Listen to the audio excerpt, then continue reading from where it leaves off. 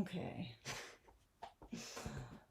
The much anticipated moment finally arrives. I'm sorry I had to push that back a little bit, guys, but I'm here. That's what matters, right? Have you ever just vastly misinterpreted how long a simple task would take you? Because that is definitely what happened with my friend and I. So I apologize, but it took us much longer. What we were doing took us much longer than we originally anticipated. So thanks for being patient, and hi. Yeah, so we're doing another all signs, and we are doing this one. You guys also voted for this one, so we're doing this one on the topic of their desire for you, and I'm excited because, well, I'm a Scorpio rising, and also I just think that it's a cool idea to, well, I think that it's not just a cool idea. I think it's really helpful to look into sexual energies, intimate energies, because sexual energy is life force energy, and it very much has a place within. What's up, bestie? Yeah, I'm just starting literally right now. It has a big place within spirituality, or just like within our overall being. Like, it's important, I think, to not, yeah, my Scorpio rising is going to show a lot in this reading, because we don't care about taboo things. We're here to talk about the taboo things. Not to mention, I'm an Aquarius Mercury, so there's basically nothing that could be put on the table that I wouldn't be okay with talking about. You slept 10 hours again? Yay, catching up. Love that for your circadian rhythm. So anyways, I hope that you guys are doing excellent. But the purpose of this reading, I'm just going to kind of let you know how it came through to me, because I did channel some messages ahead of time and take some notes. Okay, let me just maybe we'll just start with grounding into the energy and cleansing really quickly, because there's a lot coming through, and there has been a lot coming through. And then I will probably be a little more coherent with explaining. So let's just start by catching a vibe together. And I'm just gonna use some Palo to cleanse the space a little bit, mostly to ground. I'm not feeling like we need to do a lot of cleansing, but we're just gonna set an intention, which I already did. That basically we're looking into people who desire us for, I don't know if I would say the right reasons, but we're not allowing energies to come through that are that are not relevant to us, that we wouldn't want to hear about, basically, because you know that you're a sexy beast. I'm sure you're aware that there are probably many people that desire you out there in this big bad world, but we're claiming and we're calling in these messages from people who we're either mutually interested in, or there's some good reason why we should be brought into the awareness of this person's desire for you, okay? So the more intentional you are moving into a reading, it really does make a huge difference with the messages that are received, which is why I like to just take a moment to do this. What's up, breath of fresh air? How's it going, babe? Okay. So yes, we're starting at like 11 p.m. my time, but this is not strange for me. You'll probably literally watch the sun come up behind me. It'll be good times for everybody. I'm on like a very nocturnal schedule though, so please don't worry about me. I do sleep. It's just I don't sleep at normal hours. And this happens to me. It happens to me a lot when I'm going through a phase where I'm even more sensitive, telepathically and spiritually than usual, which I definitely am right now. So the nighttime is the more calm time for me to be existing and actually getting things done. So that is why I've been up and doing the lives in the hours that I have been recently. But seems to work for you guys, or anyways, you guys are still up with me. So some of you, well, don't mind my butt for 1 second. Gotta put that over there. Some of you like go to sleep and then you wake up and like, oh, you're still alive. I've had a whole night's sleep since you started your life. Okay, so from that point, having mentioned that I'm pretty sensitive at this point in time, basically picture an antenna, and my antenna is picking up signals from way further out than it used to. So what that means is there's just like there's a very large amount of information that's coming through to me that I'm picking up on when I'm channeling now. So I just appreciate you guys being just like being patient with me as that comes through. But that's also why I've been experimenting with a couple different things, like just like being really intentional with clearing and grounding the energy at the beginning, and like channeling some I'm good. I'm okay. It's just that the lives have been longer because for this reason, right? Because it's just taking me longer to like swim through all of the information and energy that's coming through. Um and yeah, but I'm totally fine. I'm good. It's just that little phase of time where I'm just getting used to the new norm because my gifts have opened up. So this happens. You could see it as like going through like an ascension phase or whatever the case may be, however you want to call it. But that's basically what's going on with me and why things have been a little different lately. But that's also why I've been channeling some messages. I think Spirit's like, we can do this in chunks. So I've channeled like a few messages before the reading. And then I'm going to, um, no, I'm not overwhelmed. I'm okay. It's just I was in a rush to get home because I was late for the live. And so that's why I'm just kind of like, "Ugh," taking a second to like, okay, I'm here now. So let me just sink into it. I don't have to be like, I need to get there anymore. We're here, Lisa. It's okay. What's up, toothpick videos? I don't think there is any such thing as normal, and I feel like there never has been. but yeah. So I've channeled a couple messages. I've started kind of just tuning into the energies ahead of time and just feeling into them and channeling messages so that I'm saving time in the actual, what's up, Kelly, in the actual reads. So that's why I have like a couple notes. But I'm going to pull all of the cards. I'm still pulling all the cards with you here now. So no funny business, but it's just that there's just a lot of information that's come through. And if I was to channel it all, everyone's read would be like an hour long. And yeah, so that's where we're at. So I just wanted to kind of fill you guys in so that you're aware. I think it's important, like, we're just humans too. We're just like spiritual vessels as well, right? So I think that in order to show up consistently, where in the past, if I was going through something like this, I probably would have just gone MIA for like a month or however long it took me to like get back to some level of like norm. But I think that I would prefer to just like be real with you guys, update you on what's going on, and continue to show up, because I think that that's more authentic. And I also think it's more relatable to you guys. And there might be overlap in our experiences. There's lots of reasons why. And plus, I just want to continue showing up for you guys during those times. Like, I go through weird spiritual phases a lot. I'm a Pisces. So I think that doing it this way and just like taking a moment if things are shifting with me to fill you guys in, that's helpful, because then you know you're kind of aware of like the shape of the conduit that the messages are flowing through. Okay, so yeah, so I think I'll always just tell you. So that's what's going on. So I channeled a song for each sign, which I will put with your timestamps if you guys want to listen to it.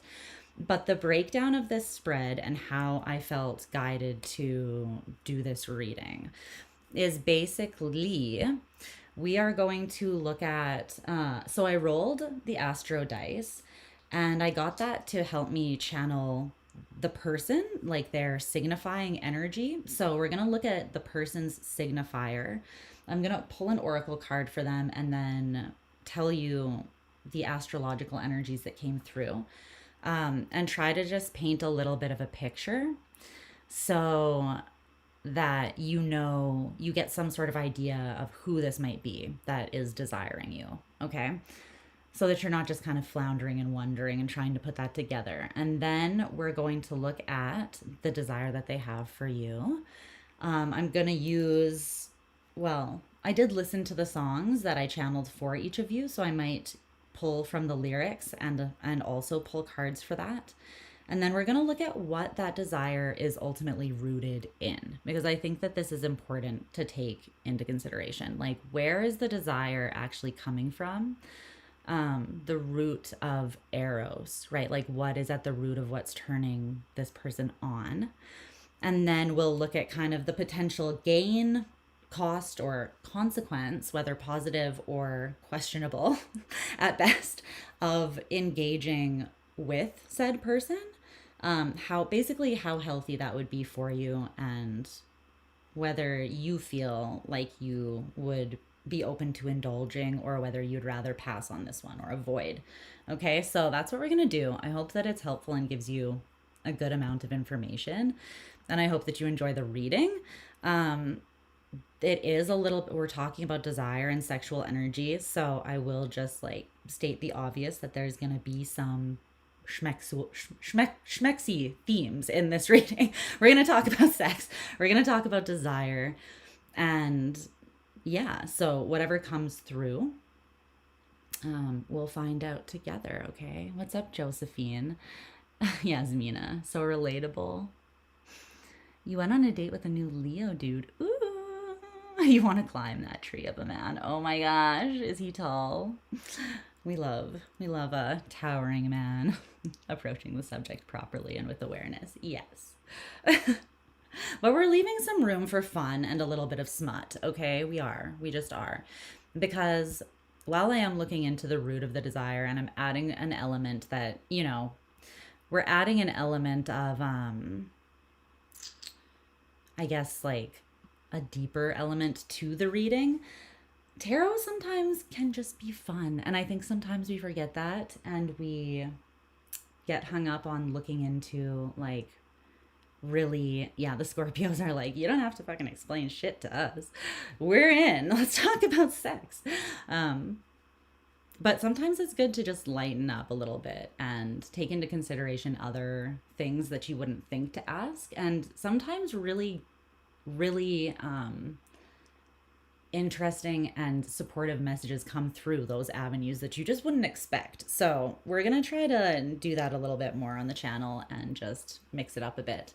But let me know, please. I really want your feedback on this, if you guys would be interested in me continuing to do themes that look into things like this. Let me know basically how helpful you find the reading, okay? And yeah, by liking the stream, subscribing, and just being supportive and giving some feedback. So let's talk about sex, baby. Well, I know. I already used the song reference earlier in this live, so I'm aware. But yeah. Is there anything else I need to say? Okay. So I don't read for any particular placement in your chart, which means you can watch for any like major energy that you have in your natal chart. You can watch for this reading in particular, I would say your sun, moon, rising, Mars, Venus, maybe. And if you know your Eros, that would probably be the most on point one. I would say your Venus, Mars, and Eros are important. But your first house is also like your physicality and things. So your rising would also be good. But it just depends on the kind of what you're resonating with. So just do you and follow your own discernment as always. You could also cross-watch for someone that you are interested in. Just use your, what's up, Jean? Just use your, happy 4th of July for, well, I guess some of my Americans it's already tomorrow for you. So happy 4th of July for all my American babies. But yeah, just use your discernment, especially if you're cross-watching, okay? And if you are coming in during the stream, there's going to be up here in the top right hand corner of the screen, there will be gifs that show you what sign we are on so that you know. And then there will be timestamps in the pinned comment below, as well as the info box when the stream is done. Okay. I think that's all that I needed to say. So yes. So let's see. I'm going to pull up the lyrics to the song and just kind of, I think I'm going to do this. Let me pin down a way that I'm going to do this before we start so that it's streamlined. I think first of all, like I'm going to start by going through the messages that I've channeled. So I'll start by painting you a picture of the signifier for this person based on what I rolled for the Astro dice. And then I'll also pull some messages directly from them out of what I've channeled from the song, okay? And then we'll dive deeper into what that desire is rooted in and whether it feels safe and fun and supportive for all involved, okay? All right, that's how we're doing it. So let's get down to business. All right, so Aries, thanks for hearing me out, by the way. I had a lot to say at the beginning of this live. Okay, so Aries, we're gonna start with you. What's up, spicy mamas, spicy daddies? Okay.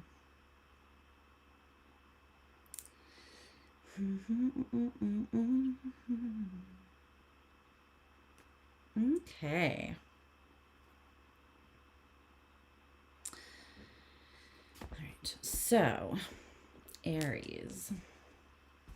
And while I'm talking, I will shuffle your deck so that when we dive in a little deeper, that's done.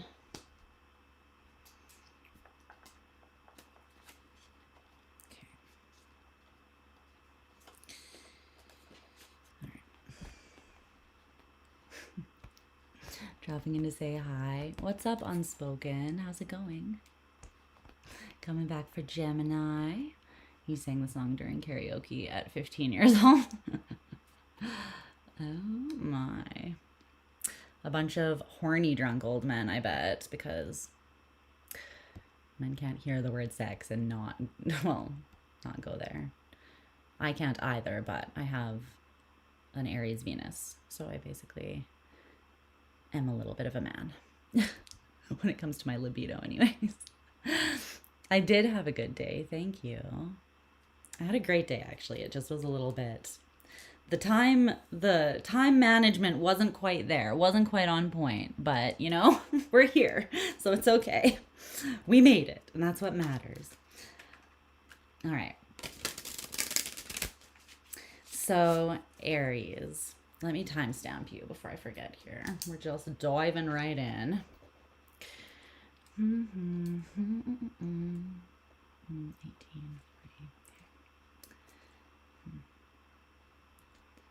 All right. Hi, Aries. I anticipate we're getting kicked off with one of the spiciest, so don't let me down, Aries, okay? So we're going to look into the desire that somebody has for you and what is at the root of that. Channel some messages potentially directly through and get sort of a flavor, a fever for the flavor.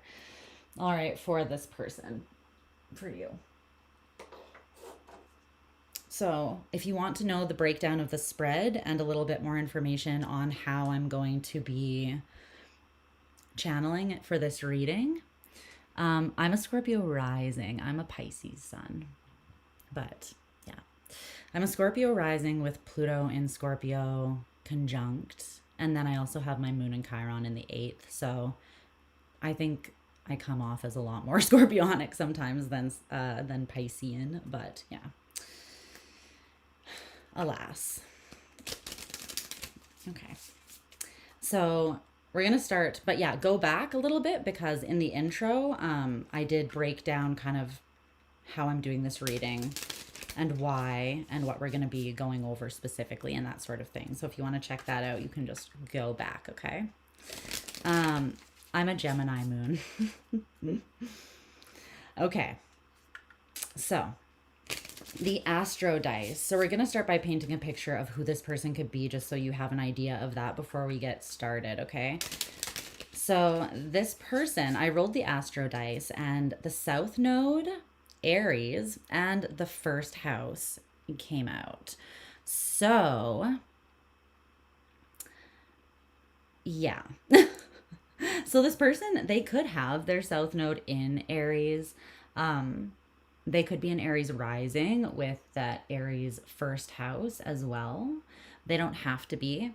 I feel like a lot of physicality with this person with Aries and the first house. Like they could have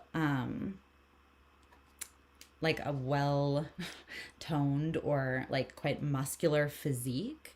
But this is the energy of, this could be someone that you've had a past life with, or they could be from where you're from. Like they might be from your hometown or from the city that you live in or something like that. With that south node, they also could be working through something where their desire for you or their connection to you is forcing them out of their comfort zone, since sometimes the south node has to do with that, right? It's like where we've already come from, what we've already mastered, and we're meant to then like break out of that so that we can be more in alignment with where our soul wants to go in this life and move in that direction instead. Which takes us, it's more like the path to enlightenment in this life, right? Where we've already learned the things from the south node, so we don't really need to go back and focus on that a bunch again in this life. But this person could come through as like with a lot of masculine energy. They might be, they might really be comfortable with like initiating things. Kind of that like warrior-esque energy. They could be an initiator, they could be a confronter, like basically just fearless.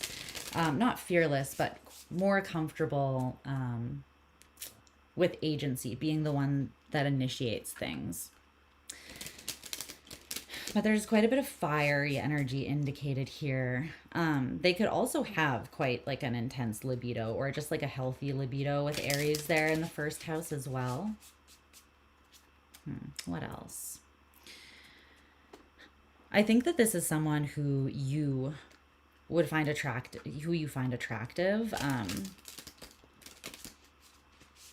They might have a little bit of an ego, but it's coming through more as like confidence. If they do have an ego, I feel like it's a little bit around the things that they're breaking out of or breaking away from at this time. And like I said, you could have a part in that. But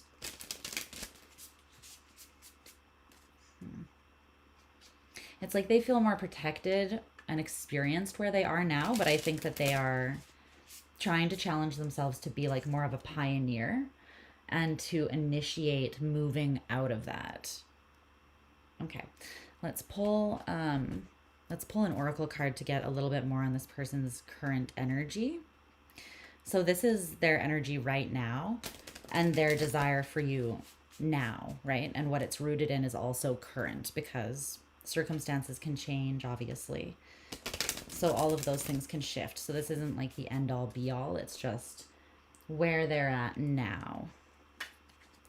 Let's get one more for Aries person here.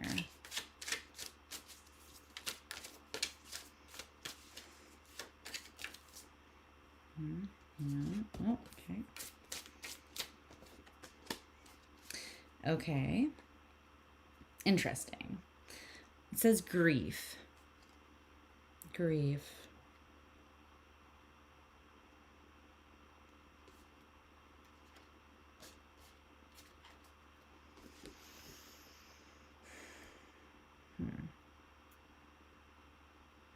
This could be someone that you have experienced loss with, like someone who specifically feels like they've lost you. But if it's not that, then it could just be someone who is going through, they're grieving something, or there's some sort of pain or sadness. It doesn't have to be deep grief, but they could just be processing some form of ending. This could also just be that they're missing you as well. So maybe there hasn't been an ending, but this person is just not near you at this time. There's distance and they are missing you. But I'm feeling as though this card says going through the motions. They're processing something that's a little bit heavier, whatever that is, even if it's not an ending per se. Okay, interesting.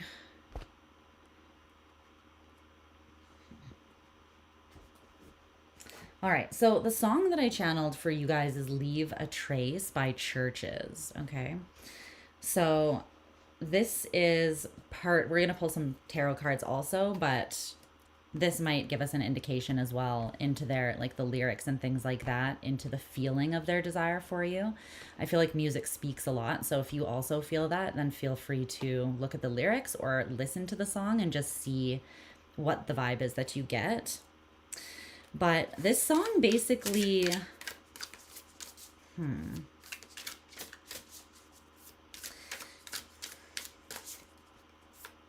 well, show me this person's desire for Aries. Show me the desire this person has for Aries. Let's ask a bit before we get too into it.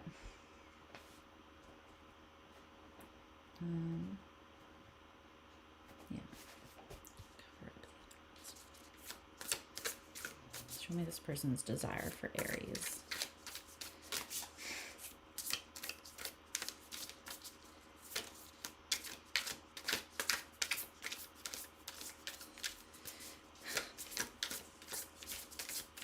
At a certain point in this song, she says, the Page of Wands.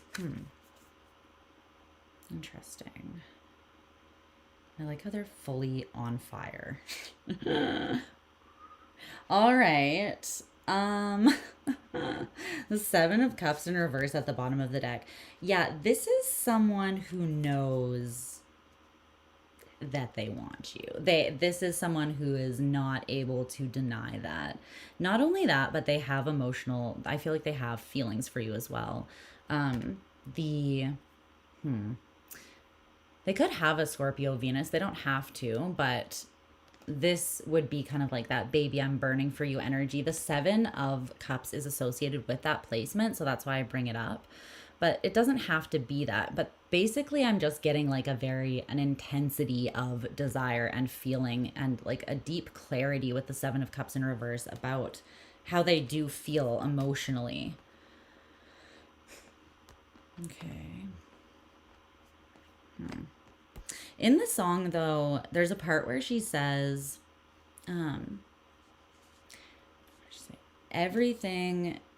anything you ever did was strictly by design, but you got it wrong. And I'll go anywhere but there. It kind of makes me feel like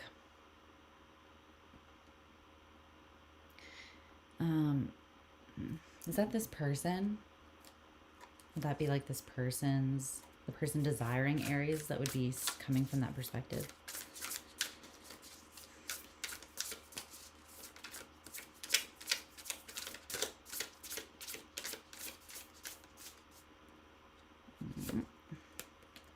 Yeah. Five of Wands. Okay. There's a part in the song where she says, and you had best believe. Yeah, and you had best believe that you cannot build what I don't need. You had best believe you can't build what I don't need. And before that, she's talking about everything someone is doing is like by design, or it's like strategized or planned out. But she's saying, but you got it wrong. And basically like, and that's not what I want. That's the opposite of what I want. I'll go anywhere but there, basically, is what she's saying. So it's like, if This is someone who's independent. Okay? They don't need you, but they want you. And that's sexy as fuck, right? Like, desire, when it gets into that needy realm, can be obsessive and codependent and just stuff that we don't really want. It's like it's not really conducive to moving forwards in a healthy way, right? This person is very aware that they don't need you, but they want you extremely bad. But they want you authentically. They want you real. And there's something they're conflicted about with this 5 of Wands. It's not how they feel though. It might be how to engage with their own desire with you, or for you, sorry. But there's also in the song, she says, I know I need to feel relief. And then I'm pretty sure later she says, I know I need to feel release.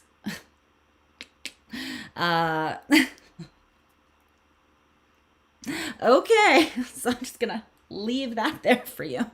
This person, well, yeah, they're literally on fire for you, babe.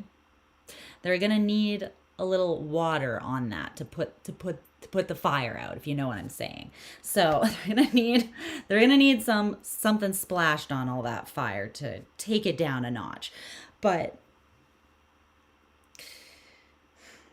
they feel like they need relief. They feel like they need to be released so that there can be like, I'm feeling that they need relief, and they think that that is going to come through, like they just need a bit of an outlet. It's like when something is bubbling over on the stove and you lift the lid so that it can like calm down a little bit. Basically there's a pressure.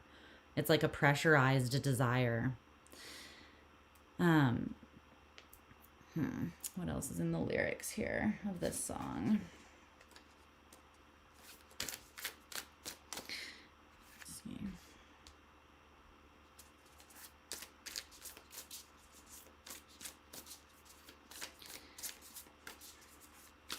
Wow. Okay, so in the second verse, she says, I will show restraint just like we said we should. I will show restraint just like we said we should.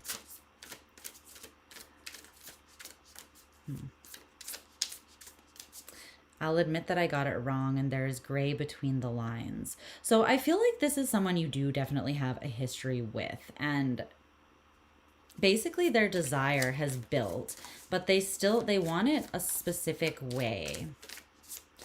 Maybe that's what they're conflicted about. Can you give me a little bit more? The World in reverse and the High Priestess.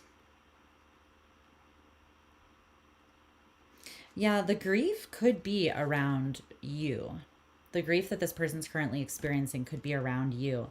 But what they're saying is the World in reverse, the High Priestess, they know that something's not over, or they don't want something to close.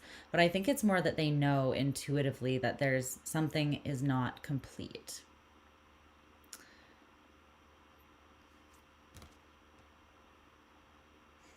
But it also feels like it's hidden. Like this hasn't been expressed. So this could be someone, again, that like you're not in contact with right now, or things have kind of ended or closed out between you, or you just don't know where you stand with this person maybe.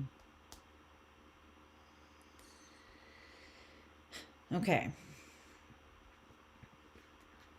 So is there anything else that we need to know about the desire that this person actually feels for Aries?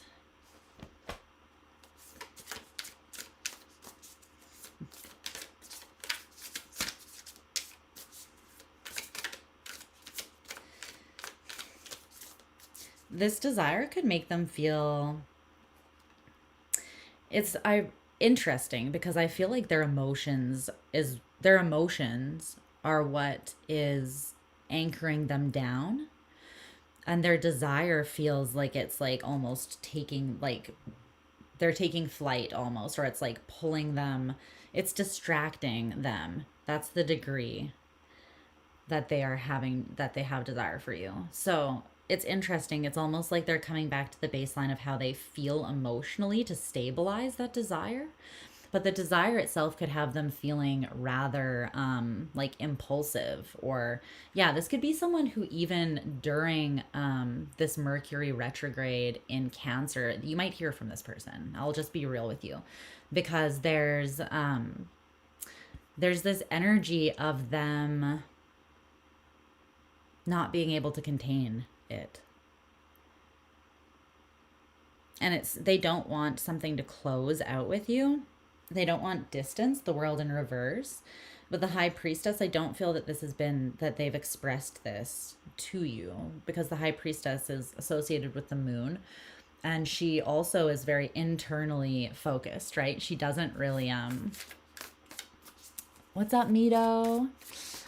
It is a steamy deck. The moon in reverse. They are coming out. It's coming out, baby. It's coming. They're gonna talk. They're gonna spill the desire beans, okay? Like, right after I said that the moon in reverse then is about disclosure of what was hidden. But it can also talk about there being like a fear. This person has some sort of, I don't know if it's a fear or if it's just like a doubt, but it's something that's adding a little bit of conflict or tension for them. However, the Five of Wands can also, like, what does a state of internal tension remind you of? I mean, it just feels like this person is full of sexual tension, honestly. And there hasn't been, I don't think this is someone that you've actually slept with yet or been physical with. But they are extraordinarily aware of like how much desire that they have for you. And there's something that about them, there's something that feels unfinished for them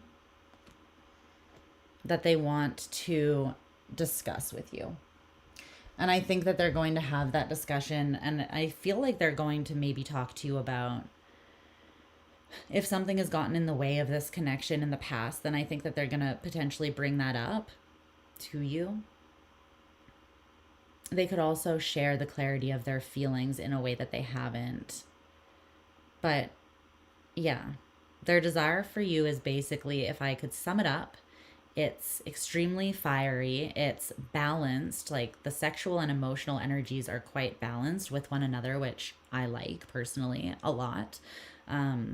Like I always, and this is my preference, so it might not be the same for you, but I think that it's great when you're connecting in a like sexual or like desiring kind of way with someone who has legitimate like feelings for you as well, obviously.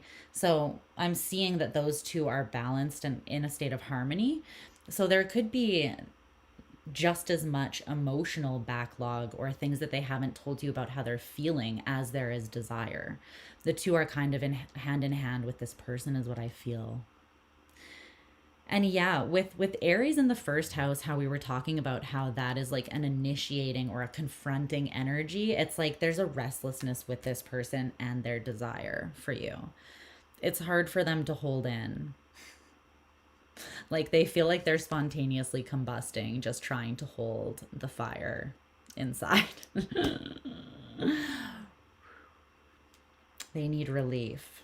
They need release, Aries. All right.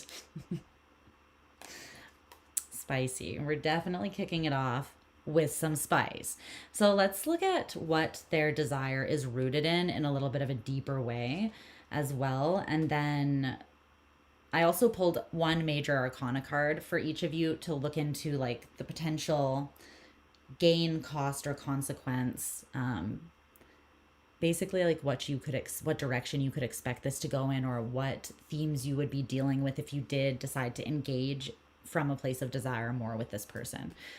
So, okay. Yeah, let's pull some clarifying cards here around this. But I feel like this person, they could also have an Aries Eros in their chart, if they know, or if you know if you have their chart. But I'm also getting like Cancerian energy as well with all of this moon stuff. Tell me what this desire is rooted in, the person who's desiring Aries.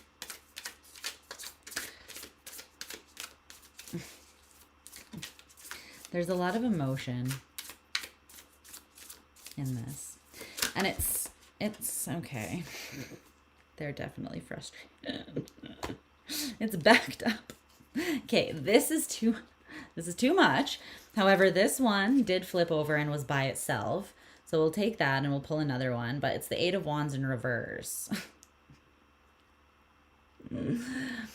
It's like a blockage in energy or communication that normally would move powerfully and rapidly.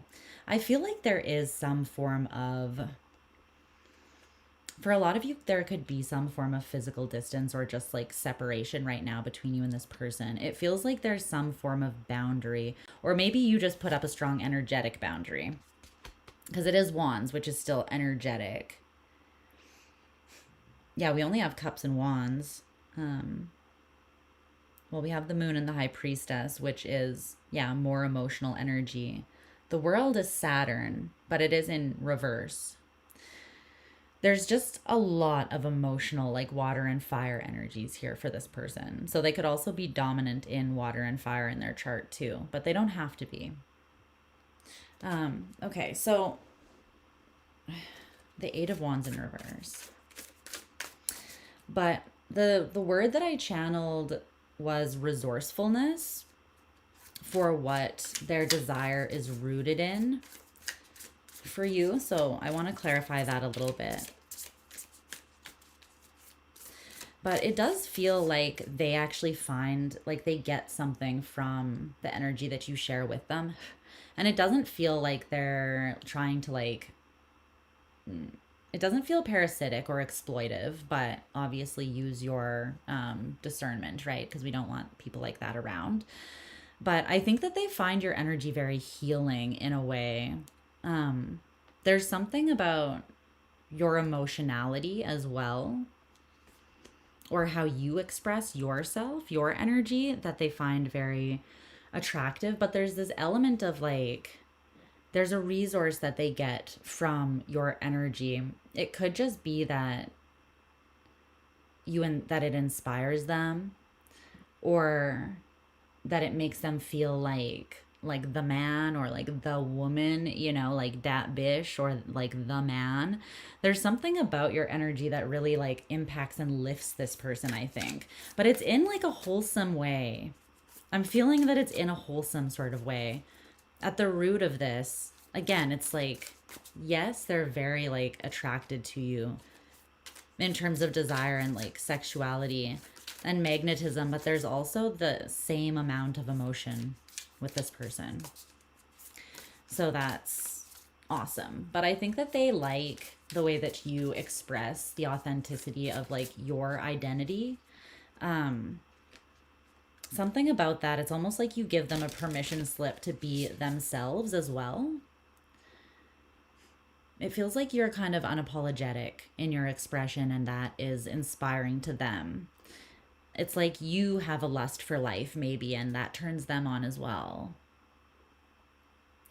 Yeah, there's something about your life force energy and the way that that is embodied and expressed that's at the core of, like, their desire is rooted in basically the fact that they could genuinely see something solid with you. They find your energy to be nurturing, kind of like nourishing, caring. Almost I'm seeing like a balm as well on personal insecurities that this person might have. So maybe without even knowing it, you validate this person in a way. I don't feel like they've shared these insecurities with you. I feel like it's something you do naturally, which maybe is why it's so healing to them, because they know you're not trying to do it, is what I'm kind of getting. Basically they're aware that the healing that's coming from your energy is somewhat unassuming. But it feels very nourishing when they tap into that. The Nine of Swords, yeah. They have insecurities, or they did in the past, and their insecurities maybe were even agitated by how much feeling and desire they have for you. Like, it could have made them feel a little vulnerable. But ultimately, your energy feels like an oasis to this person. It feels very nurturing and caring. Anything else about the root of this desire? So it's something that the root of their desire, or like kind of the intention, the underlying intention, or where they could see things actually going with you. Basically like the bigger picture of what they actually want out of this, or where that motivation is coming from. I think it's like to truly build something.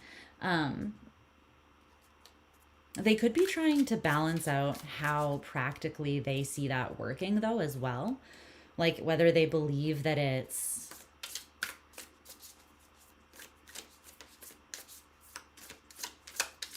possible to truly have like a lady in the streets and a freak in the sheets, you know, or you are the ideal for this person in a lot of ways, because again, your energy is both nourishing and wholesome, but also like you turn them on an extreme amount. So that's beautiful.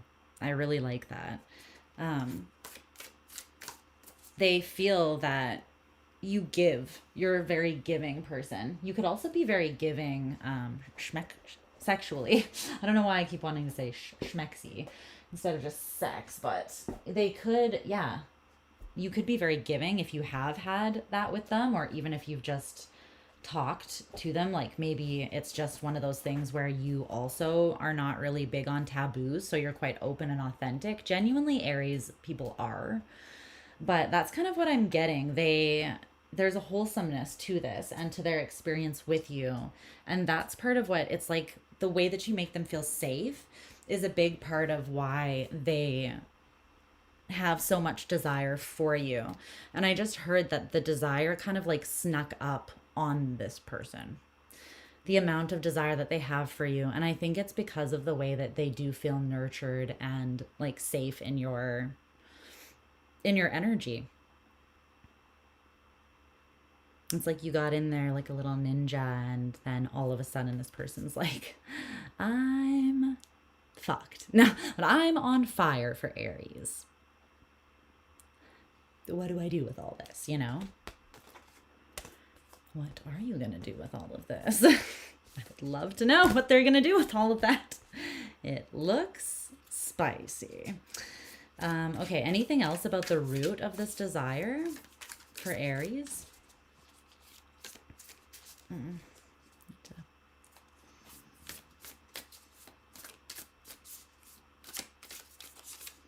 No. Okay, let's look a little bit into the gain, cost, or consequence of engaging here, and whether it feels healthy to indulge in or not. So the major arcana card that came out for you guys is the Death card.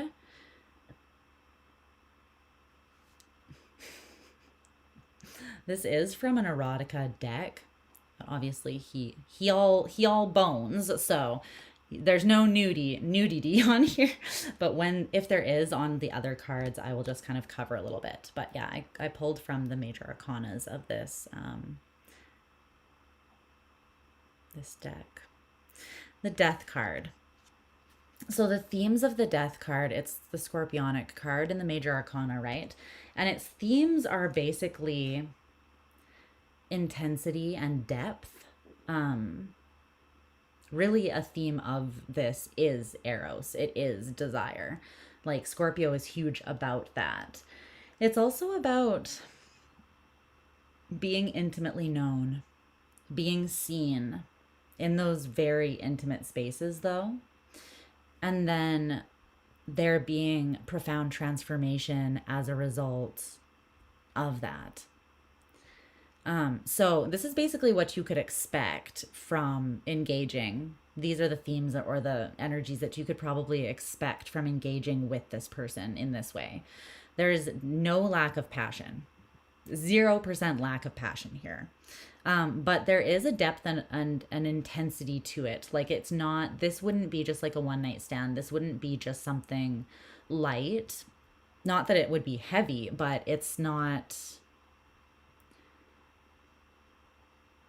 casual. Definitely not. Nothing about scorpionic energy is casual. No.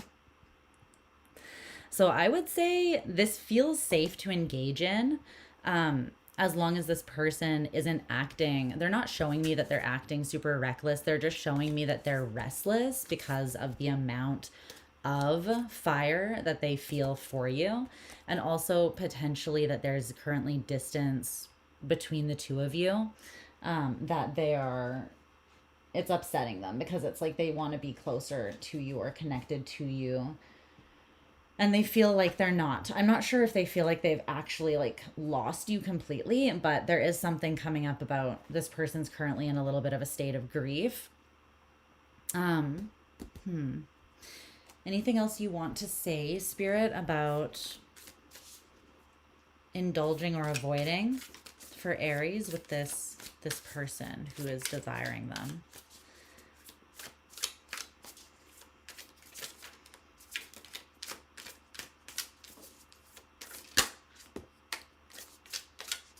The Nine of Cups. Okay.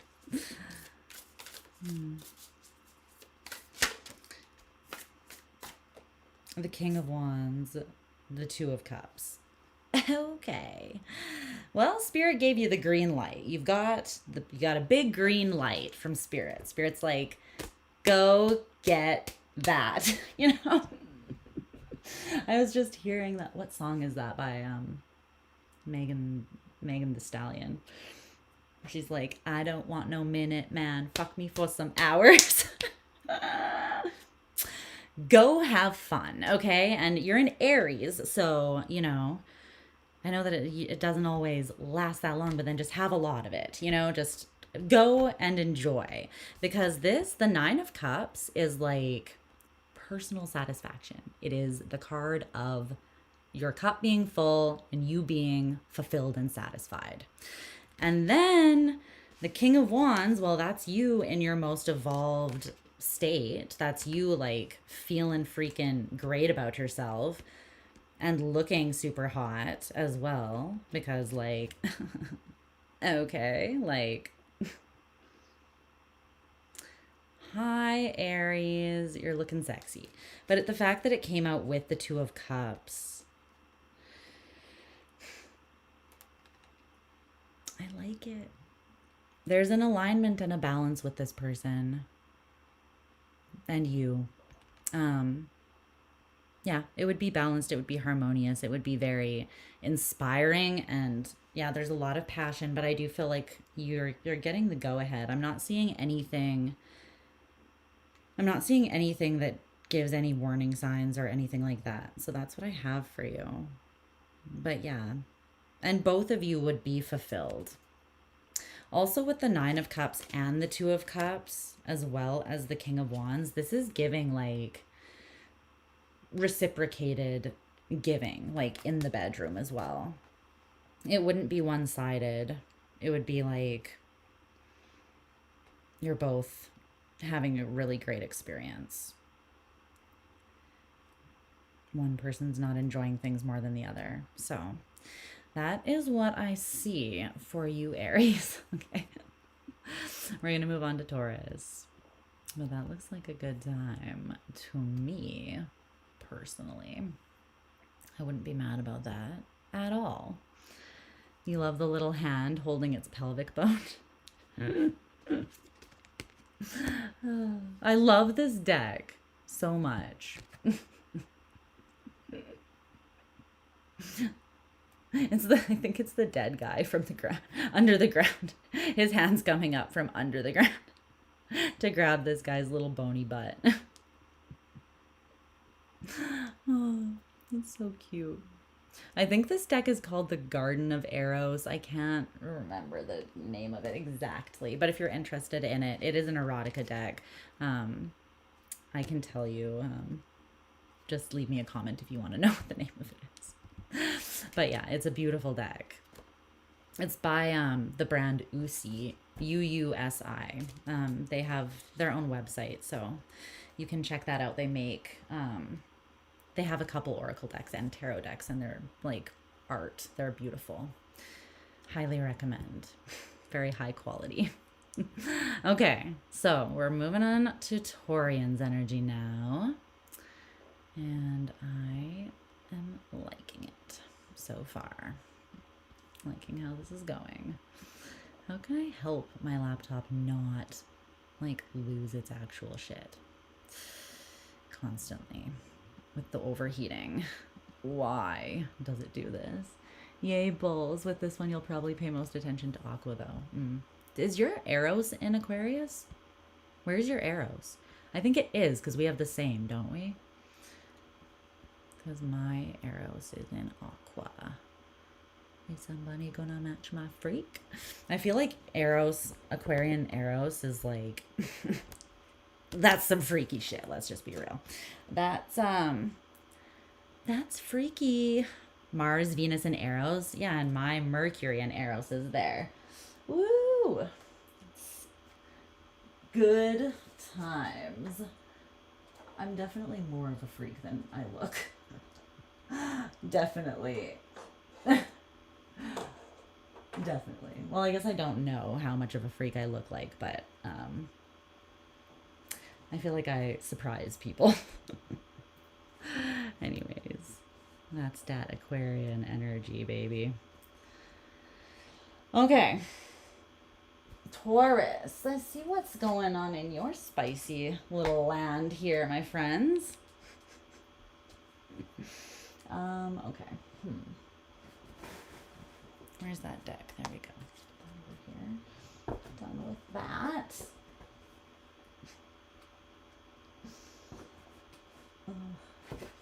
I used to do readings like this, like not long after I started the channel, and they were really fun.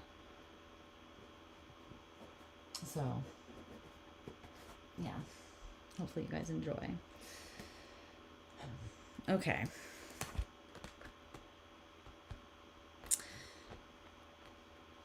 Whoa. Okay, let's timestamp.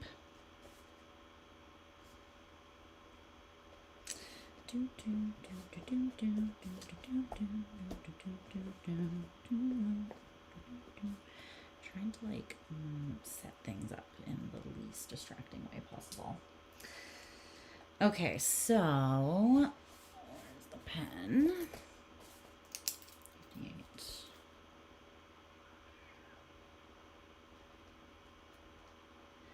Hi, Taurus. How are my spicy bulls doing? I hope that you're doing great. So let's get into your reading, okay?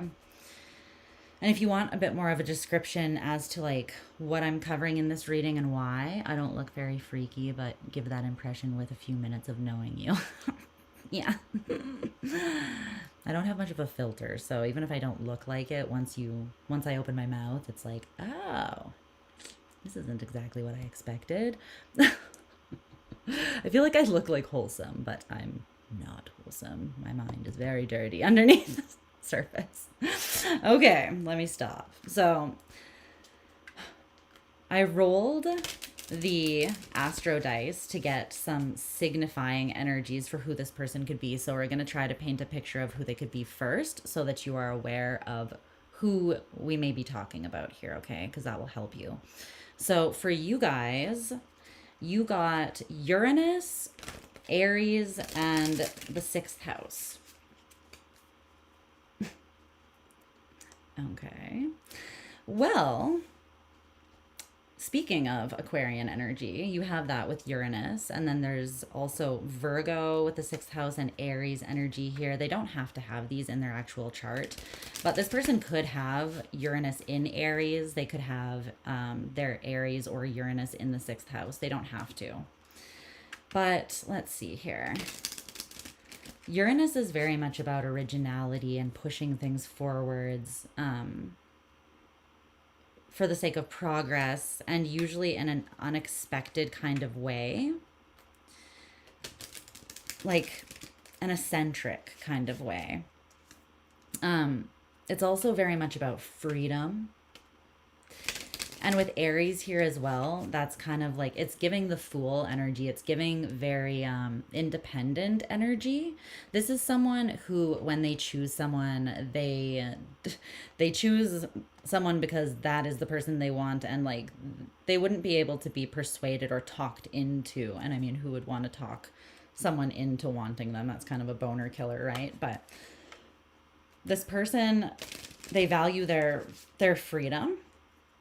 But I'm not getting, like, there's still a structure and a refinement to that. And since it's the Virgo house, or the house associated loosely with Virgo, the 6th house, I'm not really feeling like they are, like, I don't feel like that comes through in them scattering their sexual energy or being, like, with many people.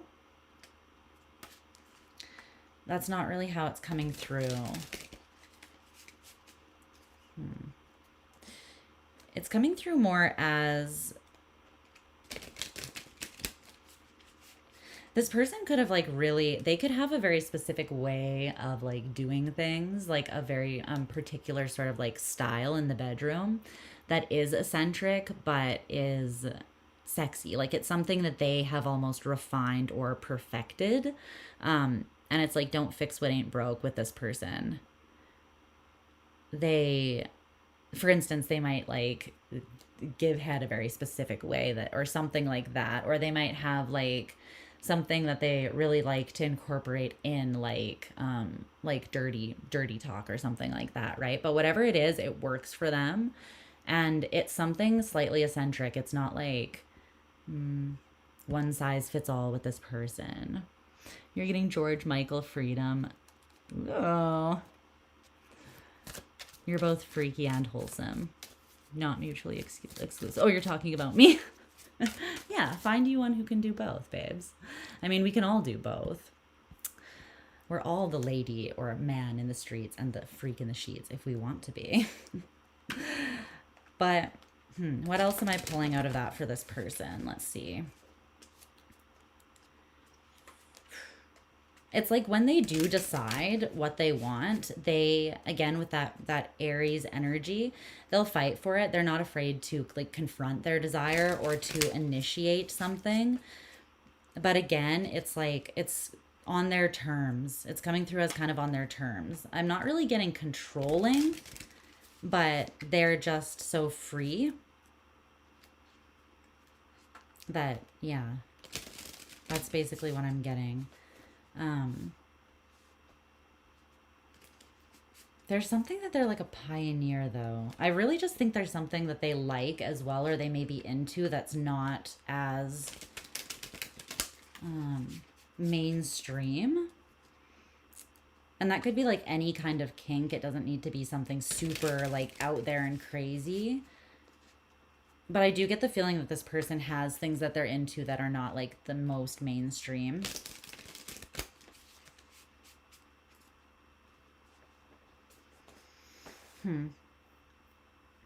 They also, they're generous. They're very generous in the bedroom. They're generous with how they take care of themselves, like with their own health as well, and self-care.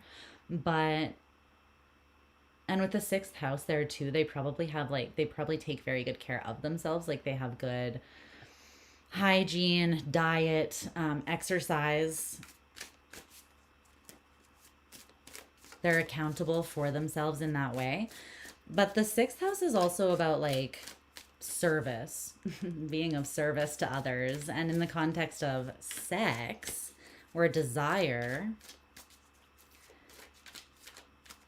this person enjoys giving, not just receiving. So that is like, yes, can we get a standing ovation? Can we get a standing ovation for this person? We love that. They also could have like, it's interesting with Uranus This might not be for everybody, but they could have a bit of a routine. Yeah. The Nine of Pentacles. I'm not getting like we're an old married couple type vibes and we just like every Wednesday is the one night a week that we have sex. You know, it's not coming through like that. It's coming through more as routine, as in that could be why they have this like free spirited energy. Like this could be someone who's quite busy, or they're a trailblazer, or they have a lot on their plate. And so it's like they either schedule, I don't feel like it's they schedule. I feel like they fit it in where they can, and that's kind of the spontaneous or unexpected element of sex with this person. So if you're in a relationship with them, they very much prioritize like their goals and their independent goals. That doesn't mean they won't prioritize you, but just in terms of like where that connection to desire fits into the greater scheme of things, it's like they might like surprise you by hopping in the shower with you in the morning, or dropping by your work for a quickie or something like that, right? It's like they're gonna fit things in when and where they can. I'm not getting that they're crazy busy, but there's something about that there. Okay, so hopefully you have a little bit of an idea of who this could be. Let's look at their desire for you. Okay, so the song that I channeled, oh my, the song I channeled is Temple by Kings of Leon. I'll pull up the lyrics and just see what we're feeling with that. Temple. Going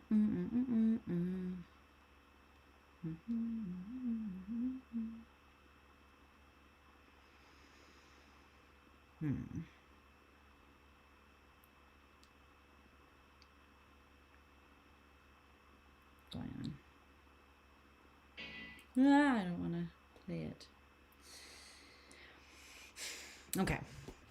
So let's get an oracle card while we kind of unpack this a little bit and we'll paint a little bit of a picture of this person's desire for you, darlings. All right. So what does this say? The lyrics here.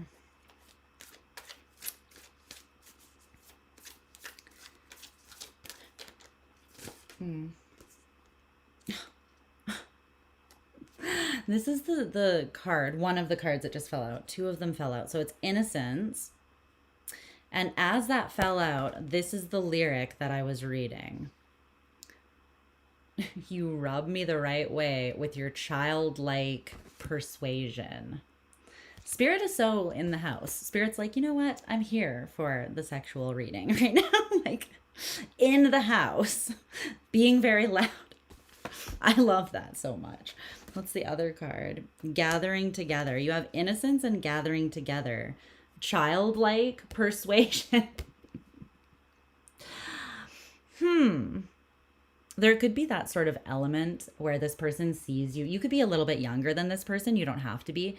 There's something where they see this kind of childlike energy in you, not in a creepy way, not in like a let's no, not in that kind of kink, if you know where I'm going, where we're like inappropriately attracted to people who are not of age and things of the disgusting sort, right?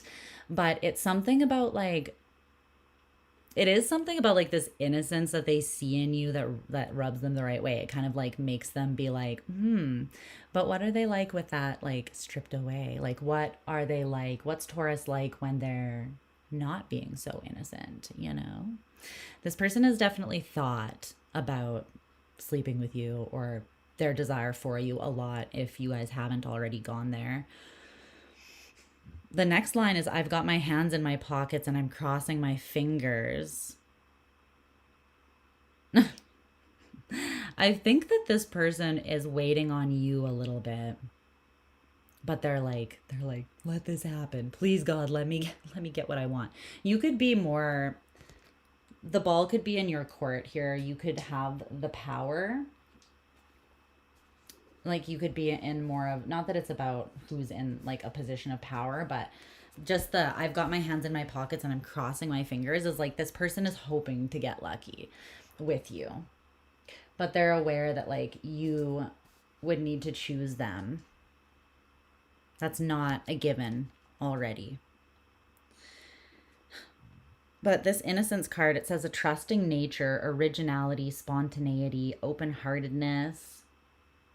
That's part of it too, open-heartedness, simplicity, and the unexpected. And then gathering together says massing, converging, unifying, assembling, combining forces, and the sum is greater than the parts.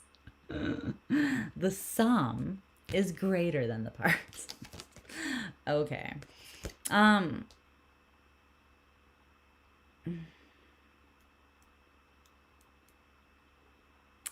There is a line there where he says, your eyes keep on shifting to the boys that don't matter.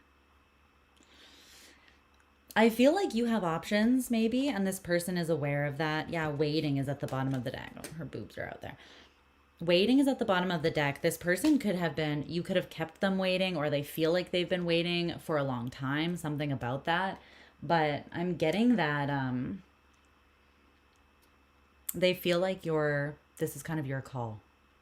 It's not a given that you would choose them or let them in. They want to be noticed by you. But they're not, they have their hands in their pockets, which I actually kind of like, in the sense that I'm not getting that this person is trying to like do the most. They're just like, if Taurus picks me, then they pick me. But they're not being a pick me. You know what I mean? Which is good, because that's not very attractive, right? When you're like trying to prove that you are worth choosing. It's more attractive when you're just embodying and exuding that, right? And just magnetizing or calling people in. And by that, I don't mean that it's unattractive to like pursue people, to initiate, or to like confront your desire and be bold about it. I'm an Aries Venus, babe. You'll never hear that from me. No. But there's a difference between like that coming from a place of insecurity and needing to prove yourself versus confidence, right? So this person has a level of confidence. But it's like they also don't want to push. They want you to pick them so that they know that like, well, so that they know that they're the one. It's interesting. They're kind of coming through as being in a little bit of like an observer mode. But they could just be busy with their own stuff and their own daily like routines and things like that too. This could be someone that you do see on a daily basis for some of you. So you could see them through work, or you could already be in a relationship. Well, if you're already in somewhat of a relationship with this person, I would say it's not like completely pinned down yet, because with that, your attention shifting to other people, I don't feel like you're in an actual active relationship with this person. Okay, what else can you tell me about the desire that this person has for Taurus? What else can you tell me? Why is my laptop overheating? And I like propped it up so it has airflow below it. Why does this happen?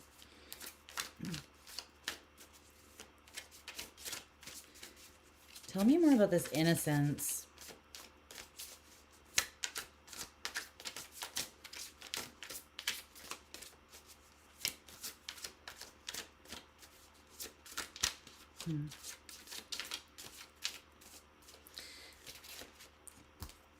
Yeah, yeah. They see something in you that is like, where most, it's like non-conforming, but in kind of like an unassuming, childlike, free kind of way. Like basically you're just doing you, and it's really attractive to this person, basically, is what it's coming through as. The Fool and the Nine of Pentacles. Yeah, You're doing you. You have your own thing going on as well, which they find very attractive. They see you kind of as equals in that sense. Um, this person is like, I would be a fool for you. They would show their ass for you. Pun intended. And literally and figuratively, perhaps. But this person, though, it's interesting. Like, they keep saying, I'm independent, I'm good on my own, but like, I would be cringe for Taurus if Taurus chose me. Like, I would, if I knew for sure that they chose me, like, this to me is coming through as you like surrendering your single status to take a leap with this person. You better believe like they would move mountains to unify things with you and combine forces. But this is coming through as someone who would go all in for you. Yeah, Uranus and Aries, the sixth house. They have their own life. They have their own independence. They have their own routine and schedule, but they'll like build you into that. You know what I mean? And they can see that working, which is part of what is very attractive to them as well. Okay, anything else about the desire that they have for Taurus?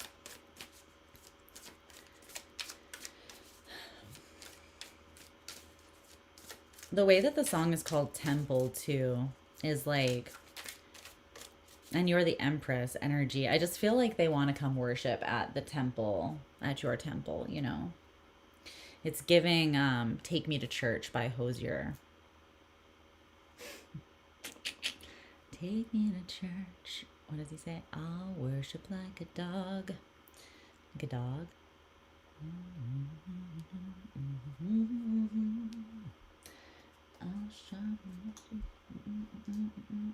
That's such a sexy song. Okay, so let's get more into like the root of this desire though, where it's kind of stemming from for this person, and then what you could expect to kind of come from engaging with this person in this kind of way, and whether that feels safe to indulge in or whether it's something that you'd feel better like waiting on or avoiding altogether. So the cards that came out for you in regards to the root, what this person's desire is rooted in, you got this Saturn and Aries card, which says risk, and then Mercury and Taurus, which says resistance. These are the cards that came out for that. Because I'm using like Astro dice and like a couple different tarot and oracle cards, I did pre-pull some of the cards just so that I could like sink into the energies and get a vibe as well.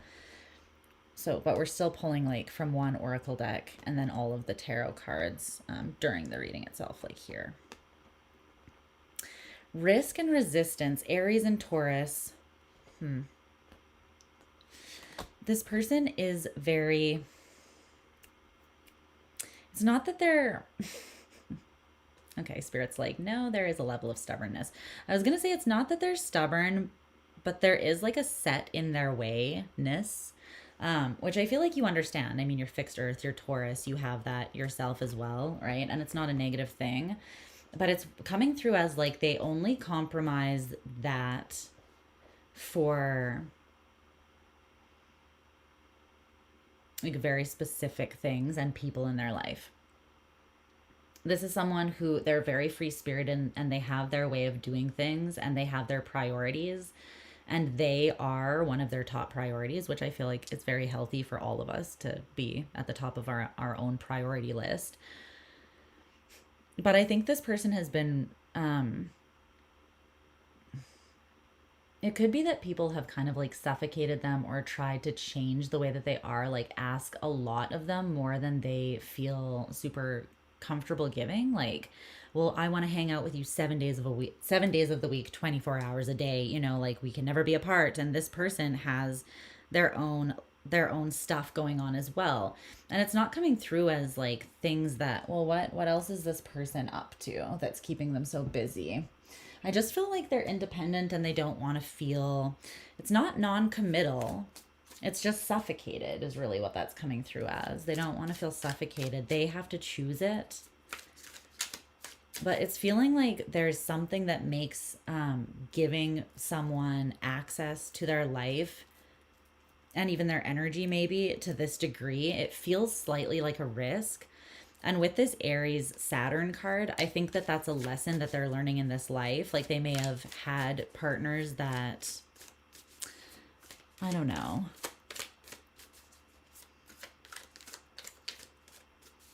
that pushed the boundaries, pushed their boundaries. And now, yeah, that's what it feels like. Now they have, yeah. The Hermit and the Four of Swords. I can't state enough how much this person is fine, like, chilling on their own. They're fine. They enjoy their own company. They find themselves interesting. They unpack a lot internally. There is strong Virgo energy here. It was there already with the 6th house, but now the Hermit coming out, which is Virgo's card. But like they're at peace. And their peace is important to them, as it should be. They're basically saying, if it costs my peace, the price is too much. And they've been in connections where that's happened before. I feel like it was with partners that they were intimate with as well. And those partners could have like used either emotional or sexual manipulation to, well, for lack of a better word, like control or suffocate or stifle, like get their way from this person. There's a hesitation to let people in, but yet they're saying, if you, I think that they see you kind of on common ground, like you're both good with your independence. Maybe you, because you have a lot of options, they're seeing you as having a lot of options anyways. A lot of people just interested, even if you're not actively engaging those options. They feel like you look good and it's just common sense that there would be a lot of people into you. But for them, it's like they genuinely, they may also have people interested in them, but it's coming through with them that they're very comfortable and confident just like doing their own thing. It's not about having a lot of options. It's about having their own freedom. And that's the option that matters most to them. They just don't want that like stripped away from them by someone who's trying to control. But what they're basically saying is like, if you sacrificed your single status, like I'll go all in. I'll go hard for you. I'll go hard for you. Pun unintended, but we're claiming that pun because for obvious reasons. Okay. So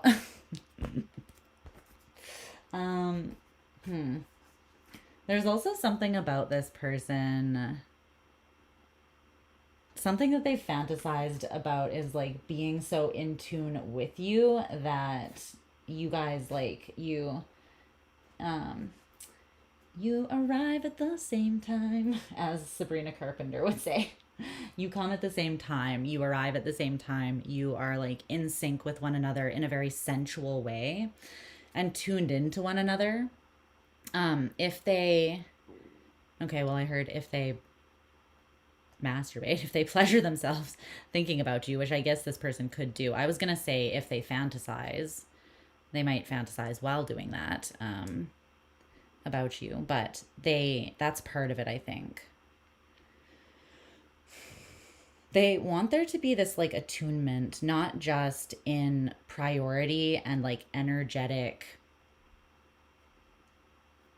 It's like a flow of lifestyle and then also a flow between the two of you, like a tuned inness, like a well-oiled machine is kind of what it's coming through as. They may also be interested in that kind of thing, like using like oils or like edible things, which I feel like is quite Taurian in nature in the bedroom. Okay. This person has more specific things coming through. But the resistance, that Taurus Mercury. The risk and resistance. Tell me more about this resistance. But I feel like it's It's that their desire sometimes feels, their desire for you might feel a little impractical. It's like this person does very much have a practical side of them. With as much as they're free, they have that sixth house. I feel like their practicality comes through in like their time management, their habits, and the ways that they, yeah, spend their time, basically, is how that's mostly coming through. They could be very introspective and they transform a lot. And if they don't have time to introspect and integrate basically their experience, like reflect on and integrate their experience, then it stagnates them. Yes. Okay. That like really hits the nail on the head as to why this person's time to themselves and how they like distribute that is very important to them. It has really big implications to their own personal growth and development. This is someone that needs time to self-reflect. And it could be because they naturally have some like fears, insecurities, or paranoias. Maybe that they're just facing right now or recently. It could be that like some unexpected things have come up in their life with that Uranus, Aries in the sixth house being their signifier currently. That they're kind of in a destabilized or like they're going through something that has shaken up their life. And so it's even more important right now for them, I think, in their mind, for them to keep that like baseline of what they know keeps them grounded and like in a state of, on a trajectory of development. Yeah. Not draining their energy or not like the Ace of Wands in reverse, not draining, scattering, or being a distraction that is just impractical. This person has like that energetic refinement. And I feel like they also then, they probably don't like, they're probably not into porn, or they probably don't like have a lot of people that they fantasize about. This comes through as someone who like their energy would be streamlined. Like if they know that they want one person, then their energy is going towards that one person. Because they're aware of some potency of their energy and how much where they invest that energy has an impact on them. There's also something coming through about like Taurus rules like the ears, the neck, the throat. So they could be into that. Like, I don't know, like nibbling your ears or like, a little choking action maybe. Safely. Safely, please, kids, be safe.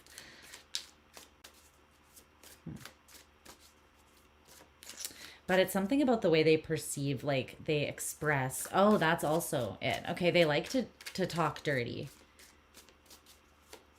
And they're witty with it, with that Mercury energy. Like they have a very sensual way of speaking. They might like whispering things like in your ear while you guys are getting it on or fooling around. There's something definitely about that communication. I think they also don't mind like a level of like with this resistance energy.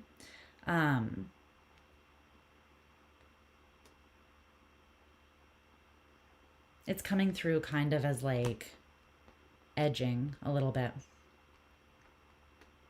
Like not just being satisfied or fulfilled immediately, but like being turned on for the entire day and like having this ongoing conversation with you throughout the day, maybe while you guys are doing other things, like while you're working or grocery shopping or just going about your normal routine.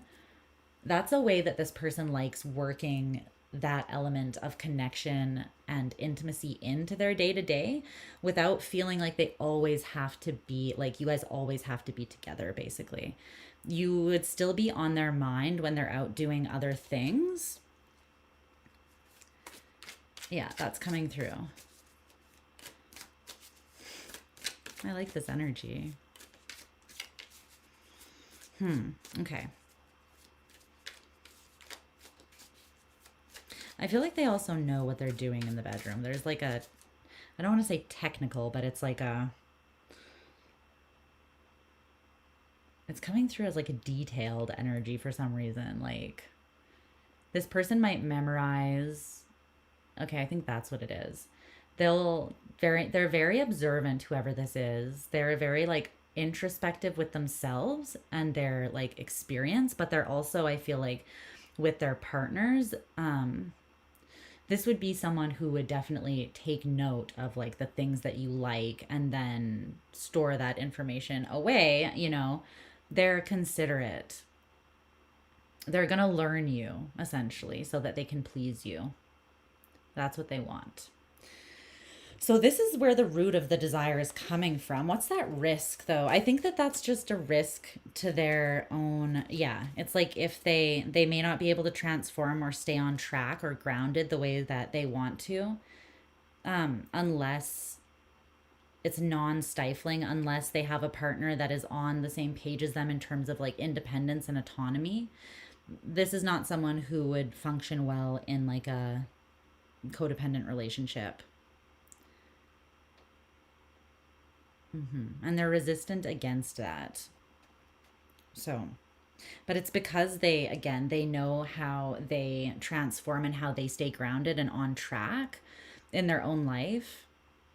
And that's kind of why they are so structured with the specific routine that they have, I feel like, because they know what they need to keep them. Yeah, I split the deck and it's Temperance in reverse. They know what throws them off. They know what throws them out of a state of internal harmony, balance, and moderation. And they make choices, they make judgment calls to not engage with those types of things because it's like things that are either not straightforward and put them in their head too much. They want something simple but like deep and fulfilling. Not simple in the sense that it's like not offering the full range of what it could be. Just simple in that it's not like unnecessarily dramatic or complex, basically. So that's what their desire for you is rooted in. The cost, gain, or consequences of potentially engaging with this person in this way, you guys got the Tower. Okay, see these little people in the Tower. They don't give a crap. They just like, we don't care. I like how the sun is like hitting that guy's butt with his fire. Okay. The Tower. Well, the Tower is Mars energy. Mars energy is assertive. So this is what you could expect if you did engage with this person in this way. And so this should help you determine like if this is something that you would actually want or feel confident within this experience, right? So with the Tower, with Martian energy, basically you can expect assertion, you can expect a lot of energy. So you can probably expect like a lot of, I feel like this person is hands-on, like they would be engaging with you frequently. Like they have their own things going on, but they do have like a strong sexual energy.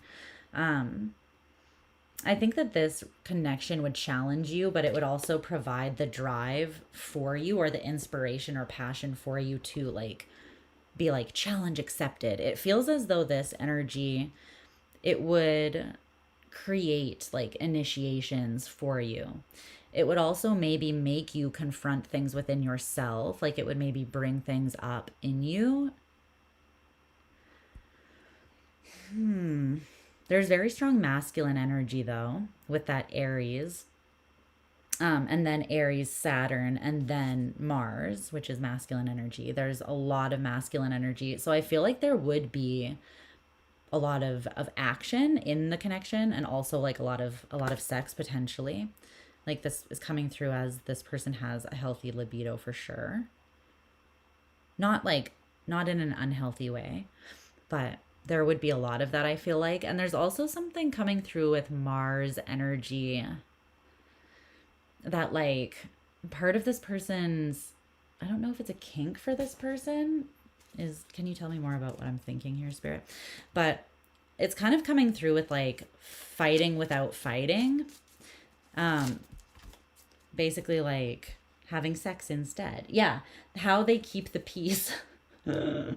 How they keep the peace in situations when they're like, I still love you, but maybe you're in a little bit of a bad mood, or we're just not on the same page, or I don't even know what's wrong, right? They're basically saying like how we could keep the peace is like, instead of fighting, we could just fuck instead, you know? It's coming through as like a healthy release, though, like a very healthy way with that Martian energy to work out, just to work through energy, basically. To fight without fighting. They're saying that basically like sex could be a way to work things out without fighting. I like that. I feel like that is healthy. As long as you're not like bypassing a major issue to just have sex and then like your relationship is toxic, right? But that's not what I'm getting. They're mostly saying like when there's just a misalignment or you guys aren't getting each other, you could expect them to engage you in that way. Okay, is there anything else that we need to know before I let Taurus go?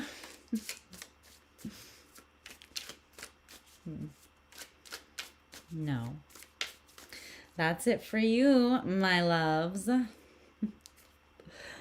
hope that was helpful for you. We're going to move on to Gemini.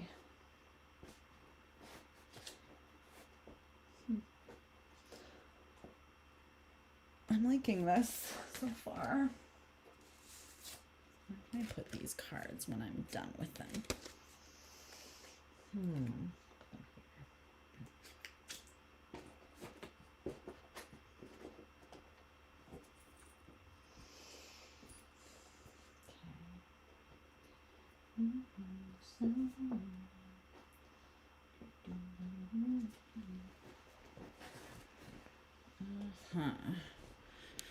Right, let's see what you guys are saying. Sorry, I'm on the bed because I was like, well, it's an intimate reading. Why not?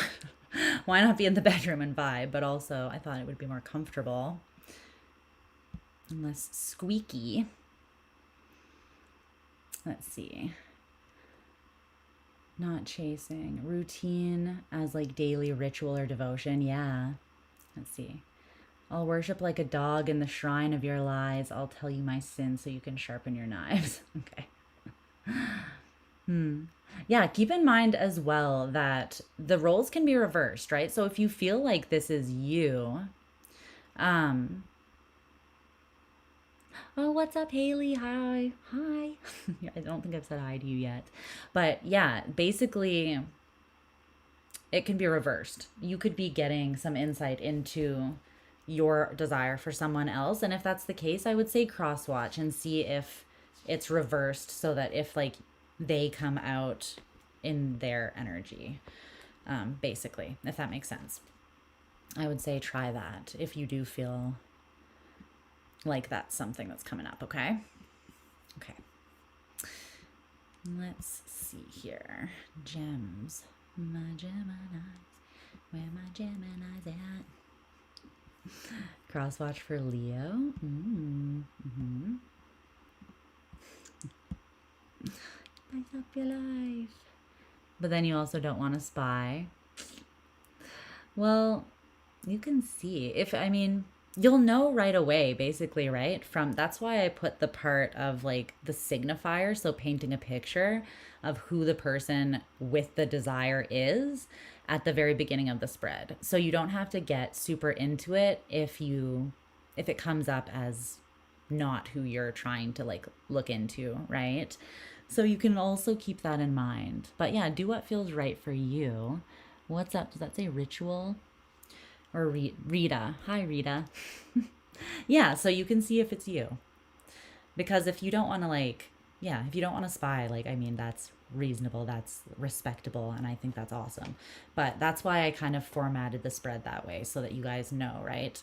If you don't want to watch the reading, you should be able to tell from the signifying part, the painting of the picture at the very beginning, it should give you a good idea of who I'm talking about. So if it sounds like you, then you will know maybe that it's just a reversed reading.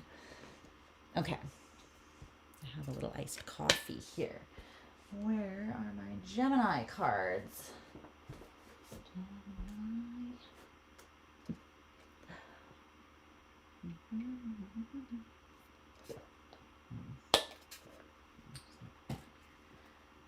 Little plant baby. You guys like all my cute little plant babies in the back? They're adorable. You made a coffee, definitely needed. Okay. Geminis. Let's take a look here. Ooh. Damn. That's a lot of... I like this. Okay. Let's see, what's the time? 1:30. Okay. Hi, Gemini. I hope you guys are doing awesome. So we're gonna dig in here and look at some sexy themes. Look at some desire. Someone who has desire for you specifically. The first part of this spread is going to paint a picture of the signifier of this person, so that you can tell or get an idea of who this is, or if the reading is for you. But also sometimes the reading can be reversed. So if this sounds like you, the portrait that I'm painting of whoever this is, you might want to try cross-watching for this reading if that is the case, okay? But let's see. My stomach just made... Well, I'm sure you might have heard that. I've changed the sensitivity on my mic on my laptop because people were having difficulty hearing. And now I'm like, well, careful what you wish for, guys, because you can now hear my digestion occurring. So there's a pro and con to everything. You can hear my insides rearranging themselves in a not fun way. I'll take the other way, please. Okay. Gemini. The song that I channeled for you is called Past Lives by the band Local Natives. You can hear me clearly without distractions? Okay, good. But we'll get into that. That is more like part of their desire for you. I'm just going to pull up the lyrics from when we get there. But I used the Astro dice to help me paint a picture of this person. So what came out for you for the Astro dice, well, for them, is Neptune, Aquarius, and the third house. Neptune, Aquarius, and the third house. Okay. So what am I feeling from this?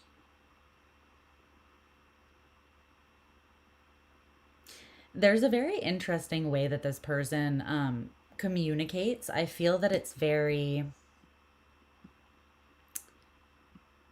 not like coming through as like weird, like eccentric necessarily, but it's very them. It's very like distinct. The way that they express themselves in writing or just in like even just living or speaking, it could be anything, but it's just how they embody and express, I'm getting is very them. It's distinct, and it's like they wouldn't remind you of anyone else, I feel like, and no one else would really remind you of them, which I think is very attractive. I feel like that would be attractive to a Gemini as well. But Neptune is about, well, it's about compassion. It can be about inspiration. It can also be about illusion. But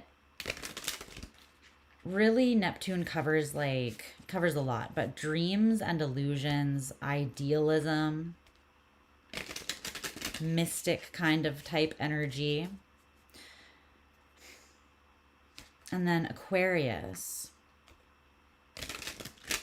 This could be someone that has they have a lot of drive, and they have big dreams. And I feel like their dreams are bigger than just them. Like this person could be quite a humanitarian, or else they could even be like revolutionary to a degree. Maybe that's what sets them apart in how they express themselves. Yeah, that feels right. Let's tune a bit more into that. This person's not afraid to say what they mean and mean what they say. And I feel like they don't stay silent about the things that matter to them, which I feel like would also be very attractive to you. That's coming through. And then the third house is the house associated with Gemini. So that's interesting, right? So you could have kind of a natural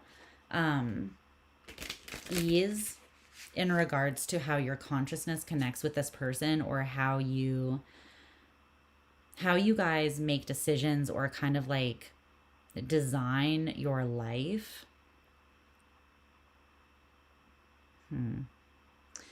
Or just, even if this person has a different way of expressing themselves, it still you could catch on, or it might work very well for you, basically. Like it could be very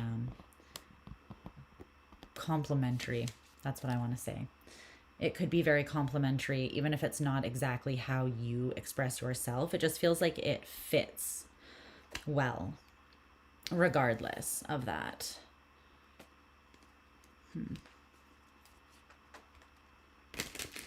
But it feels like this person, they do change. They have this like element of reforming things.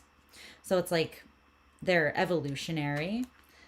They aren't afraid of change. They aren't afraid to like gain new information and then shift things. Even their dreams, as they gain new information, I feel like. So like, for instance, this person could have like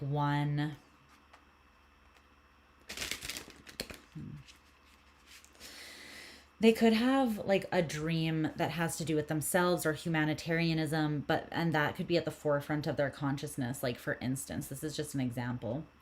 And then they meet someone who really like captures their attention, and they could like edit their dream to include that person, or to prioritize that person just as much as their dream, like to work them into that, right? So there's a level of flexibility that I feel with this person.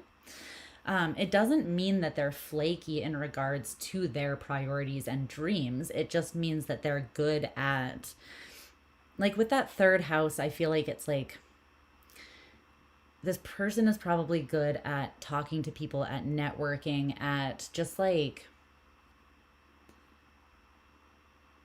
being like liked, you know. A lot of people might resonate with them, even though they are very much their own person, which is interesting to me. Like they have this very distinct energetic signature, or the way that they embody and express their energy is very like distinct. That is coming through really loudly. But at the same time, they might just inspire a lot of people. Maybe that's it with this Neptune energy. It's like the way that they dream, the way that they live their life, the way that they embody their energy. It could seem a little bit like idealistic to some, but basically this person is a lover and they're a dreamer, and they're not afraid to speak their dreams out loud. They're not afraid to dream of, like, it's giving, I had a dream, you know? I had a dream of a better world. I had a dream of like a change that can be accomplished. But there's not this like rigidity, which is nice because they have that Aquarian energy there, but it's not coming through as like them being insanely fixed, because it's in between that Neptunian and third house energy for them. So they're not afraid to change, although they are like originality and having their own specific identity that isn't based off of anybody else's idea of who they should be. That's important for this person.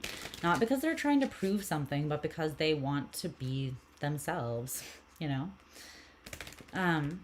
They are quite intelligent too. Like, it's coming through as they have a very strong mind. They might have a very distinct like learning style as well.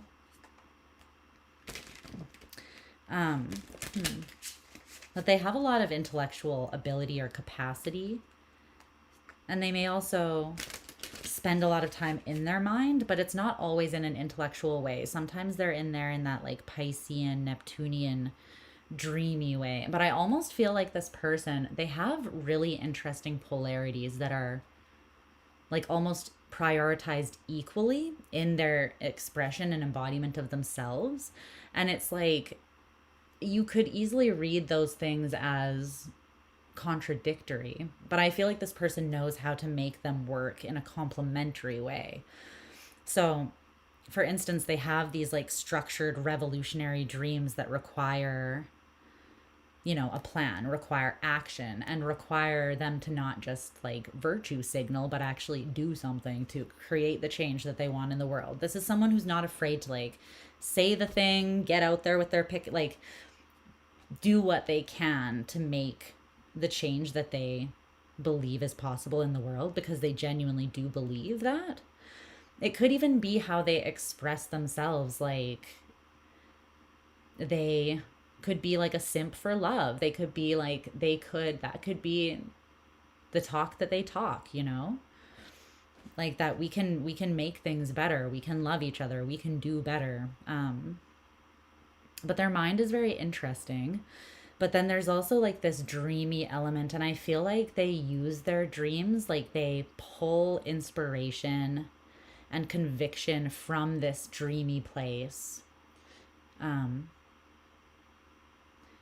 It's kind of beautiful. They sort of allow their daydreams and their like ideals, the things that they have genuine faith in, to like, that is what their humanitarian goals or even their personal goals are orbiting around. So I feel like this person is someone who has big dreams, big goals, and you know, they're not afraid to stand out. They're not afraid to be different, and they kind of are naturally. They could have either an Aquarius or Scorpio Eros. They could have Neptune in Aquarius, or they could have Aquarius or Neptune in their third house as well, but they don't have to. I'm just highlighting some things that are coming out astrologically in their energies, but it doesn't mean that it's not a specific person if they don't have any of those, because it's more about like the energetic snapshot, okay? My stomach is like making noises probably because I'm chugging an iced coffee. So let me drink water for a little bit, and then we'll come back to the coffee, because my stomach is like, hello? Hello? Are you trying to kill us? Okay. Is there anything else you want to say about this person, Spirit, before I start diving into the desire that they have for Gemini?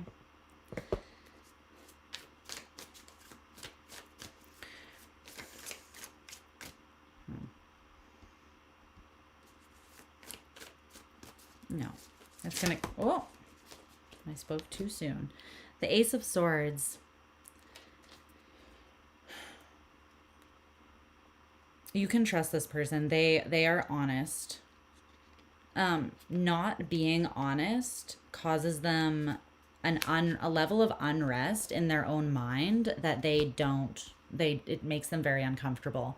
I'm not saying that this person is going to be an asshole. Like, they're going to tell you, like, they're going to fling hard truths at you. And just like, there's a difference between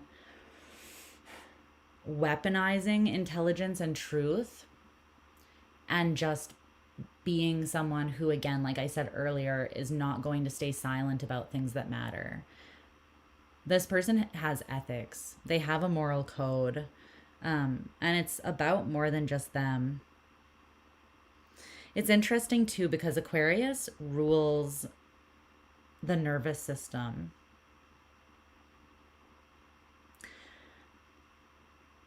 Yeah.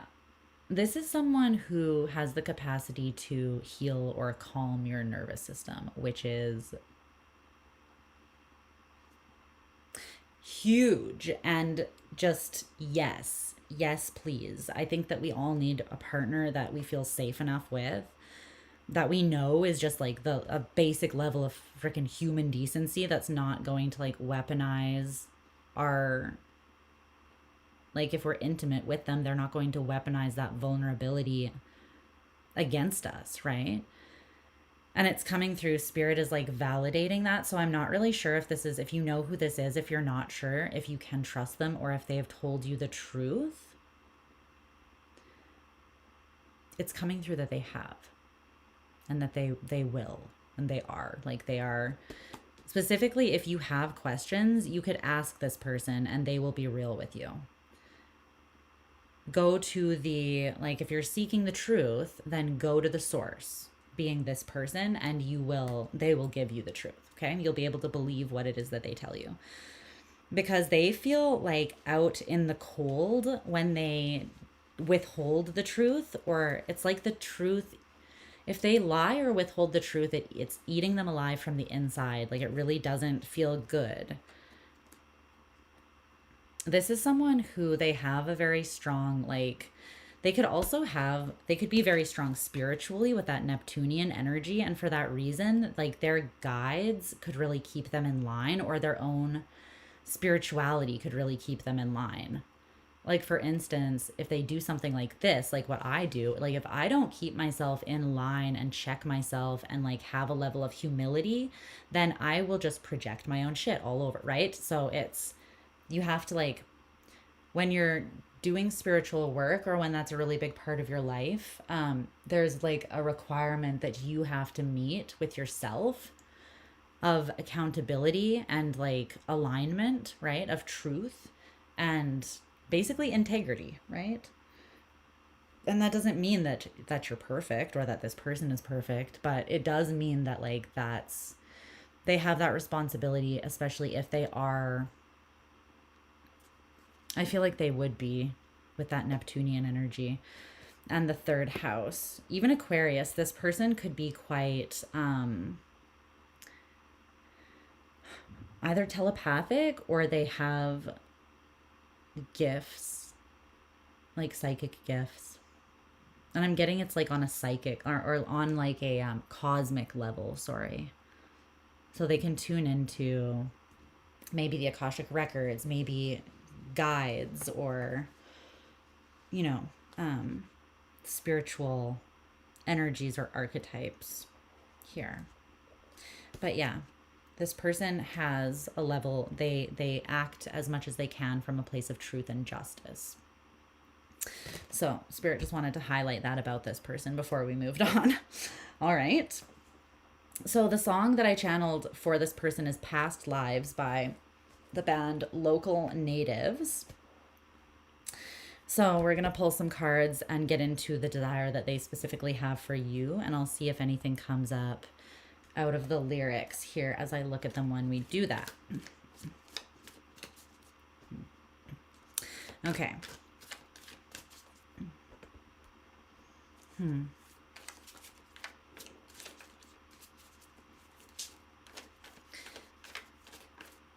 Wow, this is a very interesting...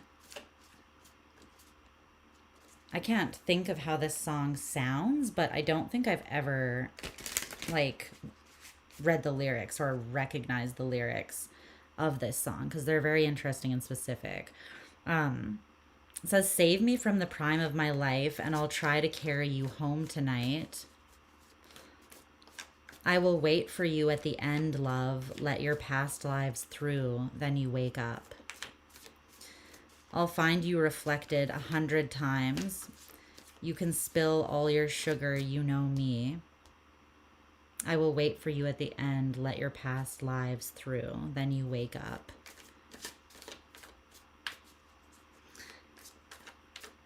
It's interesting, save me from the prime of my life. It's very Interesting. Oh, it also says, when the spirit comes over water, let her comfort you a little farther.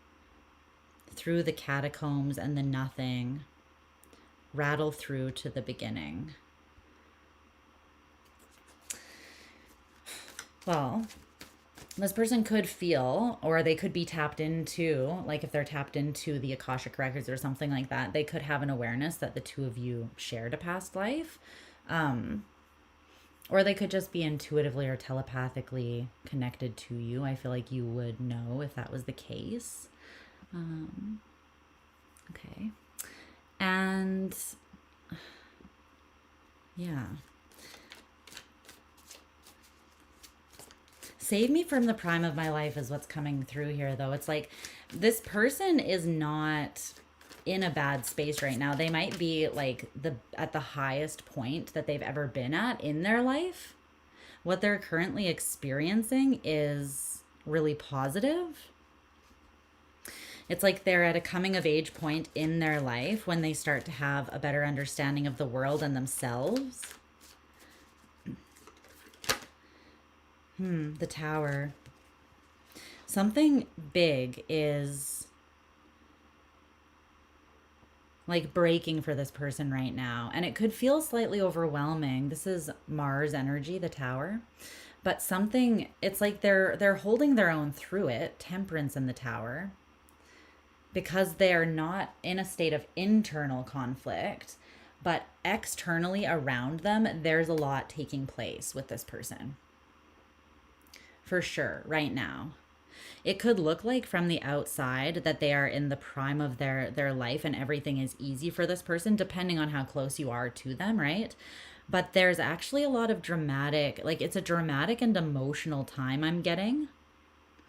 They're kind of just starting to realize who they really are as a separate, like individual entity. And that could be separate from their family, separate from like society or a group that they've been in.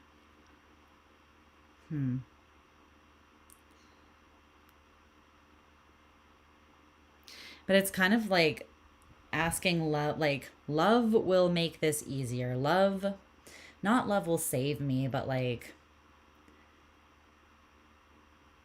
maybe love will hold me together, help me hold myself together. It feels like love is a big part of things for this person.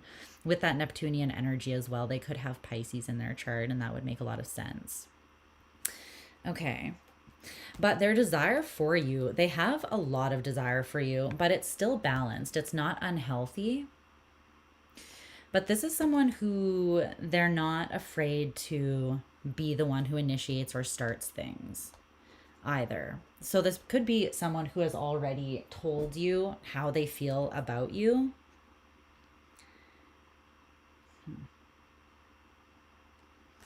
I want to get a card, an oracle card, to see a little bit more about their desire for you.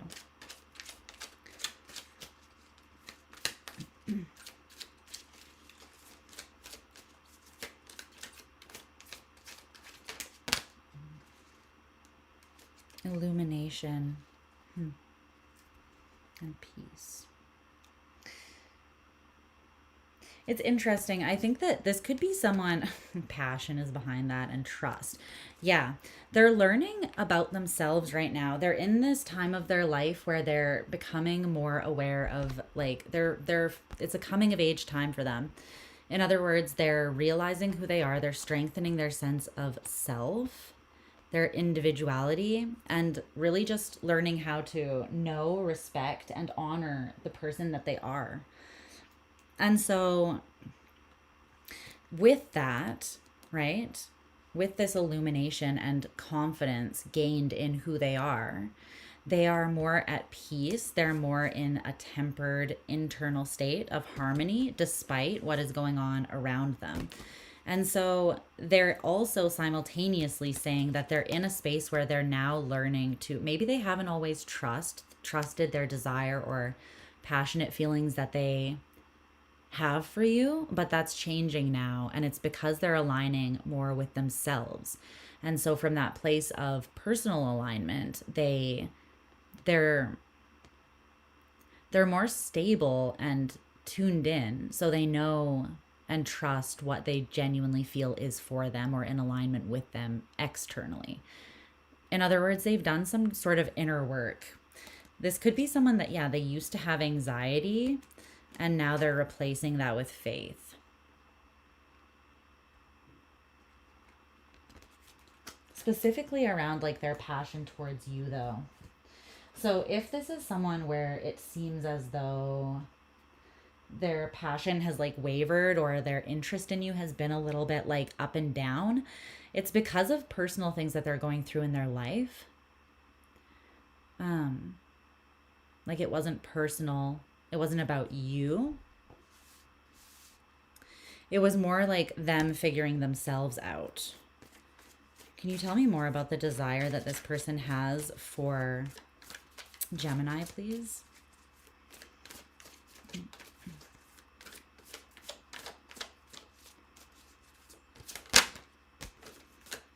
The Eight of Cups. Okay. They're having to leave a lot behind, or they're... This is someone who wants to take action in your direction. They are cutting out things that don't align with them. It's coming through strongly that for some reason there's like an element of, yeah, the Nine of Cups, detaching from making choices from a sovereign place. And there's something about this person's family that's coming through kind of strongly. So it's like their desire for you is coming from a place where now they know that they can trust it. They're not listening to what people around them like tell them they need to want, or what is right for them. They're learning how to, they're leaving things behind that just didn't fulfill them. And they're moving towards their own individual sovereign wish fulfillment. And they're saying that you are a part of that. And they trust that their desire is not leading them astray, but that their desire is leading them away from things that don't align and towards things that are only going to add more fulfillment and resonance to the life that they're already establishing as they build more of a stronger sense of self. So I think that that's really positive. I can tell this person has a lot of like true feelings for you as well. They may not have had a lot of time. Yeah. There could be like, this person's not sure if something is over between the two of you. They are closing out a cycle of their life, like a huge cycle in their life. And they're saying it feels like night and day. Like they could even perceive this as being like a quantum leap or a timeline shift or just a really massive change taking place in their life right now of some sort.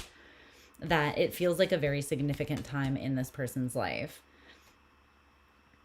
But it's like they're not sure if you are part of the old existence that they're walking away from or the new one that they're building.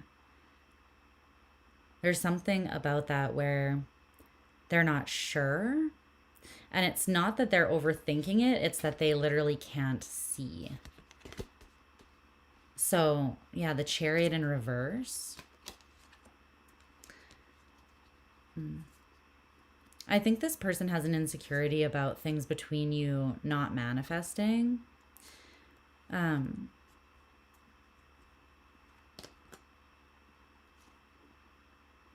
Because in the past, like not manifesting in a way that is actually secure and safe, or in a way that is lasting. Because in the past, it looks like there was, they've dealt with non-committal people. And it's been like a patterned thing for them.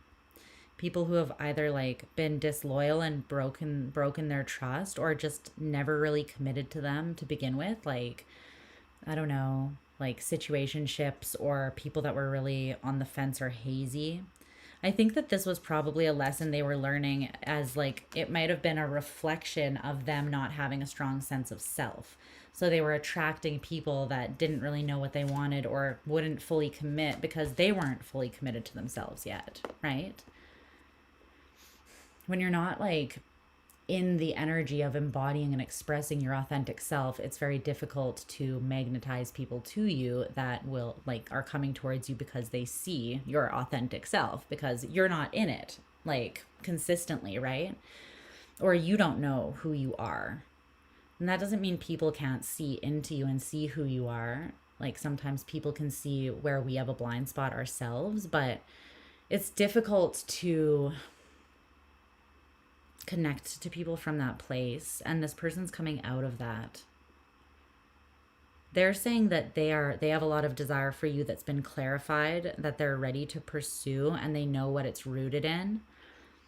There used to be anxiety, and now there's faith and trust. But they trust their desire for you because they trust themselves. And also because their desire for you has like this enduring quality. It hasn't gone away. There's something about that too. So this person could have been in your life for a long time, but maybe there's been, again, like ups and downs, or you've been in and out of each other's lives. I think that they're specifically showing me that there was a time when, or maybe this is now, that things are just not moving forwards between the two of you. Or that they didn't feel confident moving things forwards between the two of you. But this is someone who loves you. I'm just going to say it. The King of Cups. They could have strong Scorpio in their chart.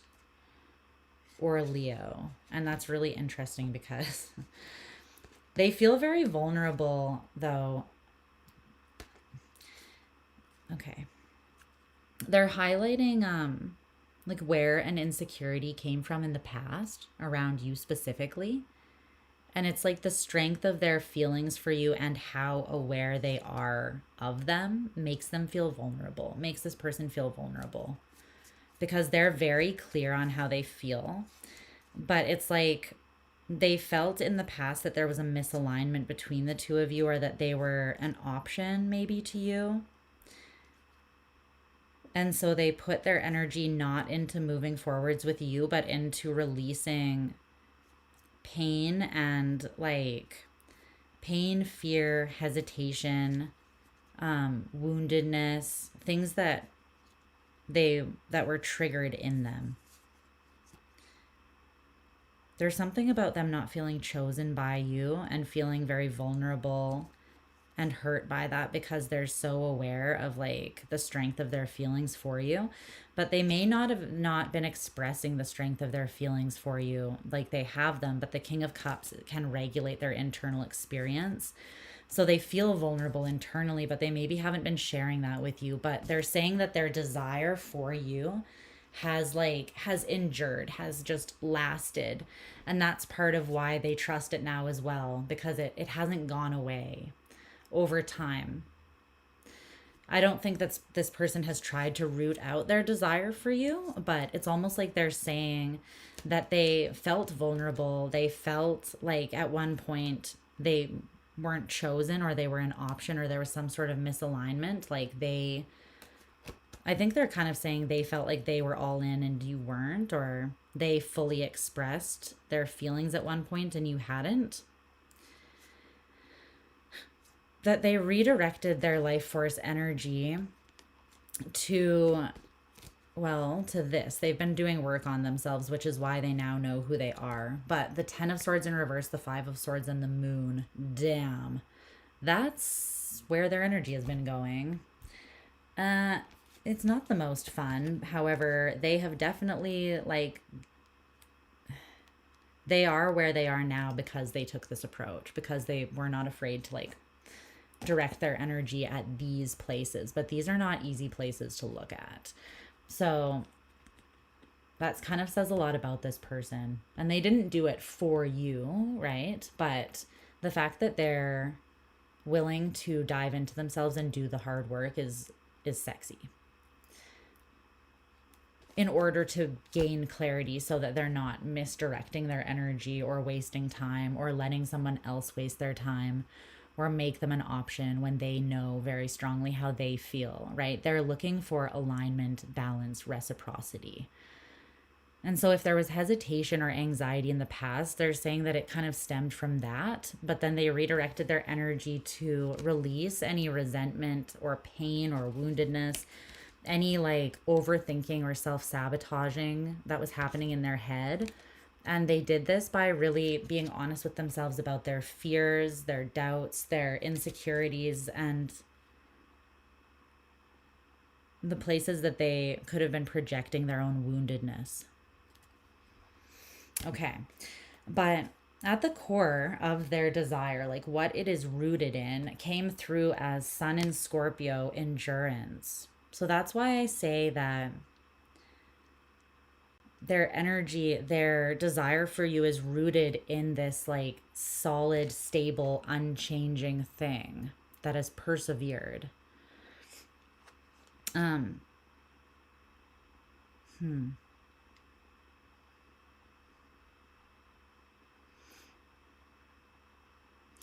In a way, I think this person has tried to kind of strong arm their passionate feelings towards you. Like they've tried to get them under control, so to speak.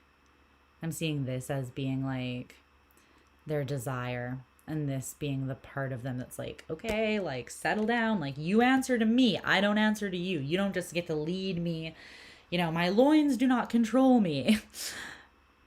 I think that the amount that you influence them, or that energy that they have for you affects them, it makes them a bit uncomfortable. That could have been another reason why they really did the work to like tune into and honor themselves in a sovereign way, and really figure out like who they are and what they want and why they feel pulled to what they want. Because there's something about they needed to be sure.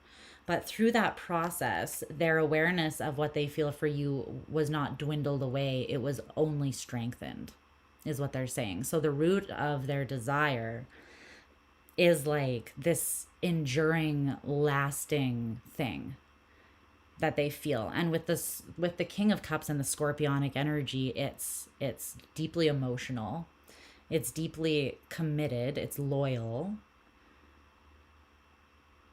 It has a lot of integrity and depth, even a level of like intensity, but it's that fixed energy, right? And they also showed me the Seven of Cups in reverse, like knowing very much how they feel. There's a lot of Scorpionic energy that's come up, so this person could have strong Scorpio for sure. I'm seeing Pisces, Aquarius, Gemini, Scorpio, and Leo particularly in their energy, but it could just be the energies of like, or traits of some of those signs as well. They don't need to have them actively in their chart. But yeah, it's the more that they've like investigated themselves and their desire, the more certain of it, or the more it's been validated, but not just through giving into it because it feels good, through genuinely like investigating and taking the time to suss out how that feels. There's something also coming through about like, I feel like this person has, they could have like a bit of an addictive personality. And so they're careful with how much they give, or getting like completely consumed or sucked up in something, basically, is coming through. For instance, like if they do have a lot of desire for you, this could be someone who like they allow themselves to self pleasure, but it's not like 5 times a day every day. It would be like they keep it in a state of moderation so that it's healthy. And then they would also use that experience, like they would be it feels like they would be very intentionally present in that as well, like not just ruled by their lust, but like present, so that they can feel how they feel while indulging in their desire for you. Does it feel good? Does it feel good just because it feels good physically, or does it feel aligned? Like, how do they feel after? Do they feel like they just gave into something that is not in alignment with them? This is someone who can like feel that kind of thing out. And they do. So it's not coming through a strategic, it's just like it's a lot of self-awareness.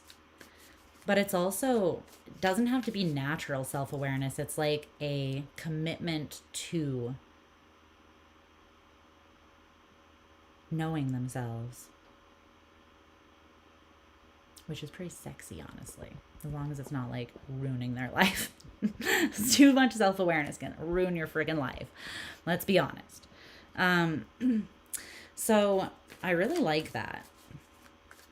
I really love that that's what it's rooted in for them. And it feels like their desire for you comes through in a very natural way. Like it's expressed in a natural way.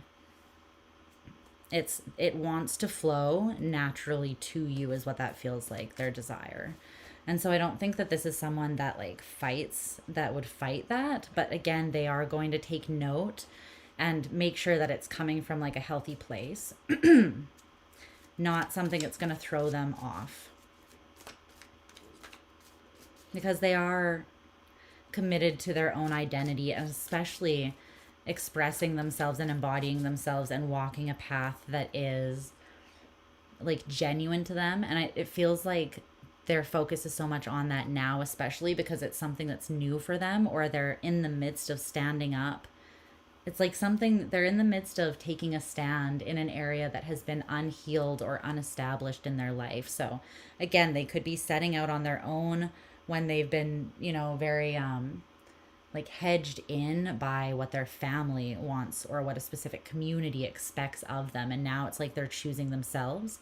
So they're being extra intentional with making choices that don't throw them off of that trajectory. But they seem to have like a strong clarity that you are on that trajectory. They see you there, and they've taken the time to investigate why they see you there. So I think that you can, I think when Spirit came out with that Ace of Swords saying you can trust this person, it's because they genuinely do like the work to figure out why they're choosing the things that they are. Yeah. They are trustworthy. They're a very intentional person is what they are. They're aware and intentional. Maybe not 100% of the time, because nobody is, but these are strong qualities of this person.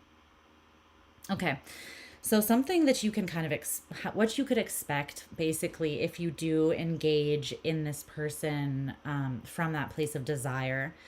So you can see what you might gain, what might be the consequence of doing so, and you can feel out whether that feels safe to you or like something you would want to engage in or more so avoid. So you got the Strength card. Strength. So there's Leo energy. There's a lot of fixed energy. Like when this person makes up their mind, there's also interesting symbolism with the lions. Like something about this person taming their inner beast, or just not taming, they're saying befriending. This could be someone who has not always been comfortable or confident with their desire specifically. Like maybe they're someone like me who grew up in like a highly Christian or religious home where that was very pushed, like shoved down my throat. And it was like masturbation is like a sin, sex before marriage is a sin, there's a lot of shame and guilt and repression around desire. So this person could be breaking free from like a societal thing, a religious thing, a community, or a familial element that they feel like they're just balancing out or getting more in tune with their own desire and learning to trust it. Whereas in the past,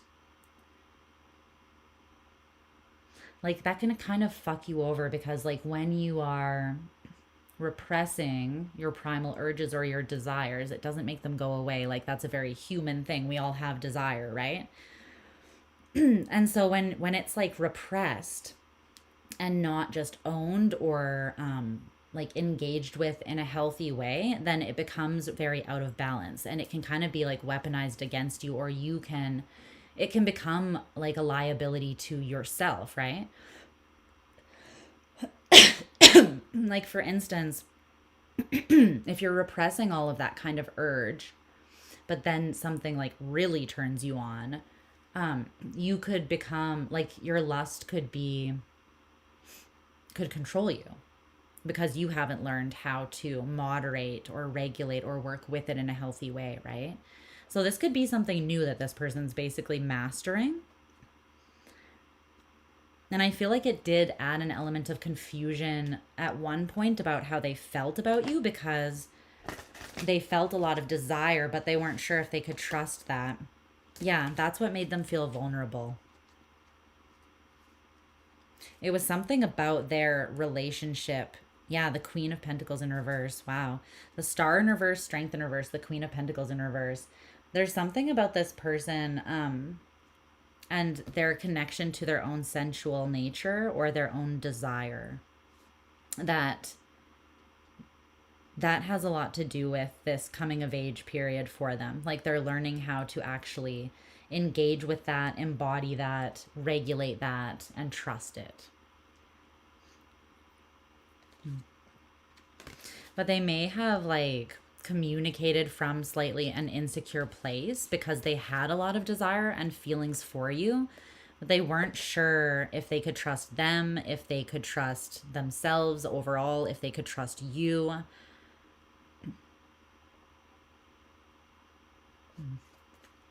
So the Strength card, though, being what you can kind of expect from engaging with this person in this way. Well, basically, a lot of will, creativity could come from this. I feel like lasting joy and love could come from this connection, obviously, like with mutual respect, care, and consideration, right? But this is coming through as like lasting, lasting strength and endurance. Also, like, you could have like marathon sex with this person. I feel like it would be impressive how long you guys go at. But there's also an element of this person, I think, like bringing out your true identity and personality and self-expression, because that's where they're at in their life as well. With Sun in Scorpio and Strength, the Leo card, though, they have a very vibrant life force energy that could be very magnetic. They could get a lot of attention. Not trying to, but that's naturally, like with Sun in Scorpio, that's very magnetic and mysterious and like strong sexual energy that's very at the forefront. It's almost like they ooze it. They're not trying. This could also be why they haven't always trusted desire, because people could lust after them, but like they want more than just to be lusted after.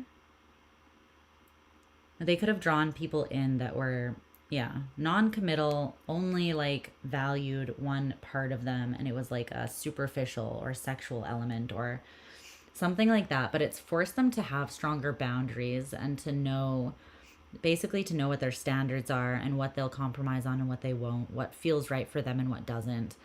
But yeah, they could be the center of attention. They could be, they could just get a lot of attention, or they could even be in the public eye in some way with this Strength card, with that Leo energy, like a performer of some sort, or, I don't know, just even having a large social media following maybe, or just a lot of friends.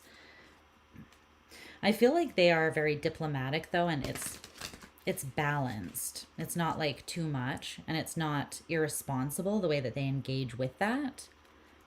It's just that a lot of people are drawn to them or find the way that they self-express or just their natural personality quite attractive. I'm also seeing children as like a very distinct possibility with this person. So if that's something that you're interested in, I feel like if you connect, and if you were like, I'm not saying on the first time that that's going to happen, maybe they could have very strong swimmers, I don't know. They could be very fertile, whether they're a man or a woman, but yeah, it's like disproportionately fertile. Interesting. Tell me more about that.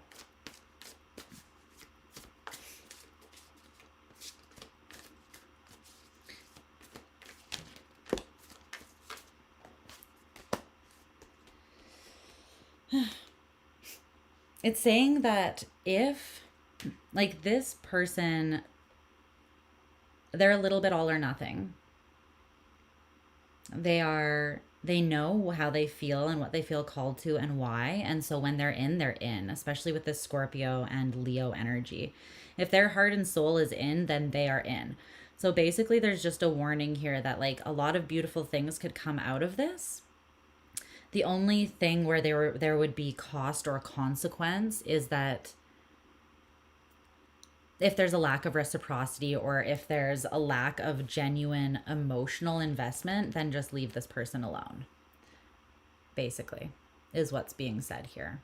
Like if you're not emotionally available or serious, if you're not willing to be equally vulnerable, to put your heart on your sleeve or to like reciprocate the energy that this person offers, not just like lust and desire, but like time, energy, accountability, consideration, emotion, vulnerability,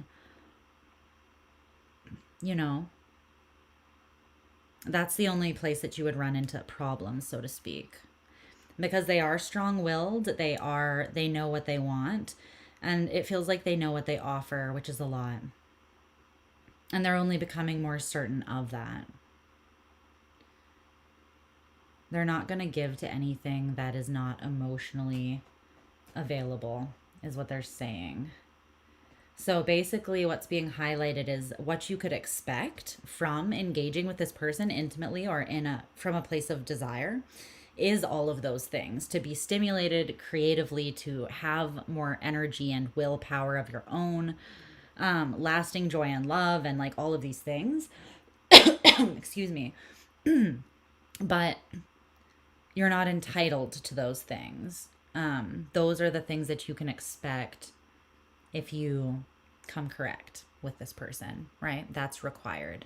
So Spirit is kind of highlighting, I think this person is maybe protected spiritually or karmically, but that's coming out as like a little bit of just be aware, right? The only time that there would be a negative consequence to engaging is if it was like exploitive, right? So just make sure you can match this person, and make sure that you're open about what you're able to offer and what your needs are. And I feel like they will be the same. Just make sure you're on the same page, kind of thing is what I'm seeing. But that's what I have for you, Gemini, okay? We're going to move on to Cancer. I like that. I like that a lot.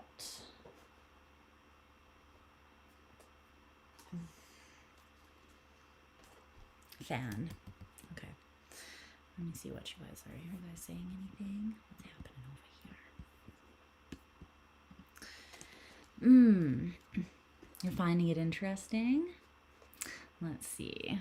Yair went to run some errands. He'll be back later. Okay. You need someone like this in your life? Me too. You said you have past lives together? Aww. I like that. I love that. I love when you meet someone and it just feels like, well, it kind of depends. You have to have discernment. Because I have met people and it's like, I've known you forever. And then I was like, well, I probably knew you as like a demon in the underworld in a life before this. Because, plot twist, just feeling comfortable with someone it's not always a good thing, kids. Don't follow my example. Follow what I've learned. But yeah, if you can tune into that, and there's an alignment in this life as well, that just adds this level of kind of like a natural feeling of cooperation and calibration and complement being complementary between the two of you. Then I mean, that's amazing. That's optimal. It's optimal. Okay. I'm gonna drink some water now instead of iced coffee.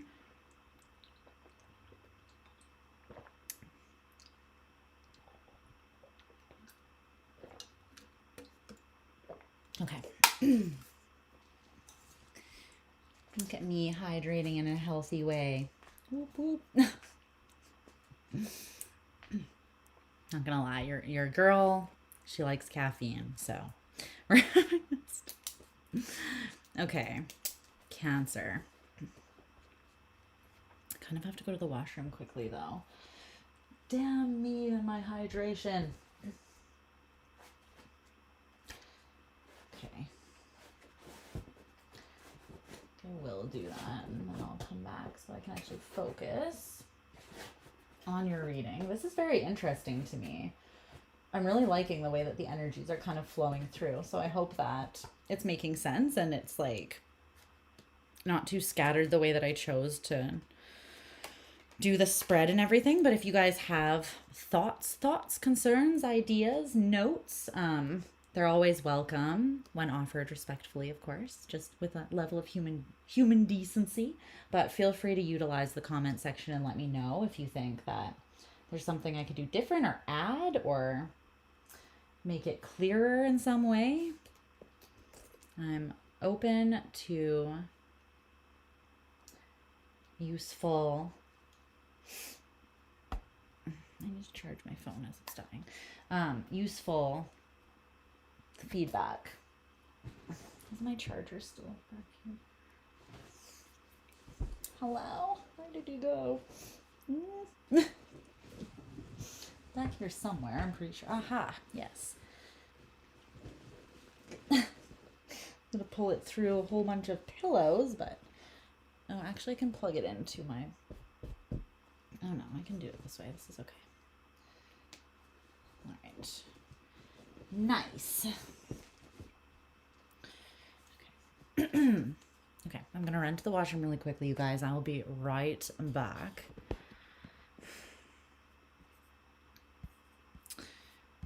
Just give me 1 second.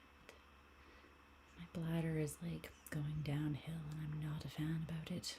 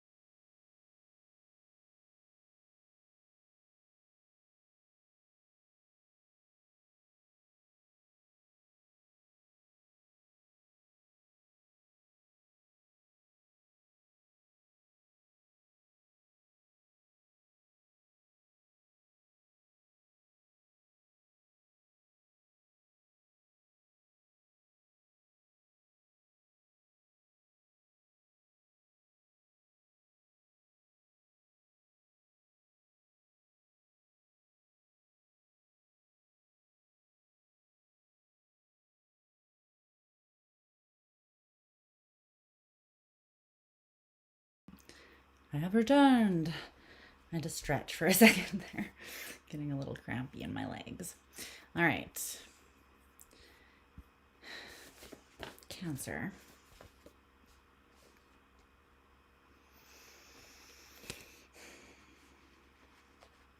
Cancer's cards, yeah. Okay. How are you guys doing out there? Are you with me in the land of desire? Am I transporting you there effectively? Doing a great job. I am very thorough. That's never been the problem for me. That's for sure. Thorough to a fault, if that's a thing. At times. Trying to make it to Leo. Okay, I'll stay focused. I'll stay on point for you. All right. Let's see.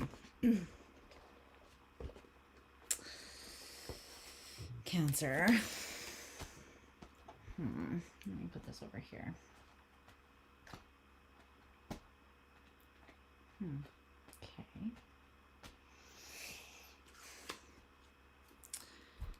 It's timestamp you. Hi, Cancer. How are you doing, my sweet Krabby Cakes? And once again, happy birthday season. I hope that it's been awesome for you so far, that you're just soaking up all this watery goodness and that you're feeling very loved on, and that you have an awesome birthday, obviously, whenever that is. Okay, so let's take a look here at the person that wants to come up. So I rolled the Astro dice to get kind of like a signifier of this person's energies to help me kind of paint a picture. So we're going to start with that so that you can get an idea of who this might be, or maybe if it sounds like you, then the reading is reversed. But that's kind of the point of this part of the reading, so that you can determine if this is for you, okay? So for you, we rolled the Moon, Leo, and the 4th house. Wow. Okay, so a lot of Cancerian energy there, because you're ruled by the Moon, and the 4th house is also associated with you, because you're the 4th sign of the zodiac. Moon, Leo, and the 4th house. Okay. For some reason, immediately, like, memory is coming up for this person. I don't know if it's because that's associated with the Moon and also the 4th house a bit, but this person could have memories, like you could already have memories formed with this person. In other words, you already know them, or you've already had some form of relationship with them. It doesn't have to be the type with desire or romance, but I do feel like this is someone that you already know. You could know them through your family, or through like your home, your hometown, or something like that. Through domestic affairs, you may have already had them over to your house or been over to their house in some sort of way. Okay. But there's an emotional energy to this person's personality that comes through.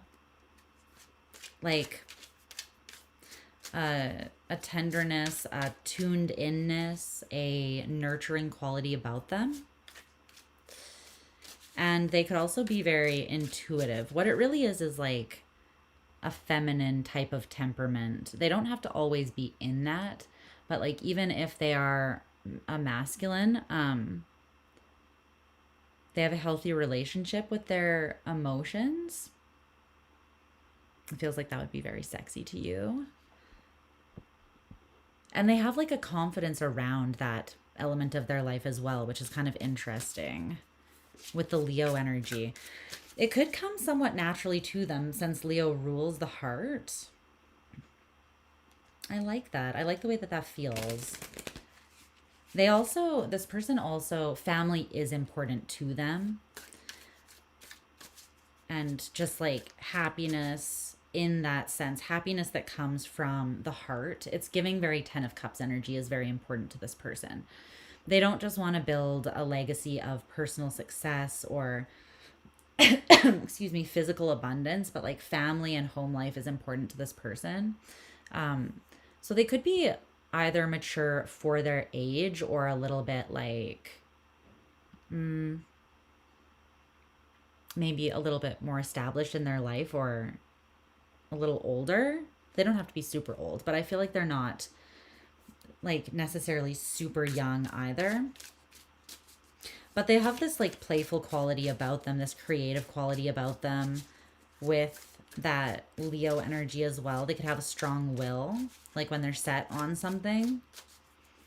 It could even come off as being a little dramatic, but it's coming out as like a childlike sense of drama almost. Like when a kid is like, when a kid is like really wants something and it's like the only thing that's on their mind. It feels like they're like that when they're in love. They have like a healthy pride around their partner or around their love. But there's also this private element where they're not like out there showcasing that to the whole world. It's just like a healthy pride that would come through in their connection to that person. Is there anything else? Yeah, can you tell me more about this person, please? The person desiring Cancer.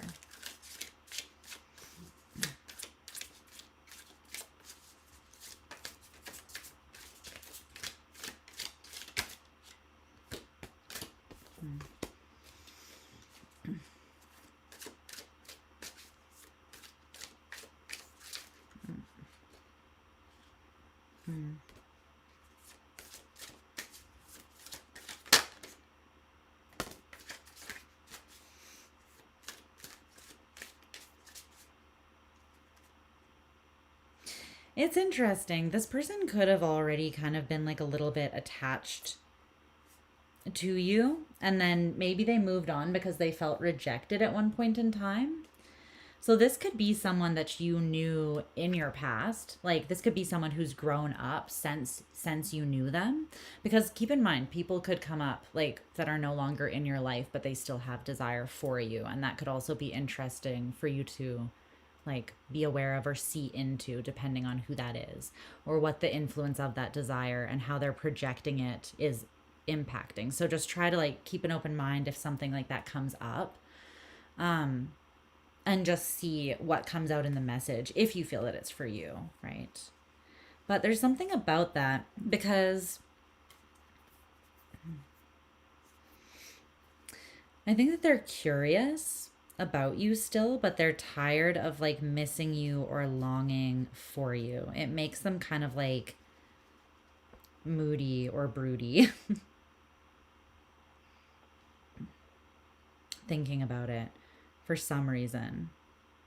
I almost feel like you're their ideal like romance, but maybe you weren't ready or something when they were. It's coming through as like there was an imbalance. You might have even thought that this person, well, was this them? Were they interpreted this way? Like it's interesting because these are the cards that came out from the feelings deck. Selfish, shocked, and ashamed. So I'm almost wondering if like if you judged them as being selfish or like all about themselves, and this kind of shocked them because they actually like had a lot of feelings for you, and maybe you didn't know the extent about them, but there's something that was unexpected and they were kind of taken back by it, like they didn't see it coming. So I don't know if they're saying that like, I feel like it's them, that they were the one that was judged as being selfish because this ashamed energy is here. Now, it might not have been you that was judging that, but I'm just trying to work out why that would have come out. Something kind of embarrassed them, though. I feel like they were... Something about their behavior. I feel like they may have acted in a way that, like, they pursued you with strength, and it could have come off as being like coming out of a place of self-interest, but I don't feel like it was. I feel like it was because they were sure about their feelings for you, maybe. I need to get a little more information on that, though. Can you tell me more about why this person is currently in this energy of selfish, shocked, and ashamed?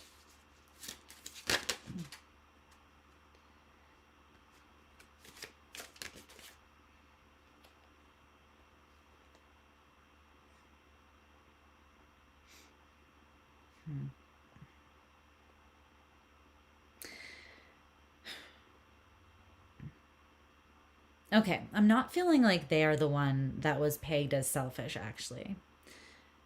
What I'm feeling is that they feel as though they gave a lot to you, and then it at one point, or they invested a lot, whether it was physically or just into the dream of this. Like, they're saying that they saw you kind of as like an ideal partner for them. And they were kind of surprised, or they didn't see it coming, that maybe out of the blue there's something that was cut out or like ended between the two of you. And I'm not saying that they think that you're selfish. It's just like they weren't really expecting you to take a specific action. But they might have then felt like embarrassed about how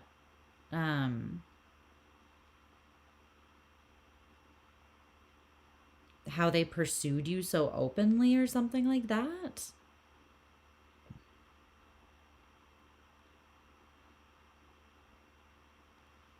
Or else this could be someone that you had shame around. Like, you cut them out when you were younger, and maybe it's something that you regretted your behavior. Like, you've grown up since then, and you're like, there's a bit of internal tension or conflict around the way that this situation was handled. Like, this could be maybe someone that you dated when you were young, or you were interested in when you were young, and it's something just fell apart in a way that was unfortunate.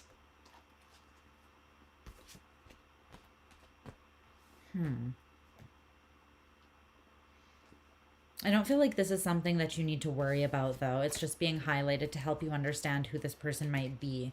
I think it is someone that at one point you were attached to, or you had feelings for, though. And it maybe went from like something calm and something that felt kind of like balanced quickly to something where it felt hostile, or things could have fallen apart quickly or been severed between you in a somewhat unexpected way when this happened in the past. But I am seeing that it's something that happened in the past. But I think that ties into like this person's current desire for you. They're somewhat at odds with it, or they still think about you, but it's like the way that something ended might still bother them, not because they think that someone was in the right and someone was in the wrong, but just like it feels more like they have regrets because they genuinely care about you and they don't like the way that things ended or something like that. So it's interesting because I'm seeing the song that I channeled. I haven't looked at the lyrics, but it's the song Youth by the band Glass Animals. Drink some water because my throat is getting dry. But I want to see what the lyrics to that song are, because this is the lyrics, or the song is meant to help highlight the desire that they currently have for you. Are you kidding?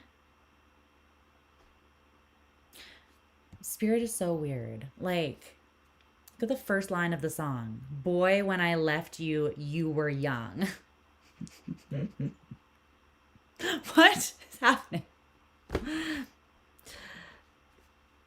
I'm just, okay, so I guess that insight was relevant or on point in some way. Interesting. This is someone that still wants you to be happy, and maybe someone that you still want to be happy. But I feel like that's why, like, they still have, maybe if it's not like, well, we'll look at what the desire is rooted in. But I think that the desire is actually, this is someone that still wants the best for you. Even if like they didn't end up being that, it's someone that still thinks fondly of you, and they may have some regret surrounding the way that the situation happened, but they still love you. Like they still care, and they still think about you and consider you, or wonder how you're doing, or hope that you're doing well.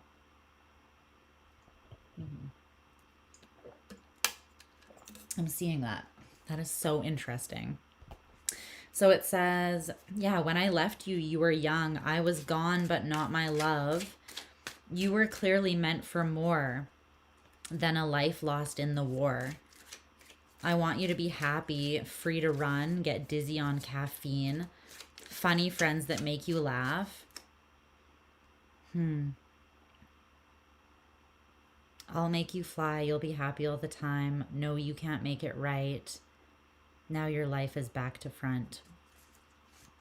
But it talks about feeling the ghost of memories that are warm and wanting this person to be happy. That's basically what the song lyrics are saying here. What's going on with my throat? I feel like there was a lot of things unsaid here. And for some reason, maybe because it was like a while ago, it doesn't make sense. Either you guys don't still have access to one another, or it just wouldn't make sense to like reach out now and share something. But I feel like the desire is less like rooted in something that they still want from you or with you. And it's more something that they want for you, is how this is kind of coming through. So let's see a little bit more. Tell me more about the desire that this person has for Cancer.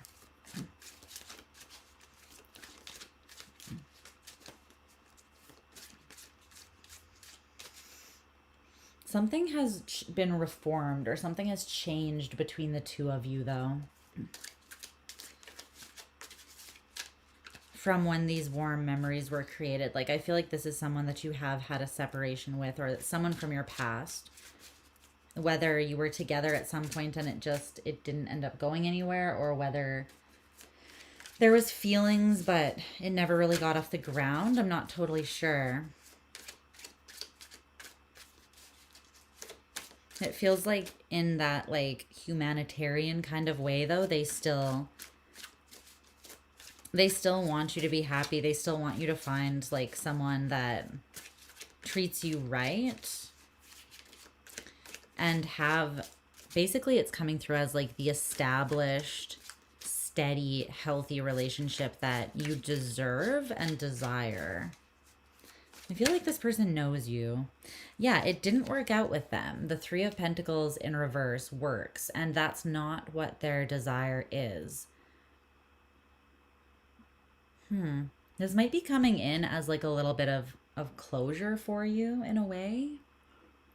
Like this could be someone, for instance, that you still think of, but you're about to leap out into something that's like a new relationship. Or this could be someone who is themselves established or becoming established in a new relationship, or like they're just getting engaged or married or something like that. And they're thinking back on like how the two of you went different ways. They're almost saying that they're like reflecting on you and what they hope for you as a means of, or not a means, but it's like they're creating a level of closure and reconciliation within themselves through reflection. And where they're landing is in this like tender place where they're admitting that they still care, and they probably always will, and they want the best for you.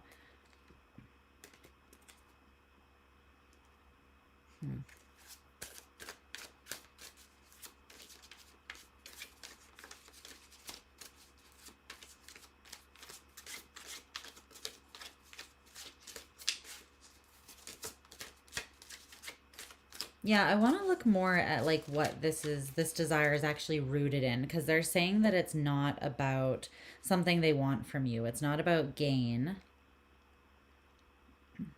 It's that they don't want to gain from you. They want like luxury for you. This is also, it could be someone that like they want you to have the luxury of having many choices or something like that, or being able to choose what you really want. And maybe they have this awareness that that was never them, or that they were never just like the right one for you for whatever reason. Okay, so at the core of this, or what they're saying that this desire is rooted in, these two cards came out: Sun in Aquarius, idealism, and Venus in Taurus, romance. Two fixed energies with Aquarius and Taurus there. And it's the Sun and Venus. That's beautiful. Sun and Venusian energy. Like, that's beautiful. This is someone who at one time did idealize you, though, as being like the end all be all of their future. They could be recognizing now that like, I was young back then. Like, maybe this is like your first love, or you were theirs, or something like that. That would make sense, I guess, as to why it's still kind of like they reflect, or it carries weight still. It's something that was significant for sure, or it wouldn't be coming up. And this person could have their Eros in Taurus, Leo, Cancer, or Aquarius, potentially. They could have a Leo moon, or they could have the moon, their moon in their fourth house, but they don't have to. They could also obviously be an Aquarius sun or a Taurus Venus.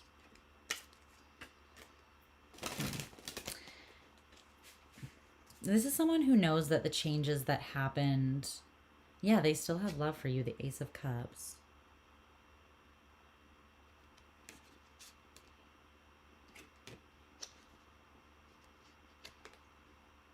They might have just felt like the things stagnated between the two of you. Like it just wasn't as abundant as they had projected it to be. So it's someone who like they looked at you as like an ideal, and they might still, but it's just like it practically didn't like work out that way.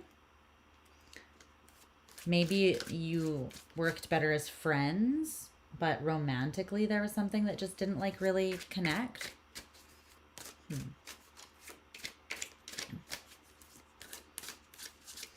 But they still see a lot of beauty in you. They still love you with this Venusian energy. And they still feel this nurturing energy towards you, even though they can't give it directly. They know that it's like not their place to give it. And that's why there's this underlying energy of them wishing that for you, though, in a very practical kind of way. So that's what this desire is rooted in. Anything else about that?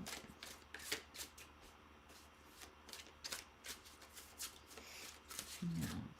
So for this, I would say this is already what you lose from engaging with this energy, but it would be more so what you already did, what the gain, cost, or consequence of, or influence of this relationship in your life was, basically. And you got the Fool for that. This is like an erotic this is an erotic deck. So like he's got his butt out. Sun's out, buns out for this Fool. What is that? Is that a cat? What is this animal that he has with him? Is this a cat? Yes, something. It looks like a scraggly cat or something there. Biting on his knee. So the Fool is Uranian. energy. The first card of the major arcana, obviously, well, technically the Magician is card number 1, and the whole tarot is the Fool's journey. So the Fool is sort of the one, the force that is moving through. But the Fool represents individualism, originality, progress, freedom, and like an excitement around exploring one's life or defining yourself through adventure, through embracing change, and through even like accepting yourself in a radical way, even if you are eccentric or even if you don't fit in, even if you're not like the standard or the norm. So I think that whatever this connection is, it was defining in helping you find out who you really are. And I think that you may have also helped this person with that as well.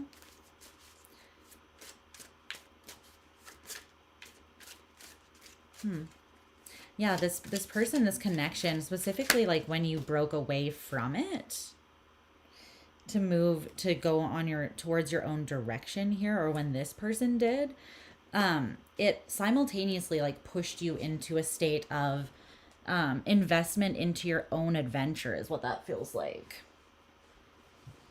The adventure of your own life, and it feels like a lot changed and shifted. So this could have been a very defining, like a defining relationship in your life from a while ago. So that's how I feel like you would know who this is. Is there any last notes that you have, Spirit, or is that basically it?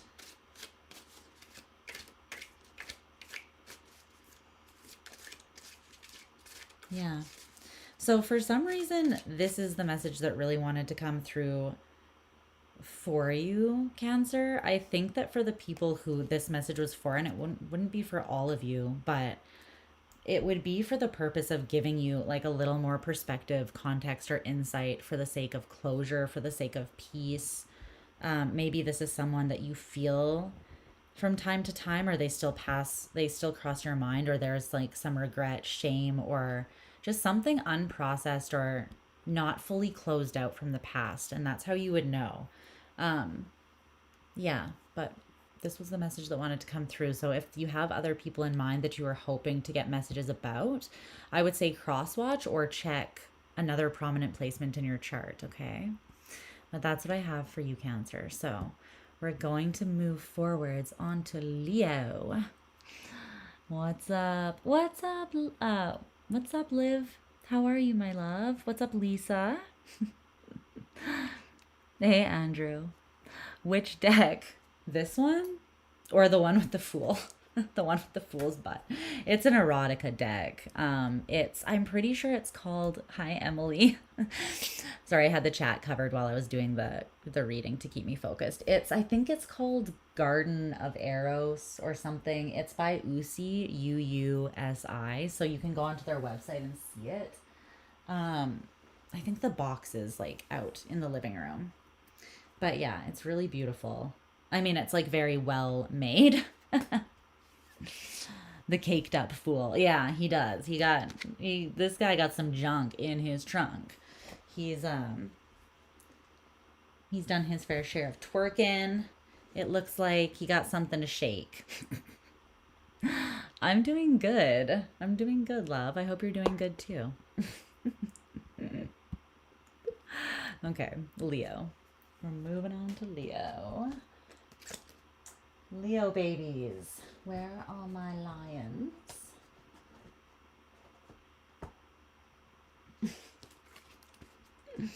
Caked up Fool. Alright. He did not skip squat day. No. Okay. Leo, what's going on? Why did I just start channeling? Let me see. I'm going to investigate this. Might be scary. You have issues. I was channeling Return of the Mac 1 second ago, but I'm not sure if that's just because I don't know why that is. But if it's significant, then we're going to find out. But yeah, Return of the Mac. I don't know. I don't know about that. How much I'm loving that. We're going to find out if that had any significance. That's your jam? Is that not someone's jam? Like in all of history? It's a freaking amazing song. Although like I do sing along to it and then like wonder like why am I singing that? Why are we like calling in Return of the Mac here? Like I'll pass on that while simultaneously jamming to the song because it's great. However, don't return once again. Don't come back. You lied to me. Okay.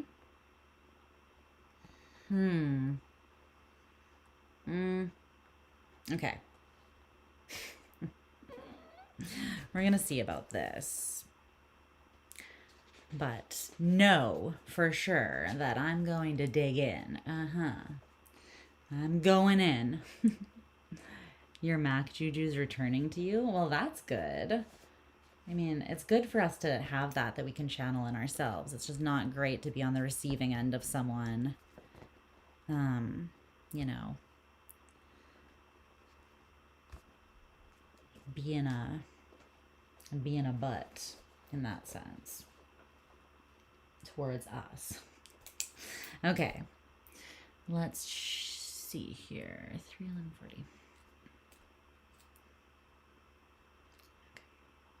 What's up, Leo? Hello, my lovely brave-hearted lions. And I hope that you're doing really well. I hope you're getting excited for your birthday season. I am. One of my favorite people in the whole of existence, my nephew. His birthday's on the 23rd of July, so we're gonna party like it's his birthday. Well, he's like 11, so probably not sip Bacardi, but you know. We're gonna party like it's his birthday. And you Leos know how to live it up. He doesn't really do anything halfway. So shout out to you and your birthday season coming up.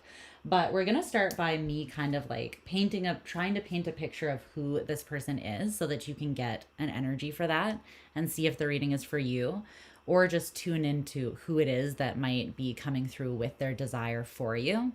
So I did roll the astro die to help me paint that picture. And what came out for you for this person is North Node, Capricorn, and the 4th house.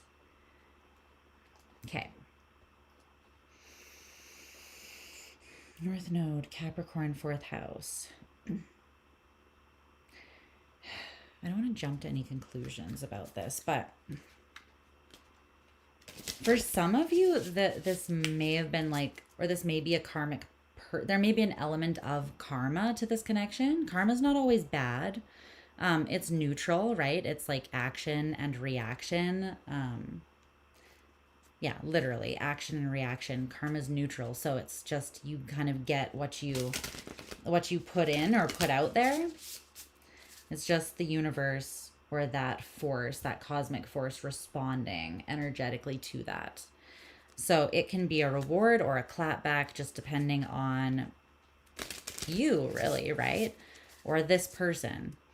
But with North Node, like, the reason I'm getting karma from this is because I know the South Node is generally more about karma, right? But Capricorn can also be about karma a little bit. And then like Capricorn is the 10th house and the 4th house came out. So those are across from one another.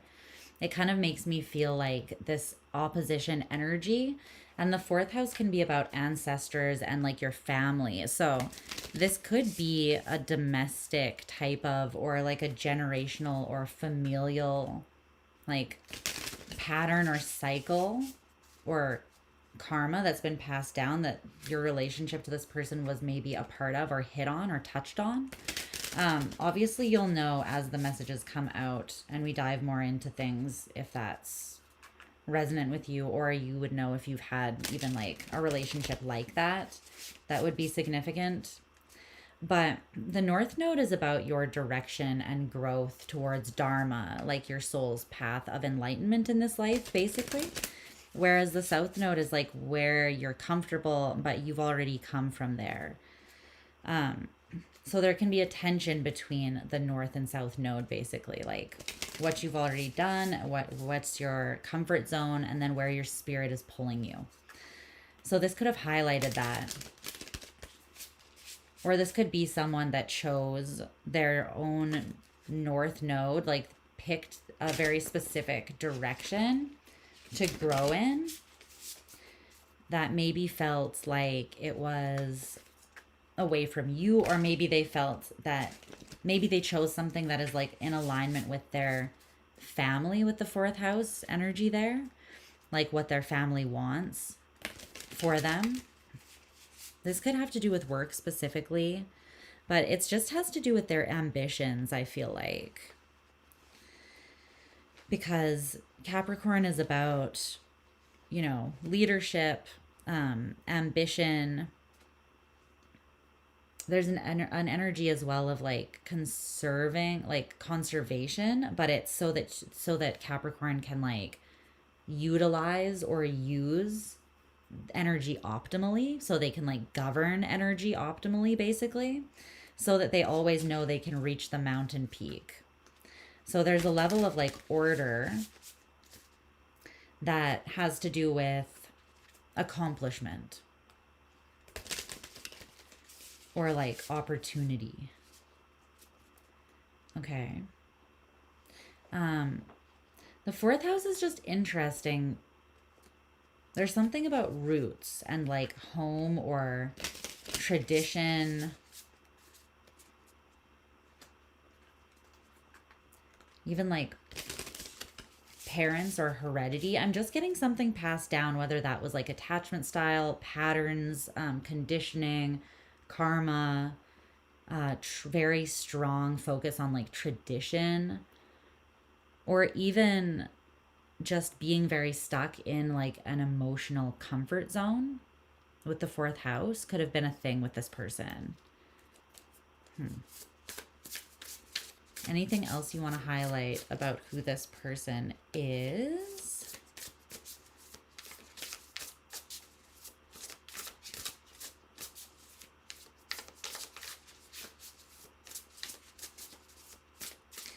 They could have Capricorn North Node, or their North Node could be in their fourth house. Capricorn could rule their fourth house, but it doesn't have to. But that's what I'm getting for who this person is. It's quite specific. So let's move into their actual desire and what that's rooted in and all of that good stuff. Okay, I need to open this book so that I can see the spread, so that I just remember what I'm doing here. Okay. There we go.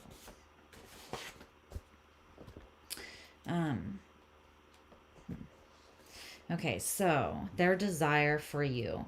So I did channel a song for all of you guys, and it will be by your timestamp in the pinned comment in the info box when we're finished, if you want to check out the song that I did channel. But for you guys, it's the song So Hot You're Hurting My Feelings by Caroline Polachek. It's a really catchy song, but it's funny, like the lyric, well, so hot you're hurting my feelings, can't deal, is what she says. Can't deal. You're so hot, it's hurting my feelings. Okay. Well, this person is definitely extremely attracted to you. It could even be someone that's in your life and they feel like they have to choose between tradition or what their family wants versus what feels like their comfort zone, which I feel like they're very stuck in right now, but being challenged to come out of. Like they're becoming more self-aware, potentially, that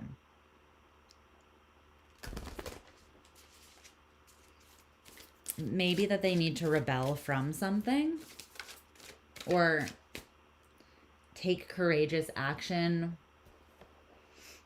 basically to like move in their own direction, not the direction that may have been like laid out in front of them for some reason. Tell me more about the desire that this person has for Leo.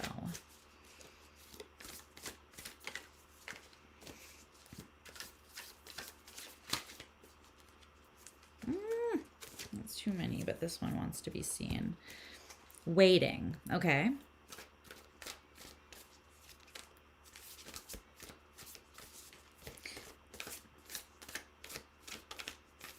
This could be someone that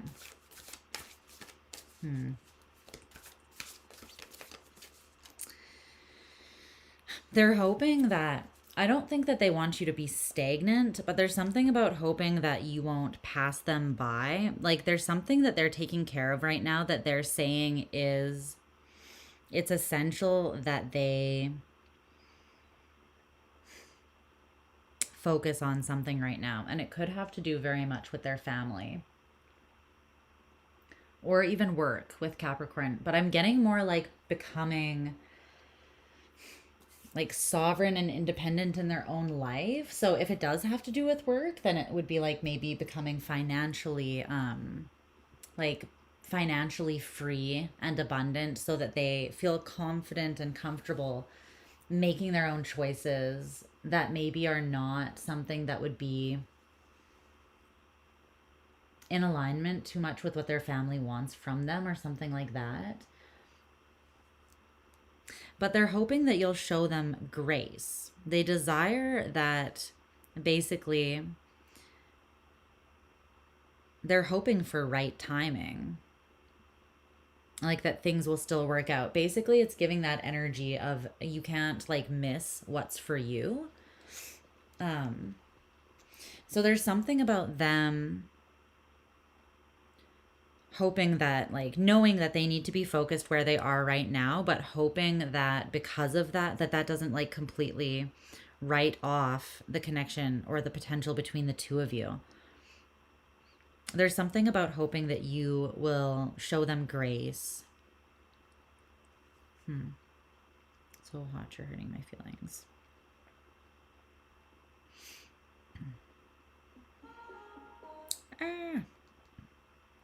Just want to look at the lyrics. Okay. Yeah, because these are the cards that came out. The waiting and grace. This woman has her boobs, her titties out, so I'm just going to cover them a little bit. Waiting and grace. Okay.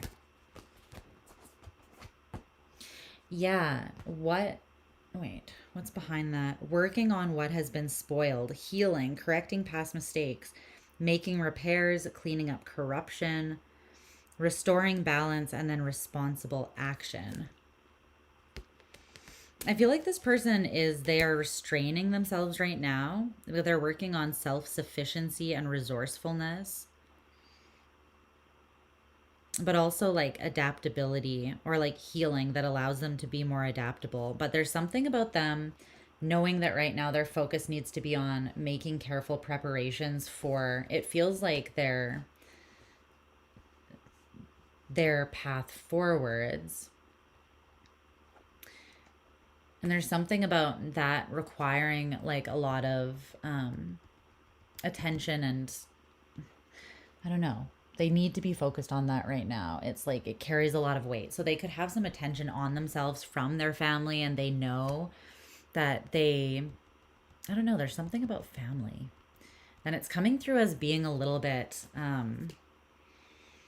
like the crushing weight of expectations from people. And it's not really coming through as things that they actually want or prioritize. It's more like what's expected of them or the path that is expected of them. But the lyrics to this song It says, not like I'm counting the days, but it's been 25. You're out there killing the game, but damn, I miss you tonight. I'm out at a party. They're playing our song. I cry on the dance floor. It's so embarrassing. Don't send me photos. You're making it worse because you're so hot. It's hurting my feelings. I get a little lonely. Get a little more close to me. You're the only one who knows me. So hot, you're hurting my feelings. Can't deal.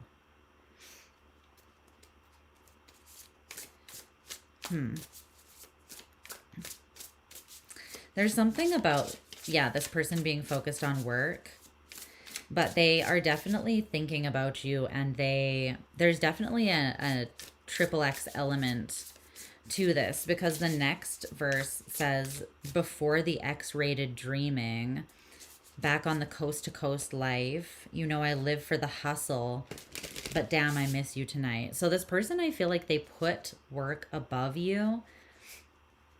And that could have even been like their desire for you has grown. It hasn't lessened. Yeah, there's a train going by and it just honked right when I said that. I don't know if you guys will be able to hear it. Maybe when it gets slightly closer. Can you hear that? My window's not open because there's not a screen, and the mosquitoes are assholes this year. Like, especially so. So I'm not going to open it for you, but trust and believe that there is a train going by. Their desire for you has grown in some element of like distance or absence. And they're reminded of you often. This is someone who, like, they might hear songs or music that remind them specifically of you. But I'm just getting more like synchronicities. That's things that they do like tie directly to you though. And it makes them emotional, which they find they're somewhat embarrassed about that. But they definitely, you're so hot that you hurt their feelings. They're dealing with an element of loneliness and wishing that you were closer.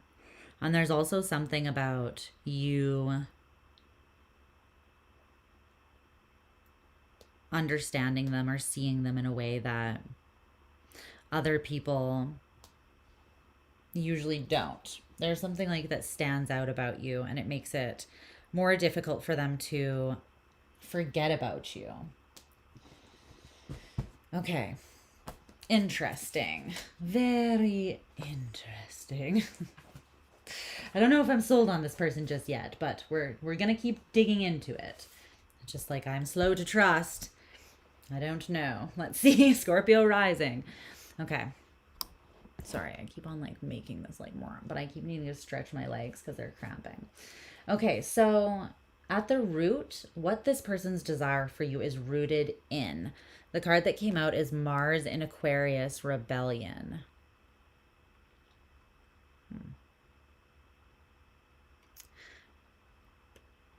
I'm hearing that song by, is that what it's called?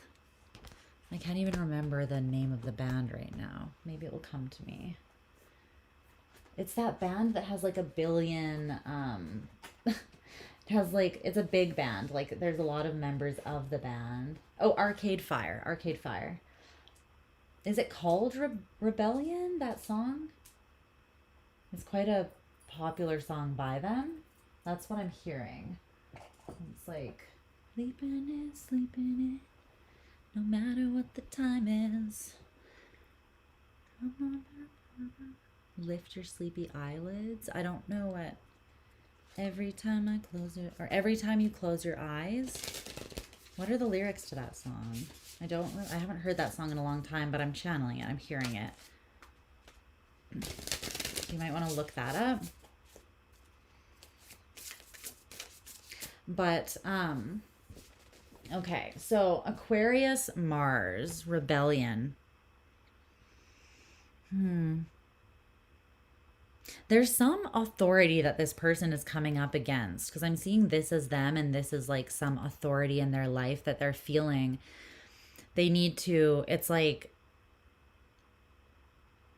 they know they need to get out from under the thumb of something or someone in their life to choose themselves, but this requires action or them to like assert themselves directly towards the challenge that is that. To pick themselves, basically. So they could be in a state where they're creating like reform or change in their life, and they're basically trying to embrace a level of originality that's different from whatever it is that they've been taught or invested in. And this could feel kind of like revolutionary to them.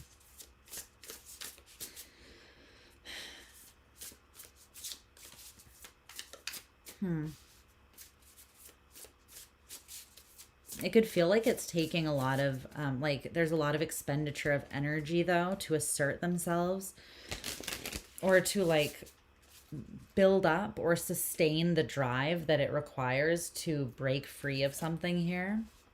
But they know that they have to, like they have this knowledge, and it definitely has something to do with their home life, their family, domestic affairs, something like this. So the root of their desire for you, though, is this rebellion. So are you part of what they want to move towards? Because there was that waiting card. It's almost like they're saying, wait for me, and when I finish breaking out of this, I'll come find you. Can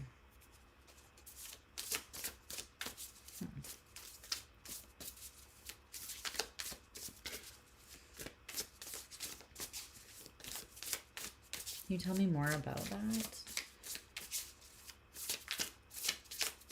What is this person... Can I ask? What is this person rebelling from? What do they feel specifically they need to rebel from?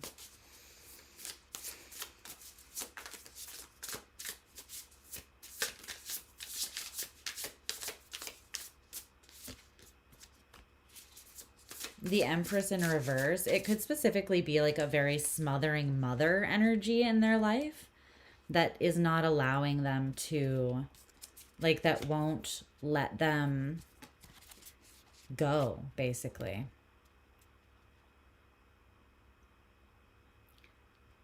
Won't let them, like, go their own way. Because the Empress in reverse...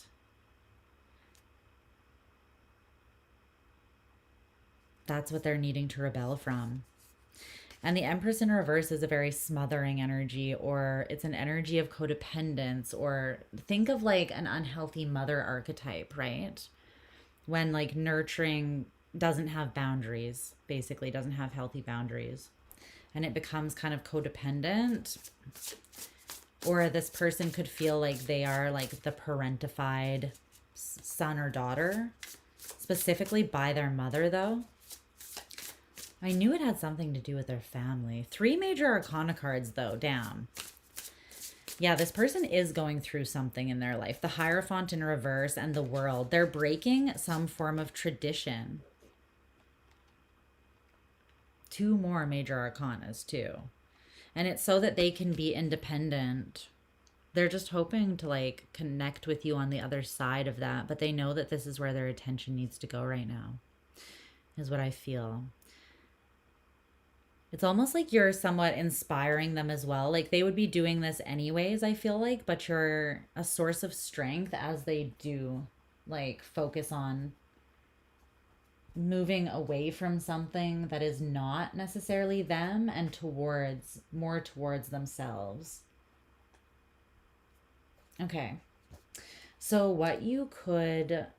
we're going to look at the gain, cost, or consequence, basically, of engaging with this person in the way that they are desiring, so that you can get an idea of whether that is something that you would like to do, or if indulging in that would feel safe and good to you, versus being something that you might want to avoid a little bit more. So the cost or consequence came out as the Lovers. I really like this Lovers card from this deck. It's kind of meant to be more like looked at this way. But it's giving the Garden of Eden with the snake. I love it though.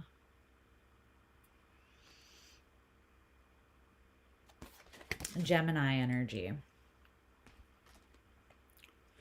See, like, this person's almost rebelling in the name of, well, not in the name of, but that element is something that is feeding into this rebellion, or like giving them strength, or almost just like validating that where they are is not where they want to be, because there's things and that they want to experience, or people that maybe they want to get closer to, that for some reason their current circumstances, it doesn't allow that. And you're just a part of that, it feels like.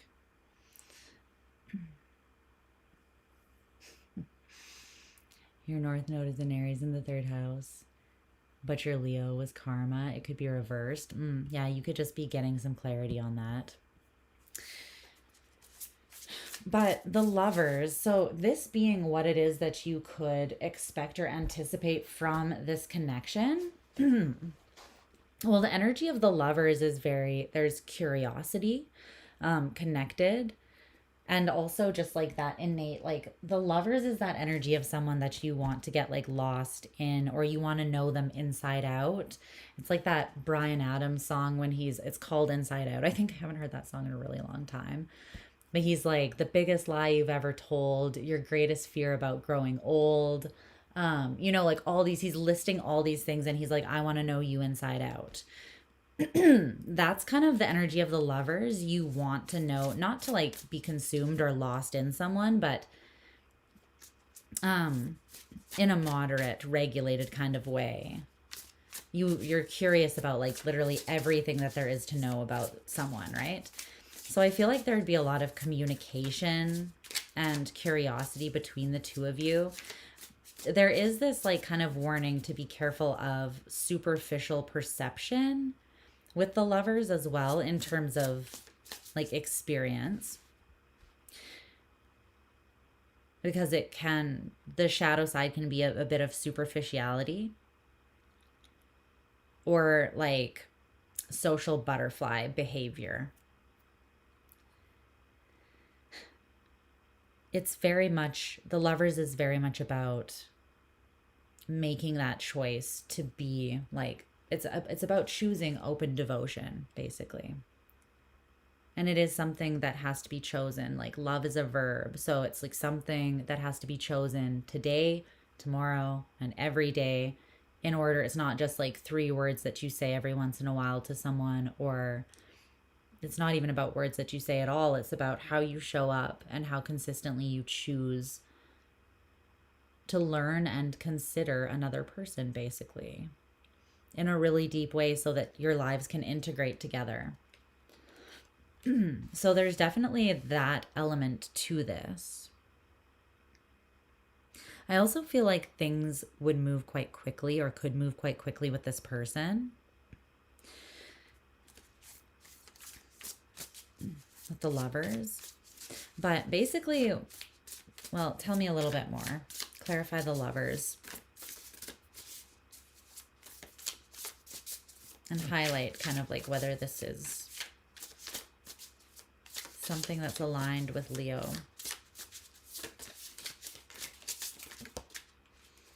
The 9 of Cups in reverse.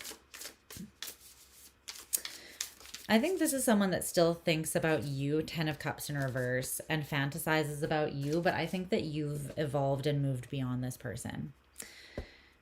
I think you still inspire them to like be their own person and set out on their own thing and rebel from like what has been laid out in front of them, but it seems more of like, it's more fantasy than something that they're actually moving towards.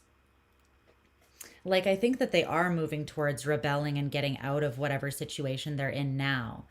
But I don't see a super serious effort. Yeah, the Page of Pentacles, the 3 of Wands in reverse. They're kind of still, they could be very young still, or just like immature. But they're building something kind of from scratch, from the ground up. And it's their sense of self, and then their ability to like, you know, to honor that sense of self. They're kind of building a foundation for their own life of sovereignty and independence a little bit. And I think they have this like dream that they've held on to, that you exist in that, you know, like once they get beyond whatever they're in now. But I think that them waiting, or them wanting you to wait, is kind of like a fantasy for them.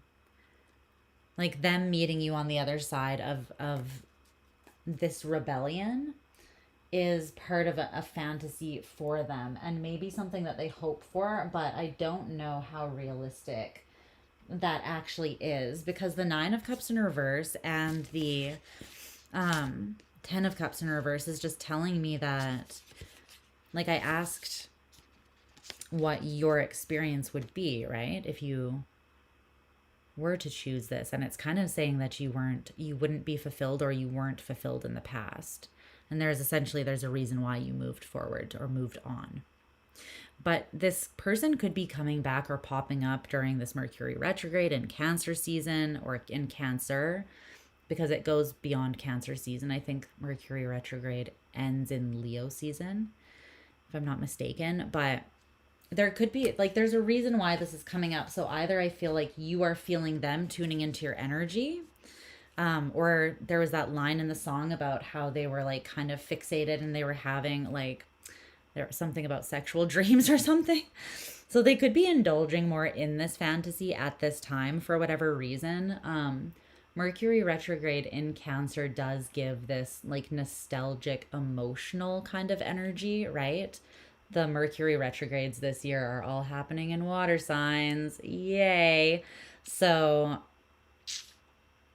yeah, there's that flavor sprinkled in. But if that's my best guess, kind of, is that this could be coming back up, or you could be feeling them present in your energy, or picking up on something there. And I think that this is coming up now in case this person sort of like resurfaces in your world, basically, is what I'm seeing. Okay, Leo, but that's what I have for you. We are going to move on to Virgo now. But I love you very much. But I hope that was helpful for you. Okay. Let's see. Wow. You blocked him. He'll need to get creative. Sometimes that's the way to go, you know? The way to go right now is I've drank water a little bit, and now we're going back to the iced coffee. At least for the moment, because I'm going to need that in my world.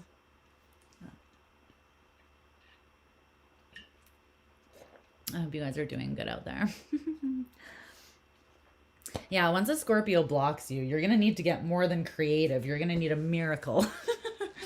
Once a Scorpio is done, bitch, that's fixed water. We're done. We're done. I have like this quote that's like, I don't fall out of love easily, but when I do, it's like final, you know?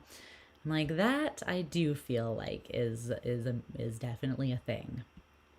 With any fixed sign though, really. It's like when they're in, they are in. And when they're not, well, you're probably going to feel it. So if this is something too that took you a while to like reconcile, the bed is not providing a stretching opportunity for my legs. And I'm like, please, please, I need to stretch. If this is something that took you a while to like process through, right? I'm gonna, excuse my like white little knobby knees here. But I'm going to stretch while I do this reading because I'm getting some cramps in my legs.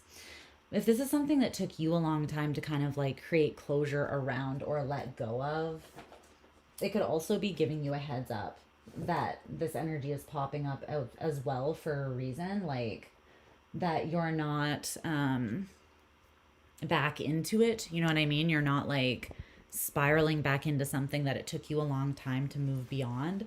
You're just picking up on the remnants of something. I heard sentimental debris. It's like as it's coming up to leave with like somewhat of a finality, it's kind of getting loud on its way out, is what I'm feeling. So it's not coming up so that you can like reassess and like go back. You're rewinding. Jean, do you need a timestamp for a particular sign? Because I can tell you when it started if you want. What's up, Maya? Hi, love. Good to see you. I am good. I hope you are too. It took you a few months to process your own closure and fully close the door. I feel like that's normal, especially if you have scorpionic elements. Like, it sometimes, like, dude, it's taken me years to process and close out my feelings for someone before. Fuck my life. But yeah, this is the life. That was like in my early 20s, and then I figured out not to invest that much in the wrong people, you know? Because it takes forever to fall out of love. And when you're in love with a schmuck,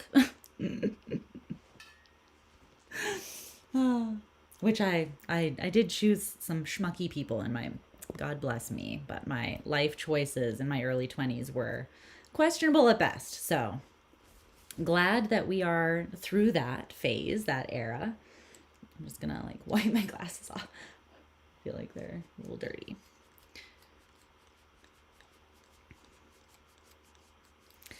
And then we're getting on to Virgo. My Virgos.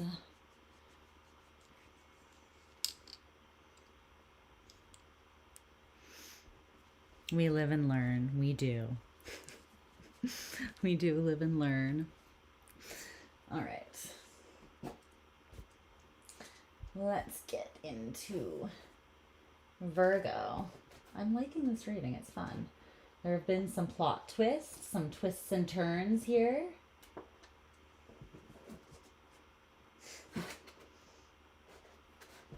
I really like unpacking. I'm definitely a Scorpio rising with her moon in Gemini in the 8th, because I love diving deep into like dynamics and psychology, but specifically around like relationships and intimacy. It's just like so interesting to me. So yeah, I favor readings of the relationship type and like readings like this. So if you guys enjoy them, then that's great. I find it very interesting. All right, let's give this deck a little bit of a shuffle before we start. Is there a better pillow for lumbar support? I feel like this one is more firm and long. The innuendos are just gonna make themselves in this live, you guys, and that's coming from someone who usually drops at least a couple "that's what she says" in her all signs. So, you know, if you're not down for it, then why are you here? Why? Riddle me that. Okay, you should know how I am by now, that I'm not changing. It's not too late for me. It's just I don't want to, you know. So, okay, let me stop. Okay. All right, so Virgo, let's see.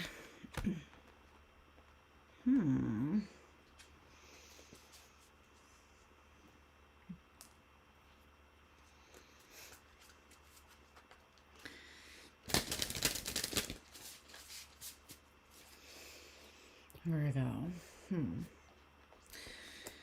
do I have here for you? Oh, right. Forgot for a second. Okay, let's timestamp you. Let's just get into the snapshot of who this person is while I shuffle for you. Let's unpack that a little bit. Okay. Hi, Virgo. I hope you guys are doing good. We're going to dive into your reading, and we're starting with just like an element or a part of the reading where we are looking at the signifiers for this person who has desire for you. What's up, David? How are you? And so, yeah, so this is like so that you know who this reading is about, whether it's your reading at all, if the reading is reversed, because if the reading is reversed, then this part will sound a lot like you, unless you have an overlap, like unless there's a strong mirroring component in the relationship between the two of you or something like that. So use your discernment, but that's why I put this element at the beginning of the reading, so you can kind of like suss that out. Okay. So I rolled some astro dice to help me paint a picture of this person. And for you, we got Venus, Aries, and the second house. I heard only the cool kids have their Venus in detriment in Aries. You know? What am I doing? This is what I meant to do. But also hang loose, apparently. Okay, so Venus in Aries and the second house. Well, I can talk a lot about Venus in Aries as a Venus in Aries agent of chaos myself. But this person, they could have Venus in Aries. They don't have to. They could also have Venus in their second house or Aries in their second house. They could also have their Eros in either in Aries or Pisces. Taurus is also coming through pretty strong as well. They don't have to have those placements though. But the energies of Venus, Aries, and the second house. This person has quite, they maybe didn't always, but they do have a strong sense of self and like self-worth. They know their own value. Venus and Aries people, they're usually quite independent. Like they kind of have it all in that placement, right? Venus is the feminine, in Aries is the masculine. So it's like the two are already there together. So it kind of is like, the reason why it's in detriment is because it's not really like, it doesn't really need union with another. It kind of has that with itself and is comfortable with that with itself. So it can actually like have a bit more of a struggle opening up in a relational way to somebody else because they're genuinely good on their own. And with some people who have Venus and Aries, it can kind of intimidate them or it can make them uncomfortable, like relying on other people a little bit because they do have such a strong sense of self and a strong like driving force forwards, that they know that basically like their life, their dreams are their own. And it can be challenging to include other people in that at times, although they definitely can. And if you fall in love, well, I mean, love can motivate you to do many things, but sometimes it's not the absolute easiest for them. But that's okay. But Venus, these people are, this person might be kind of a pioneer in love. Like they could be something different than you have really experienced before in partnership. Specifically, I'm almost feeling like something about this person actually matching your level of, okay, I heard competence, which is something I feel like that a Virgo would say. They match your level of competence. Okay. That's a pretty big, that's a compliment coming from a Virgo. But I think that you have, this person respects you, and I feel like that's kind of mutual because there's this warrior-esque energy with Aries, this brave energy, not afraid to like be self-reliant, go out on like their own. It's that cardinal fire starter, like trailblazing energy. And then Venus is also the first sign of the zodiac. So it's not afraid of confronting things, initiating things. Oftentimes it can be quite bold in its approach. It can also be a little bit impulsive at times when it's more in its shadow. And the second house is about it is about your values, and that can cross over into like finances as well. But it often talks about how your, like, the way that you value yourself is reflected as within so without, right? How you see yourself is reflected in the world around you.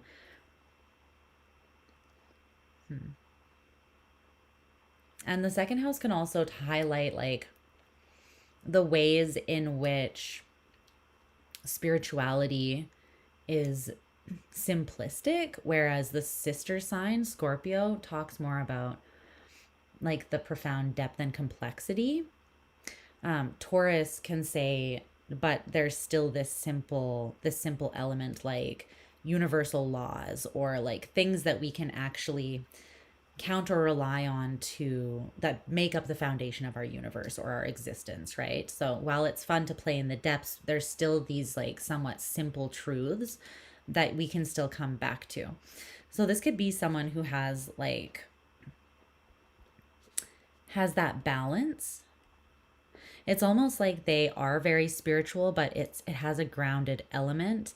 And it's also their spirituality is also very worked into their sense of personal value. Their sense of self-worth is rooted in their connection to their spiritual self, in a way, is what I'm getting from that.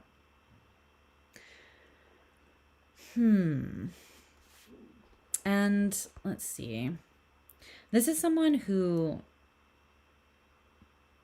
they do prioritize what and who and how they love. They prioritize beauty and romance in their life with that Venusian energy there. It could be that they also feel a lot of like, not that their worth comes from relationships, but they feel that relationships bring a lot of value to their life. Because this person, there is an emphasis on like attraction, pleasure, la dolce vita, the things that are meant to be indulged in and enjoyed in life, love being one of those things. They're inspired by these things though. They could even have like a career path or a way of bringing money in that has to do with that a little bit. Like, they could be an artist. Or they could just have those values or live out loud in such a way that they kind of carry that energy or that focus into the world around them or into their pursuits. It's kind of like coming through as like an infusion of that in whatever they touch. It's kind of like an energy that spills over them. It's something that they possess, that they are like a resource of almost. It's very interesting. And that could come from their connection to their spirituality. So this could be someone who's connected to something higher. And so they're a channel of like beauty, love. Like they hold a lot of that essentially. It creates a lot of personal security for them. But yeah, they could also create stability or make money through that as well. Interesting. Okay. Let's get an oracle card or a few to see more about this person. Actually, let's move into, I think that's a pretty clear snapshot of who this person could be. So let's move into their desire for you and pull some cards around that instead. Okay. So what song did I channel for you guys? Wanna Be Somewhere With You by Rules. Okay, I'm not recalling what this song is. Let me look up the lyrics while I pull cards here, because this is gonna give us some more insight into what this person's desire for you looks like. Okay. Literally the first line. I'm needing love and I need it now. You pick me up when I'm feeling down. I am needing love and I need you now. You pull me up when I'm on the ground. I'm seeing in my mind like this picture that I have on my phone. Will I be able to find it? I think I should be able to. But this is what I'm seeing when I'm reading that. It's like this one. This. It's like, okay, buddy. This picture. It says one question. Do you need someone or do you need me? The lines, those lyrics in the song are making me feel like this person, they have a desire for you specifically, because the line goes from I'm needing love and I need it now to I'm needing love and I need you now. So it's kind of like getting more pointed or refined. It's like this person, maybe they thought at one point that they needed love to pick them up, but now it's like there's like a U-shaped thing that is connected to that for them. It's you that they want, or that they consider to be this loving, connected to love for them, basically. And then it says, I want to be somewhere with you, want to find you there, I'll be right in front of you.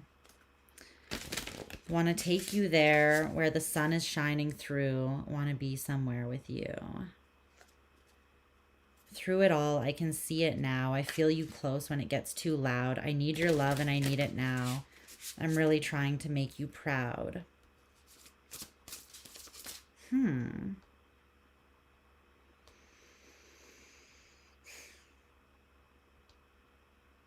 So I feel like this person is not, you're not in the vicinity of them maybe, because there's an emphasis on like, I want to be somewhere with you. I want to find you somewhere or take you somewhere where we can be happy together.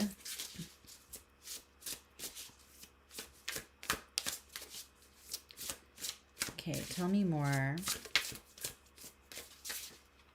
It is coming through as something that they are feeling as like, I don't want to say like a need, but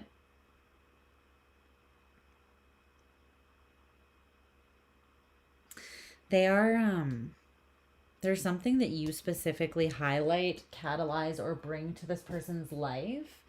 And they, like, they're very aware that you are the source of that. That you're, basically, that you're not replaceable. That's how that's coming through. You are irreplaceable, and it's like they don't need someone, they need you, is how they're perceiving it. Okay.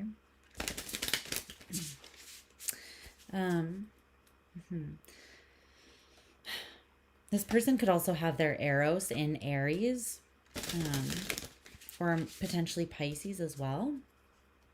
They don't have to, though. Okay, so what specifically, what beyond like the song lyrics and what that covers, tell me more about this person's desire for Virgo and what it is that they want here. What do they desire with Virgo? The Wheel of Fortune.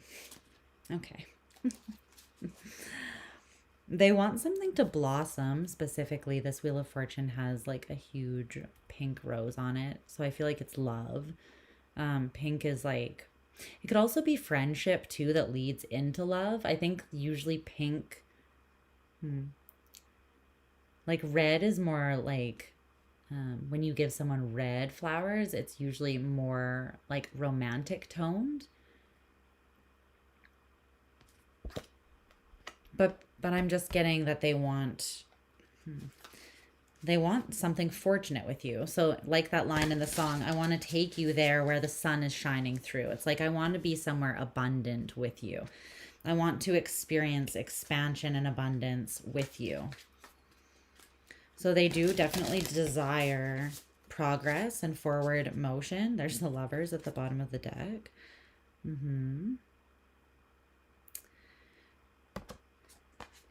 This person could feel like there's an element of, it's like they want the stars to align. There could be a sense of something being somewhat, I don't know about like I don't like the word really destined, like destiny, but it's like something that is definitely meant to be on your path or serves a purpose, and there's no doubt about that. They're aware that you serve a purpose on their path and that you have like fulfilled that for sure.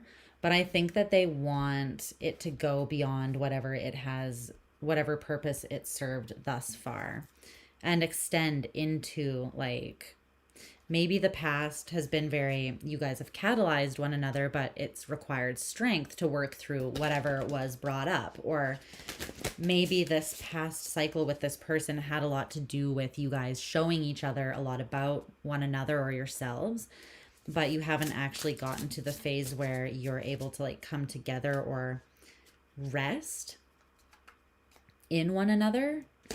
It's like there could have been a lot of tension and conflict that has been prevalent in the first leg of this journey that you've had together, I feel like. And there may not have been it may not have really been grounded in tangible practical reality. I'm feeling like this is more something that there's been a lot of like thinking about it, there's been a lot of feeling about it, there maybe even has been a lot of longing, yearning, desire, but it feels like the insecurity for this person is around something not being reciprocated, or something not coming to like, not coming to light, something either being hidden or just not reciprocated. They're showing me that one of their worst fears though is like admitting that they want you and that you are irreplaceable, that basically they feel very heavily that you came into their life for a reason. Their feelings are very strong for you. But it's almost like being really openly devoted and admitting all of that and putting themselves out there. Their biggest fear or insecurity is that they do that and then it's just like not reciprocated, or something is hidden from them, like that you're not really putting any energy towards this, or you're not interested in doing so. Basically like a slap in the face that this is not everything that this person heavily feels that it is or could be. That with the moon, that something is hidden. It's interesting. It's the 10 of Pentacles behind that. Like that basically you could have everything together, but the Page of Pentacles in reverse, you just choose not to choose them, basically. When for them, it feels like you're their first choice and there isn't like a close second. So that is, it's coming through as like, there's some fear coming in mixed with their desire. So I don't know if that is like connected to something that's already occurred, or if that's just coming from a personal insecurity that's not based on the history that you specifically have together.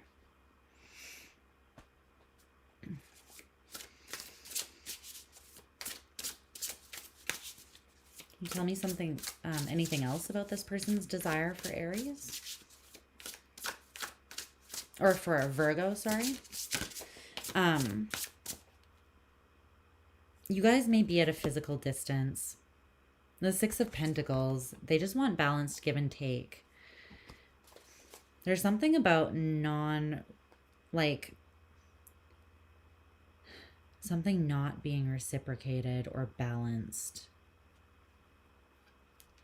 But wanting the Six of Pentacles and the Seven of Cups in reverse, the Two of Swords in reverse, this is the bare minimum, really.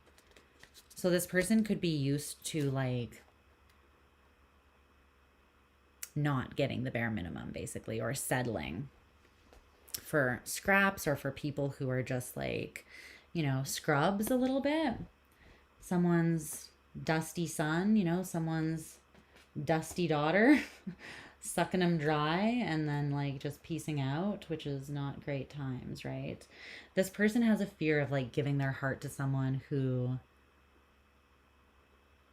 has no business holding it, basically, because they want like everything. The Wheel of Fortune and the Lovers is like That's big, big motherfucking love, because the Wheel of Fortune is Jupiter, which expands and blows up what it's around. And what is it around? It's around the freaking lovers. So this person, they're sharing that they already have these feelings for you, but they're afraid of them because they're afraid that they're not reciprocated.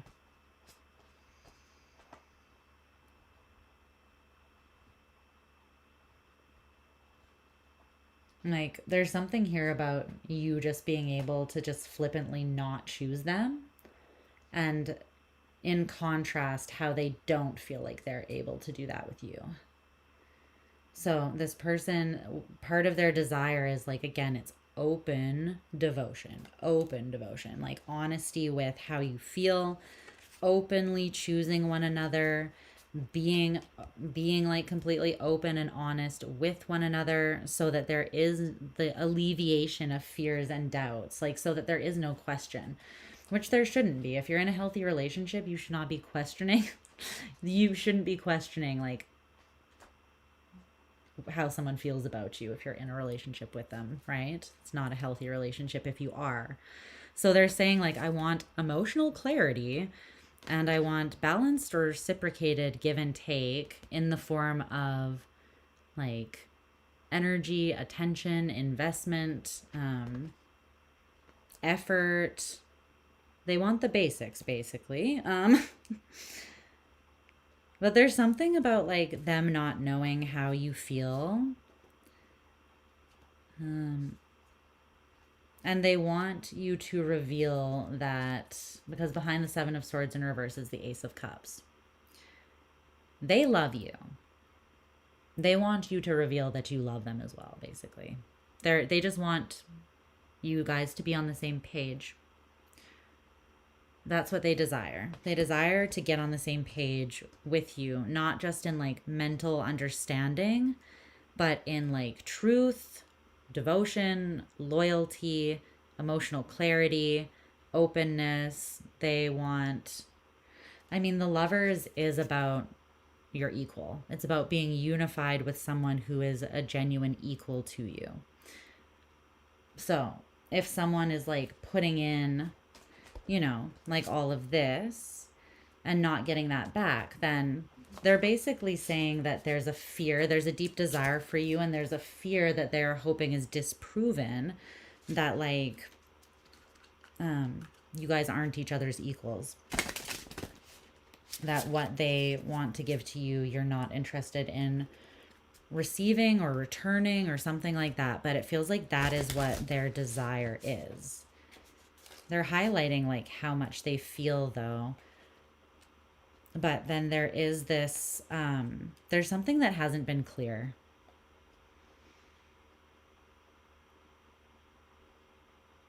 Yeah. Like, I feel like there's been emotion and inspiration between the two of you, but then like maybe it didn't get off the ground, or maybe it was revoked or repressed. Something introduced doubt. But it's, okay, my left ear is ringing a little bit.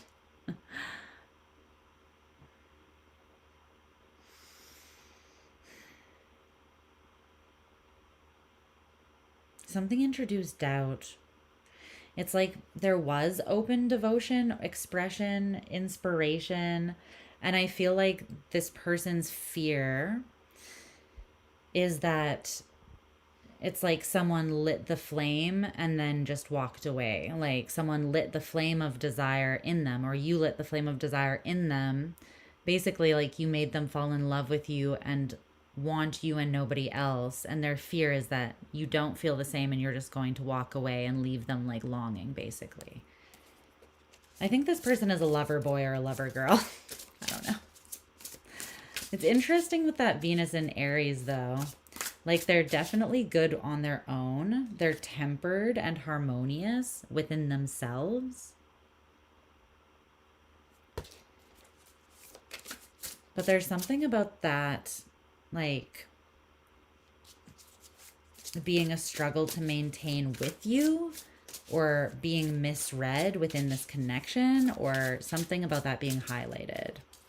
Okay, so let's look at what this desire is ultimately rooted in for this person and see kind of where that's coming from. So the card that came out is this one, Mercury and Pisces, inspiration.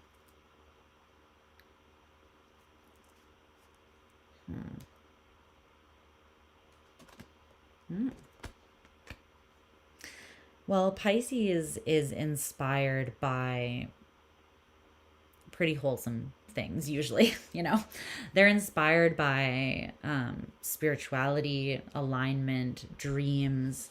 They're inspired by love, to be honest. They're inspired by love more than anything. If you ever have known a Pisces, it's pretty much, you know, it takes about 2 seconds to figure out that they are the ultimate lover boy, lover girls.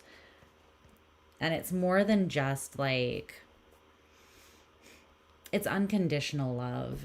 It's the Wheel of Fortune and the Lovers. It's big love. Yeah. Okay. But Mercury, again, it's something about like you're the source of inspiration, or you were the source of inspiration, or like you communicated something that inspired them, but inspired them from the heart, inspired a dream within them, or caused them to like believe or imagine that a dream that they've had surrounding compassionate partnership or like reciprocated, balanced partnership is possible. But now they have a fear around that. So I don't know what would have like given them that faith and then like introduced doubt after they were so sure. But it could be like a revoking of energy because they're showing like a lack of reciprocity, or like that they're very certain about how they feel about you, but they're not certain about how you feel about them. Something about that. So they want clear perception and they want open communication. The root of their desire is also in that, though. So they feel like they do perceive you and the connection clearly. So there could just be disparity between how they are perceiving things or what they're feeling, and then what the actual reality of the relationship is at this time. And that would make sense because Pisces is very intuitive. They're usually mystics, dreamers, poets, lovers, right? But they can also be a little bit idealistic. So this person could be a little bit fearful that they jumped into something too fast, or that they believed something too fast, believed a dream that was presented to them, or they were inspired by the potential of something too quickly. Basically, they want, their desire is that their intuition and their inner knowing and their strong feelings will be validated by the recognition that like you're in it with them. They're not in it alone, is what I'm seeing. Can you tell me more about the root of this desire that this person has for Virgo?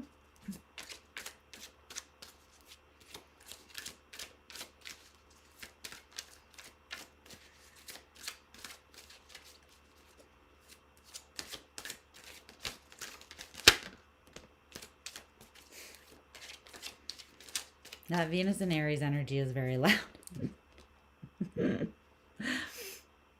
This person isn't insecure. It feels like they just want to know where they stand and they want to know that it's balanced. They're also like at rest though within their perception of this, which I feel like is a little bit idealistic. And they're saying that they don't have a lot of tangible proof that you do feel the same, or that this will come together, but they're still at rest in what they know. And they're saying that that is because you make them happy. And I feel like this person, they maybe struggle with anxiety a little bit. They could have seen that somewhat reflected back at them through you. But I think that they are pouring that into like a creative space now, and it's creating movement towards success. It's helping them trust what has come thus far, like that everything served a purpose. Specifically like in this connection with you. So they've moved beyond their anxiety. This person does have confidence. It's not that their desire is not validation because they're not confident or because they're insecure. It's their desire is to like physically get on the same page as you. They want to be somewhere with you, right? They want to, there's something that just hasn't been open, hasn't been claimed. You inspire them. They don't know if you feel the same. They just want clarity because they're very aware of the strength of what they feel for you. I was about to say something else. Oh yeah, I was channeling a song. What is that song called? I think it's called The Rope by Lane 8, like Lane 8. I'm pretty sure that's what the song is called, but it says, you make me happy and that's hard to do. I was so damn sad till I met you. Aww. You make me happy and that's hard to do. Why? Why is it hard for this person to be happy? I'm curious about that. Or why is it hard to make this person happy? I feel like with that Piscean energy as well as that Aries Venus, yeah, it's just channeling through. They do have a natural confidence. They inspire themselves. Like Aries Venus people are their own muse, basically. Not that they're full of themselves, but they're very creative. Like Rihanna is a Venus in Aries. Who else? Mariah Carey is a Venus in Aries. Marilyn Monroe was a Venus in Aries. Like there are these people that are very attractive maybe and have like a lot of magnetism, but a lot of that comes from their willingness to like do what they want and be on their own and just shine on their own. They don't need anyone. They want someone who will add to the fullness of the experience that they already exist within, not take away from it, not deteriorate the joy that they already have as their baseline, because they enjoy their relationship with themselves and their experience of the world. And that doesn't make them selfish. It doesn't make them shut down to experiencing and expanding on that with somebody else. But this person has a very deep, like they love in a profound way. They love in a spiritual way. They love in a Piscean sort of way. And I think that they're kind of saying that that is difficult to come by, something that can actually match that or will choose to match that. Yeah, can confirm that is very difficult to come by in this world. So I think that this person, it's not a lack of personal confidence. It's just not knowing if you can match their freak, essentially. And for some reason, that's not clear to them right now. Why isn't that clear? Let me ask that. Then we're going to move on to, it's not clear because of the Ten of Pentacles. Someone's been committed to, yeah.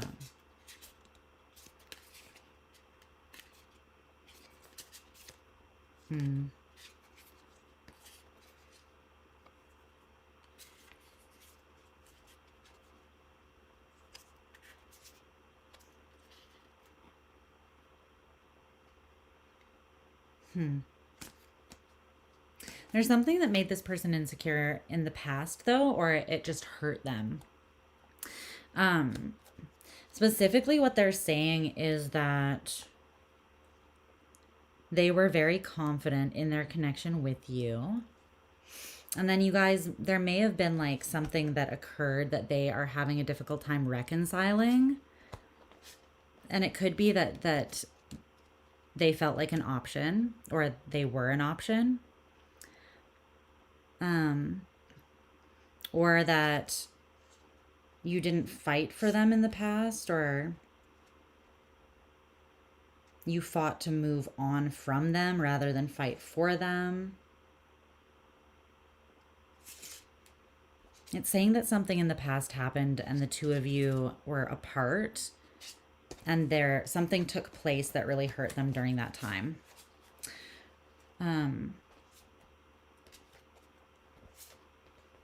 But they're not sure if it's even true. It's like something happened that caused them to question whether anything was real before that, like leading up to that. And they're somewhat contending with that. But the Ten of Pentacles and the Queen of Pentacles, this could also be, they're kind of saying that someone is focused on the physical realm of things. I feel like this would be you, more focused on like practicality, work, physical abundance, or what is in your like direct vicinity. You could have another like person, because here's like, you know, the Queen of Pentacles and the Ten of Pentacles. This could be like you are already in an established relationship, or that you just, your value is on things other than them. Like you're focused on making money, you're focused on whatever, living your best life, taking care of yourself, like casually dating or dating other people, or that there's like an established commitment. But this has made them question whether you're on the same page, because that's a lot of focus on pentacles. And this person, their focus on pentacles is just that like the energetic flow between the two of you is balanced. But they're kind of saying that your focus is just on the physical. So we kind of established they want to be somewhere with you, but they're not currently. So maybe there's someone, maybe they are not where you are, and wherever you are, you're with someone else, or you have options that are more tangible, more practical, or already established. But this is the doubt that, like, this is why this person is saying they feel unclear about whether things are reciprocated between the two of you. Take that how you will. But the gain, cost, or consequence of engaging with this person and sort of like going down that path with them. So this should give you an idea of whether this is something that you feel safe engaging or indulging in with them, or whether it's something that you would feel better off avoiding, okay? And the card that came out for you is the Moon. Well, this scares you. There's an element of this that scares you. With the Moon, this will require you to face yourself, both of you. With the Moon, it requires you to face your fears, your doubts, your insecurities. This person, I feel like, is already kind of contending with some of theirs. They just haven't found, like, they haven't closed it out yet, because it feels like because they don't know what the truth is. So maybe they're creating closure for themselves currently. Almost like, so no matter what the truth is, they have closed that out, or they've like dealt with their feelings around something, which would be really healthy. But the Moon is the card associated with Pisces. So there's a great deal of Piscean energy here, a huge amount. But what you could expect from moving forwards with this person, or even indulging in, like, from a desire sort of standpoint. The Moon. So you can expect it to be emotional, highly intuitive. You could even be so connected to this person that there's like an element of telepathy, or basically like being feeling like so unified with another person, or that something is so deep and not casual that that you can really feel one another, and you're not that you're influenced by one another, but you're very like tuned into one another in like a spiritual way though. But the moon can also talk about like the ideal or what is a fantasy. So I feel like this would be extremely memorable for you. Like the sex would probably be life changing. The moon is also a very feminine, sensual energy in itself. It's poetic. It's about unification, but not losing yourself, but just being like wide open, being completely open and vulnerable, despite basically the fears or doubts or insecurities that you have. Only then can you actually like genuinely overcome them. You have to face them head on anyways. So this would cause you to do that. But I feel like doing that would also inspire you, because you would realize that like, why was I letting those things control me anyways? Like, they're not so scary when I actually just face them head on. They are scary when you avoid, repress, or keep things in the dark. What is in the dark will always seem more scary than what you shine a light on.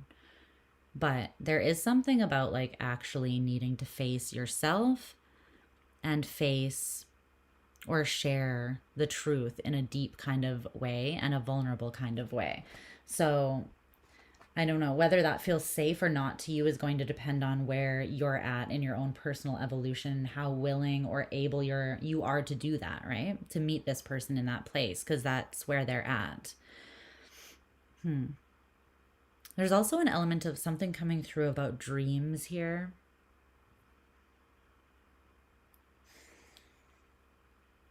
What's around that? What's the implication of dreams? You could have dreams with this person in them a lot.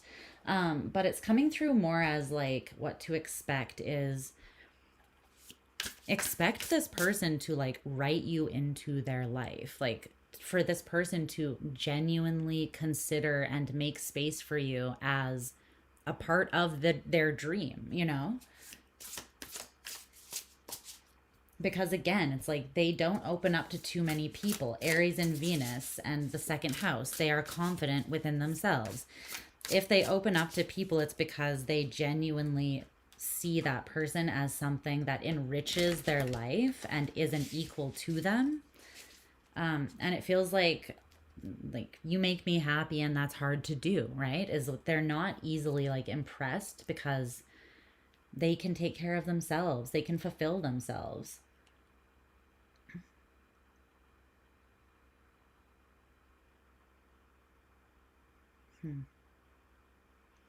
There's also an element of privacy though with the moon. Like it's very deep and profound, I feel like the connection between you would be, but it would also be private. Like there's just a very strong element of intimacy coming through. The kind of intimacy that only feels safe when it's like something that you protect from the outside world. So I'm not saying that they would want to keep you as like their dirty little secret, but this is someone who protects the love and the life that they build, or the intimacy and the desire that they share with another person. Even the dreams that they create and pursue for themselves and with a partner. It feels like because of that Aries Venus and that second house energy, this person, this is all stuff that they already have on their own. It's just you would be a part of it with them. Their life is already sensual, dreamy, poetic, deep, private, and memorable, and, you know, like intuitive and emotional, inspiring in a lot of ways. But they still want to be somewhere with you, where that sun can shine through on both of you together. So, is there anything else before I let Virgo go? That's what I'm getting, though, for you.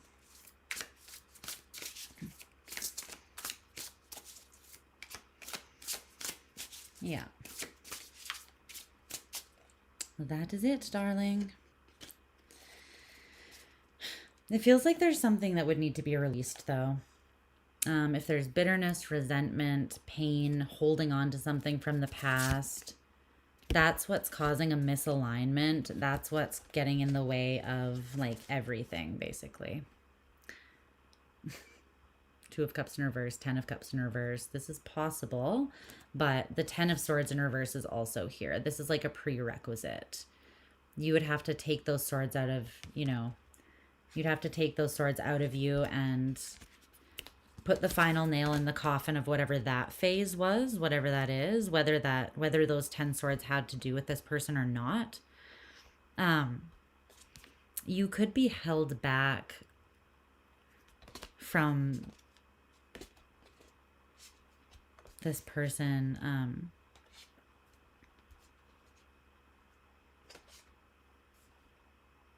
while you do, I'm hearing while you do some fine tuning. There's something, though, that you haven't expressed to this person. It's because you're working on balancing your own internal state of sovereignty, empowerment, and, you know, harmony within yourself. For some reason, you feel like that's been off balance. I think it's because you actually also were very deeply affected by whatever the influence of this connection and this person. Because you're showing me the King of Cups as well, which they already showed me. It's making me feel like there just needs to be communication, but there's an element of timing, like correct timing to this as well, with the Wheel of Fortune coming out again. It's like this is almost something between you that is blooming or has the potential to bloom as the two of you individually bloom, but there is, like, you have to choose to not be in it alone, to not be defensive, to not feel at peace, just like being in your head more than you are facing this person and having a conversation, rather than just like overthinking it, ruminating, going back and forth. You know, there would need to be, like, well, obviously a commitment to actually like moving something forwards if you want it, but that's just common sense. So, you know, I think that that's all that there is here. That's what I've got for you, Virgo. Ooh. Okay, let's move on to Libra. Okay.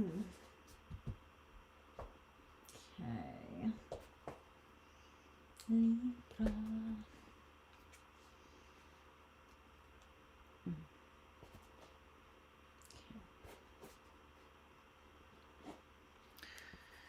What's going on, party people?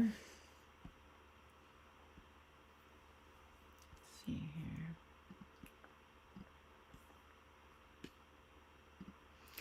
How you doing out there? What does this say? Yes, we're on Virgo. Let's see. What are you guys saying? Virgo Sun and 3 other Virgo placements. Wow, David, that's a lot of Virgo. Thank you. Thank you for the compliments. That's very kind of you. What's up, Christina? Hi, Lisette. Yes, we're on Virgo. Well, we're now on Libra. Making good progress. I'm working on it. You met him 25 years ago. You went your separate ways for 20 years. Dang, reconnected 2 years ago and the same feelings come back. But you have complicated lives and live in different countries. Well, can confirm that living far away from the person that you like love sucks balls. Like, it's not... I'm not even going to try to say it in a pretty way. It sucks. Not a fan of long distance whatsoever. And we'll never do that again. Never, ever doing that again. That was some fucking bullshit. Like, there's no, I don't know. Space leaves too much open for... And, like, I'm a super independent person as well. I mean, I am an Aries Venus as well. But I'm also someone who, like, whose love language is quality time and, like,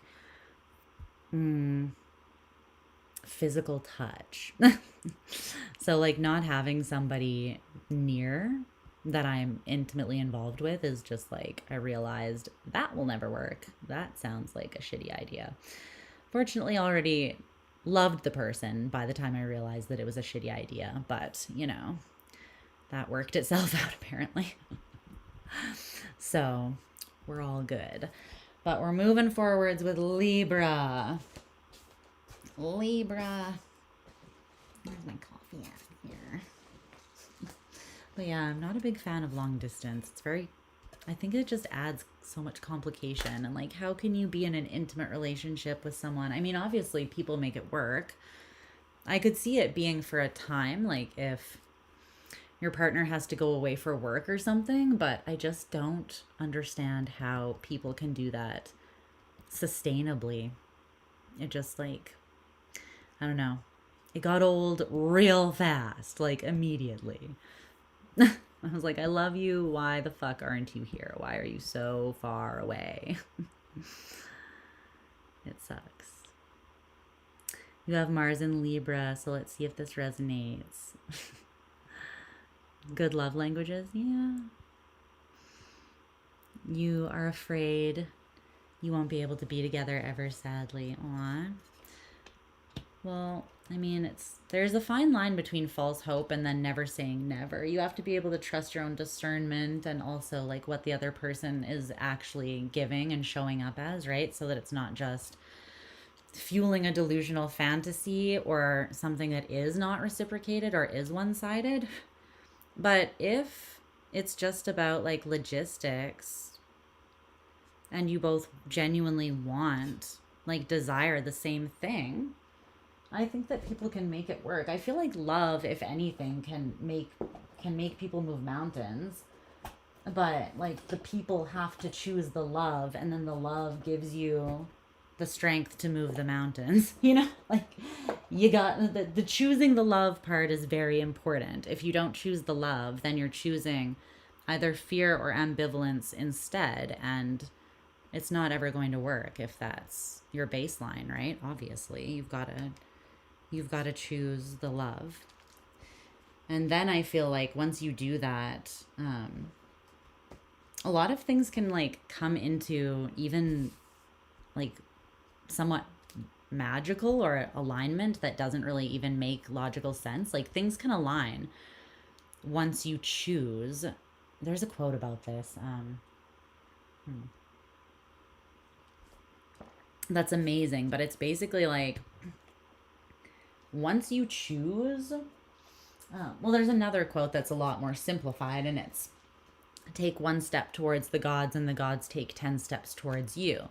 It's basically like the universe is conspiring on your behalf in a positive way, always. You have to trust that and fling yourself off the cliff, and then you will discover that the universe is there to catch you. But if you never fling yourself off the fucking cliff, well, then you're never going to know, right? Take one step and the universe or the gods will take 10 in response back to you. And you'll see that the odds are in the favor of the brave. You know, love is the prerogative of the brave. If you're not brave, then you've got no business seeking it, engaging with it. Like, it requires bravery. Right? But it's not easy. That's why it requires bravery, because it's not easy. So, yeah. All right, let's see what's going on with Libra here. Where's the deck that I want to use for you? Is it? Yes. But yeah, it takes a lot of guts to even just choose love. And especially like when there are challenges, to choose it and to like choose one another and choose to face those challenges together, even when you have your own doubts or fears or insecurities, or when challenges like pop up, right? I don't know. That's kind of the test of love, though, whether something is just like a more superficial desire or whether it is really love, because love, like I said earlier in this reading, is a verb. It's something that you have to act on. It's not just like, I can say that I love you, but that doesn't mean shit if you're never showing it, right? Love is like something you choose, you embody, and you choose to act on and in accordance with. You choose to consider someone other than just yourself. You choose to make space in your life. You choose to compromise. And only then can you ever really have like love that genuinely and sustainably works. Both people have to meet in those energies, and it's not easy. It's not always easy, right? Life is complex. I think if it was that easy to always just choose love, then a lot more people would be in it and not going to bed at night with like a longing in their heart for someone somewhere out there. Because I think that's part of the human condition, unfortunately. That like that longing, that requirement of courage and like sacrifice for love. But like I said, once you show up, I really feel as though nothing like makes you stronger, or nothing liberates you more. Nothing will like have your back more than love if you show up for it. But you always have to, it's scary to take that first leap and really invest into it, right? Okay. Libra. When you're single and without children, certainly it's easier to choose love. Yeah. Yeah. You have less to consider, right? When it's just you.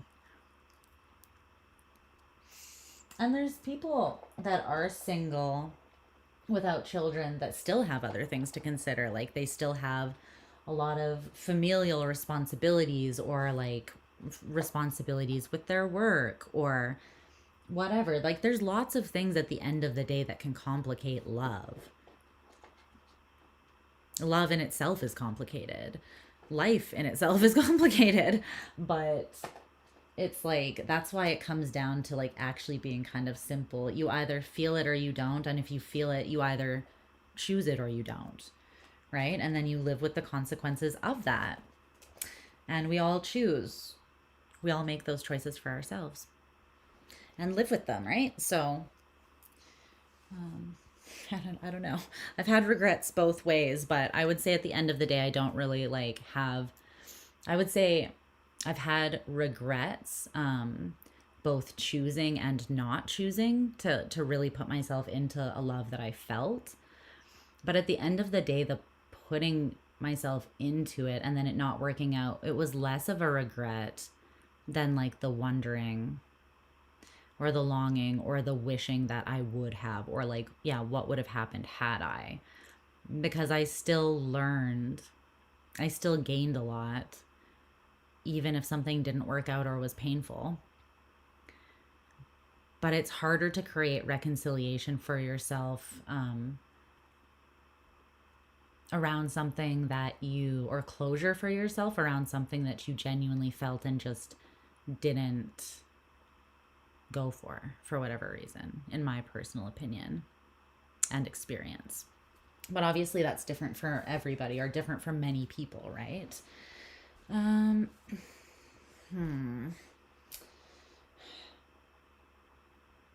to blow my nose, so just give me 1 second, you guys. I'll be back, and then we're gonna get into Libra immediately. I also need to stretch my leg a little bit, because what the heck, this one leg is just cramping up a storm.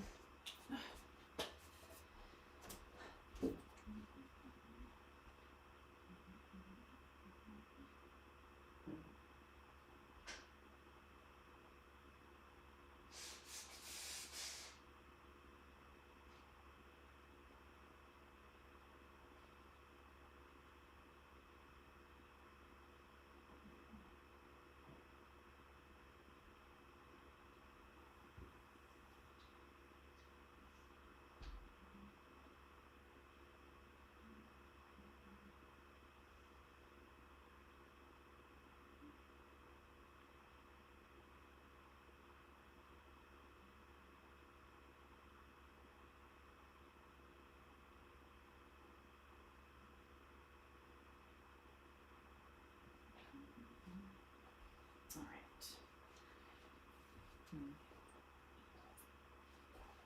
Do I want a sweater while I'm up? Maybe, in case I get cold.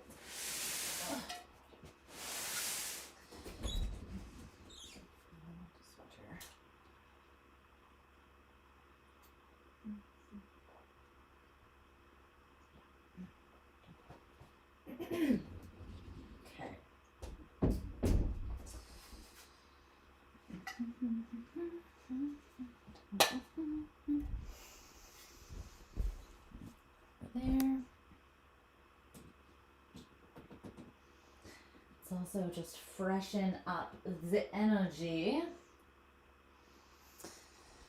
with my good friend Paulo. Say hello to my little friend. Guys, I'm a dork.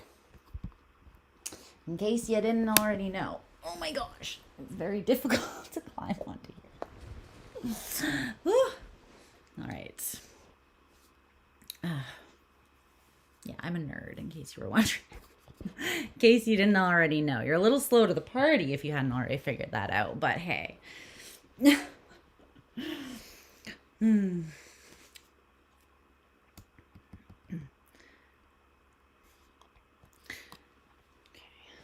Where did I put that? Later.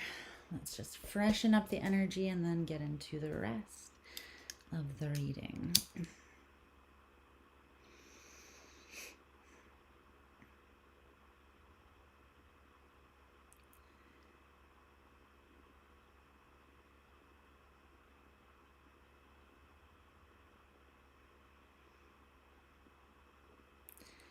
But I also think it's not, like, it does come down ultimately to, like,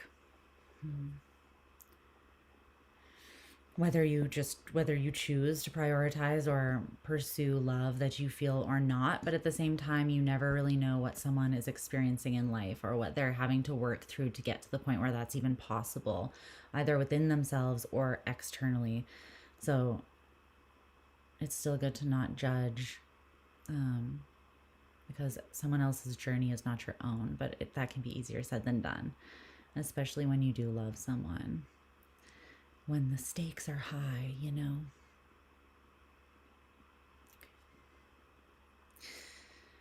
A little smoke bath. Smoke bath.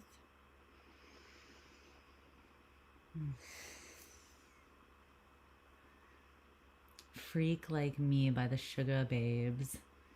I don't know if I know that song. This is smoking up a storm now.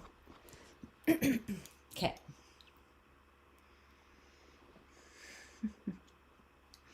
Might have to look it up though.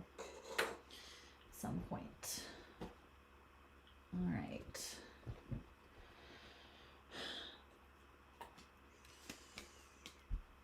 Libra. What song did I owe? Okay, that song speaks for itself. What song did I channel for you? Immediately amused. Okay. Let's timestamp you and get into it. I don't think I really need to look up the lyrics to this song. I suppose I can.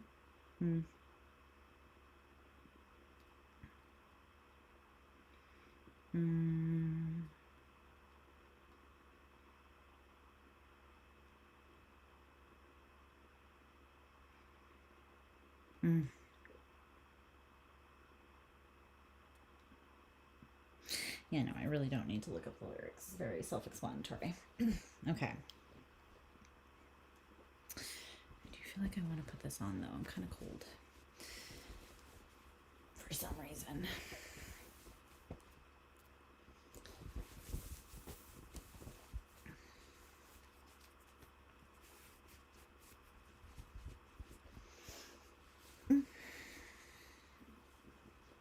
All right. It's better. Just give me a little bit warmth here. It's getting kind of chilly, I guess. Probably outside. I can't tell if it's raining, but it's been raining for like 2 weeks straight. So it's a little bit nippy, a little bit chilly out there. Okay, Libra. Timestamp you and get into it with your cute butt.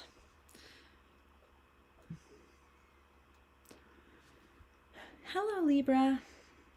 I hope that you're doing really well.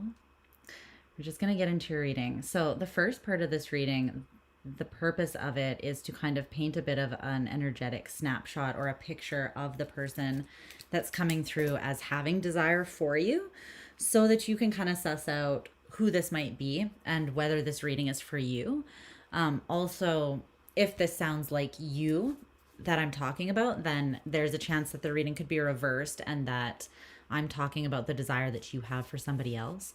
So take that into consideration, and just, use your discernment, okay? I would say that if the reading is reversed, then try cross-watching maybe, because it could be reversed for both of the readings, or just check your other placements as well and see if you can get what you want, see if you can get what you need. You can't always get what you want, but if you try sometimes, you can get what you need. So, I don't know, someone intelligent said that at some point in history. All right. So, I rolled the Astro dice to get into your person's energy, basically, or this person's energy. And what came out for you is Venus, Libra, and the 10th house. Okay, so really heavy Venusian energy right off the bat with this person. This could be someone that you know through work with the 10th house there. It could be someone as well that you know through your mother, potentially, like you met through your mom in some way. Do people meet people that they desire through their mothers? I don't know. Maybe you guys have cool moms. I'm not like normal moms. I'm a cool mom. All right.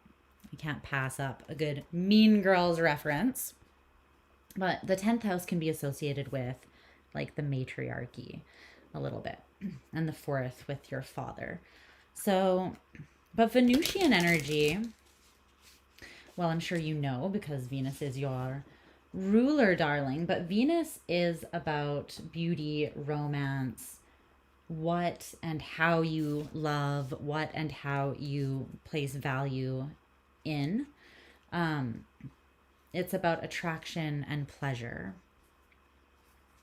And then your energy is about relating and complementing, creating balance through fairness, basically, and diplomacy, so that there can be relationships, right, that are healthy because they actually, the people within them relate to one another in a healthy way. Go figure that's how that works, hey? So there's also that. The 10th house. This could be someone who's very ambitious, but they could also be concerned with they could also be quite concerned with status or their reputation in some sort of way.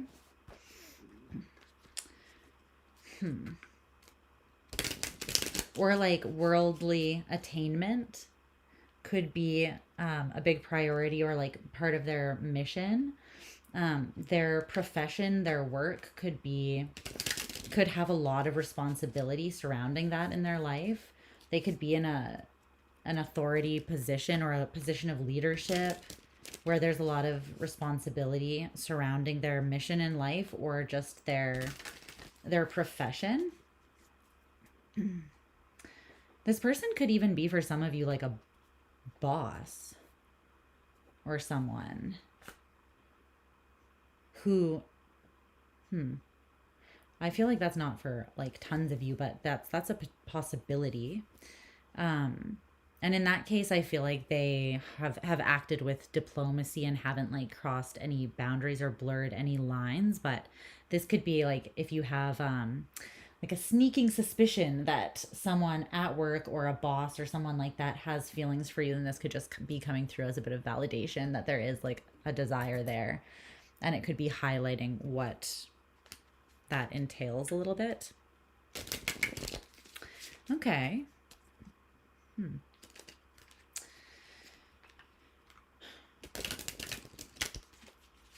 But this person could have artistic tendencies as well. They could be very relationally focused. They could also have like well, be diplomatic, or just kind of like a peacemaker in some area of their life. It doesn't have to be overall, but that could be a strong element. It could be in their career. They get results through that being part of their responsibility. In a very like tangible sense, that would be like, this is someone who is like works in HR or something like that, right? Like someone who helps smooth things over relationally. It could be something like that.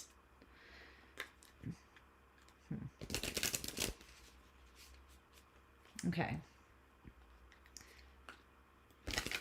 Let's also get, yeah, let's get an oracle card here.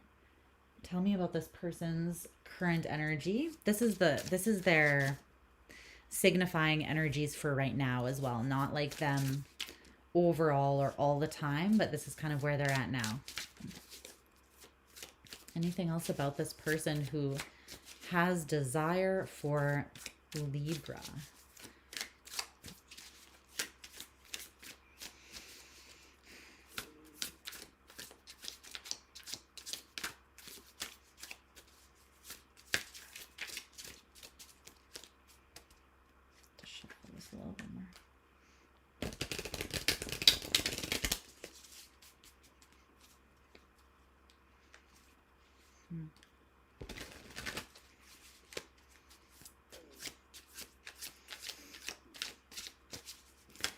Tell me more about this person that is being highlighted for my Librans. Okay. This could be someone who thinks about you a lot more than they actually like engage with you. This person's coming through as having a very active internal world. Externally, they could come through as very grounded, practical, responsible, and focused on tangible results or their job, or even other people that if they're very relationally focused, I feel like that's not just romantic.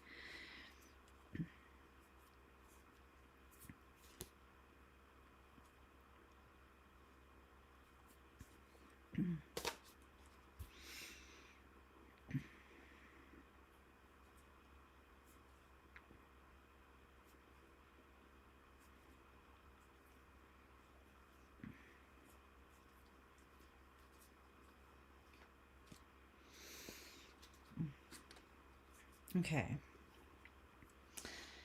The cards that are coming out are space and introverted. So it says, do not disturb. What does that say? Rebalance, thinking, clearing head, self-care, and difficulties for space. Interesting. And then introverted says, happy on my own, focused on myself, hermit mode, avoidant, do not disturb, withdrawn, inward looking, or unsociable. Virgo didn't come out, but the fact that it says hermit mode, Virgo could be like, they could be a Virgo or have Virgo in their chart in some sort of way as well. But I feel like this person is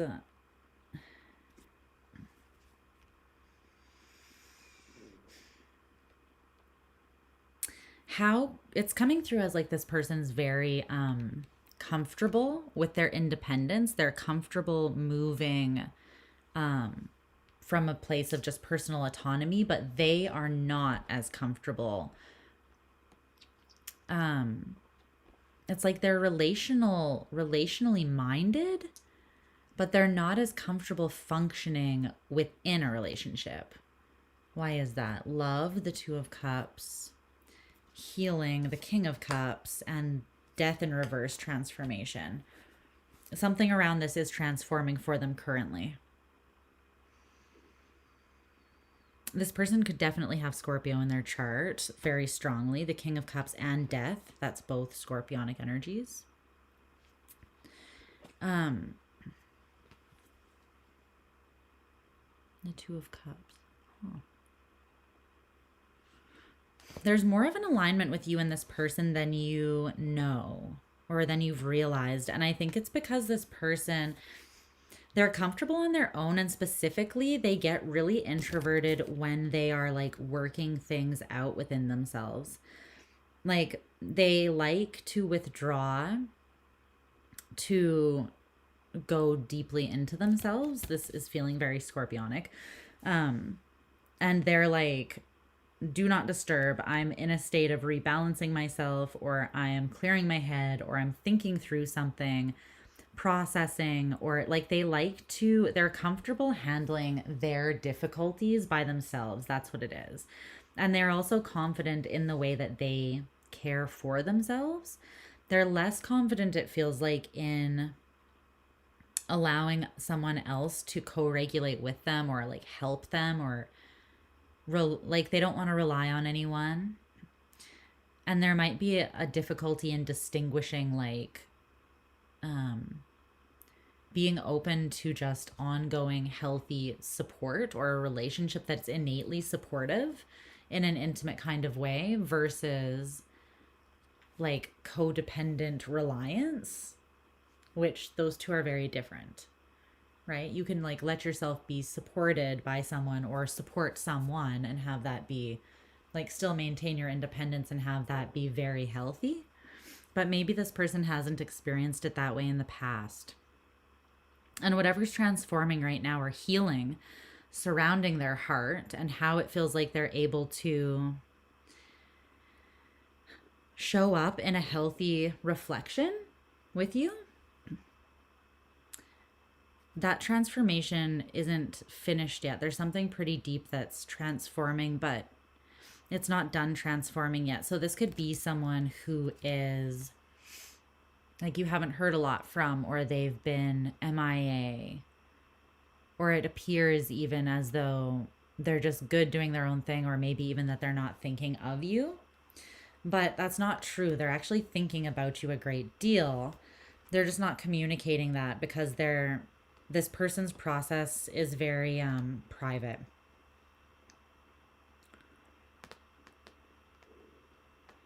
Okay. Which is really interesting because it's like with the Venus and Libra energies, they are very tuned into emotion, love. This could also be someone with that Libran energy and Venus there, with the 10th house having that element of like responsibility. They could have been in connections in the past where they felt very responsible for their partner, like responsible for their feelings, their reactions. Basically, like their life had to orbit around their partner so that they could. And I feel like this person has sacrificed a lot to meet the needs of other people. And it's coming through as like their independence, in other words, is not something that they always had. It's something that they established most likely after being in like an unhealthy codependent type of relationship. And so they're kind of fiercely protective over that now. Like they do not want to repeat the past. But they also have this knowledge of themselves and how they work and function best. And it seems like this person, they know that when they do go through like a really deep transformation or healing, and I totally understand this as someone with like my moon and Chiron in the 8th, Pluto in Scorpio conjunct my Scorpio rising. Like, I get it. I fucking feel you. There are some places you can really only go with yourself. They're like so intimate and profoundly deep that even no matter how much love you have for someone, there are some places that you can only go with like yourself and spirit. And maybe you can travel there on your own and then take someone back there with you once like you've done that healing, or once you've learned to honor and accept that part of yourself, right? But like, for instance, when a lot about scorpionic energy and healing has to do with shadow work and bringing consciousness, like bringing light to the unconscious. it can be very intimidating and vulnerable to take someone to those particular places with you, because it's like you're going to face a blind spot within yourself. And that's already intimidating enough to some people, but it's very intimate to share that process with someone else. In other words, to let someone see you in the spaces where you haven't even fully seen yourself yet. And you don't really know what you're going to find there.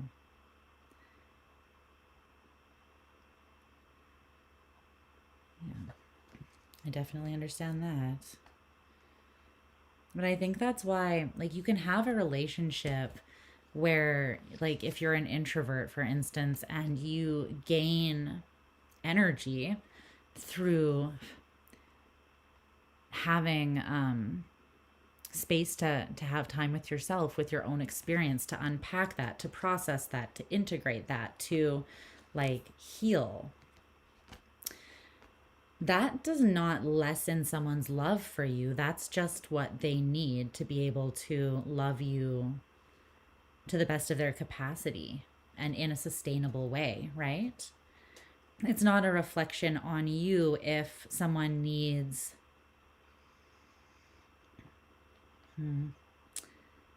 to take some time to themselves.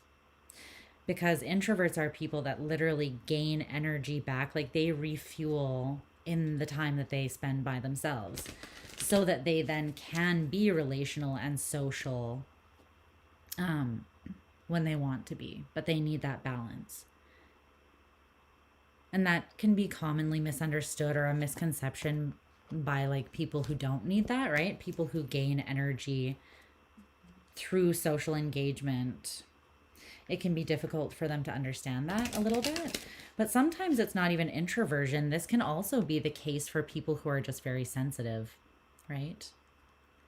Or people who soak up a lot of other people's stuff. It's important for them to be by themselves in their own space to like recalibrate and come back to their own center, so that they don't lose themselves, so that they can care for themselves and kind of like separate what is theirs and what is other people's, so that they don't end up taking on too much that's not theirs and then being resentful or exhausted, or not having a strong sense of self as a result.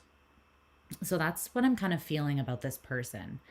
Hopefully that gives you a good snapshot of who this person could be in your life. So let's start looking at a little bit more into their desire for you specifically.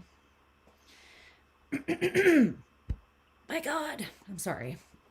My throat's been a little, I feel like there's something this person wants to say. I'm hearing a lot. There's a lot that this person wants to communicate potentially with you.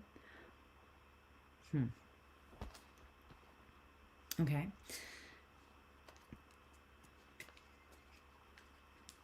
They want to communicate with you from a place of confidence, though, and it feels like they are not in the space to do that right now. Not because they are innately insecure, but because they're in the middle of that process, that like they're doing some deep healing right now, and it's transforming them in a pretty profound way. Like the death is like a transmutation of who you are that is so deep that it's like being resorted to ash and then rising as the phoenix. It's like going into the cocoon as the caterpillar and coming out as the butterfly. So it literally changes you. It's like dying and being reborn within the same life, basically. So they're going through something pretty deep at this time. But the song that I channeled for you is Feeling Myself by Nicki Minaj and Beyonce. Feeling myself. I'm feeling myself. Okay, so this person's desire for you, feeling myself. I think that they want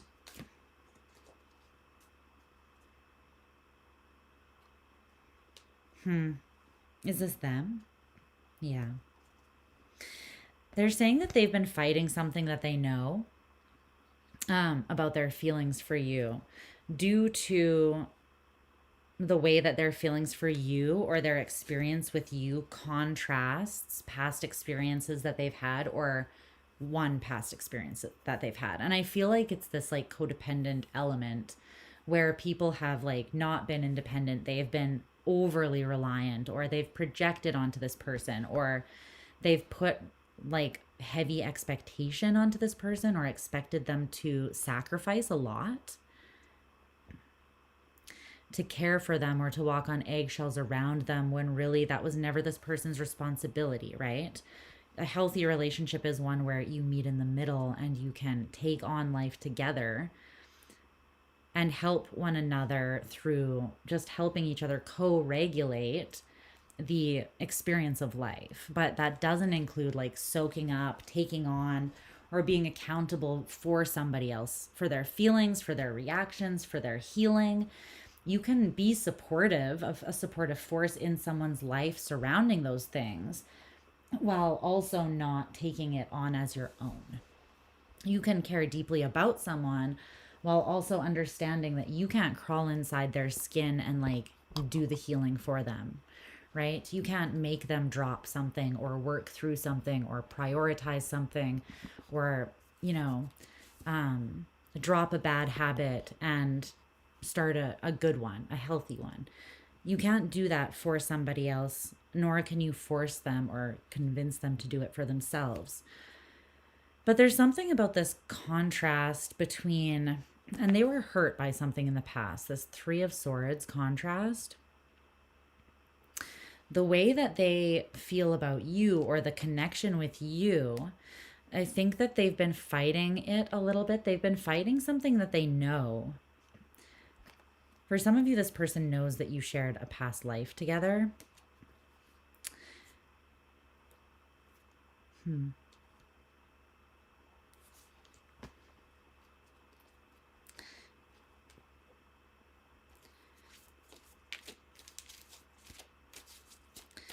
So in what way does their connection to Libra contrast the past here? I think what it is that they are aligned with you from a place of sovereignty and personal, like being in dominion over their life and being independent, and maybe having healthy boundaries that they didn't have before. But they might still not be trusting that they're coming from that place just because of the experiences that they had in the past. I think that they need to realize that the reason that they experienced what they did in the past was because they came at it from the person that they manifested that from the place that they were at back then, right? The person they were back then. And they're not the same person now. So it's like they still have this internal level of tension or conflict, and it's because it's like they're fighting what they know, that you are not, like that this is not then, right? You are not whatever experience they had before. And it feels like they want to embark down a new adventure. They don't want to experience defeat, and they also don't want to self-sabotage or be self-defeatist. I need to clear my throat.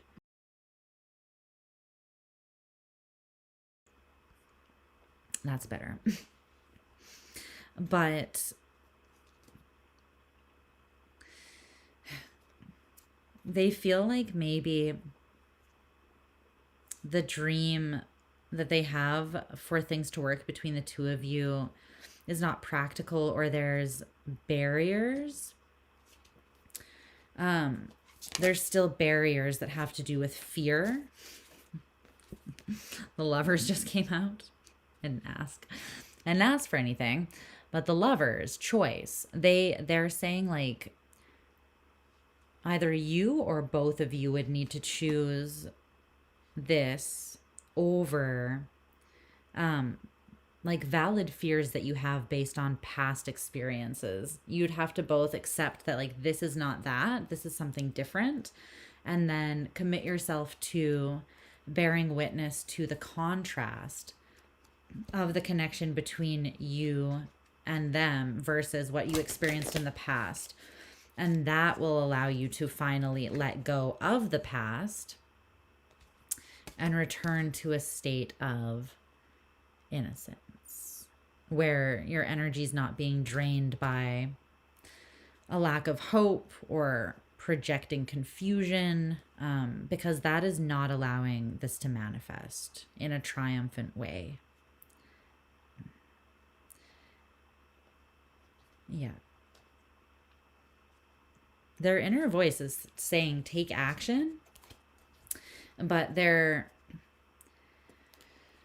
mind, their ego mind, is saying, is projecting a self-fulfilling prophecy that there won't be victory, that there will be conflict and strife. So it's like the power of love and the inner voice around that, and the discernment around what is true and what is not, what was then and what is now. That needs to be clearer and stronger than the fear around the past repeating, or else you will manifest the past repeating by just projecting it onto the now, right? So that's what I think needs to be overcome, and they're sharing that that's a big part of their desire. But they want to feel confident, like specifically within this connection with you, and they want you to feel confident as well. They want both of you to like be feeling yourself, so that there is this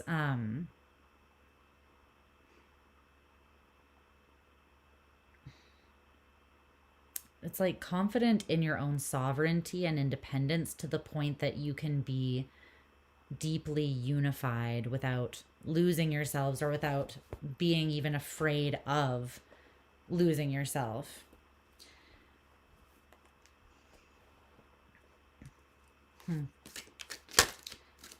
They could be working on that now, like working on building up their own confidence, basically. Okay, tell me more about the desire that this person has for Libra.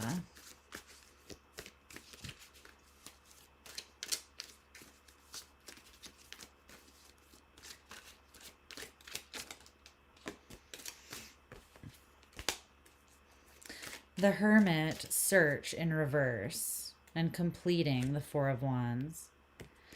This person, the transformation that they're going through is an integration of personal power that is going to give them the strength, is what they're kind of saying, or this is what they desire. And I think they desire this for both of you, because even the song Feelin' Myself, it's like Nicki Minaj and Beyonce singing it together. They want this for both of you.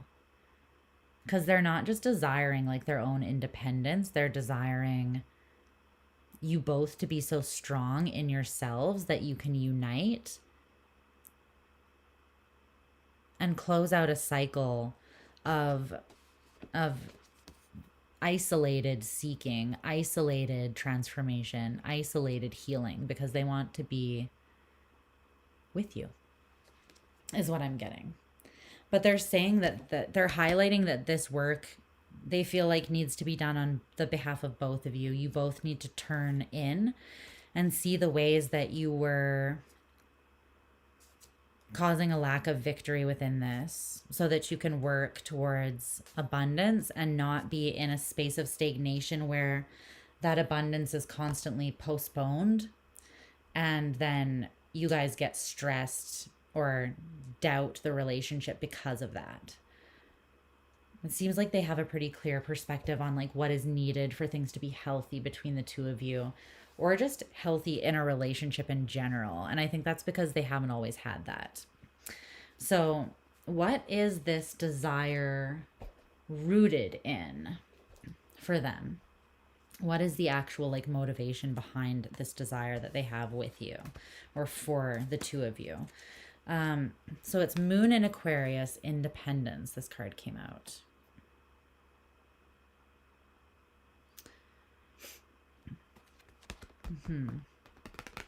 They could have their Eros as well in either Libra or Aqua. Even potentially Capricorn, but I'm not feeling that as strongly. They could really have their Eros in Aquarius, I'm feeling strongly. Not for everyone, obviously. But Aquarius and the moon. Well, a lot of this person's, a lot of their personality is kind of like trailblazy a little bit. They do have deep care for the other, but it feels like they've established like where those healthy boundaries are that allow them to serve others or act from a place of, yeah, consideration for others or humanitarianism, without losing themselves. They know, and they're pretty fixed on where that line is drawn. But a big part of their personality has to do with emotional connection to others. And they experience transformation and revolution through connection to others, it feels like, and how like the whole reflects them and vice versa. So Aquarius has this beautiful way of being able to like maintain that personal quirkiness, that eccentricity, that independence, while also relating to and considering and caring for humanity in a revolutionary and very powerful way.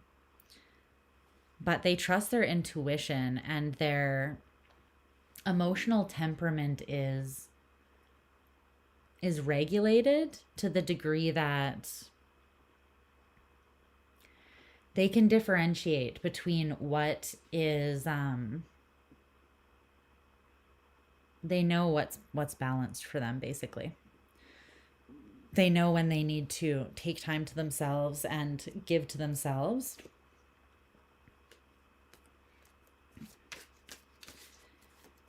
So independence is important for this person because it very much influences what they have to give to others. It's kind of contingent on their ability to sustain their own healthy boundaries and independent nature. And that's healthy for anybody, really, right? If you're overgiving, overextending, then you're not going to have, ultimately, you might think that you're doing that in service to others, but really when you're drained and empty and you have nothing to give to anyone, even yourself, then, you know, it kind of defeats the purpose. So there could be an element where both of you are somewhat learning how to honor your own process, your own transformation, your own phases of like blooming or blossoming, or even your own phases of, I'm seeing like spring and fall, like your phases of death, like the cycles of life, basically. The phases where you need to go within and process and lay things to rest, and then the phases where you are expanding, where you're blooming, you're blossoming, and you're growing and expanding. There's like contraction and expansion, hibernation, and openness. You can still be open when you're in a phase of contraction, personal contraction, but your needs might be a little bit different within that time, right? So the Chariot is the card that came out to signify basically the gain, cost, or consequence of engaging with this person from a place of like basically indulging in the desire that they have, or going like feeding into that, making the decision to move forwards with them basically in the ways that they are desiring. The Chariot. This card here. This is an erotic deck, so there's some nudity there. I'm just gonna cover up his little, there's the snake head. The Chariot. So this is Cancerian energy. Okay. Well,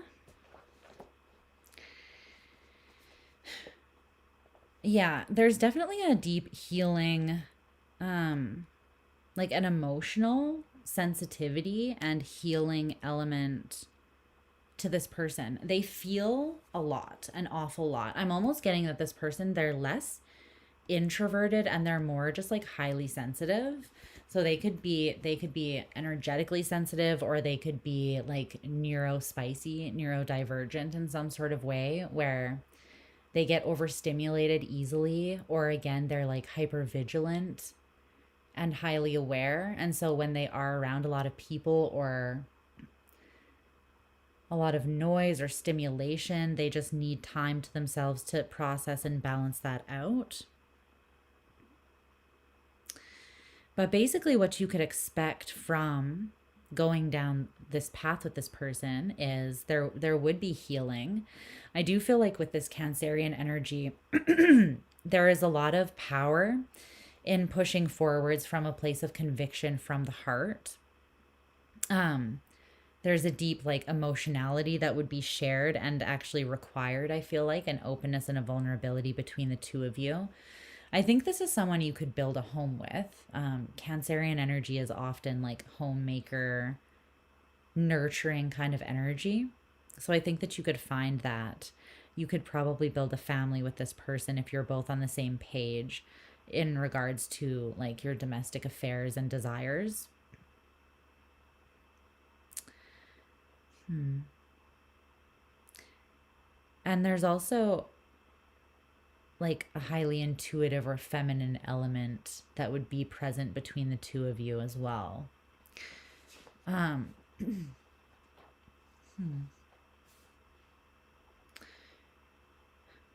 I do feel like the engagement with this person, you sort of building a life with them, it would be very nurturing, and it's almost like it would be nourishing, kind of like an oasis for you.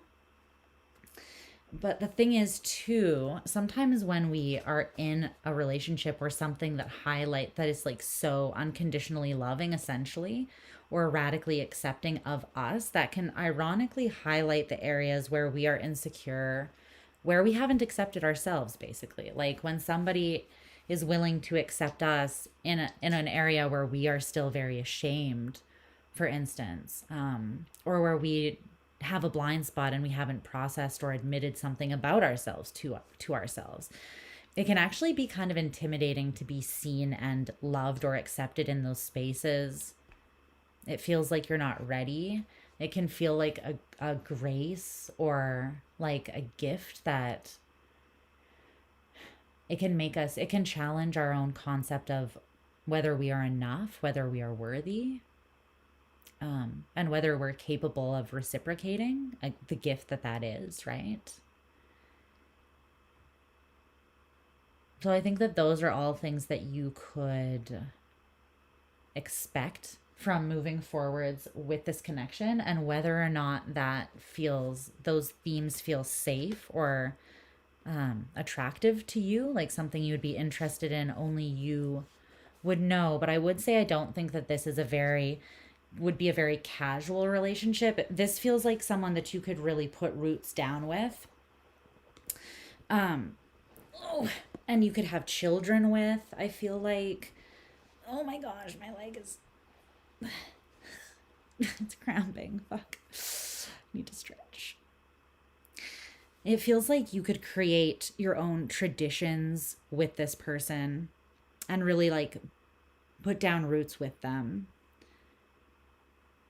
I think that you would find a lot of emotional comfort in one another and just sharing your experience of the world together.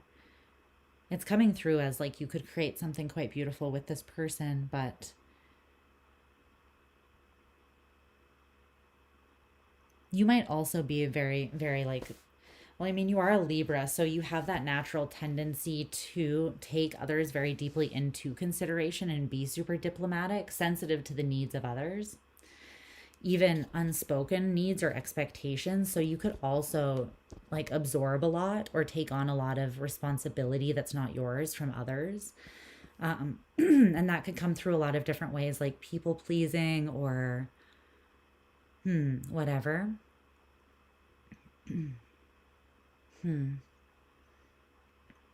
But that's kind of what I see for you, Libra. Is there anything else that wants to come through before I let Libra go? The Hermit in reverse. Search again. Completing. There's a cycle completing that has been painful. And there's the potential for a new one to open up that is a lot more receptive, but you have to choose to create that. And if there's an area where you're not facing insecurities or doubts that you currently have, Libra, now's the time to do that. Because when this cycle is over, once you've like sought that and you've done the internal work and you've just, this might not even be anything big, but it could just be like taking a little bit of time to reflect on your personal experience and like integrate what you've learned. It doesn't feel like it's something super deep and like deep healing that needs to happen. That's happening for this person. But they're just indicating that a cycle of like pain is being completed where you didn't get what you wanted out of relationships. And a cycle of receptivity and being able to create and be fulfilled the ways that you've been wanting is opening up. But it kind of requires you to turn inwards and address past sorrow, or just like the sun's coming up. Turn inwards and address past sorrow. But if you don't do that internal, if you don't like go within, like this search is not going to last forever, and it's not something that you have to do on your own forever. Like take life on forever. You can move forwards in a really powerful way with somebody else while still maintaining your independence, but not needing to be a hermit, like not literally needing to be isolated, right? But it does feel like the final message is there's something that I think someone is going to be coming towards you, this person, when they close out that their own inner search and integration that they're doing now. And I'd say they're at least like 2/3. The cards indicated that they were at least 2/3 of the way through that process. They're kind of like in the final stage of probably resting and being at ease with what they have already uncovered. Essentially, like they're not searching anymore. What they've uncovered is just needing to click into place. And when that happens, I think that they're going to feel confident in making shit happen, like moving forwards. So they're kind of just saying that if this is something that you're interested in, then make sure you're ready when that happens. Because cardinal water, and what was healing with this person was the King of Cups and death. So this person has a lot of love, and they're going to have a lot of love paired with a lot of confidence when this process completes. So they could come at you quite rapidly, and they're basically just saying, be ready, you know? Be ready and know where you stand and what you want, and be willing, or like if this is what you want or you're interested, then be ready to put yourself into it from a place of confidence and independence. Know where your healthy boundaries are, because only when you have those established can you really feel safe, like being completely vulnerable with another person and knowing that you're not going to lose yourself, or that you'll be able to discern if someone is overstepping or taking too much, basically, from you. Okay? Okay. I love you. We're moving on to Scorpio. My Scorps. My little Scorps. Scorpy. Okay.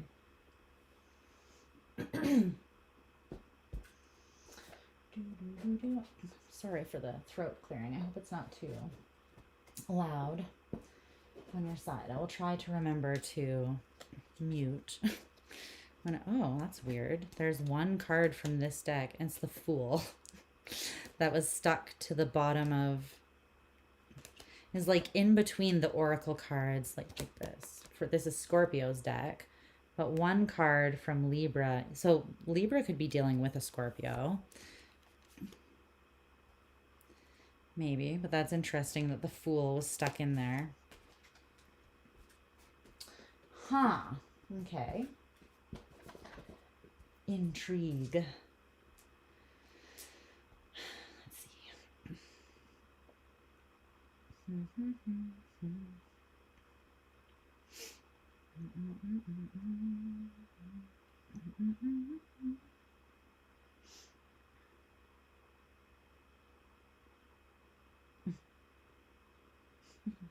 I love you guys. You're so sweet. You're so just like genuinely kind and supportive of me and just like understanding of me. I love you so much. The truth is that I'm usually crushed by my own like ridiculous expectations of self. And then I'm like all worked up and freaking out over like being late or having to push a live back. And meanwhile, you guys are like, we're fine. Like, just do you, care for yourself. You're just so, you've really held space for me in a way that like allows me to get comfortable holding space for myself. And I'm so grateful. Like that's such a gift.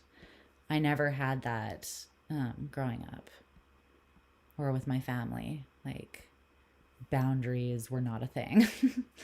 So yeah, I definitely had narcissistic parents and I was parentified and like there was codependence and there's a lack of boundaries and parents that basically like see you as an extension of them kind of thing. And there is no space then to be yourself or to, I don't know, you do become a little hyper vigilant and a little like, you know, so that's something I'm kind of still, I'd say I've healed a lot of that, but it doesn't always feel natural to me still, to like be at rest and at ease within that. And you guys helped me do that. So thank you so much, honestly.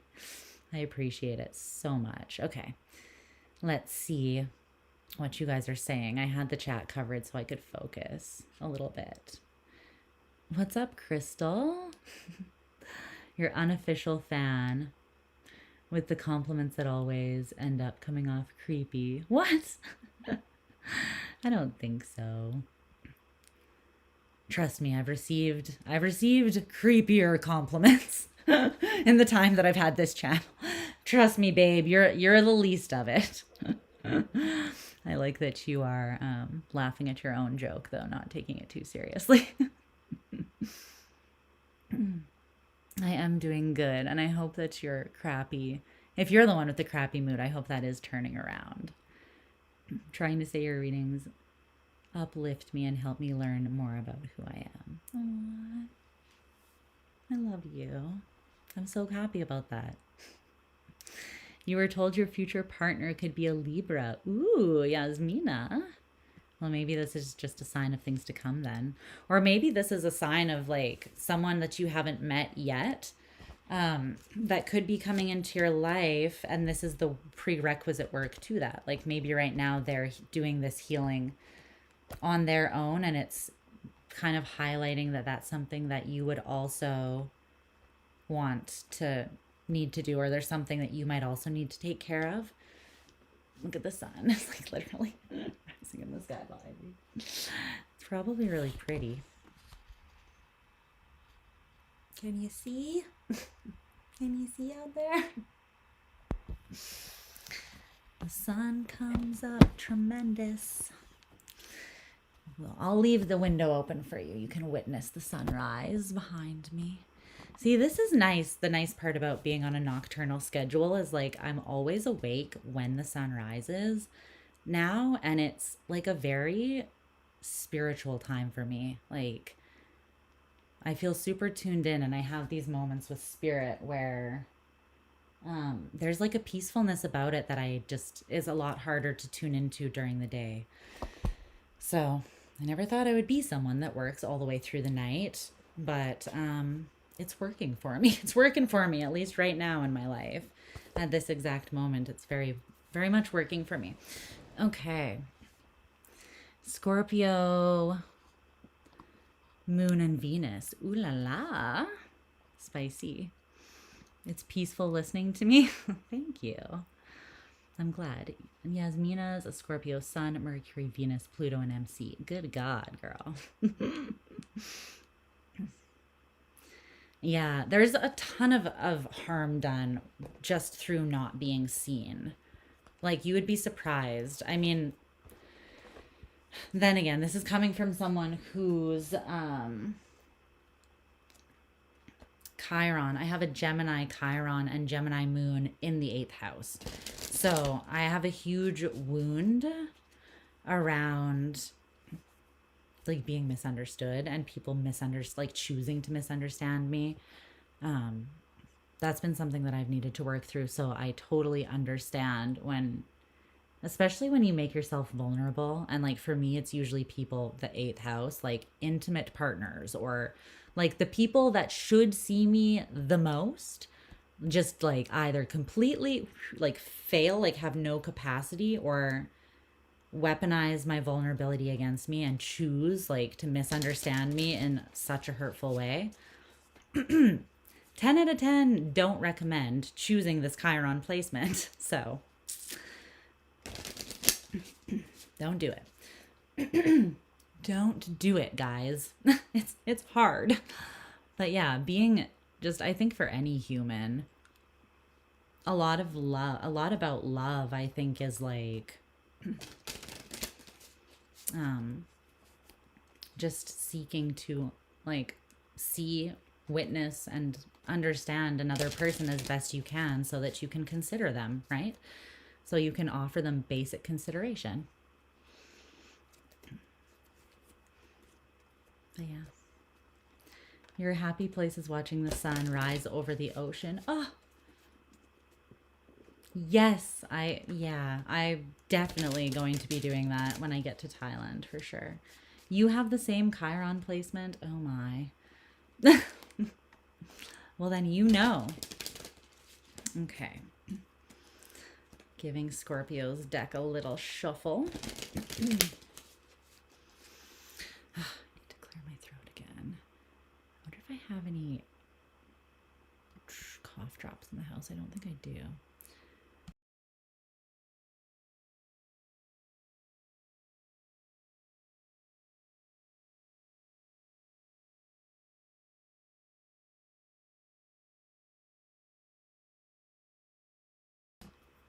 That's better. Don't know what's happening with my throat all of a sudden, but it's annoying. It is annoying me. Oh my gosh, I just saw the song that the song that came through for the Scorpio reading. It's so Scorpionic. I can't remember the lyrics to this, all of the lyrics to this song, though. I'm gonna have to look it up a little bit.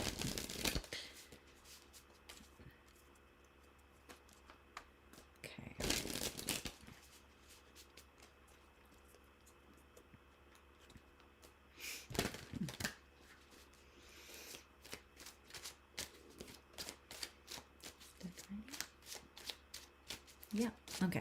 Looks like we're good to go with the deck. So let's timestamp and get into Scorpio. This is like my favorite color that the sky can be. It's like vivid blue jean kind of color. Oh, it's so pretty. It's so pretty outside. I'm gonna open the window a little bit more because it's just pretty. Okay. All right, Scorpio. Let me look up the lyrics to this song.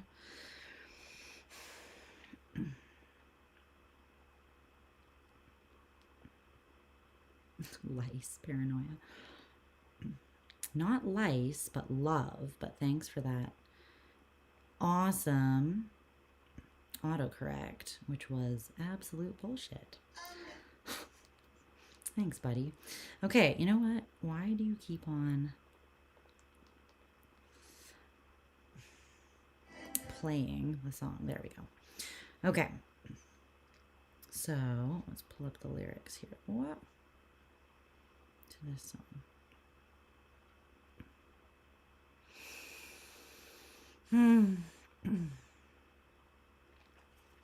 All right. Scorpio.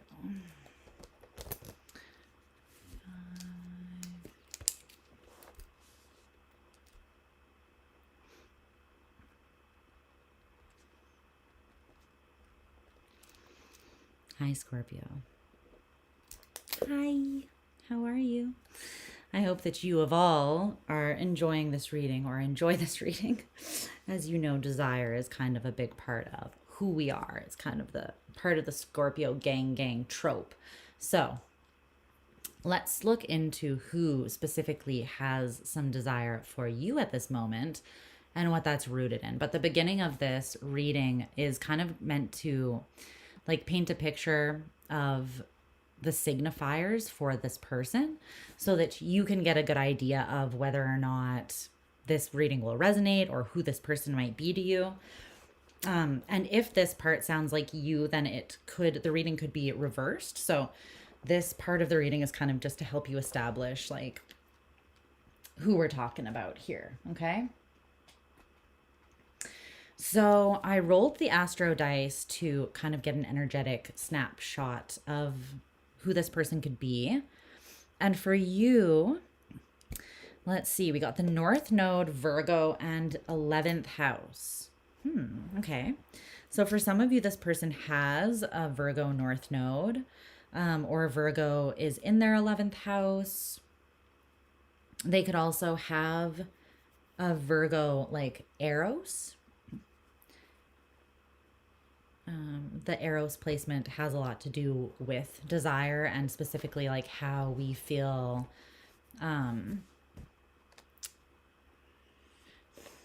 satisfied or fulfilled in that way. Okay. So the North Node has a lot to do with your soul's journey and direction in this life and how following that can lead you to heightened enlightenment, basically. Whereas in contrast to the South Node, that's like what you've already learned and is now your comfort zone. So you don't get challenged by your comfort zone, right? It's something you've already established. You've already been through that. So it feels like this person in this life, or at least right now, because this is their signifiers for now. So it's maybe not always, but this is the energy they're in now. It feels like they're getting kind of serious about the direction that they're choosing to take in this life. And to align with kind of like a higher path or a higher calling, that could be something that they're doing right now. That could have a lot to do with Virgo-esque type themes or energies. Or that could be the means, like being in a Virgo-y energy, it could be the means of them like aligning or calibrating themselves to this. So the energies of Virgo are analytical, refining, serving as well. They could specifically be in a role of service that has to do with, it could be their calling to be in a role of service here in this life. And specifically they could have a community or friends that they really connect with. The 11th house is a lot about like social alliances, but it can also be about technology too. So this could be someone their community is online, or they support others through like online in some way. Maybe they have a tarot channel, who knows? But this is someone whose social life is important and it plays a big role in like their path in this life as well. There's a lot of goals they're meant to accomplish and hopes and dreams that they have like that are to do with friendship or humanitarianism, or groups of people, acquaintances, like contacts. They're meant to be very well, what's the word I'm looking for? Like well connected, I think. That's important in this life for some reason. I think it has something to do with like this person has ideals and hopes that they want to translate into practical service so that they can actually like accomplish these goals and basically like leave the world a better place than, like, leave this place better than they found it. And they feel like this is a calling. There's definitely something about service to the greater good with this person. Okay. Not mad about it. Not mad about it at all. Let's see. They could be going through something right now where they're trying to distinguish like what the healthy balance there is between the self and the other as well. So maybe moving into their dharma or like this particular direction of growth is challenging this person's like healthy boundaries or their discernment, knowing when they've given enough and when they need to honor their own needs is kind of coming through. Being able to serve, but also differentiate.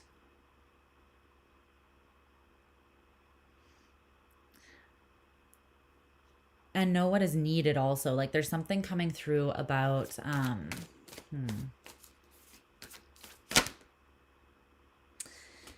how to conduct oneself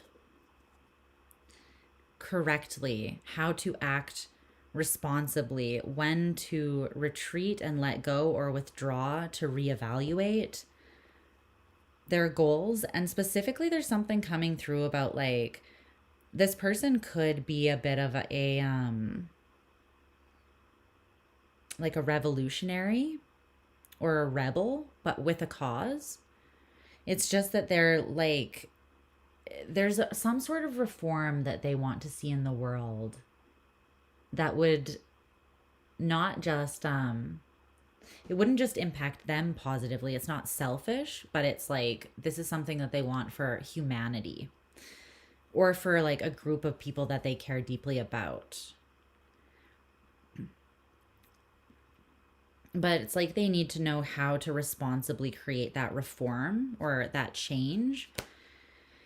And in order to do that, they have to know where their boundaries are, basically. So this card came out: treading, conduct, self-awareness, proceed with caution and sensitivity, correct behavior, and act responsibly. Yeah. They're learning how to basically walk their North Node path is what that's coming through as. But this is something that it's new to them in a way. It feels like they're still like getting used to it. So that is the picture of this person that I'm kind of getting. Is there anything else that wants to come out about who this person is? There's like a strength of heart, a strength of spirit, even a strength of like spine or backbone with this person. So it makes me feel like they have strong morals, beliefs, ideals, values, integrity that they do hold to. But it's like they don't know how to use that and how to make that translate into the physical change that they want to see, basically. So they're kind of trying to figure that out as well. They don't have the answers yet.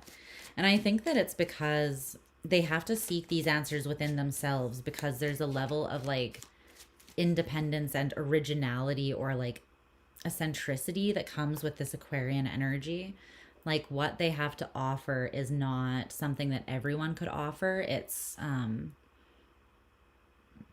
well, Uranian energy. Uranus is the ruler of Aquarius. It's like trailblazing energy. It's the energy of individualism and progress through originality, or progress through being okay with standing out, knowing what you know, and living freely within that.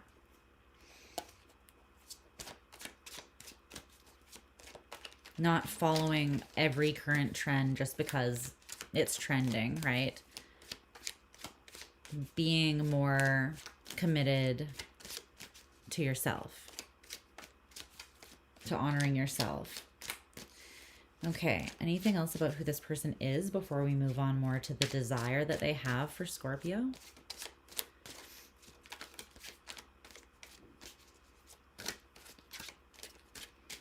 No, okay. So the song that I channeled for you in regards to kind of like highlighting some of what this person's desire for you is, it's a song by Tame Impala, and it's called, it's literally called Love/Paranoia. This is the song. Sorry, it's just a little pointed, you know, for Scorpio, for Scorpio reading.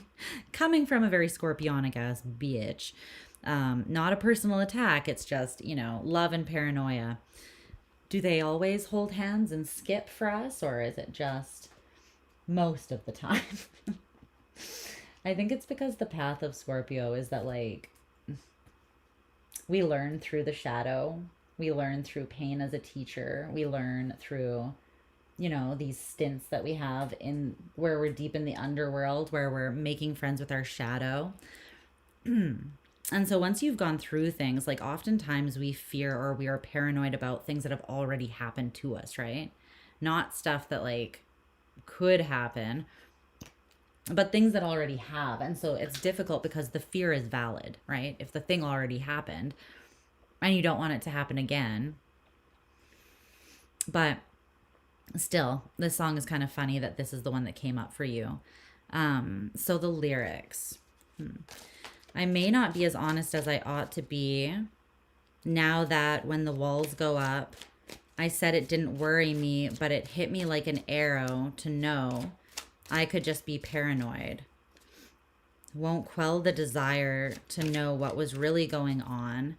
Does it really fucking matter, babe, is all that you can ask me. Okay, fair play, here we go. I've heard those words before. Are you sure it was nothing? Because it made me feel like dying inside. Never thought I was insecure, but it's pure. Didn't notice until I was in love for real.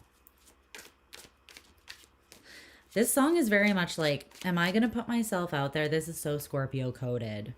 Am I really going to cross the line just to find out that you're not on the same page as me? It's basically like when you're cliff jumping. I don't know if you guys have ever been cliff jumping, like off of a cliff into water. You know, make sure there's water there. But when you're doing like 1 or 3, 2, 1, and then you jump off with someone, it's reminding me of like when you're a kid and your friend like fake jumps and then you jump and you're in the water by yourself. You know, it's like that's kind of the fear or paranoia of this person that's coming through. But it's coming through as like jumping all into things with you, or to admitting like openly their devotion to you and their love for you. They're scared of being in that alone, is what that feels like.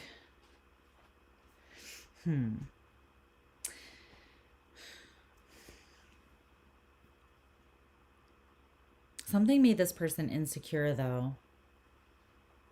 Already. What made this person insecure? It says, if only I could read your mind, I'd be fine, I'd be normal. Now's my time, gonna do it. Suddenly I'm the phony one, the only one with a problem. True love is bringing it out of me, the worst in me. Okay. This song is reflecting on when the world was right where they wanted it, where they were right where they wanted to be with someone, but then something has introduced like a doubt or paranoia, and it could have just been distance or something that is unknown for this person. It could also be something that was said or seen, or an action. It feels like they're afraid of discovering that something was done in the dark. What are they afraid was done in the dark? That something's going to be brought to light. Basically just that there's an imbalance in regards to love. The love.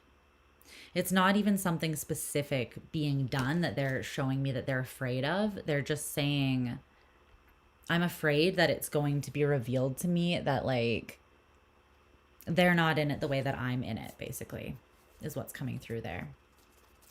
Okay, I think that this is, yeah, that's bright enough now. The worst in them. What do they feel like the worst is in them that's being brought up, though?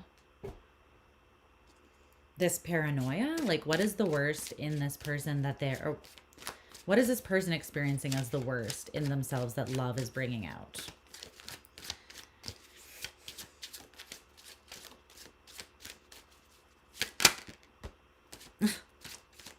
The Page of Swords.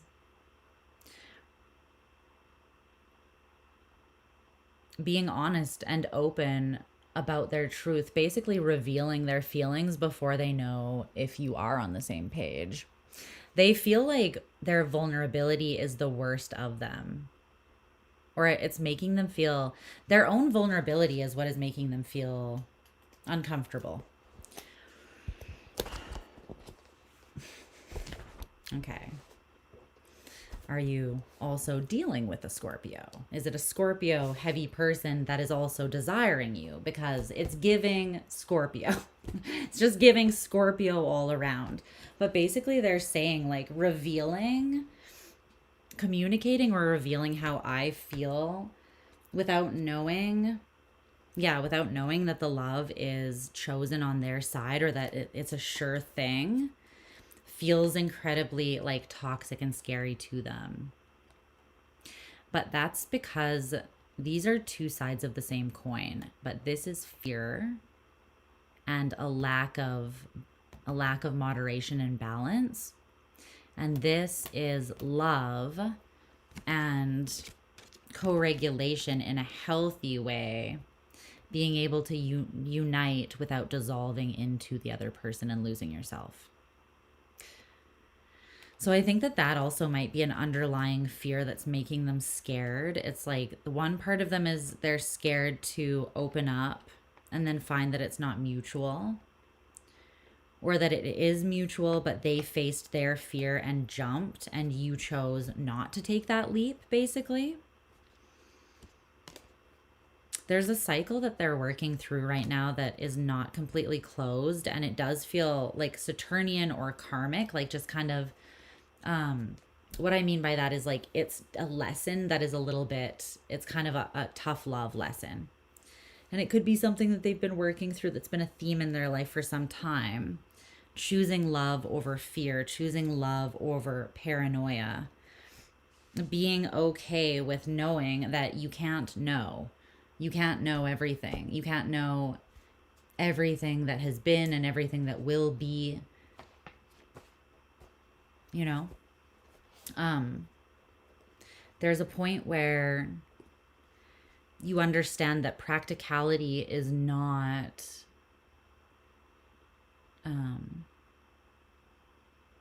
needing to know everything so that you feel in control. That's actually very impractical because a lot of life is out of our fucking control. Basically, what's in our control is ourself, and that's it. You can't control another person, their actions. You can't control how a situation unfolds. You can control your part and what you contribute. And whether you show up in an energy of moderation, courage, and love, or fear, anxiety, contraction, restriction, that sort of thing. And there's a cycle where that has actually been stronger than love for this person that they're working through right now. They're working through having enough hope that hope in their own love, that they also can hope, or they can also believe in their own discernment, but also that like even if the love is not reciprocated, if they communicate that, they'll be fine either way. They just need to believe enough in themselves, right? Because they do see this beautiful opportunity, but they question it immediately. They're like, but am I going to be disappointed? And then that becomes a thing they ruminate on, and it feels like it becomes potentially a self-fulfilling prophecy. So this person is aware that they need to break out of that, and that it has something to do with honest, open, basically acknowledging and embracing their own truth, and then embodying and expressing that truth, knowing that they'll be fine no matter what the outcome is. Okay, so let's take a look more deeply into the root of their desire for you and where this is stemming from. So you guys got Moon in Capricorn, practicality, for the root of the desire that this person has for you. Capricorn Moon. That's a difficult placement. It can be a very self-critical placement. From my personal experience, I've had a couple like best friends that have had Cap Moons, and they've been harder on themselves than anyone I have ever witnessed in my life be hard on themselves, except for this dude that I dated that had a bunch of planets at the anaretic degree of Virgo. No one's beating that, you know? That is intense. It's like, please just fucking just chill and like let yourself off the hook for a second. You know, no one is criticizing you as intensely as you are criticizing yourself. I can promise you that. But the thing is that it can be stagnating. So I think that this person, they have sacrificed things, or they've lost things, maybe opportunities in the past, because they've insisted upon only doing things that are like practical. And it seems like they've only considered things to be practical if they were very like refined and almost like perfectly in their realm of control.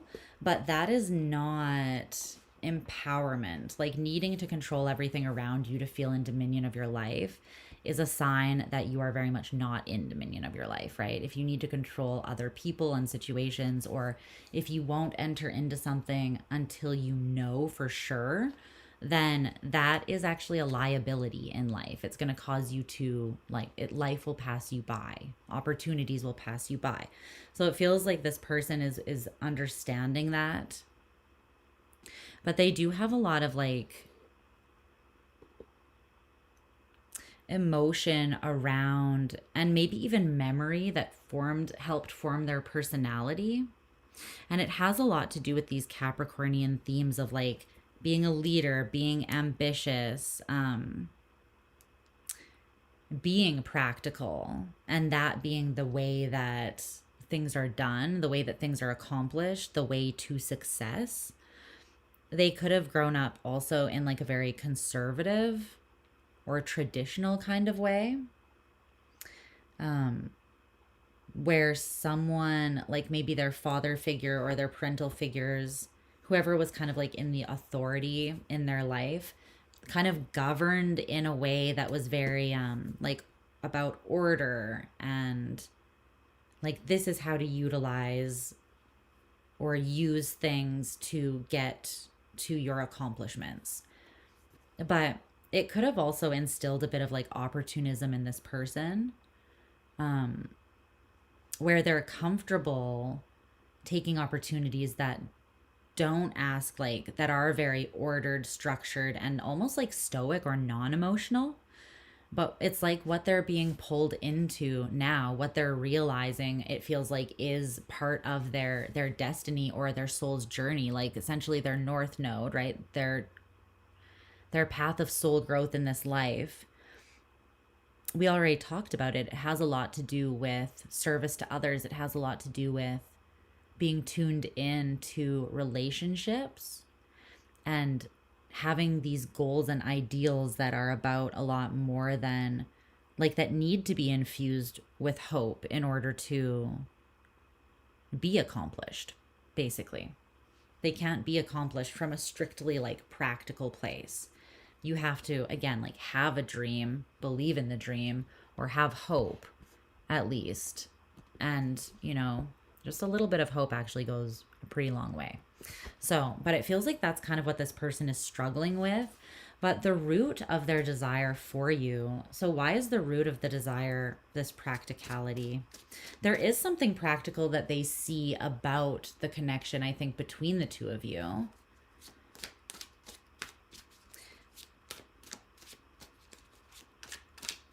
I think that they see how strategically, like, you do fit into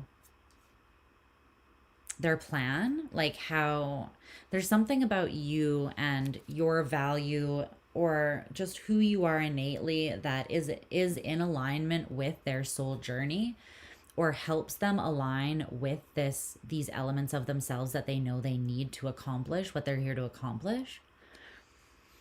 It's just, it feels like they're still coming at it from this kind of like beep bop beep beep Mr. Roboto, you know, like strategic place that's sort of like void of emotion a little bit.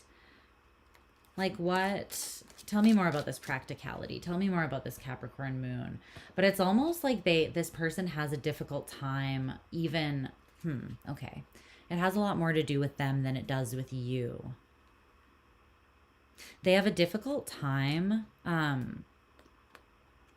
validating emotions that seem like they're not practical, or like they don't at least lead to or serve or have an element of some practical purpose. They have a difficult time with that, which is, that's the struggle bus. Yeah, because emotions are not always practical. Like, that's not the function of emotions. I mean, emotions are messengers. They're meant to tell us things, but they're not always just super practical in nature. That's not kind of the main thing, right? Like, the Pentacle suit is about practicality, groundedness, tradition, foundations, but like the emotional or the water suit is about intuition and feelings and flow, which is practical in its own way.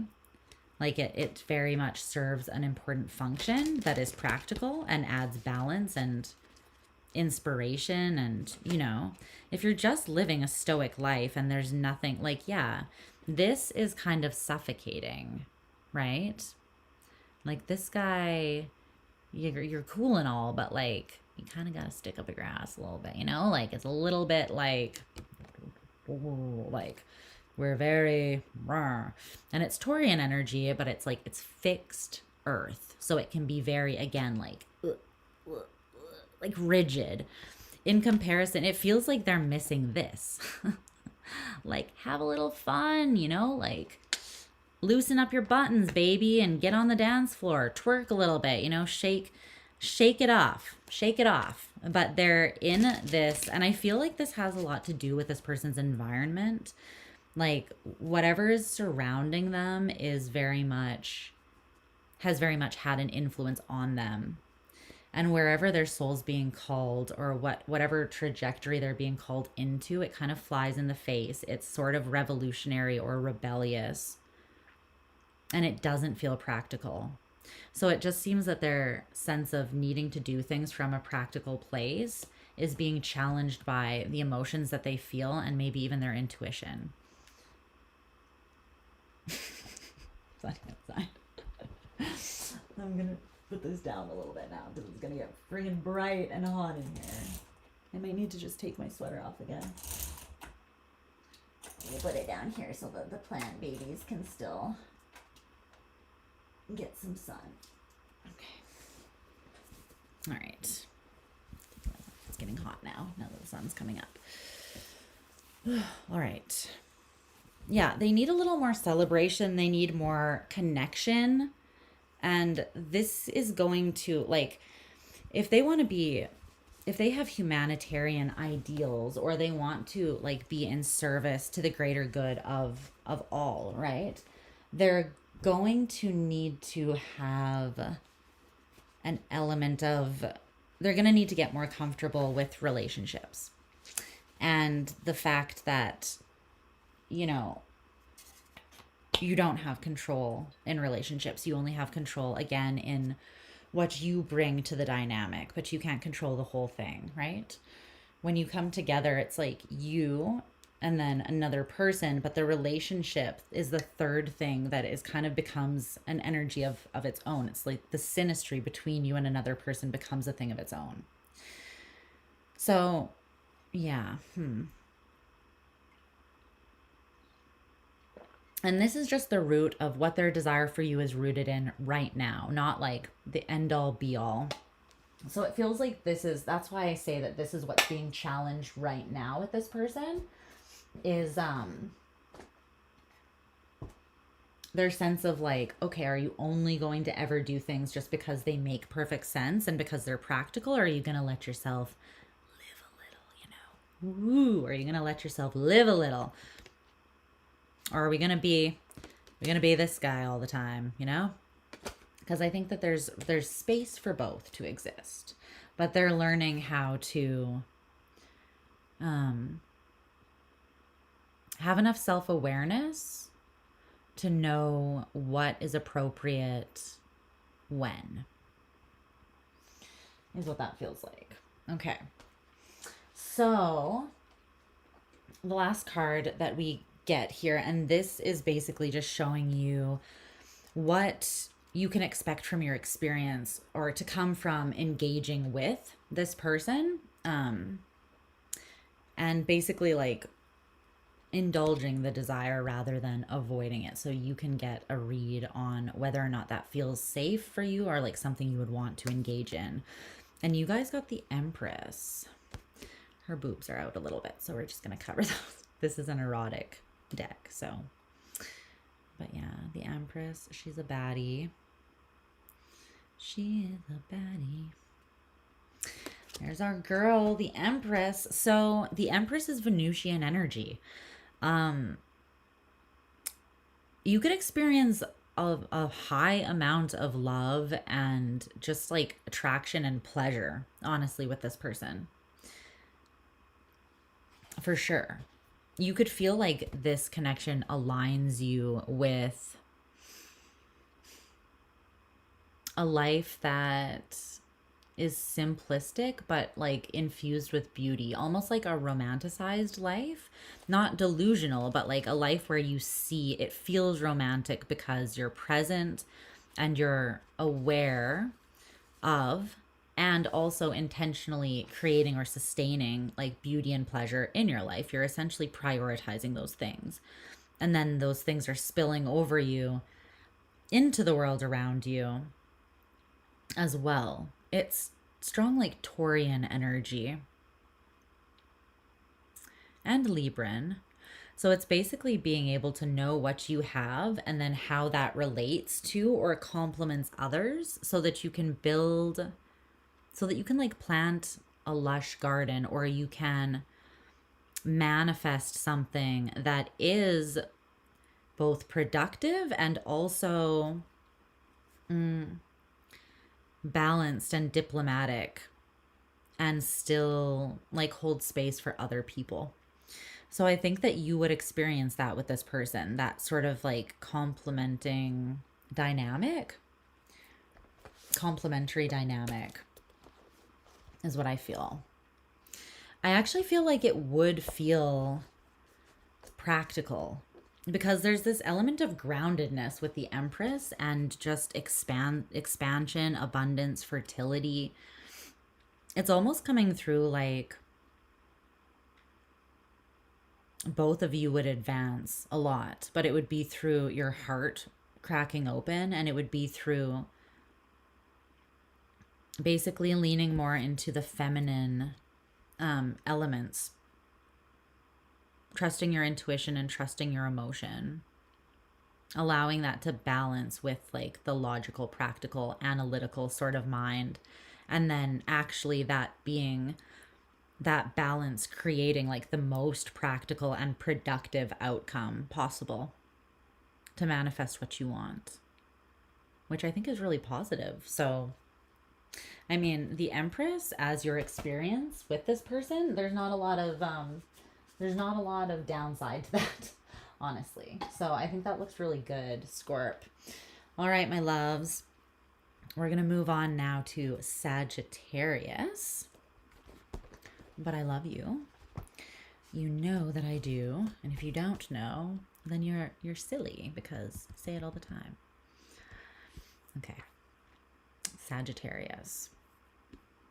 Are any of you crazy people still up and in here with me? There's 40 of you. You were probably like waking up. And you're like, hi. Oh, you guys are talking. Chiron placement. What's up, Fib? You are on here. It's just that the chat was covered. What's up, 80s? Thank you for the love. Aw, I love you. Thank you. I never sleep. I sleep during the day. Corona. I'm on a nocturnal schedule. Of course I sleep. What, do I look like a zombie to you? You would know, because when I don't get sleep, I'm like, I look very much like a zombie. The drink from my mom's coffee shop. So they have my mom has like a bakery and a coffee shop, for those of you guys that don't know.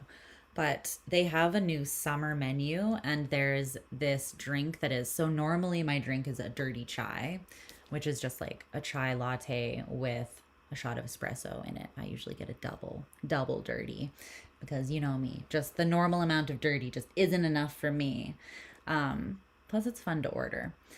But they have a new one where it's like, it's basically just that, but then there's like strawberry foam, like strawberry cold foam on top.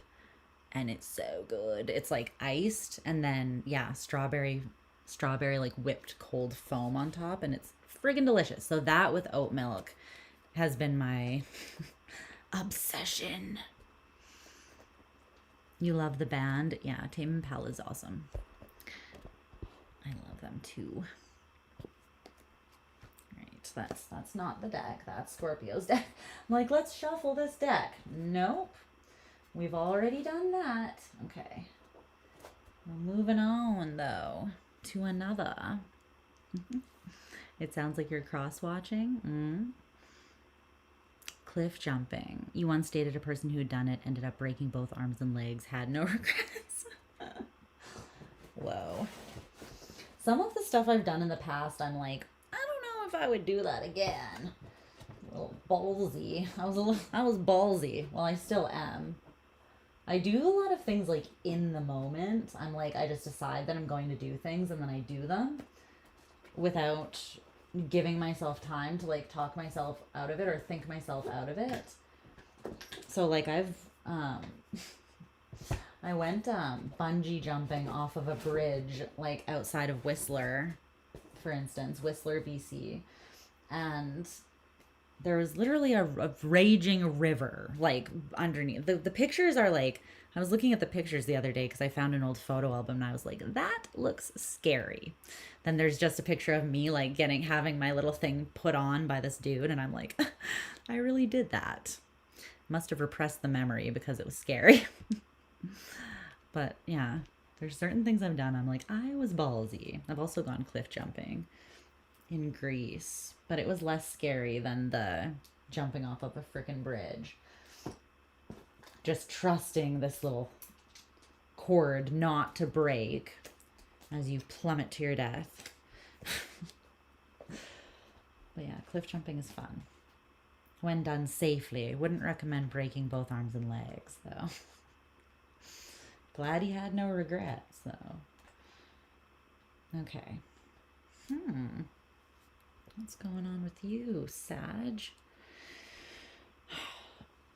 Okay. Sagittarius. Let's find this song that I channeled for you. And timestamp you and get into this. Now or never. I love this song. This is a great song.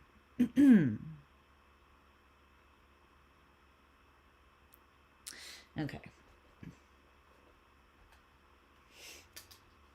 Sagittarius. Mercury, Cancer, second house.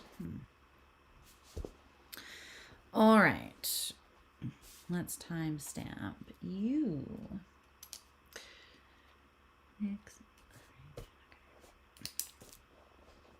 Hi, Sag. I hope you're doing good. And we're just going to get right into your reading here. The first part of this reading is going to talk about, it's kind of going to give you an energetic snapshot of this person's energy who has desire for you at this time. And so this is meant to give you an idea of whether this reading is even for you or who this person is, so you're not going into that portion of the reading blind. And also whether or not the reading is reversed, because sometimes that can happen when we're looking at a dynamic with two people. So if this part sounds a lot like you, then you could be getting more insight into the nature of your own desire for something or someone else, perhaps. Okay, so just keep that in mind, but that's what we're going to look at first. And I did roll the astro dice to get a little bit of help with tuning into this person's energy. And what came out for you, Mercury, Cancer, and the second house. Okay. Okay. So, so with Mercury and Cancer. So right now we have Mercury retrograde in Cancer, and we're in Cancer season as well. So this Cancer season, or this Mercury retrograde, which I believe extends like well into Leo season as well. It doesn't end in Cancer season. It could be significant for you. It could be significant for you and this person as well. But yeah, take that how it resonates for you. I'm just seeing that coming up there. Like specifically something could materialize with that second house energy for this person, or between the two of you. If this is someone that you haven't been speaking to, then this could indicate that they're heavily thinking about speaking to you at this time, or that could happen while Mercury is in Cancer. But Mercury is about, communication, your intellect, your perception of things, and then basically how you express and process information as well. Has a lot to do with that.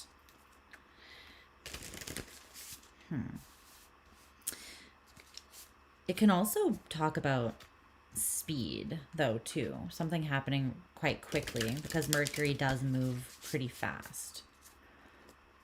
So I'm almost feeling like, yeah, something could materialize rather quickly here. Specifically, something could move from a space of insecurity into, like, someone could go from being insecure, this person, to choosing to nurture something or nourish something or pour their care into something with you specifically. Something could kind of like heal emotionally for them at this time, or integrate emotionally for them. Maybe through feeling like emotionally overwhelmed even a little bit with Cancer season. Tends to sort of toss people in its waves, or like initiate emotional change or conviction, because Cancer is cardinal water, right? But the second house, it talks about finances and values. It also talks about your spirituality, and basically like where you place worth in your life, and the structures that support and sustain that worth, and then how that also is reflective oftentimes of how much you value yourself or honor yourself as well, as within, so without. Okay. So tell me more about that.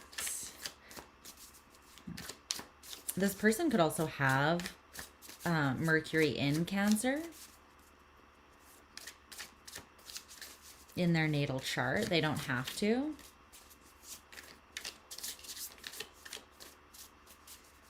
Yeah, they could just have strong Cancer energy in their chart. But I am seeing Mercury in Cancer specifically comes up very heavily. They could also have Pisces in their energy.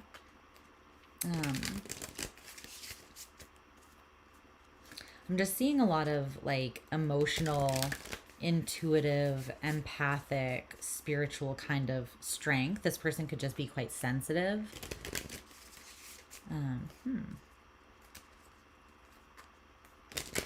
I'm also just getting like Taurus and Virgo as well for some reason. Specifically, well, Taurus with the second house, that their intuition, this person's intuition could come to them heavily through their body. Like they could feel it in their body, which is oftentimes the case with Taurians. Their intuition can manifest in a very physical way through their body. So like, yeah, they can feel physical sensations that validate intuitive or inner knowings that they have. So that could be something this person experiences as well. Okay. You tell me more about this person who has desire for Sagittarius.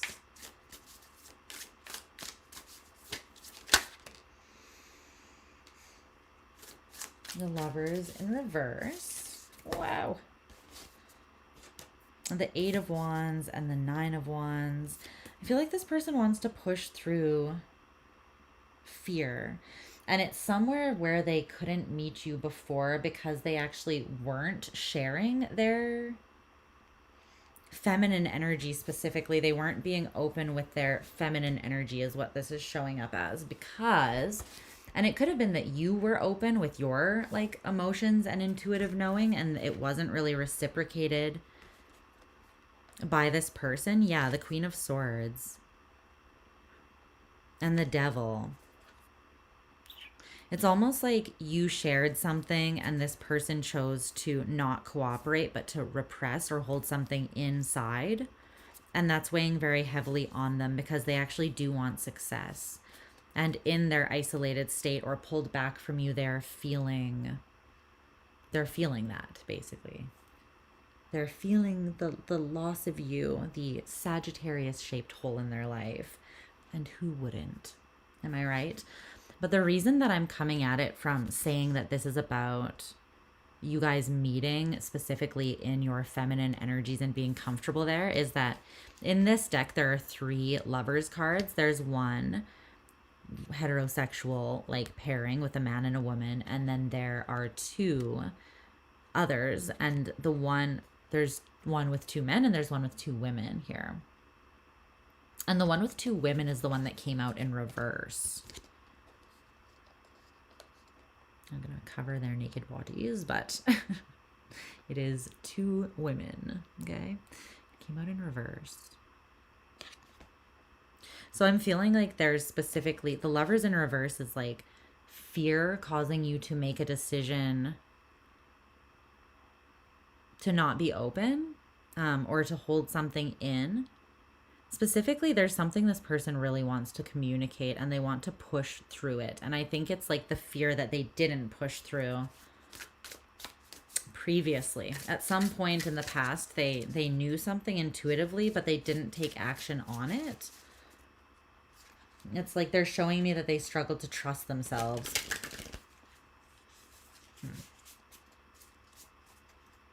Okay. Is there anything else about this person, like the snapshot of where they're at right now, that we need to know about?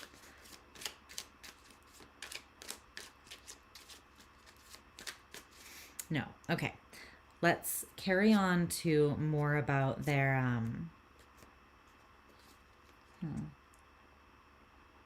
the specifics of their desire for you here.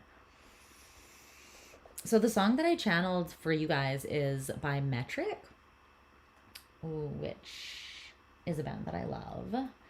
And the song is Now or Never Now. This is what the song looks like, or what it is. All of the songs that I channel for you guys will be with the timestamps as well in the pinned comment. Yeah.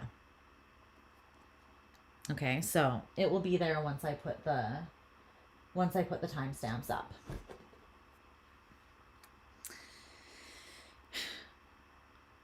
There's something this person's becoming aware of that is causing them pain, a little bit of pain. I don't know why I just put my phone away when I was looking at the lyrics. But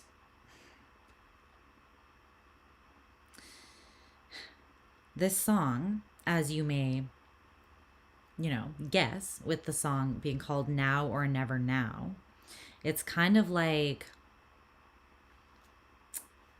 shit or get off the pot, like act on something. The time is now, and there's not a lot of time to waste. So if this person pulled back previously out of fear, then it's like they could be feeling the constraint of that, or knowing that like now is the time for them to choose to open up. Specifically, it's like it's now or never, buddy.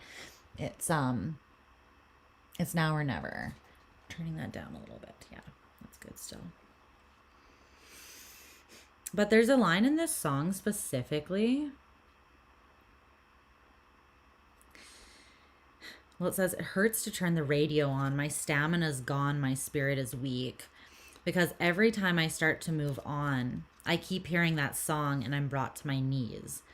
But this is the part that I was thinking of. To permanently see in reverse, take the remorse out of defeat.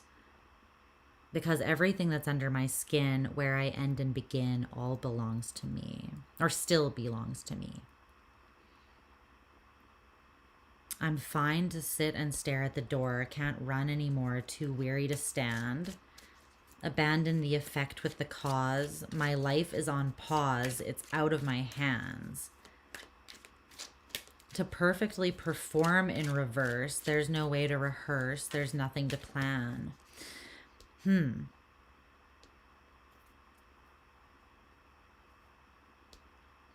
This person, they need...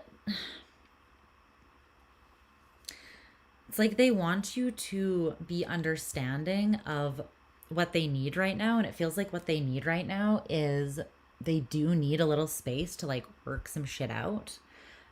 They're basically saying that only silence can restore and repair the sense of self that they had. And they feel that they've lost that sense of self somewhere. They don't feel as though they currently are sitting strong in who they are. Or like acting from a place of personal integrity, maybe. There's something about them, the core of who they are, that they feel they need to reconnect with, that they've lost. And they feel as though they need to do that in private. You could be dealing with, who was all about like the privacy, like a private process of going through this deep healing. It might have been Virgo. I can't completely remember who that was, but there was someone who was going through this like process, and they were kind of highlighting that they were going to such a deep and profound place within themselves to transform, that they needed that space. So part of this person's desire for you, or what they desire with you, is that they hope that there's this like understanding of their needs right now and why they need that. Specifically, some distance or silence from this particular connection is what seems to be coming through.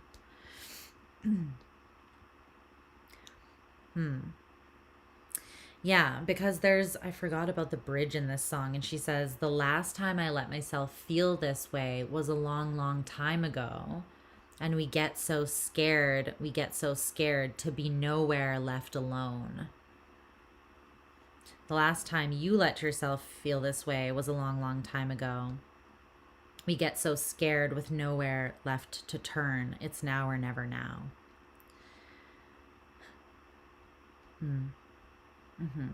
It's about, this song is kind of about putting yourself out there and taking a risk and knowing like when you've had the time needed on your own to bring yourself into a place where you feel ready.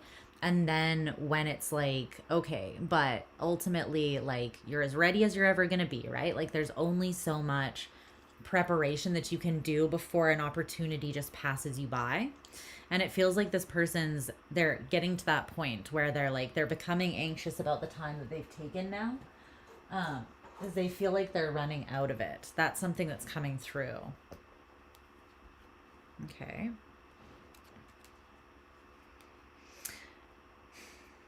Tell me more about the desire that this person has for Sagittarius.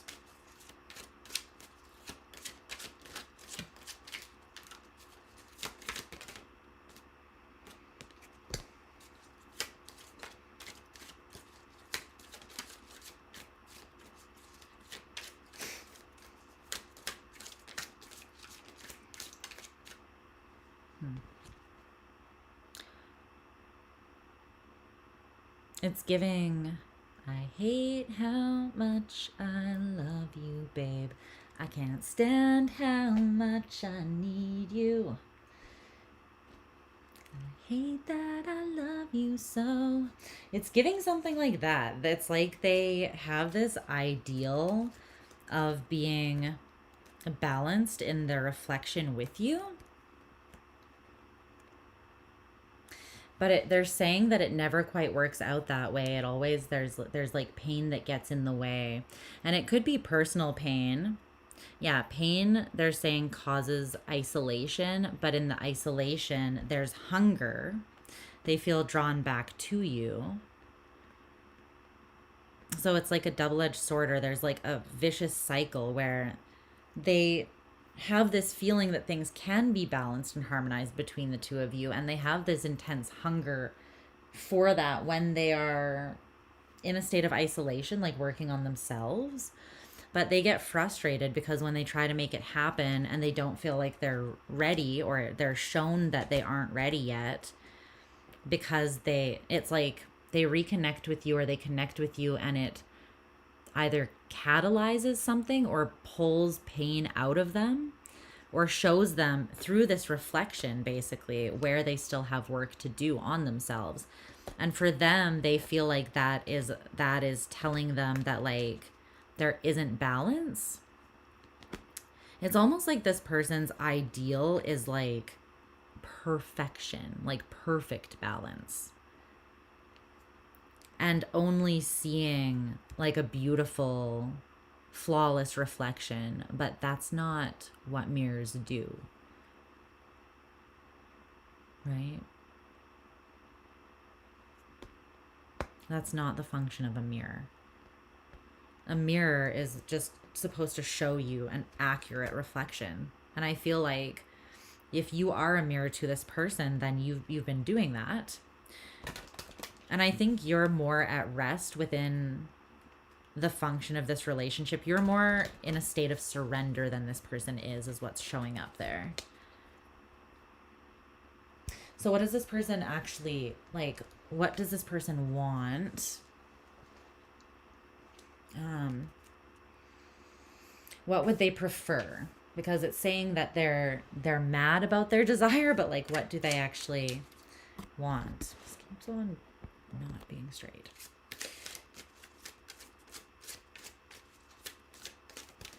I think they desire like, but the thing is, perfection is not true balance. Like they keep on coming in and then pulling back, thinking that they can refine themselves to a degree where they come back and they're perfect and everything is perfect.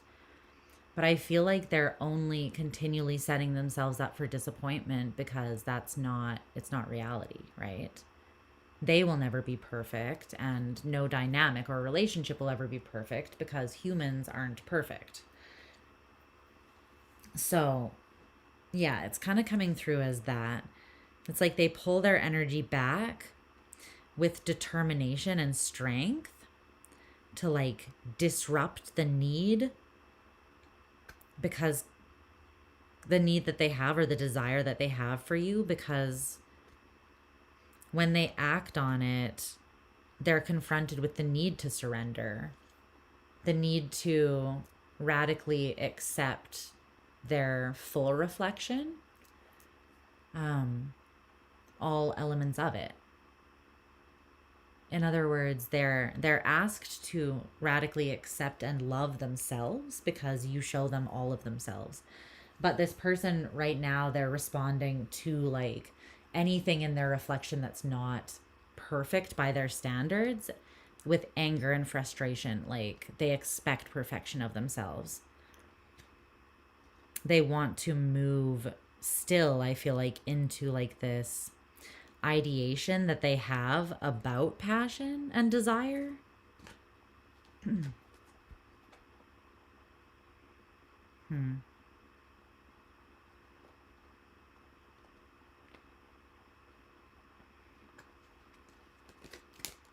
What is the idea that they have about passion and desire that they want to move into?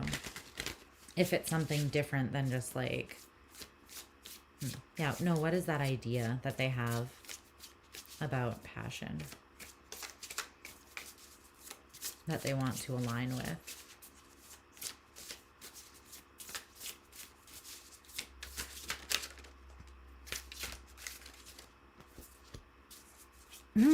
The King of Cups in reverse, that it doesn't require vulnerability, that like passion and desire can be enough, but that it doesn't require, like that they can have that. Yeah, the Lovers in reverse with the two women again, that they can push through and have that like without having to be emotionally vulnerable or open.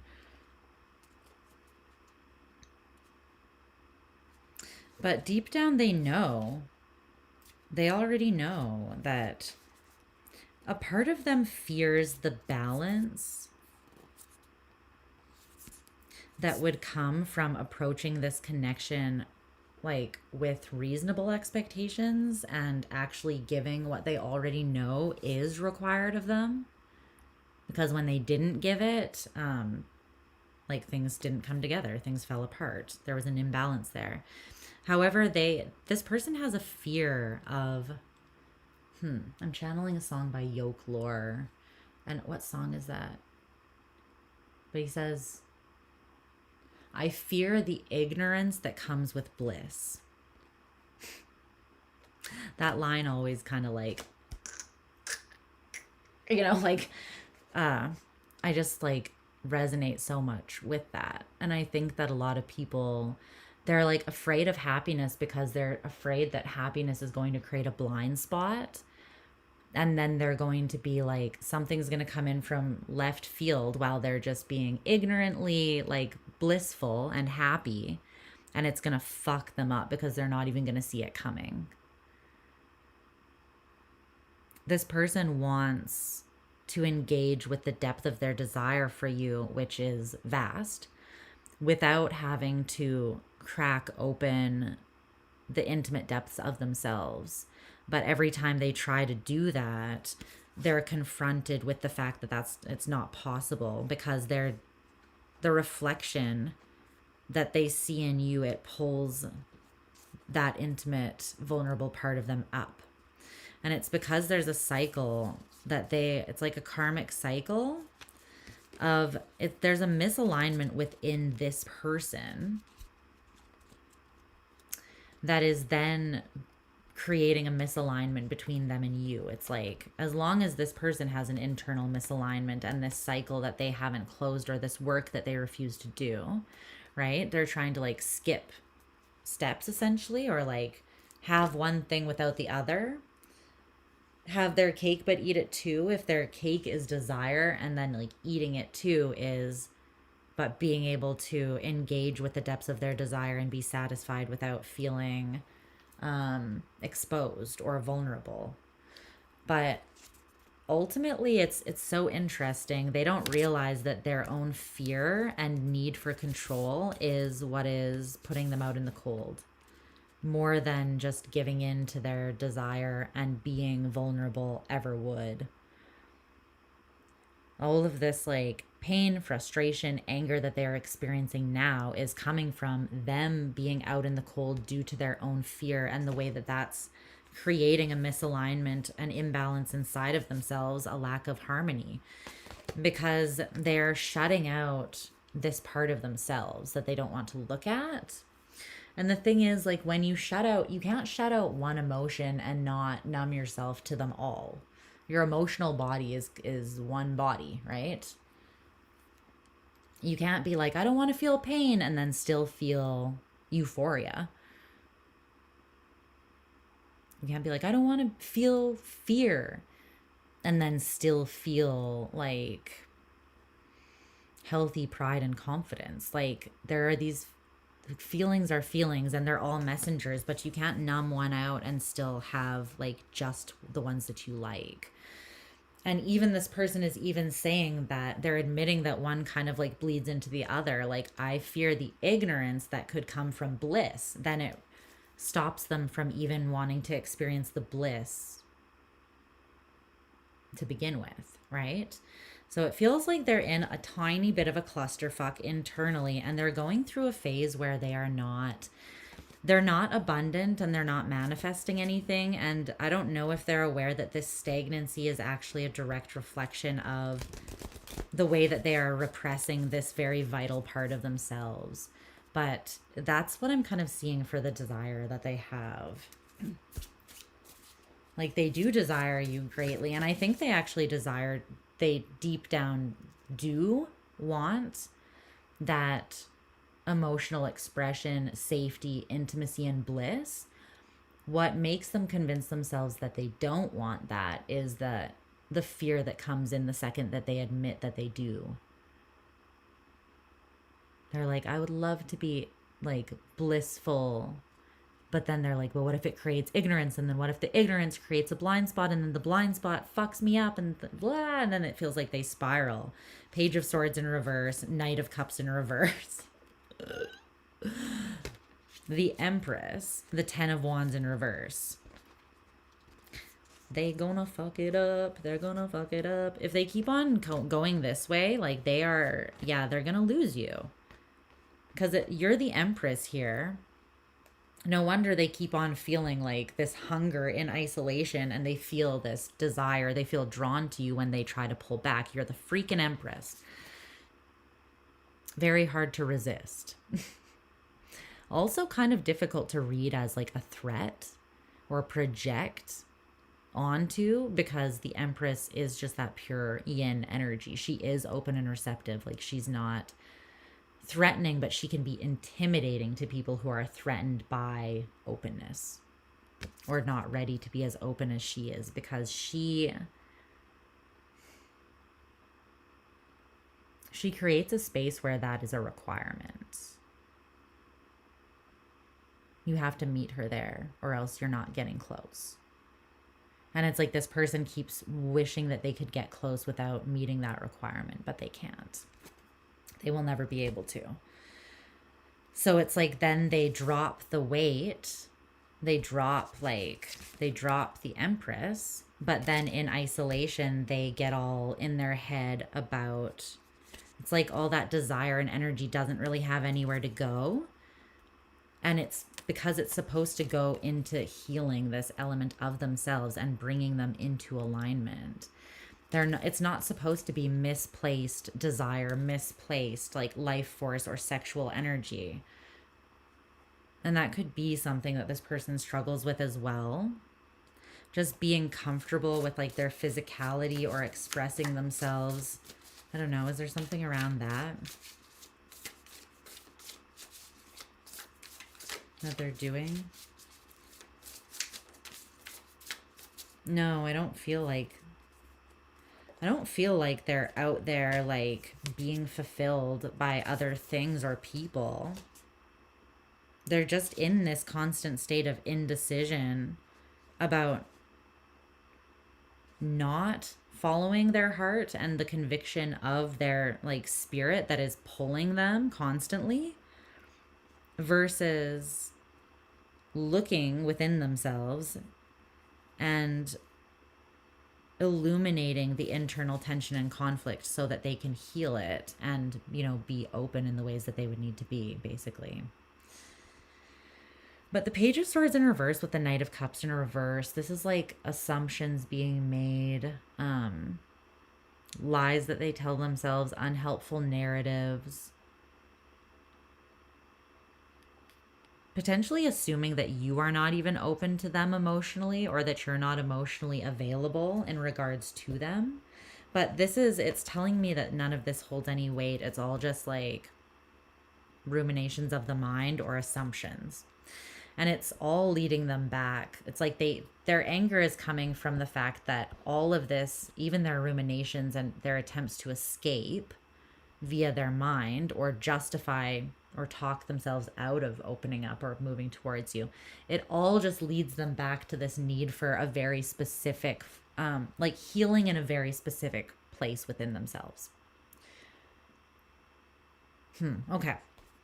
So what their desire for you is ultimately rooted in at this time.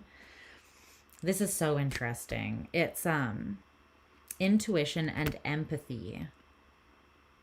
Mercury in Cancer again, and then Moon in Pisces. This is so much like knowing. This is so much undeniable, intuitive knowing. Like this is their higher self whispering in their ear from a place of compassion. This is their intuition screaming at them loudly.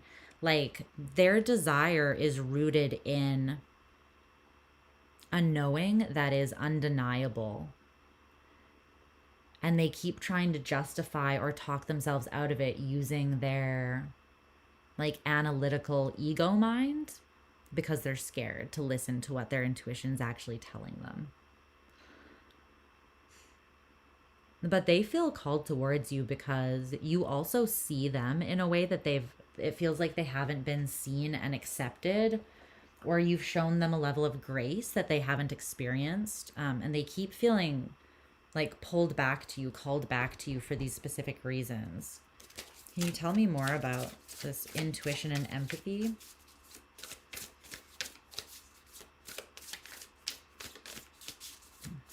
I feel like that is it. That's the crux of it.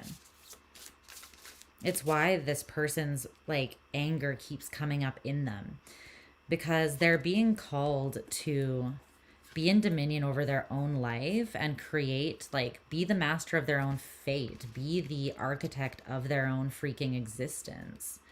The Nine of Pentacles, the Hierophant, and the Emperor. Being in dominion over yourself, and then creating the life and structures and foundation that you can build on that suit you, right? But you have to fully embody and express the truth of who you are, and then work from that place of sovereignty and agency, and like direct your will towards something that is more supportive than just like going around in circles and still coming back to the same place over and over again anyways, the same conclusion. Like that would make anyone crazy. That would make anyone frustrated and angry, right? Because it's revealing the lack of temperance that they do not want to look at. They've been trying to avoid and run away from it because they don't want to create from that place of emotional vulnerability. They don't want to trust. It's scary for them to make a big decision based on trusting their inner voice, what they feel and intuit in that way, like without proof, basically. But it's weird because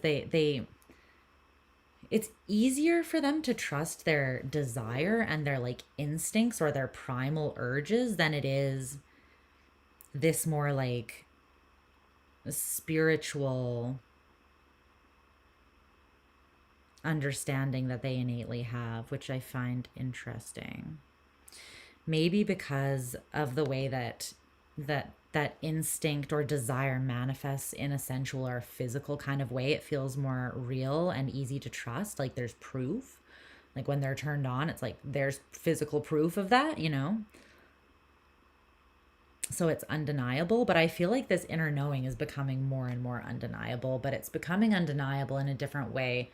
It's refusing to be overlooked because it's continuing. It's like every road is leading them back to this truth that they're trying to avoid. Okay. So the World is the card that came out for you to highlight basically the potential gain, cost, or consequence of engaging with this person and potentially indulging in the desire that is there.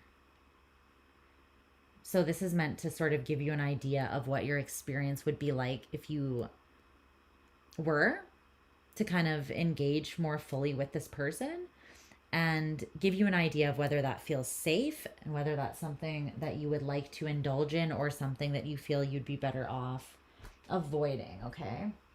So with the World, this is Saturnian energy.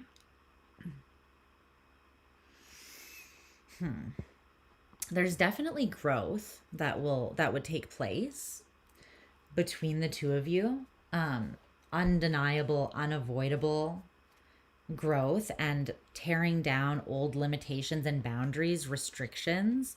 There would be, and this energy though of needing to be accountable for yourself and responsible for yourself, like knowing how to govern your own life and order your life in order to optimally utilize your energy, and accomplish the things that you want. Like there's an energy of needing to be, it's not like taking on the burden of responsibility, but it's like maybe being accountable to yourself. Like there's an energy of humility and willingness to learn the lessons that the way that Saturn requires, which is usually through showing you the truth of your reality, which may not always be something you want to face, because it can include limitations and boundaries that you have to overcome, and it can kind of feel like a lot. It requires you to be ambitious, confident, and the leader of your own life. And it feels like ultimately that's what this person is afraid of. They're afraid that they're going to take something on that they feel intuitively is part of their destiny or something that they feel incredibly called to. But their fear is that they're going to take it on and that they're like not ready, they're not enough, they're going to fail. This massive life lesson, basically. But I feel like, yeah, engaging with this person, there will be life lessons that are valuable that come up. You can expect that. It doesn't mean that the whole thing's going to be hard. There's definitely an element of like destiny to this, but it requires commitment. It requires a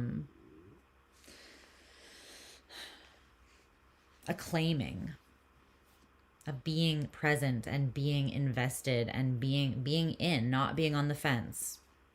And that is like includes choosing to be courageous and choose something even when it scares you, or even when you're confronted with shame or guilt, or like the places that you judge most harshly within yourself.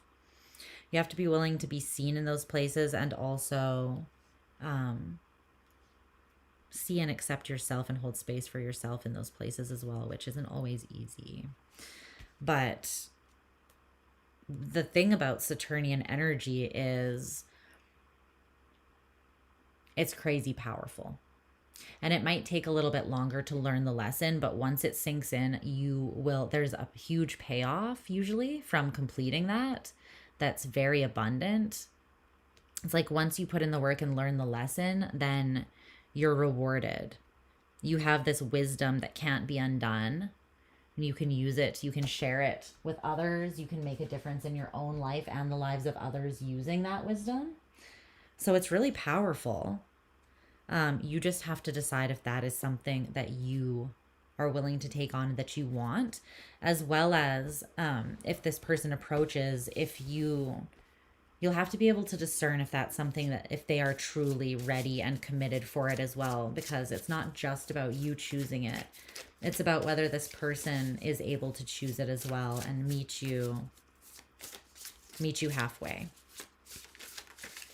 Because you don't, the last thing you want to do is enter into a Saturnian kind of relationship or lesson where, yeah, where one person is not moving forwards and you're like pulling the weight. That will create an imbalance that will cost you a lot of abundance and stability in your life. So you need to be sure that someone is with you in this, and that I think that this person is more than capable, but they have to believe that they are more than capable. And they have to be willing to, exercise that capacity. I think that it will be very liberating for them because they'll be proving themselves to themselves, basically, which I think is what they need to break them out of this like stagnancy and this really frustrating loop that they've been in. But only they can do that for themselves, right? And all you can do is basically discern whether or not they're doing that accurately or not, or whether they're doing that effectively, and you can trust that. You can trust that they are committed to their forward growth, because that would have an influence on you as well. All right, babes. So that is your reading. I hope that was helpful. We're going to move on to Capricorn. I'm going to let my dog in and give him some breakfast, my Rottweiler, because he's been outside for the night. He wanted to be, it was gorgeous outside. So I left him outside in his kennel, and he was being quiet and like good all night. So I just left him out there, but he's probably getting hungry / needs some fresh water. So I'm just going to let him back in and go to the washroom, and then we're going to finish the last 3 signs. And that's what we're doing, okay? So I love you, Sag. And I'll talk to you again soon. Okay. We're moving on. Holy crystal meth. What are you doing being awake?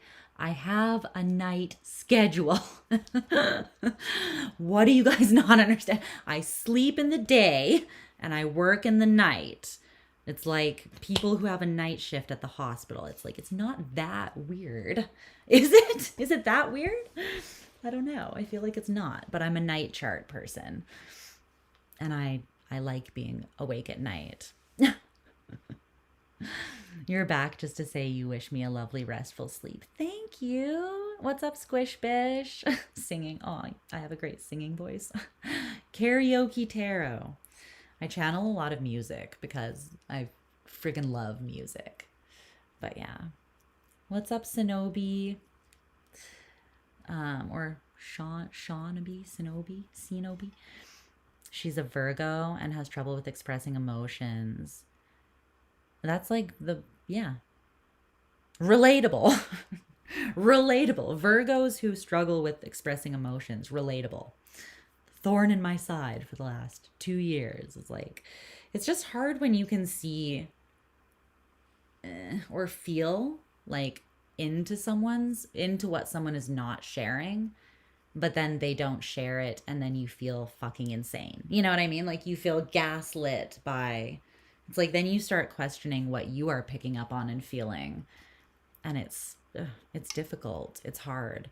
You want to like make someone feel safe so that or help them feel safe so that they feel that they can open up and share those parts that they struggle with. But ultimately, like, that is not our responsibility. We can hold space for people, but if they need to do the work and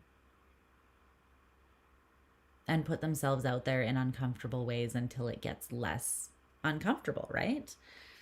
They have to get comfortable with the uncomfortable until it becomes the comfortable. And that's the process for everybody. No one bypasses that. We all have things that make us deeply uncomfortable and afraid, and you gotta pick up, like, you gotta just at some point you just have to live life, you know?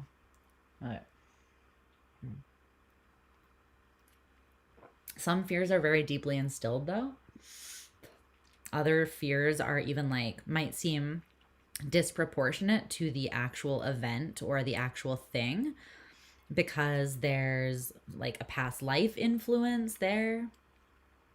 Like for instance, maybe you have like a witch wound from a past life where you were killed for your beliefs, and then in this life you have a very difficult time honoring your individual beliefs and values and like adhering to those rather than conforming. And you might be like, why is this such an intense fear? It's like, you never really know the influences that are impacting that. That's why you have to do the work to like look within and be, where is this coming from, right? Knowledge genuinely is power though. Like the more you are willing to look at yourself, the more empowered you will be.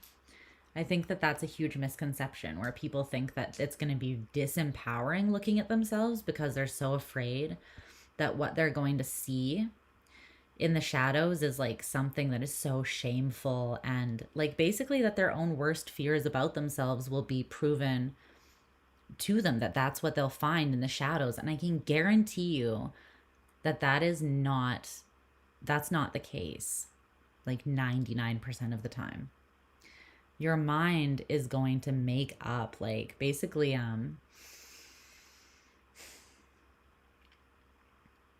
your mind's going to blow that up because your ego thrives on fear. Fear allows it to like protect you, and that's the big function, is protecting the identity. And like this sense of self, or the perceived sense of self, is a huge like task of the ego. So it's going to try to fulfill that task for you at any cost, even when like the risk isn't real. It will justify that the risk is real or why you should stay safe and comfortable, but you got to challenge that part of yourself. And the best way to do that is like when you do have this deeply intuitive or empathetic knowing, right? To let that inform you and to try to trust that in like little ways and like work up until you trust that part of yourself just as much, if not more, than the voices of the voice of the ego or the narratives of your monkey mind. But it does take work. It takes time to build that. Even for people who have like a very strong intuition, or who are strong empaths, like it's difficult to get to a point where you can trust that. I mean, it took me like 35 years to get to a point where I really fully trusted that in myself. And I went through lots of things that challenged me that led up to that point, that felt like curses and afflictions. And only after the fact did I realize that they were actually gifts that led me into this space of trusting myself. But shit's not easy. It's not easy. I'm here to validate that it is not easy. The struggle is real. The struggle is human. And we're all human. So it's a good reminder to be like, to go easier on yourself as well, right? To not be too hard and not have these crushing expectations of like, I should have this figured out already, or like, why am I so afraid, or blah, blah, blah, whatever it is. But anyways, I'm going to run and let Django in. Jangy, my big boy, and I will be back in a moment. I'm also going to empty my bladder so that I can focus when I get back. And then we're going to do Cap, Aqua, and Pisces. Speaking of Saturnian energy, we got our Saturnian babes coming up next here. Okay. I feel like you guys are going through it around this time because we had that Capricorn moon, which felt very charged. There's also a lot of stuff opposing Capricorn right now with all the Cancerian energy, and then Pluto is shaking shit up, and Pluto is revolutionizing Aquarius. So wherever you have Aquarius is being non-subtly tormented by Pluto. by Daddy Pluto from the underworld. Basically, Hades is tormenting your house of Aquarius or wherever that is. But for the sake of transformation, so yay, right? All right. Sometimes you just have to laugh or else you're going to cry. And that's life. But I will be back in a few moments, okay? And then we will carry on.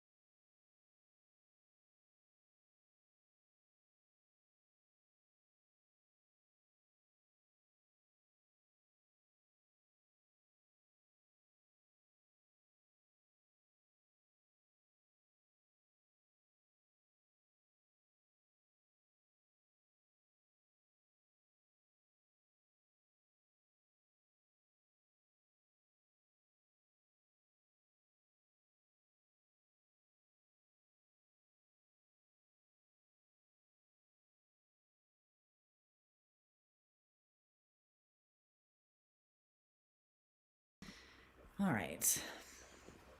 Hello. I have returned. I had to grab some breakfast for myself as well. It's looking a little nippy here. Sorry about that, guys. Then again, if you're offended by human biology, can't help you with that. All right. We're moving on to Capricorn. If you hear my dog eating loudly, don't worry about it. He should be done in like 1 second anyways. He's pretty, okay,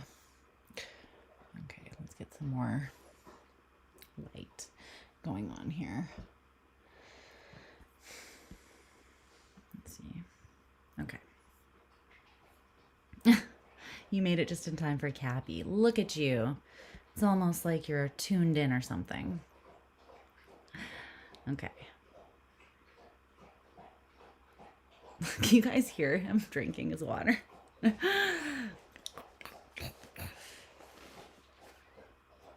probably going to come say hi after because he's all stoked. He was so excited to see me. Got out of his dog bed like, yo, my human is here, my human is here. Let's wait for it. Django, come here. There's my boy. There's my boy. Hi. Oh, whoa, don't get so excited. You choke on your water. Hi. Hi. Hi, sweet boy. Hi, sweet boy. This is Django. Sorry, it's really difficult. He's like, I can't reach you with my tongue. Can you lay down? What a stinker. Hey, can you lay down? You can stay. You just gotta chill. He's like, with his little tail. It's so cute. He's just like, I'm just glad to be here. Hey, that's my lamp. Just glad to be here. All right. You big weirdo. Stinker. You slimed my hand. Just so you know. Okay. Smells like dog. Dog drool. Lovely. Do you wanna stay? You just gotta lay down if you're gonna stay, buddy. Or like you can't fit through that. Your butt is too big. Not shame. No body shaming, but you know. Got too much junk in your trunk to fit through that little space. This boy. You went on a quick grocery run to get sesame oil and came back with sushi and roast chicken. Ooh, sounds good. Okay, he gave up trying to fit through there. Now he's just going. Now he's walking away. All right, let's timestamp and get into Capricorn so we can finish this thing up.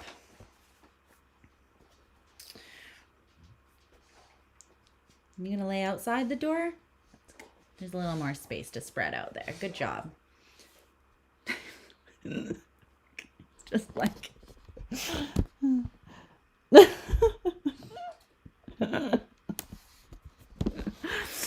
welcome to my life. There's not a moment where I'm alone. Not a single moment. Get up to go to the washroom? Follows me to the washroom. Yeah. You guys, Rottweilers, they're herding dogs by like, I don't know how you would say that. They're historically herding dogs. And so he will just like use his massive body to just like herd you where he wants you to go, or thinks that he is like a lap dog. And it's like, bruh, you weigh the same amount as me. You literally weigh the same amount as me. Okay. Where's the pen though? Where's the pen? There we go. Okay.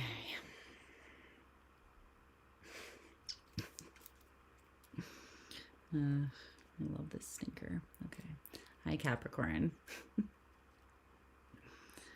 All right. We had a brief interlude where I went and grabbed my dog and got him some food and things. So thank you for being patient. Okay, so we're going to start with the reading here. And the first part of this reading is kind of to give you an idea of,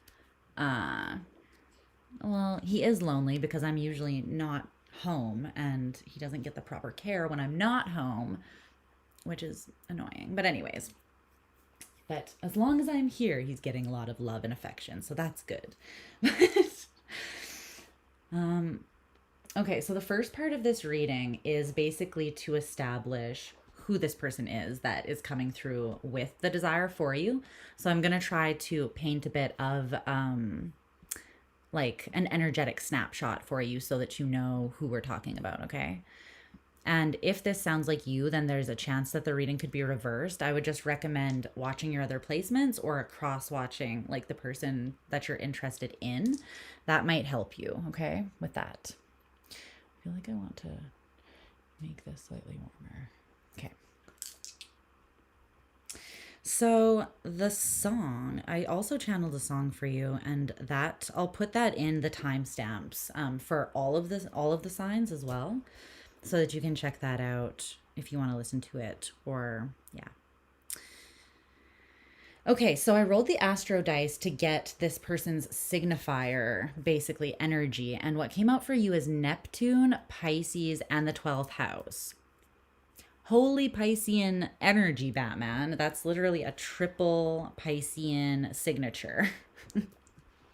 Pisces is ruled by Neptune, and then the 12th house is also the Piscean connected house or correlated house.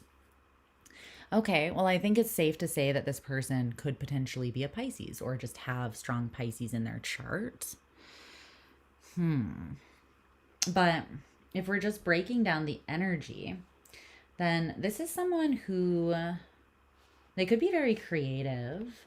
They're definitely tuned into their dreams, like their hopes for the world, for their life, for whatever that looks like, basically. Like their dreams, as in the things that inspire them, the ideals that inspire them, and what they hope for. They're very tuned into that with Neptunian energy here. There could also be times where that like verges on it just being illusion, though. And so this is someone who would need to really strengthen their, well, someone with this triple Piscean energy, they really need to strengthen their own discernment to know like what is the tunnel of Delulu and what is something, a dream that they can really pour their heart and soul into to achieve for the greater good of all. Neptunian energy is the higher octave of Venusian energy, so that's why it represents like a higher love, a spiritual love, even like an unconditional love. The Hanged Man, that's why it represents rising up above kind of like duality and transcending into like seeing a higher perspective and being able to sort of offer yourself from that place.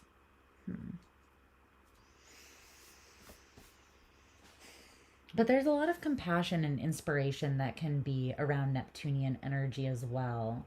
And there's a lot of magic that can come from the imagination and the belief or the faith that specifically is really associated with Pisces. And Pisces are dreamers. They can be very idealistic, but they also are informed by usually their very strong intuition, or like they're generally mystics, right? Of some form. And they're oftentimes tuned into this like unified ocean of energy. You could see it as like Christ consciousness, or the one consciousness, basically. Compassion for their fellow man via being able to empathically tune in and have this understanding that like you are me, I am you, we are all part of the same body. If I'm like a toe and you're an elbow, well, we need both to function effectively, even though we don't have the same job, but we both bring something to the table that is required for the body to optimally function, right? So Pisces generally has this innate kind of like understanding of the value in all things and all people, which is what somewhat informs their compassion. They can sometimes verge on martyrdom though if they're not careful with that. They have to have healthy boundaries. Especially because the 12th house being here as well. This could be someone who's really had to learn that, or they're really having to learn that now. Because the 12th house can be associated with like secrets and privacy, or what is hidden from even you. Like basically the unconscious. But that can also be where magic lives. That can also be where it's most beneficial to take the light of consciousness, or to go and witness yourself, oftentimes in solitude or privacy. And sometimes these themes can even come up through dreams, which is right when your subconscious mostly talks to you. But there is this kind of like unsettling energy about the 12th house because it is the unseen or the hidden. So it's kind of like walking into like a haunted house, right? Like if, let's say you go to a fair or something and you walk into the haunted house, and there, you know that you're going to encounter things like fears within there, but it's like pitch black. So you're walking into the unknown without vision, and you are facing your fears in those places. And so for this reason, the 12th house can also signify both like confinement and also undoing. Basically a place where you can be held to fall apart. Basically like your innermost chambers where you hold yourself, and you can unravel and then be remade. Usually by forces greater than you, or a strength that you're not even aware that you have.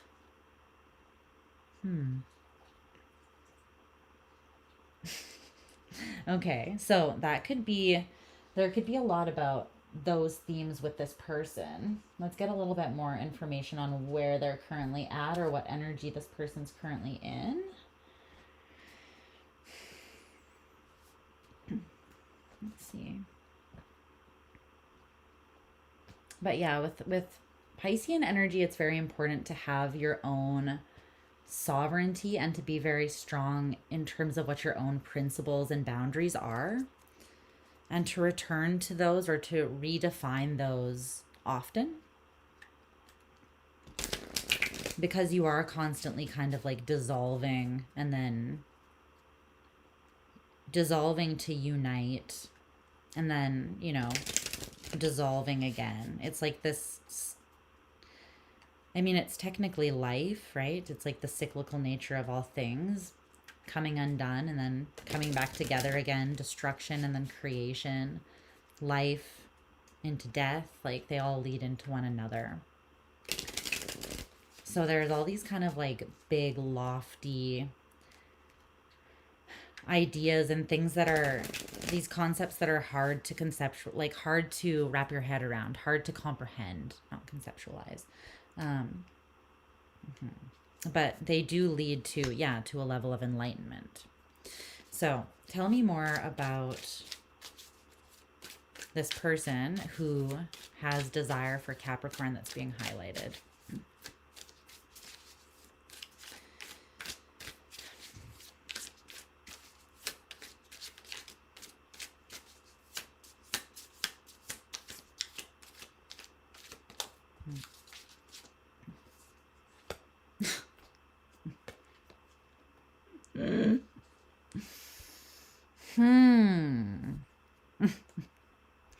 Well, I'm intuiting that this person who desires you is in an energy of desire for you. I don't know.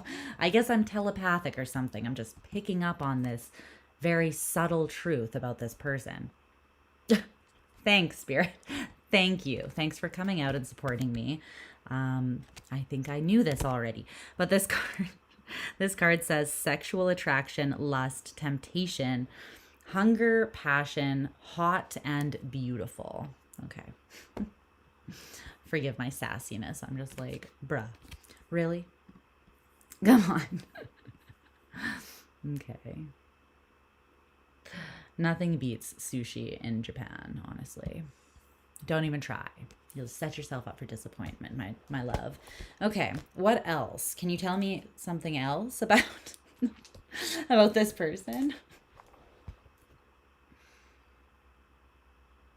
I feel like a lot of this person's desire might actually be in their might be unknown to them. It could be pulling the strings behind the scenes because maybe it's something that they've been either afraid to confront, like their desire is so powerful, not just for you, but like when they are passionate, convicted, or have desire for something, it's coming through as being kind of like overwhelming, or it's something that they view as like a temptation that they can't necessarily trust. So it could have been something that they saw as a weakness or a liability, a vulnerability, and they may have repressed their desire. There could have been times in the past where they followed their desire and it misled them because they weren't really tuned into it, or because they hadn't established those strong the strong discernment and boundaries that we already talked about. But I'm getting with that 12th house, it's something that they could be very like fine-tuned into their desire. They could feel it and pick up on it, and even be very like inspired by it or motivated by it without fully being aware like of that. Because in their 12th house, I'm feeling like a lot of it is unconscious or subconscious. This could be something that this person right now is kind of having to contend with or work through or work out in some sort of way, like establishing a foundation and morals, values, like a backbone, boundaries, basically just creating definition in their life, in their inner world even, that makes engaging with their desire feel safe.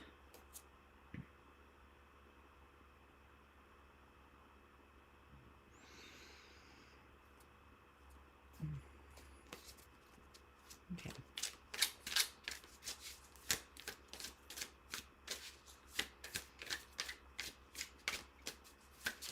Yeah, I'm getting someone who has a lot of desire and they feel it and they're pulled and influenced by it, but they don't have like a solid relationship with it or understanding of it. Which is why it feels it makes them feel vulnerable a bit. It makes them feel out of control. What? Got something to say about desire? He's like, I desire that you scratch my butt right now. After, okay? I'll give you a good scratch down behind the ears, on the neck. Rub your rub your big ass shoulders. What? I can't do it right now. I'm busy. He's just like staring me down and making hilarious sounds. Okay. Oh, okay. There we go. I'm like, are we done? What's going on? Distant and calm. When they are distant from when they create distance between themselves and their desire or the object of their desire, which is in this case you, my love, they have mixed emotions.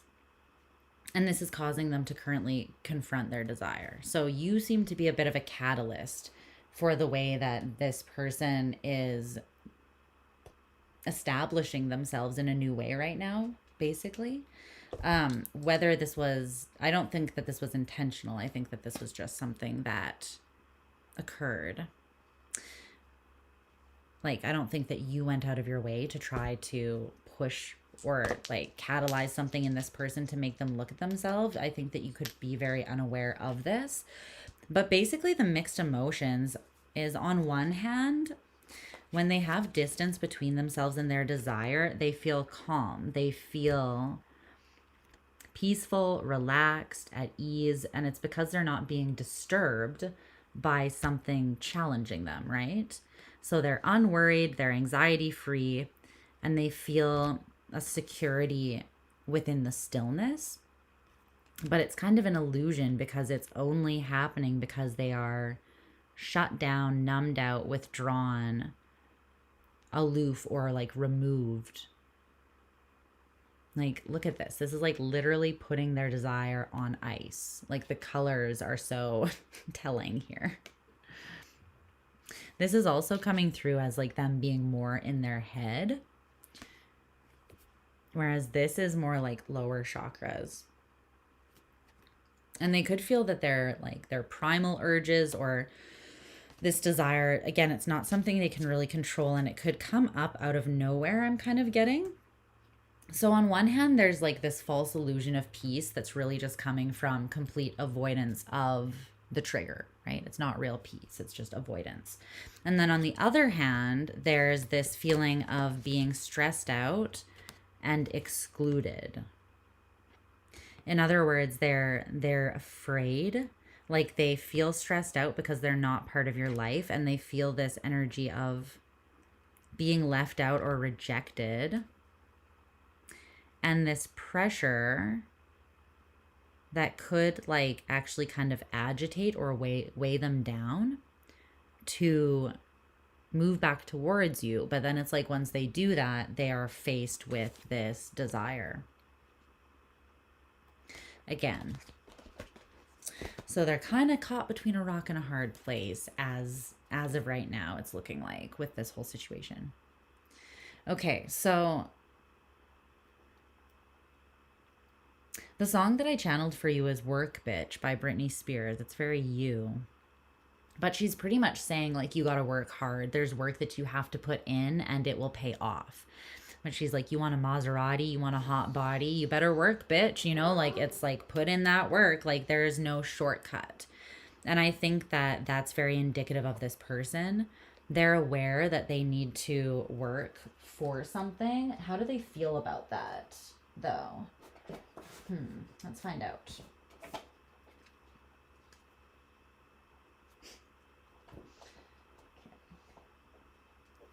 Oh, I forgot that I brought berries.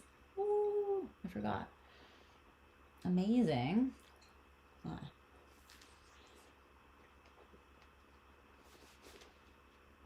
Forgot that I grabbed a little bit of breakfast for myself when I got Django.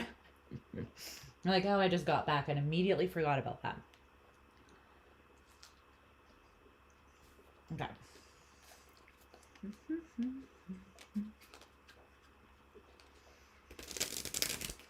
What are you looking? Is your paw okay? You okay? Yeah?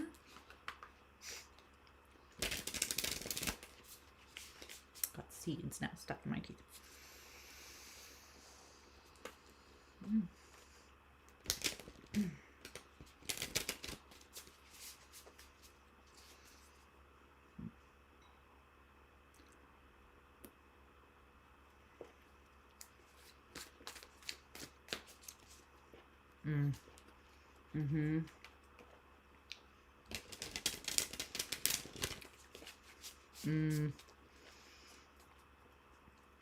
Oh my god, those cherries are delicious.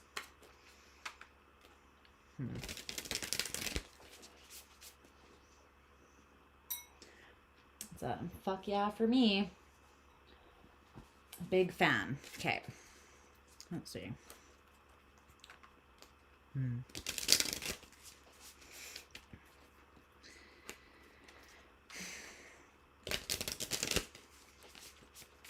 This person's desire. I think that they desire to put in the work because they want the outcome, but it's almost coming through as like they don't know where to start.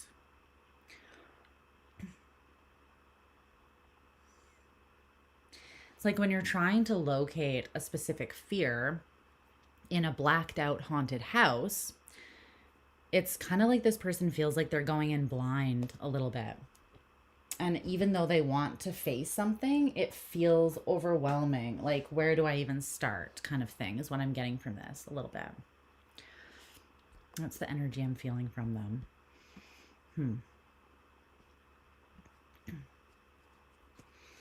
It feels like it stagnates them. It's like it stops them from starting anywhere. Which I understand. I think that's a pretty like common thing for people. I need to lean back and stretch my legs, so I'm just going to adjust. And then because I'm wearing shorts, I'm just going to use my sweater to cover so that I do not flash you. And because I don't think anybody wants to see that right now. And if you do, you're not going to. So just, okay. Yes. Good. We're good. All right. It's more, that's better. Come closer if you want to. Jings. Okay, just need to lean back a little bit.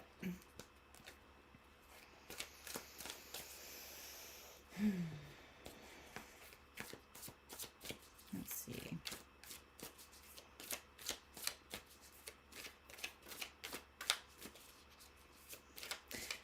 Something about this person's like principles are being tested. And it's in a very hands-on way. Like I'm feeling like they're being challenged to do something hands-on. So it's like taking a physical action. Or yeah, the Queen of Wands, it's requiring the Queen of Wands and the Eight of Wands. It's like they're needing to move through fogginess with confidence, basically, is the only way that they can really get through there. So it's like the way to start, and this is their desire. I think they want to approach you with the confidence that they perceive you having as well. Like they're seeing you as this attractive Queen of Wands energy and they want to move towards you with confidence, but they need to locate that within themselves. But I just feel like this is kind of about leaping into their own emotional confusion to locate or like haziness internally. It's not their emotional confusion, it's what's hidden from them emotionally within themselves. Like specifically some sort of fear, I think, that's they're wanting to face or locate, like put their finger on so that they can deal with it. But it's less about their willingness to deal with it and more about like where that fear is located. And it's located in the unconscious, in their 12th house somewhere, is what that feels like. So they've got to like go and find that. They got to go find that.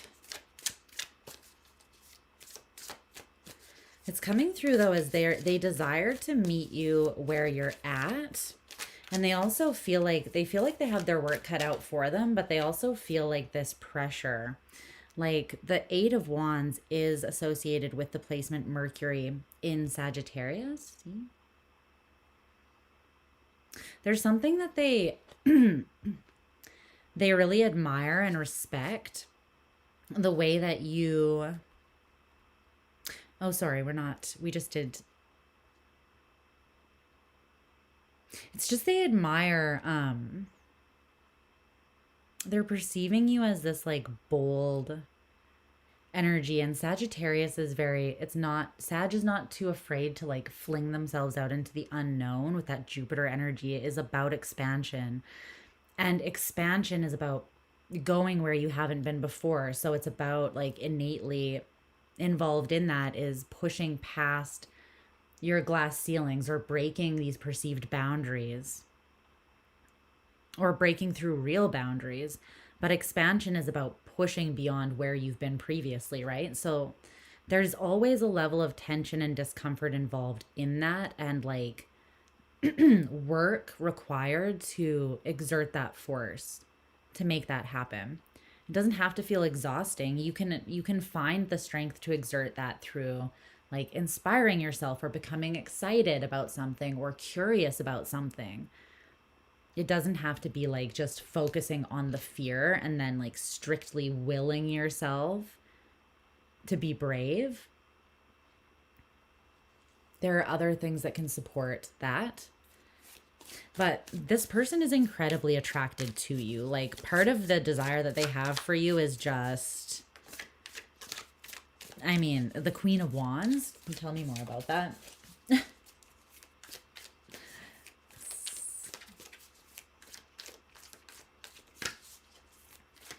There's something about like a light in you as well. They don't understand.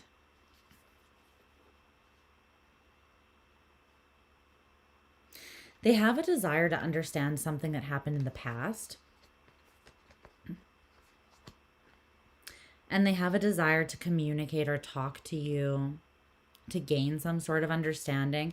It's like they feel as though you have a key, or you can see into their blind spots. And while I think that that scares them, they know that ultimately that can assist them in seeing what they need to see, and then being able to move through and accomplish what needs to be accomplished, which they're willing to do. But they do have this thing about like relying on you. They may also just want you to like help them push through and illuminate this so that they can find balance and manifest from that place and be abundant. It's like they see that you are accomplishing something that they're not, and so they believe that you have like the key, right? The only thing is I'm not sure how healthy that is. Like it seems a little bit like they want the answer from you because they see what you have. I almost wonder if you have synastry, like 12th house synastry with this person.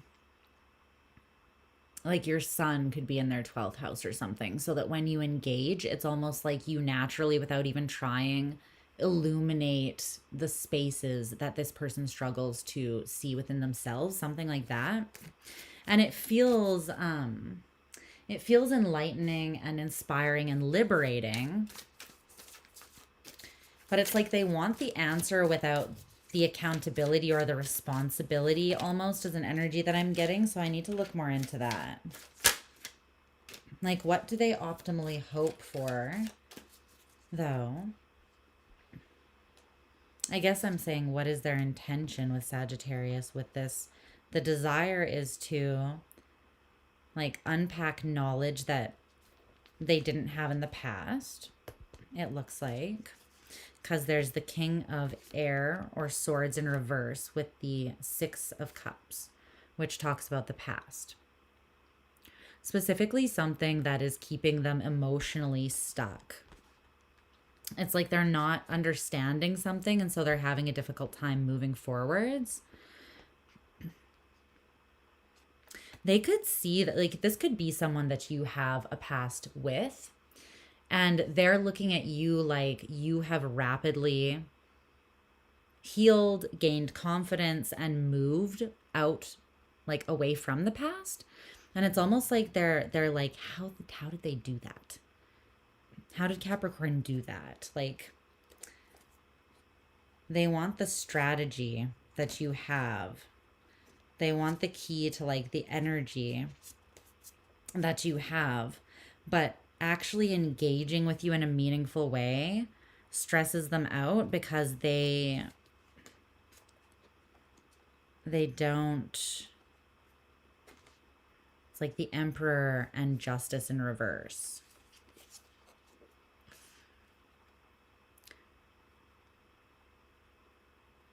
They either don't feel like they can, offer what is required because they're not in dominion over themselves, or like they don't want to be in dominion over themselves to the degree that this would require, because it would require them to maybe create justice or correct some sort of wrongdoing from the past. It's like they know that to come back towards you, I think they would have to take accountability for something. And they just want like the answer so that they can get out of their head. And it looks like just move forwards in this Knight of Wands energy. But what's actually required of them if they come towards you is that they step up. Like they would have to be the Emperor and Justice. So, meh. I don't know about that desire too much. I don't know how much I love that. It kind of seems like this Five of Swords keeps on showing itself, which can be a card of like winning at any cost. And I don't know if they're necessarily trying to win, like compete against you. I think they want victory over what has been hidden from them. They want victory over like the internal conflict and what's keeping them stuck in the past. But there are also like some energies here of it does feel a little bit competitive. Or like they're looking at you and they're like, what does Sag have that, or what does Capricorn have? Why do we keep calling you Sag? It's because this card has Sagittarius on it. And I keep looking at the page and it says Sagittarius Jupiter because that's the placement. So I apologize. I know that you're Capricorn. But they're like, how did Capricorn do that? Or like, what do they have that I don't? What did they do to free themselves or to... like Jupiter in Sagittarius is a double Sagittarius or Jupiter signature because Jupiter is Sag's ruler, right? So it's like an extreme energy of expansive, like quick growth and abundant growth, or alignment with the Wheel of Fortune or healing, right? But it's very fortunate energy.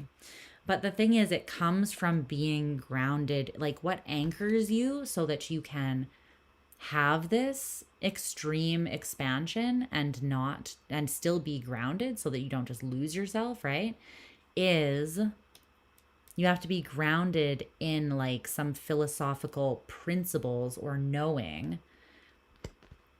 And that kind of sums up the work that it seems like this person does not want to do or just isn't doing. It's really coming through as a bit of Peter Pan vibes. Like they showed me the Knight of Wands versus Justice and the Emperor, and they said they want to choose the Knight of Wands, right? So that's pretty clear. It's like this person is like, I'll grow up one day, but maybe not today, you know? Anything else about the desire itself that wants to come up?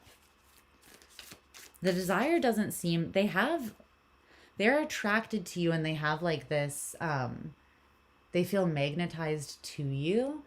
And part of it is like a sexual or physical attraction, but a lot of it is just the energy that you are embodying and expressing as well.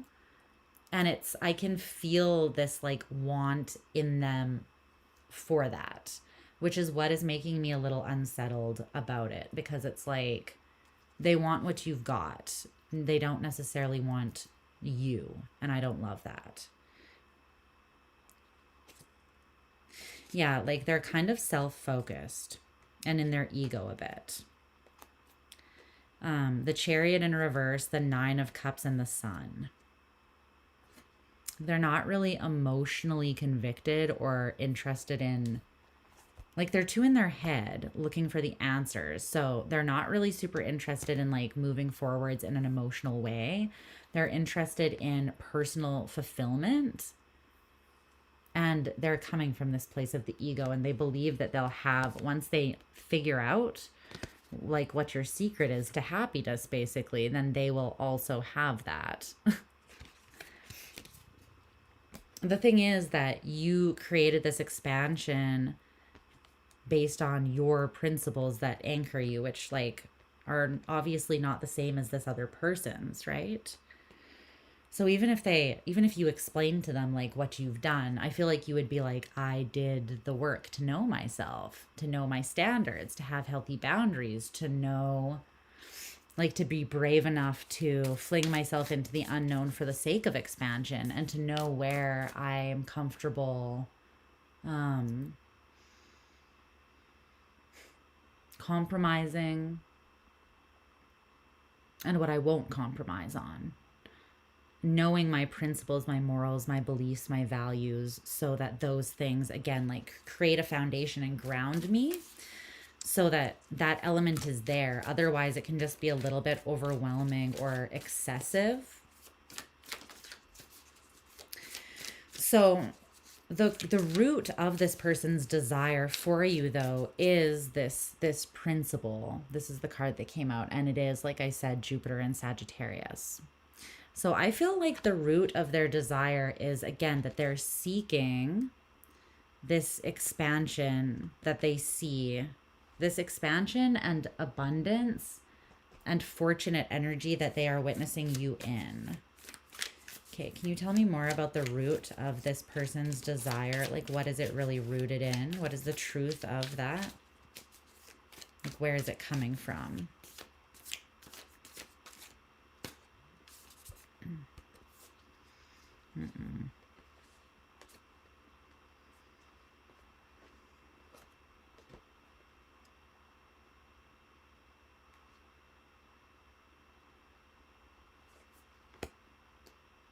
No. Don't like it.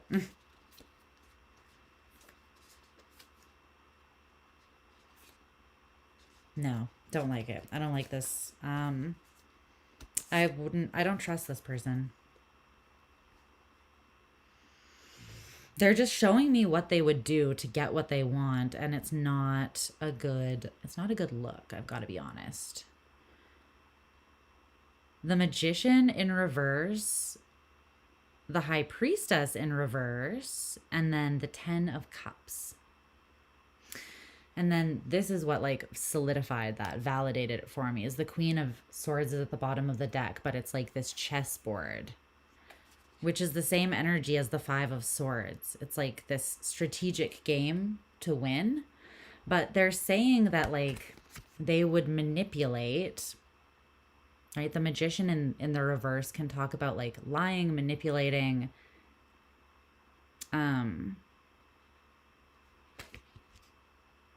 the High Priestess in reverse is like through strategic disclosure, basically.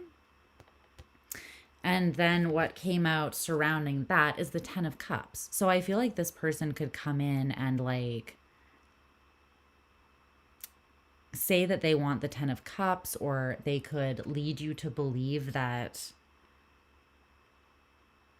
they want that with you, but really they're seeking like some information or trying to get something, glean something from you. And I feel like it's strategic. Like, I just feel like it's a tactic that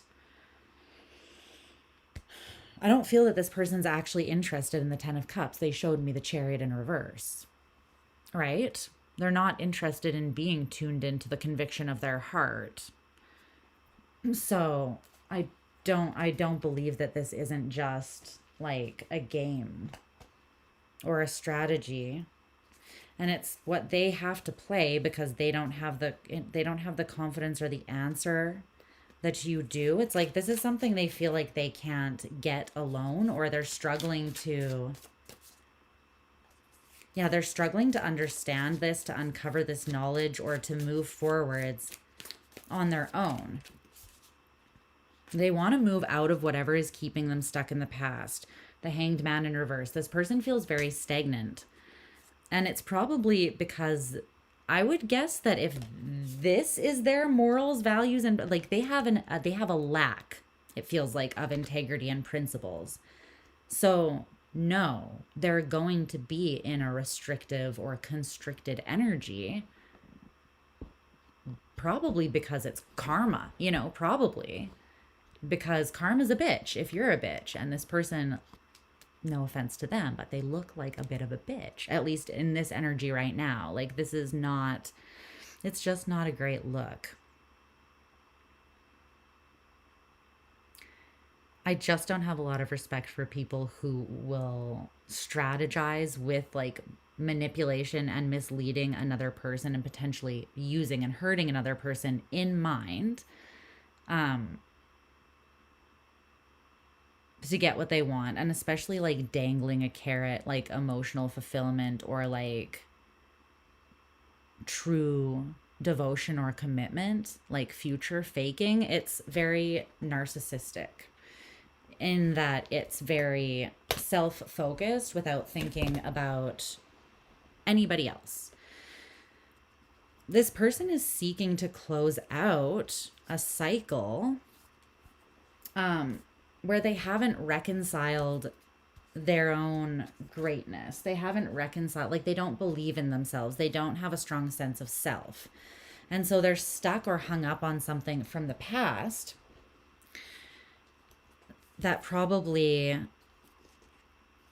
hits on or touches on a personal insecurity that they have, or somewhere that they feel like lack or stagnancy, or they feel stuck essentially in this particular place.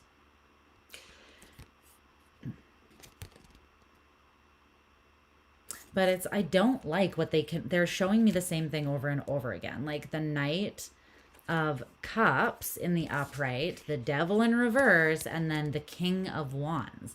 They want to, this is like the end goal. They want to feel like the King of Wands. They want to feel like the King of Pentacles.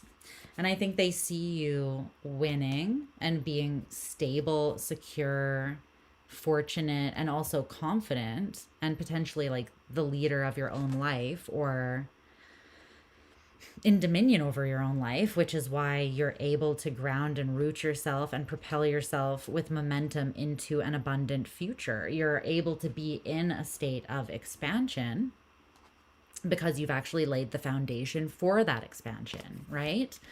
This person wants to steal like the answer sheet to the test so that they can just skip, But that's not how this shit works. But I don't like that they're pretending to be like, they're like, what if I just present myself as being super emotionally available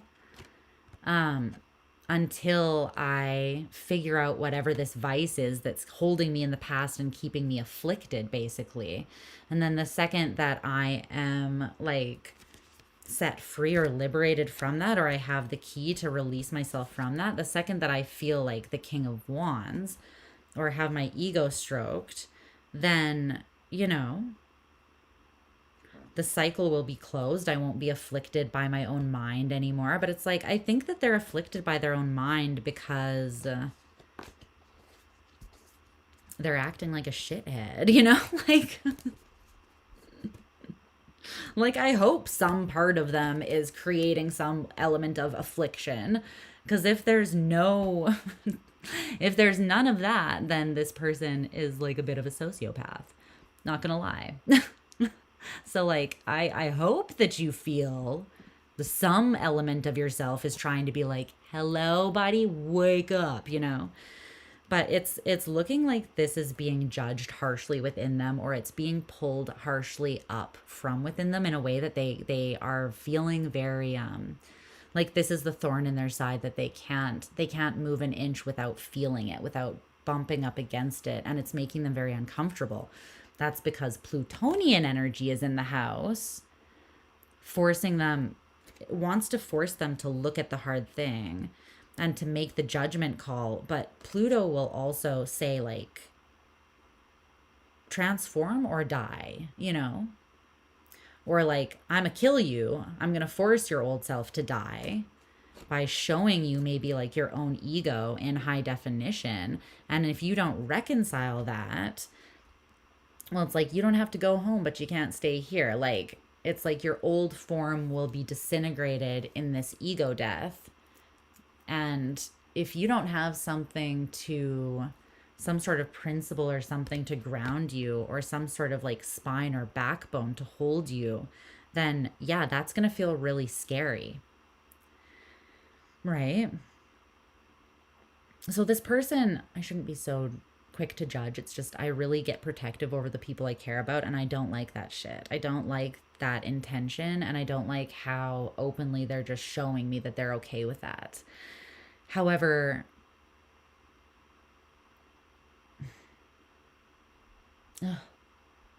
I'm hearing a song by Mariana's Trench, and it says, "Desperate times call for desperate measures."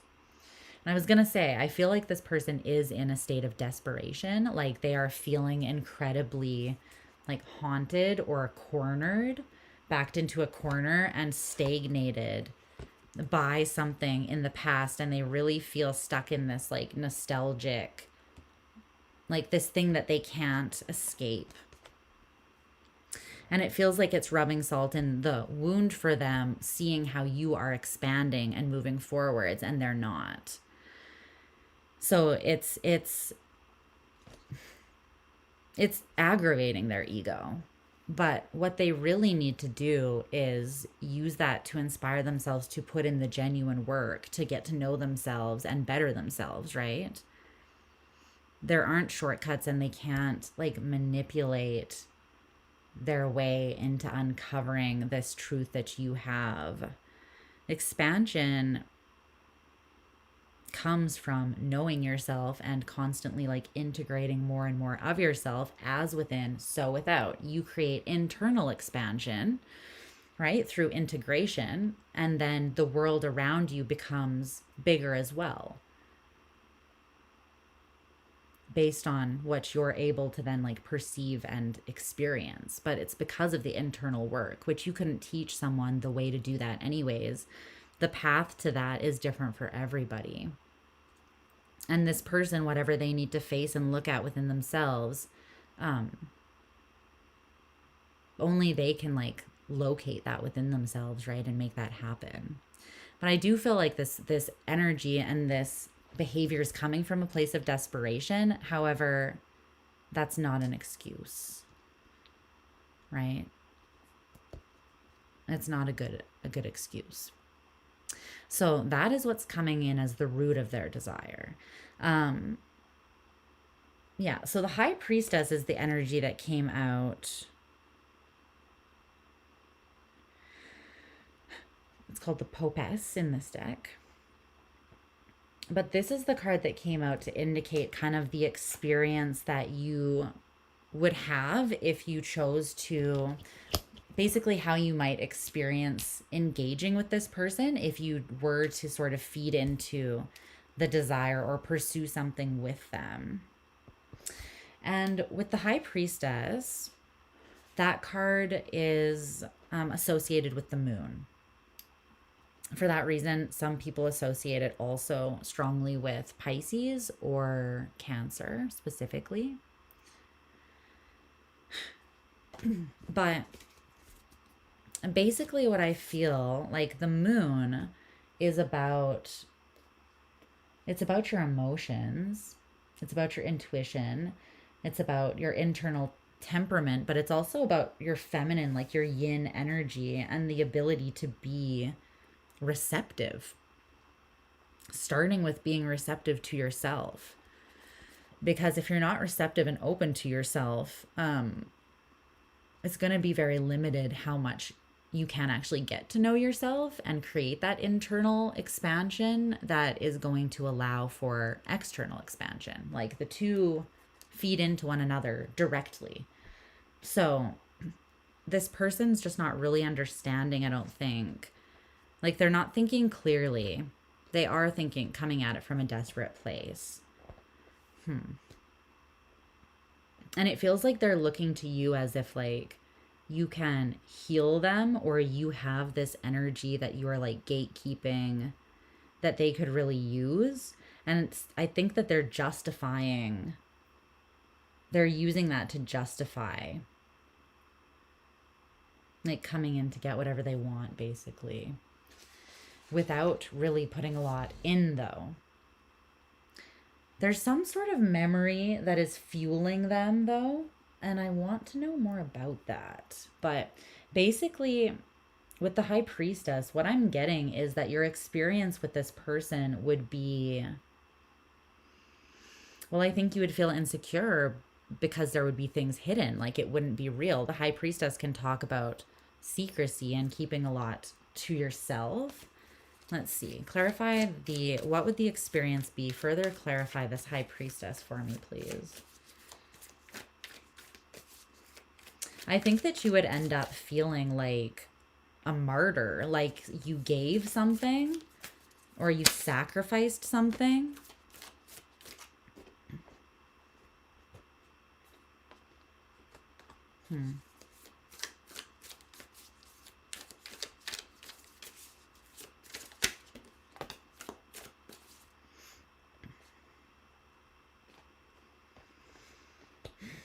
I'm channeling so much music for this group. This person creates their own injustice, like their own bad karma. And then it's like they get desperate because that karmic situation, right? So their karma could be, for instance, having all this grief come up from within them that has to do with the past, and then feeling like they don't know how to work through it, face it, or move beyond it. They're just stuck in it, and it could feel like they're drowning, right? But it's like that is not something that they need to escape. That is the consequences of their own action, that they now have to clean up that mess, right? But this person, they call all of these things in their own life, and they're like seeing it more through the lens of a victim identity or a victim mentality. Like they're not seeing how they create, they're the cause of their own downfall here, basically. But I'm channeling now a song, well, it's a line from, what song is that? Reincarnated by King Kenny, Kendrick Lamar. And he says, what does he say? Something about, what is the line? He says something about like, I want peace. He has it at this one point where there's a dialogue between himself and God. And he's saying, all I ever wanted was peace. And God retorts, but you love war. Claiming to want peace, but you love war. And so you can't have both. You can have one or the other, but you can't claim to be a peace-loving person and then go and like, you know, act in a violent way towards others, like for the sake of your own internal peace. Okay, well, what you have done is going to reflect back on you. You won't have the peace that you're seeking. That's why like the internal work and then having that projected out into the external and reflected back at you, that's the only way.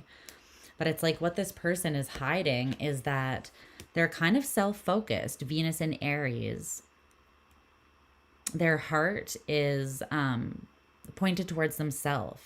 Like they're in a state of self-interest and they want to be free. I don't feel like they have any intention of being like committed or settling down into a relationship. They want this baseline of freedom, liberation, joy, and comfort within their own skin, confidence, and expansion on their own terms. But they keep on choosing a path that creates a self-fulfilling prophecy of failure, like not the victory and success and recognition that they truly desire. So I think this person is just kind of feeling more and more insecure about that and more frustrated because they're then comparing and contrasting where they are at with you. And they're just not understanding like what is truly required of them to get to where they want to be, unfortunately. So that is kind of what I see at this time, Cap. So I think that your experience, I don't think you would have a great time here. It's like this person wants to they want you to do the work that they have to do. You want a Maserati? You want a hot body? You better work, bitch. And they're like, can you do those sit-ups for me? Can you do those squats for me? 100 crunches. And then they're like checking as they're watching you sweat. It's like they're checking for a six-pack, and it's like, the math isn't math. The math isn't mathing. You know, it's just, that is not how it works. You know? So, yeah, that's what I'm seeing. My hair is getting greasy and it's driving me insane. So I'm going to pin it back a little bit so that I stop playing with it, because it's just making it progressively more greasy that I'm playing with it. But that's what I see, Cap. Okay, so I would suggest exercising a healthy amount of discernment and caution with this particular person. It doesn't mean that they're a bad person, but I stand by my comment earlier that they're acting like a shithead right now. So I'm not sorry, not sorry. I'm not taking that back. I'm like an extremely empathetic person, and I very rarely will like judge or call someone out like that, but I don't appreciate the means to the end that they are seeking. I don't like it. I don't like it. So, yeah. Hopefully you can forgive me for being a little bit of a, for being like, well, that's less than stellar. Okay, buddy. It's a very tiny little clip. Okay, we might just need to use 2 clips. We're using 2 clips. That's what we're doing. I'm like, one is not working. One is not doing what it needs to do. Okay. Where's the other one? Or another one? Another one. All right. Sorry. I'm getting a little ridiculous now, but that pissed me off a slight amount. I was like, no. You're fucking with my Capricorns. I'm going to have to cut you. Cute, but I will cut you. This is a look. Okay, let's see.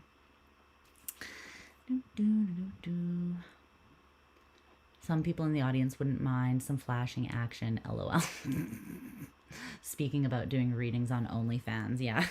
I was talking about going, like, I'm not loving Patreon. And so I was talking about switching, switching platforms. And I was like, well, what are the options? There's OnlyFans, there's like Circle, there's these different platforms or whatever. And I was joking that I can like catfish people if I choose OnlyFans. Catfish them into thinking that they're going to get like topless tarot or something, or naked tarot. But then be like, hey, why are you being dumb? But then then they show up and it's just what was expected initially. Ha ha ha ha. But I don't know. I don't know about that. I don't know what platform we're going to find. We'll see. Okay. We're moving on to Aqua. That's what you were talking about, though.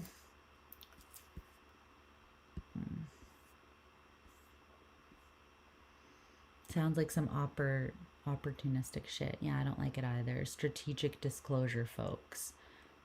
Like the government. And narcissists. Littlefinger. Oh, that like character was so annoying and disturbing to me. I think that they probably were annoying and disturbing to like everybody, but especially me. I was like, ew, the manipulation and strategic tactics. Okay, it's, you know what this is that's really throwing me off is that this is backwards for me. So I'm just opening up my photo booth so I can actually see what the fuck I'm doing. Because I'm like, I know that it should be easy. Like, oh, that's that side of your head and this is that side of your head. But when it's reversed, I'm like, why? Isn't suddenly my spatial awareness and understanding of what side of my head is what side of my head is just like not working for me. There. See how easy that was when it wasn't reversed? Oh. Okay. Let's move into Aquarius reading. The struggle. Struggle. But yeah, that annoyed me a little bit. Not gonna lie, that was annoying. Who's talking to me? Why are so many people talking to me? We're just gonna put that away. Pretend we never saw it. Okay, let's see.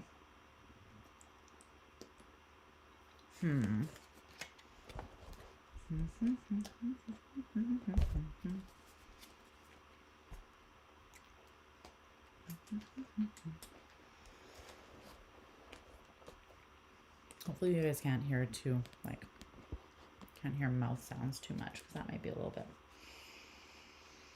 disturbing for you. 100% the government. Happy birthday, America. Yeah. The star of the show? Is that Aquarius? Those cherries are on effing point. Not gonna lie. Yeah. Just wanted to see if my tongue is turning black or dark purple. It is, in fact, turning dark purple. So if you see that, just mind your business, guys. Okay.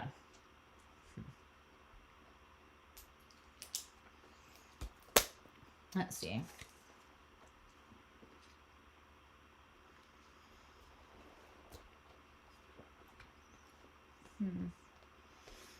I just want to clear a little bit.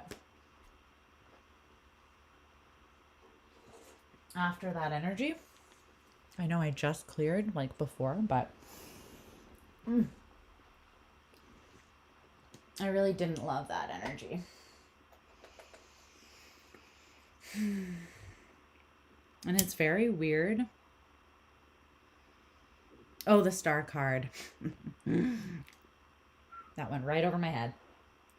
Completely and fully missed that. I'm not above admitting it.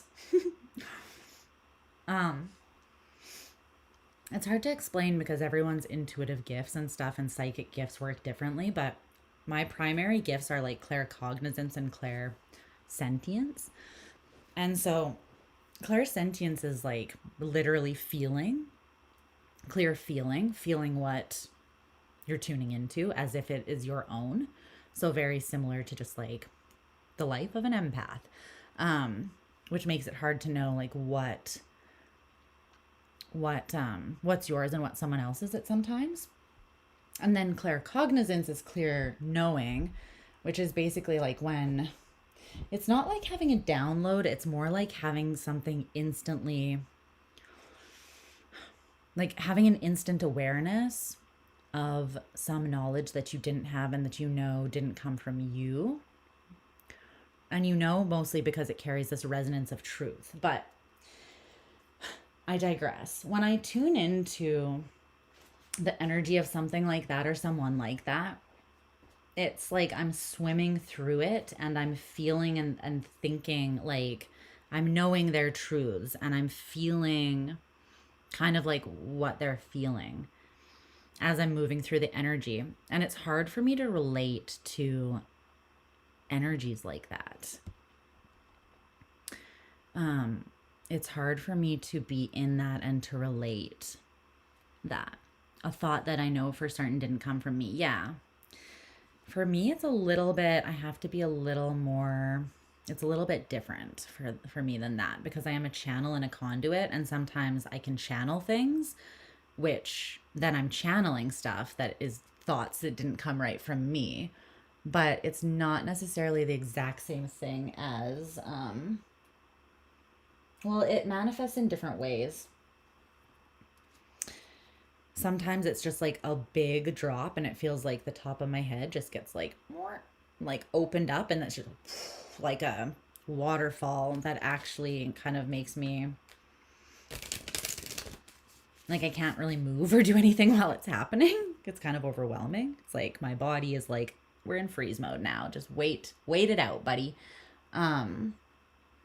But other times, yeah, I've had to learn Like, what is an intrusive thought, or what is a projection that I'm picking up on as an empath that is not mine? Like, it's a thought that's coming from outside of me, but it's also not coming from like a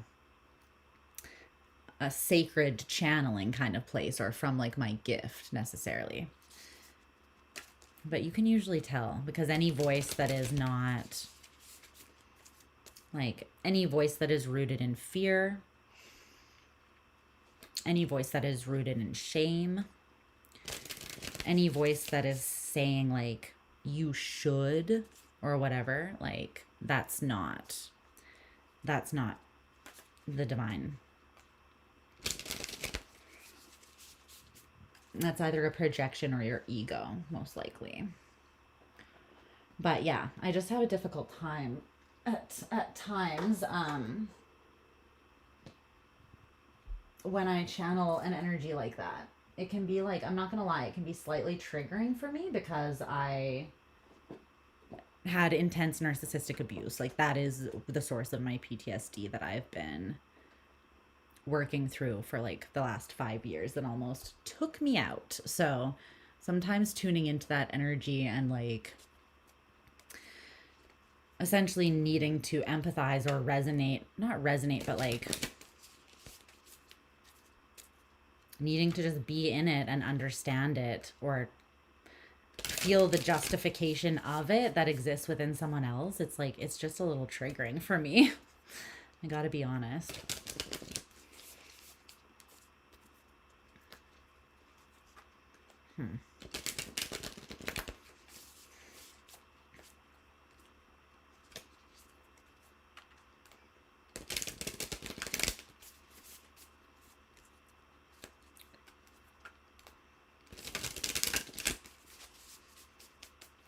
All right, I think that your deck is ready. So let's get down to business here, Aqua. Did you hear that? The big Rottweiler snore outside.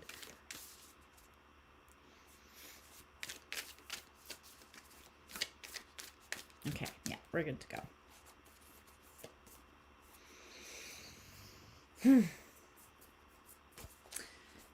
All right.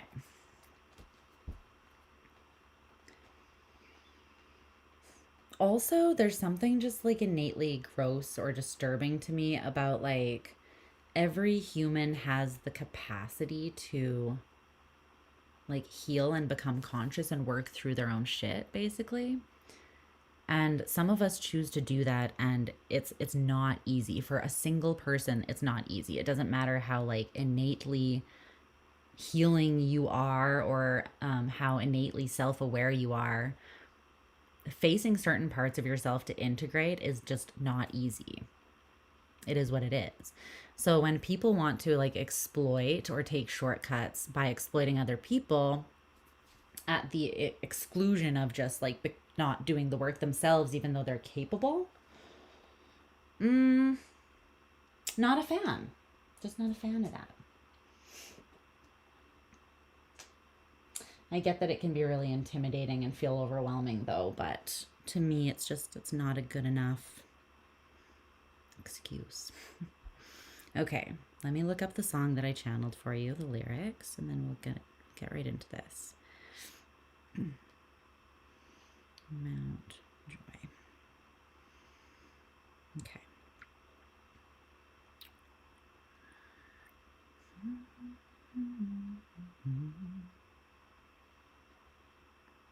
Okay.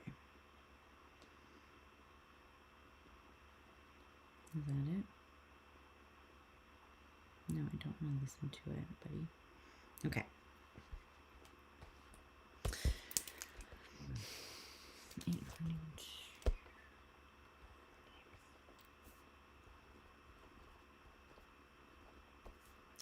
Hi, Aqua. Hi, Aqua. I guess I should come over here so you can actually see my face. I'm just writing down your timestamp. Okay. We are going to get into your reading here. So I'm going to start with trying to provide you with a bit of an energetic like snapshot of some signifying energies for this person so that you can get an idea of who this might be that has this desire for you. And whether this reading is for you or whether it resonates with you. If this sounds more like you than somebody else, then keep in mind that the roles could just be reversed, right? So you could gain more insight into your own desire for something or someone through this reading. Or if you're not interested in that, I would just say check out your other placements or cross watch, okay? And see if you can get the flip side from the cross watching. But I rolled the Astro dice to get a little bit of an energetic signature for where this person is at right now. And Pluto, Capricorn, and the first house came out. Whoa. Whoa. Okay. Something about that just feels like... Let's move that so my head stops going behind there. Feels like a lot. Okay. That feels intense. That feels really somewhat heavy. It doesn't need to be bad, but this person's definitely going the fuck through something. They could be transmuting some karma right now. It's like Pluto and then Capricorn is Saturnian energy. Pluto and Saturn together with the first house is like whatever's coming at this person right now is hitting them in a way that it's like it is not avoidable. It's coming through as like an initiation almost.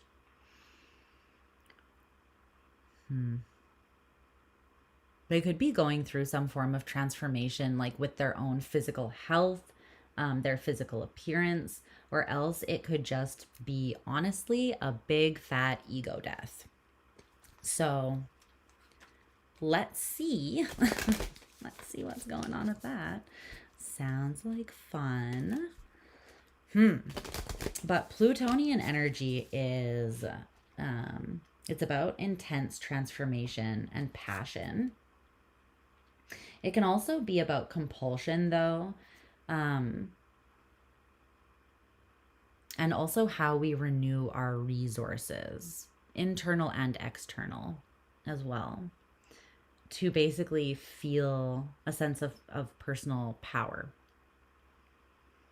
And Capricorn is kind of connected in the sense that they're about like how they utilize or use or govern over their resources to optimize them pretty much, right? So they're about learning how to conserve or make the most of their resources so that they can put less energy basically into towards accumulating resources and more towards the ambition that is going to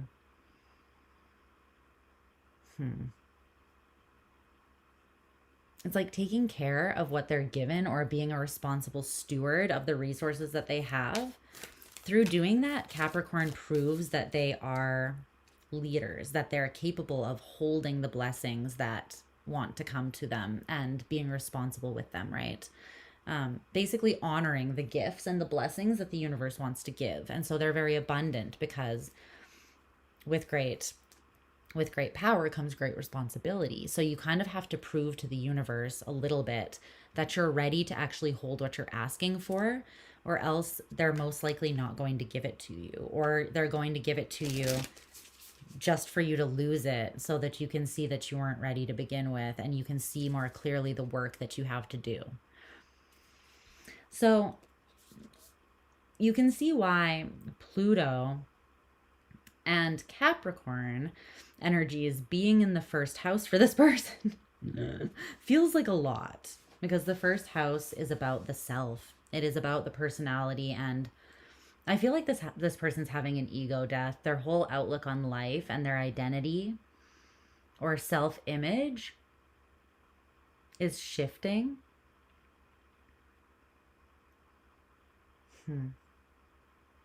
There could be something very like physically or outwardly, like superficially obvious about this transformation as well. This card just like fell off the deck out of my hand, and it's the Judgment. It's Plutonian energy. Not subtle. Also, the star is on the top. Pluto in Aquarius.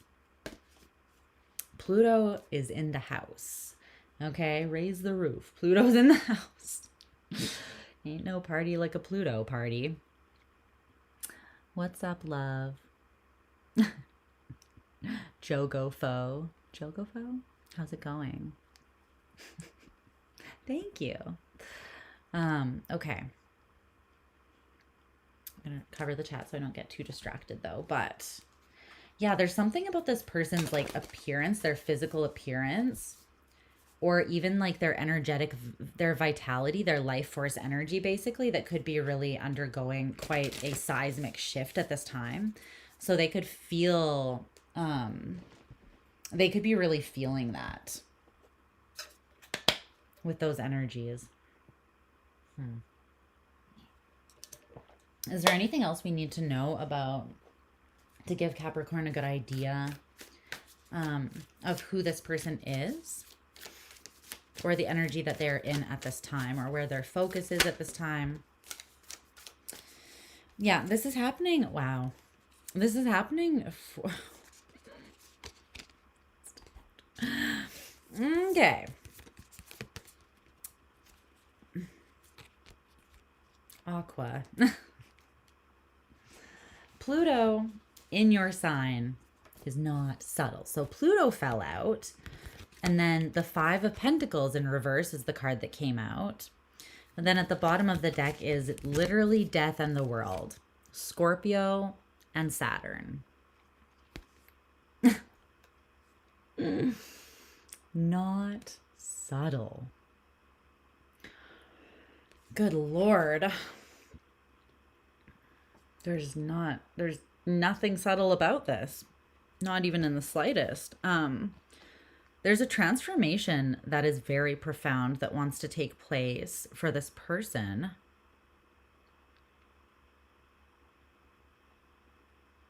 Your energy even could have somewhat catalyzed this because Pluto is in Aquarius right now. Engaging with you could have been like a karmic catalyst, or you could have been the supplier of this ego death, you know? You could have planted something in this person's mind that made them question themselves. Not in a negative way, but just like instigated this intense transformation that I see them going through right now. But ultimately, they're saying that the purpose of this is to bring this person in from out of the cold in some way. Like they were possibly in a bit of a scarcity or a lack mentality. Almost like witnessing themselves, digging themselves deeper and deeper into a hole that they didn't know how to stop. And they were digging with the purpose of attempting to, you know, find some pentacles in there. But they're digging themselves down into a hole. They're barely even, their head is barely even above ground. The purpose of this transformation and the closure of this cycle is to close out a period of struggle and scarcity for this person. That's kind of the function of Pluto and Saturn and the way that they're working with this person right now. Can you tell me a bit more about like the means through which this is happening here?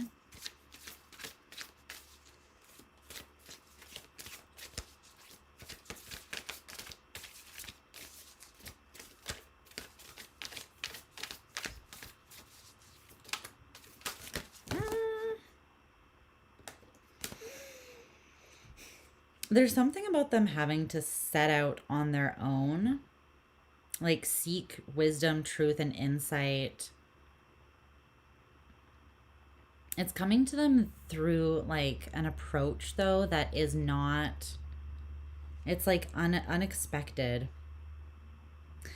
They could be coming up specifically against an unexpected obstruction or, yeah, obstacle or frustration or difficulty of some sort that is quite discouraging, and it's bringing up some feelings of hopelessness for this person. And that's because the approach that they're meant to take is a gentle one, a soft approach of moderation, or having faith in themselves, or an approach of, it's like not pushing or being aggressive, but rather offering themselves understanding and acceptance, specifically the places that they feel the least abundant or the most ashamed about where they're at in life. That's where they're meant to be showing themselves grace, and then taking action from that place of grace, or even the action of offering that understanding and acceptance to themselves, like just taking that approach. There's something magic about that is going to restore order in their life. That's how justice for this person is being ushered in. It feels like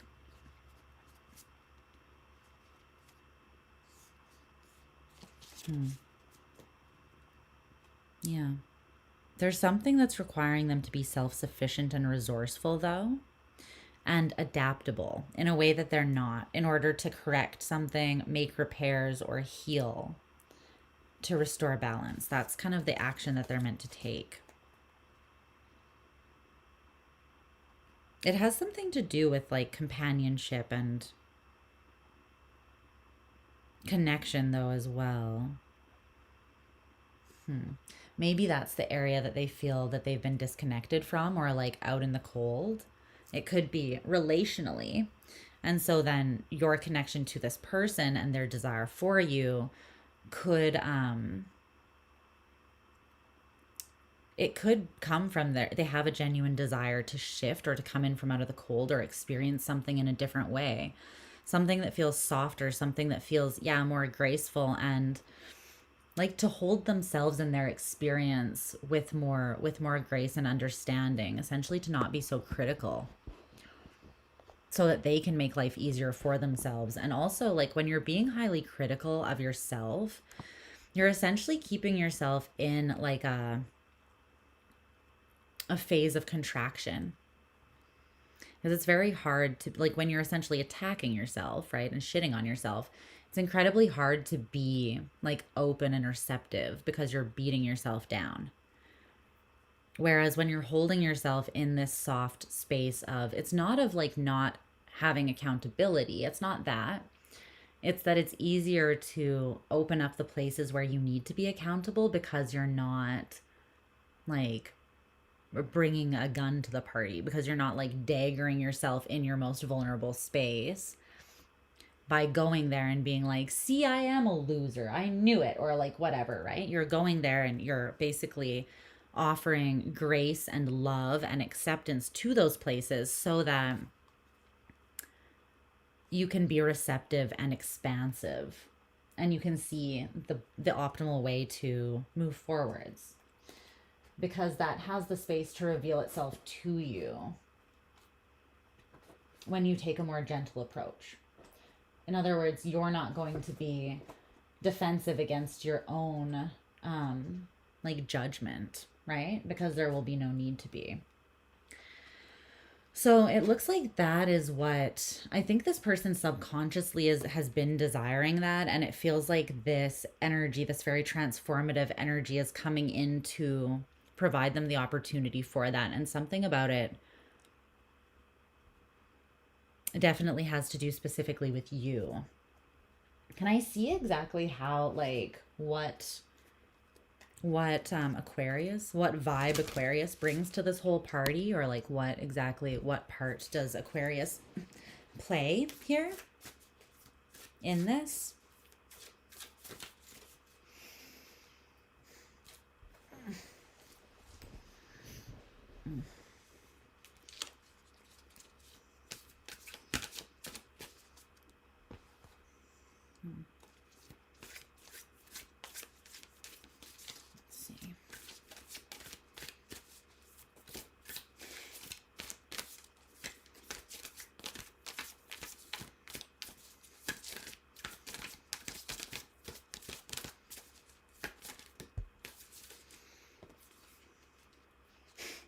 Mm-hmm.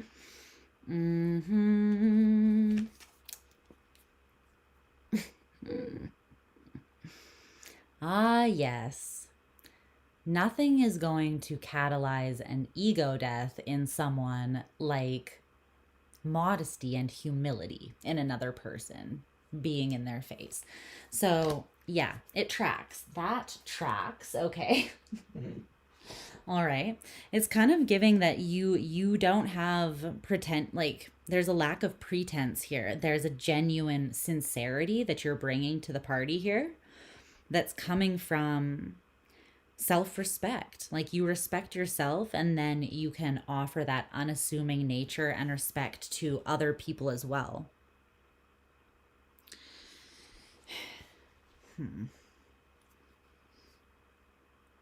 Basically, there's like a simplicity, a balance, a moderation that you are showcasing. And what is that showing this person in themselves?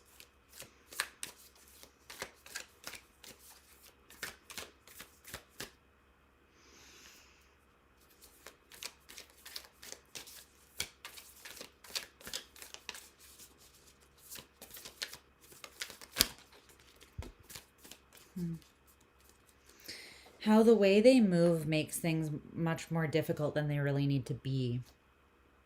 I think that it has to do with like they try to control or be in dominion of things, but their ego gets in the way in some way. It could be that there's like a hidden insecurity, or it's just something that they need to integrate within themselves here, be humble with themselves about that they're not. But currently, the way that they're moving is it's creating what it's manifesting is just more difficulty and complexity.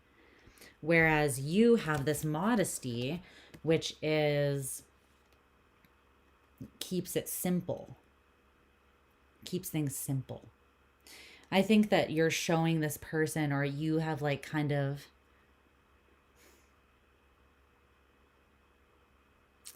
this person is now in a position where they can choose an easier way. And it doesn't have to be so, the struggle doesn't have to be so intense, but it is going to require surrender to a very deep transmutation or transformation, basically like a death and a rebirth, and the closure of a huge cycle, a huge pattern, or a lesson around conditioning maybe that's been keeping this person stuck. But it's like there's a blind spot presented by their ego that they haven't seen. So it's essentially they're just making things more difficult for themselves than they need to. But the song that I channeled as well to give us more information on this person's desire for you is the song Strangers, and the band is Mount Joy, like MT Joy. Let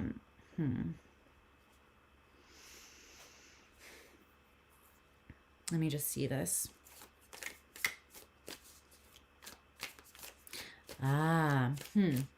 This person might love you. This person could love you straight up. The lyrics to this song, they say, I guess I'll have to fall in love with strangers. Go ride through New York City like I'm famous. And if our lives don't work, then we can change them.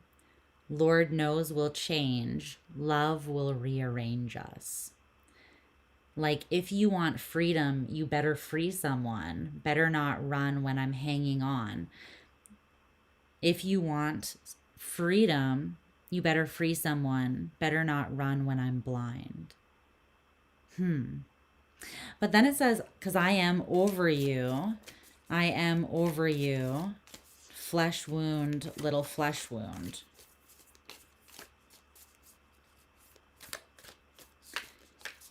I did not want our love to be erased, but Lord knows we chased it. Love just rearranged us. I'm everything I thought I was, even if I don't have much. My blue side, my fire eyes, my heart keeps me in the fight. solo other side now. I will be all right. I guess I'll have to fall in love with strangers. Huh. This could be someone that loves you, that is accepting an ending between the two of you. And it's forcing them to, it's bringing up something inside of them that is, well, it's creating an ego death.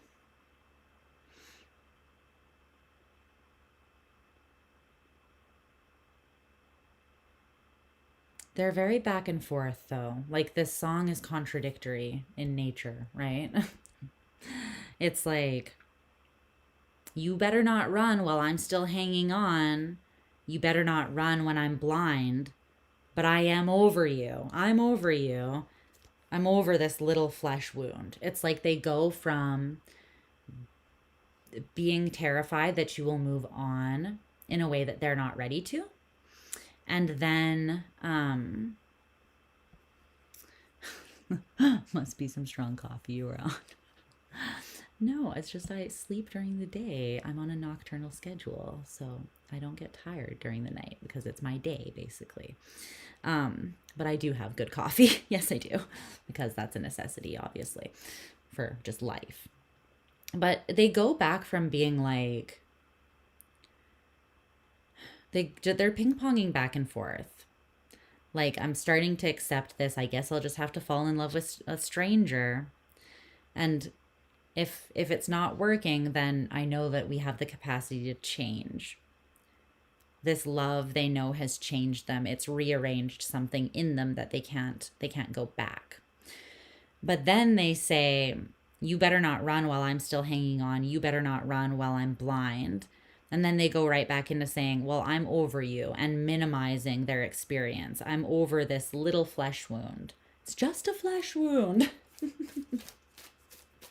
It's just a flesh wound. But there's also this recognition that you guys did the best you could do, or that you tried to hold on to the love, or that they did. They tried to hold on to the love. They chased it.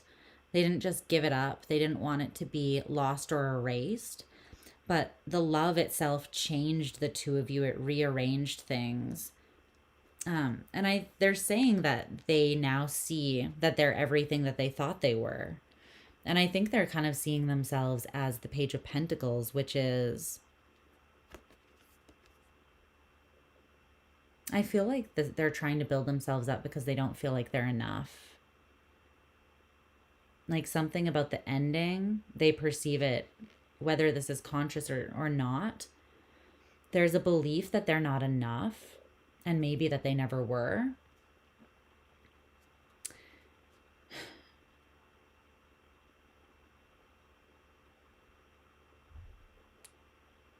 Yeah.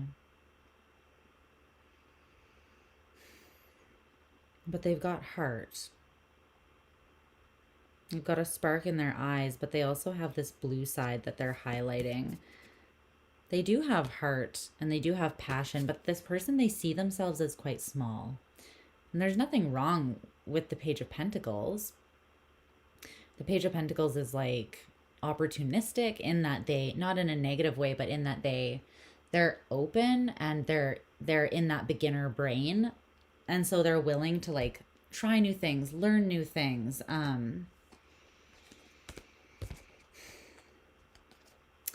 create or accept opportunities that come their way, basically. But it's interesting. It's almost like they feel like they bit off more than they can chew with this situation, is what I'm feeling. Okay, so is there anything else you want to say about this person's, specifically their desire around Aquarius? Can you tell me anything else about that? Or should we move on to what it's kind of rooted in, which is just going to take us like a layer deeper, basically?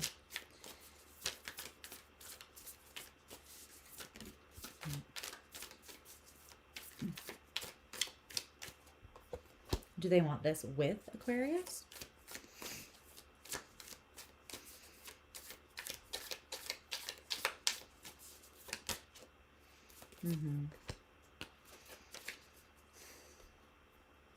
There's this distinct thing where they, yeah, it is a lie.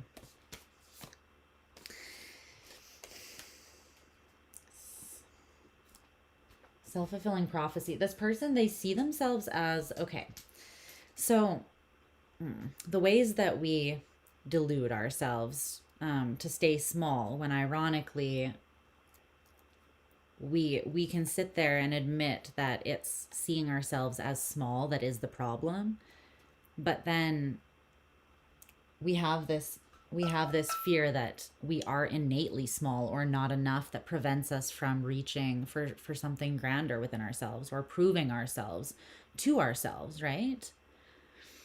And that's what this person's kind of like working through right now. They have this indecision around their own value and whether they believe in their own capacity.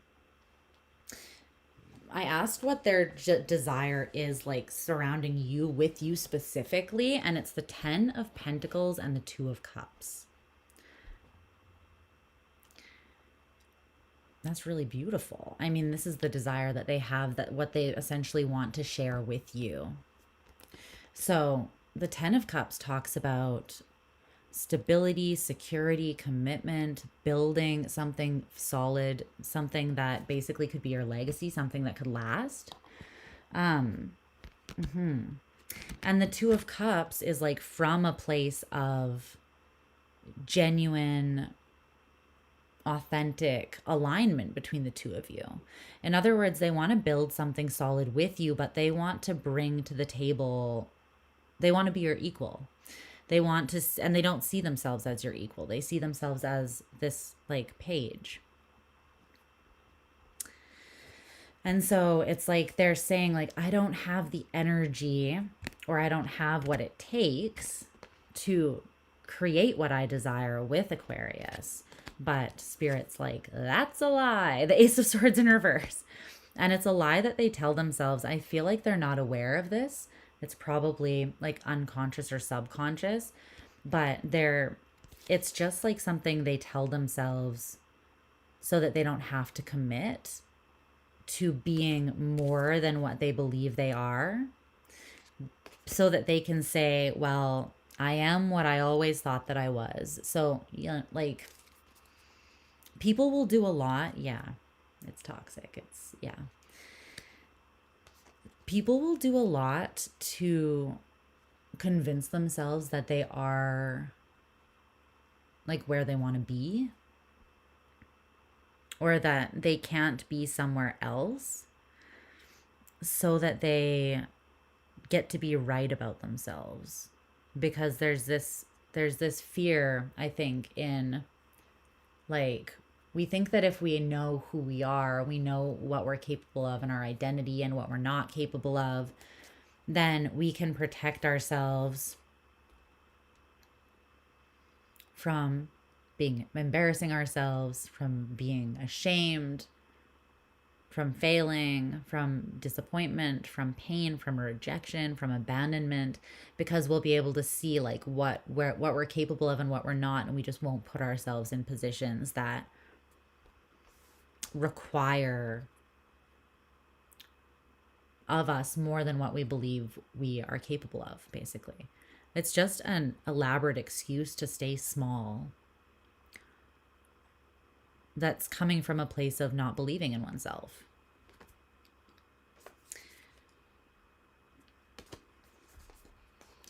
But it's not true. Things could be easy for this person, but what needs to happen is they kind of need to be sat on their ass to reevaluate the way that they've approached things so far, so they can see how they've made it heavy. And they need to be in that place so that they can reach this breaking point that's going to, again, force them to shift. And I think that's where they currently are. So, yeah. The root of their desire with you is this indecision card, which is Venus in Libra.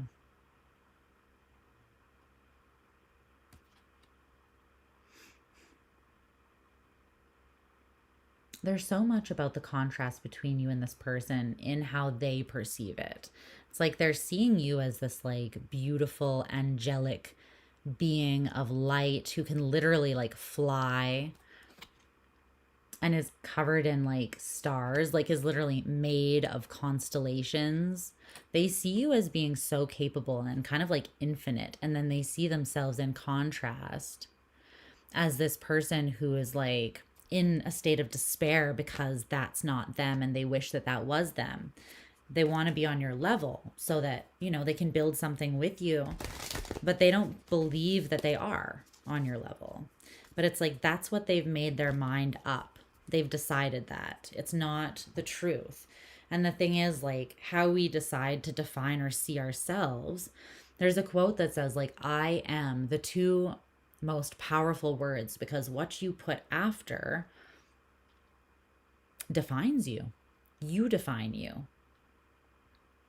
So whatever spell you speak over yourself, right? I am blah, blah, blah. You can use that spell to either uplift and empower yourself or to cut yourself off at the knees. So this energy of indecision,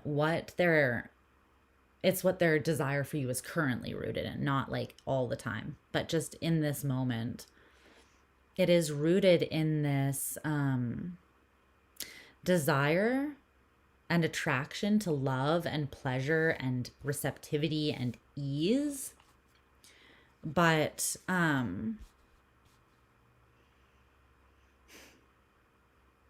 they don't really relate to it.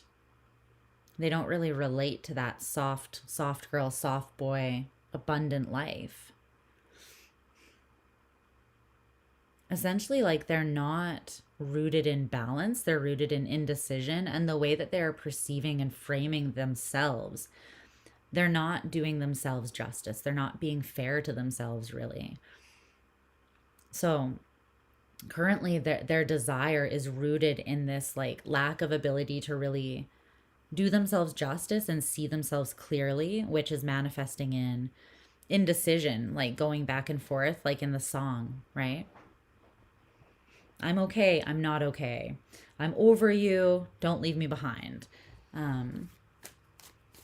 They're reaching this breaking point, and I think that back and forth is indicative of that. Yeah.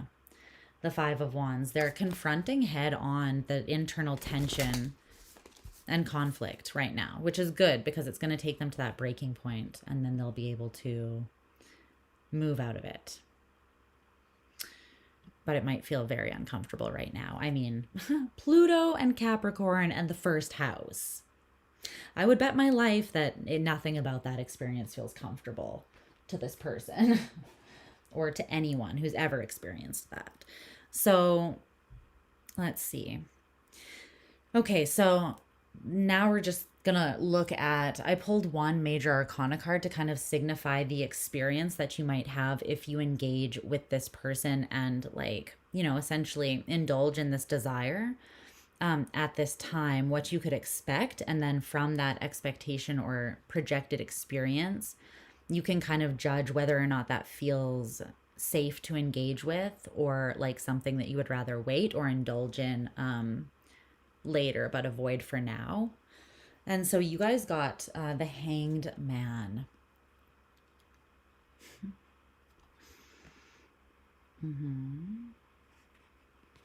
Get him all tied up. This is an erotica deck, just so you know. The Hanged Man. Neptunian energy.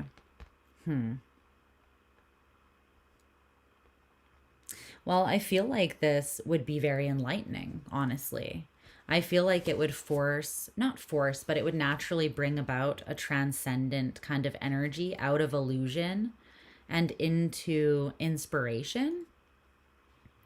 Out of the illusion that, like, you're not capable, and into this softer, more compassionate and accepting space where you can dream again. And I feel like this is both of your experiences, right? What your experience would be for both of you. The thing is, though, I'm wondering if there's an element of like stuckness that would also be there, or suspension. The thing is that if it was, that would only be part of the experience, and it would be serving a purpose. Like, any suspension exists with the Hanged Man for the purpose of flipping your world upside down or giving you time to rest or be on a plateau so that you can reassess things or transcend up above your current perception or perspective. It's connected to Pisces as well, so it can be about raising yourself up into more of an ideal position or transcending spiritually and becoming more in tune with like higher knowledge, magic, esoteric secrets. But it's about being able to tell your dreams from your illusions and idealism, like see clearly what is truly possible. Can you tell me more about what this experience would be for Aquarius? What do they need to know to make an informed choice about this? Okay.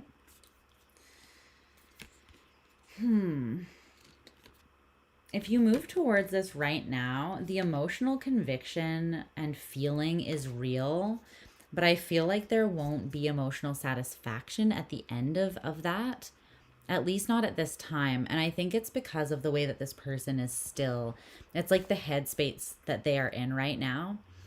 And specifically because they're in this very sensitive transformation that is like, has these very heavy hitting, in your face, non-subtle, non-flexible energies of Pluto and Saturn. And because it's like literally in their face, inescapable, the first house energy, I think that they feel overwhelmed and a little like hopeless at this point, and they need to kind of pull themselves out of that enough to be able to like meet you and pursue something with you. But I feel like right now where they're at, they're not in the place where they're able to do that because of this personal experience that they're having. Yeah, there's a lack of belief right now. There's a lot of fear and ambivalence that is taking precedence at this exact moment over love. Like they're not seeing a clear reflection in themselves. And so Spirit is basically saying they won't be able to see you clearly at this time either. They're in the depth of their fears, illusions, doubts, insecurities, and those things are being pulled up from the depths for a reason. Basically, their internal gutters are being cleaned out. Not in a fun way, but it is happening so that they can move forwards, expand their mind enough to close out this Saturnian cycle that has very much to do with a lack of self-worth, the Empress in reverse. They need to see that worth isn't something, like value is something innate to every human being just for being. It's not something that needs to be proven, earned, built, sustained. You just are valuable because you carry that spark within you, that energy. It's about just embodying and expressing your being. Not about what you think you have to do or should do or the standard that you think you need to do it at. That's a human self-criticism, ego thing. That's not how Spirit looks at us, though. Because Spirit's love is unconditional, which means that they're not placing these conditions on us that unless we meet a specific standard, we're worthless and useless. No. But I feel like this person is kind of at that place where that's how they're feeling about themselves. So as of right now, I feel like this person kind of needs to be in this state.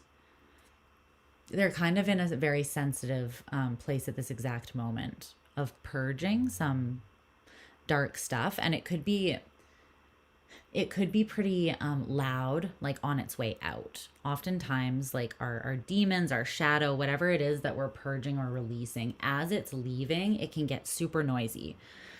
And it's kind of just because it wants to be witnessed and honored on its way out. Basically, like through witnessing it leaving, you are integrating, or that release is clicking into place. It's like cementing. So as you're seeing it, you're acknowledging it leaving, and therefore you're kind of cementing that into your reality, if that makes sense. I hope that that makes sense. I don't know how much logical sense I'm making right at this moment. Okay, so that's what I see for you, Aqua. We're going to move on to Pisces. But I'm not getting a nefarious or like a negative energy from this person. I just think that they're confused because they're in the trenches of it right now.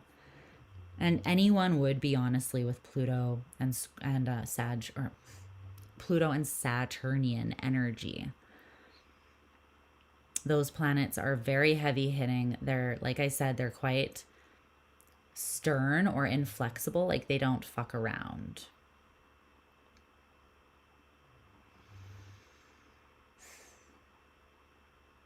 And the sort of black and white, like in your faceness that they're approaching this person with is causing them to confront their indecision and where that's even stemming from. Like whether they believe that they're capable. Where is that coming from? Well, it's coming from, it feels like, this innate not being connected to their own like self-worth, or understanding that they don't need to earn or prove that, or they don't need to like have a bunch of things or a validation externally to believe that they are valuable and worthy of good things, of that they can build a future that is abundant and expansive. They just have to be open and willing to do the best that they can with what they have, and then when they know better, do better. I mean, that's the best that any of us can do with this experience, right? With this lovely experience of being human. So that's what I see. But yeah, I think that you could be patient, but I wouldn't like wait on this person for them to be able to meet you where you're at right now, because I just don't see them in that place. And I'm not sure exactly how long this transformation will take, but it seems like it's pretty unavoidable and causing a lot of their beliefs about themselves to, they're causing them to like, those illusions that they believe about themselves, basically the worst things that they believe about themselves, they're being forced to challenge those things, or those things are being challenged right now. And so, yeah, it's a pretty tender space that they're in, but ultimately it's serving a very powerful purpose. And something about you had to do with this as well, like bringing this into play. So go you little revolutionary. All right.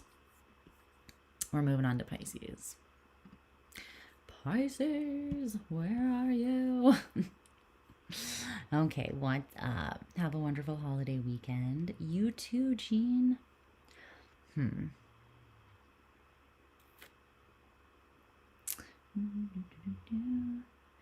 You're an Aquarius moon, level rearrange. Your mind believes whatever you tell it, really. Yeah. I mean, anything that you form your own neural pathways, right? So it takes time to shift those, but it's very possible. For a long time, like biology, specifically like neurology, they didn't think that was possible, but they've somewhat recently discovered like the plasticity of the brain and how malleable it is and how capable we truly are of forming, like creating, basically rewriting the narratives, rewriting our reality, forming new neural pathways. It just takes work because it's like the old ones are established. If you look at the mind as like this, I mean, it's not rock, it's more malleable than that, but like as this form that then like water, right? Like if you look at how a stream or a river cuts through earth and it like becomes established. This is like the first time that a stream is running across the earth, and it's going to take a little bit for it to like really you know, carve out the banks of that river and establish itself. And while you're doing that, you also are redirecting energy away from those old narratives and into your new beliefs. So you have to be present, you have to be intentional. And it takes a little bit, but it's very possible. And it's really inspiring when you start doing it, because you start realizing, like, you're not the victim of your own mind. You're not your own thoughts. You have more power than we always feel, right? Because sometimes we can feel hopeless. We can feel like we are our thoughts, or they control us. And it's true that your thoughts are the way you perceive the world. That does determine your experience of the world, because how you, like, the filter that you see the world through is how you will experience the world, right? That is like your reality, which is why there's that quote that I bring up quite often, that we don't see the world as it is, or we don't see things as they are. We see them as we are, because we're always seeing through this, like, we're always projecting our own internal experience on the world around us, or it is being mirrored back at us so that we can learn more. But you can use that for good or for evil. You can use that for confirmation bias of, like, the worst things that you believe about yourself, in which case those neural pathways will just become more and more worn in and more stubborn and difficult to change. Or you can do the alternative.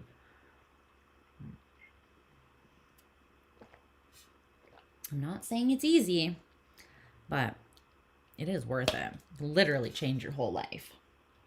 And you can do it. You can do it.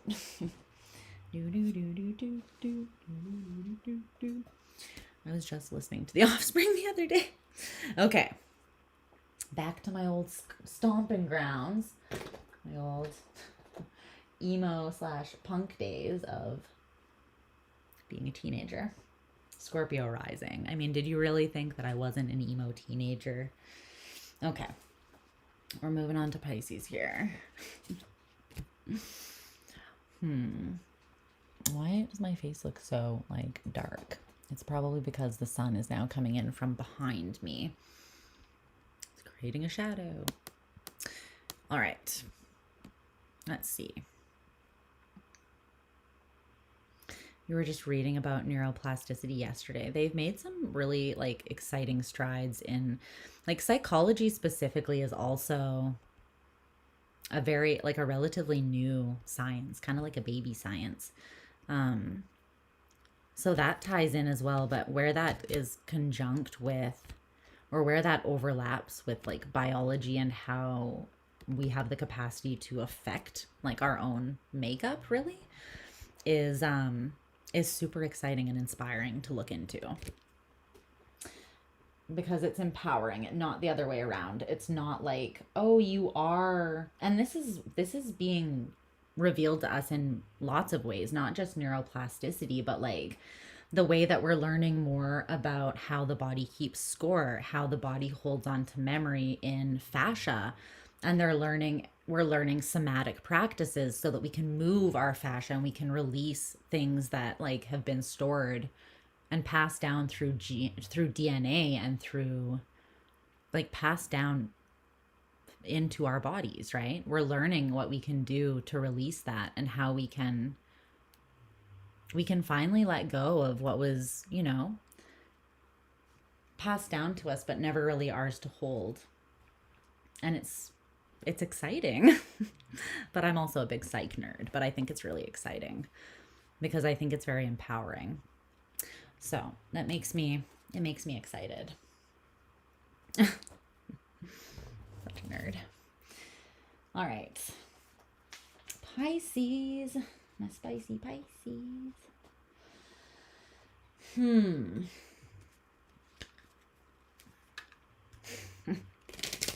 I feel like we're going to end on a very interesting note with Pisces here. Why do I feel that?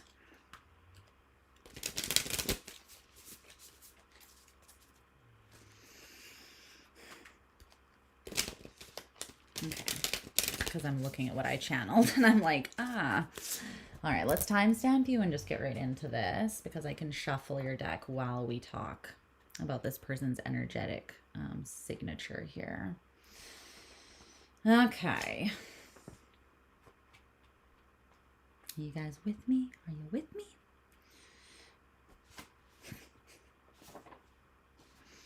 Okay, let's see.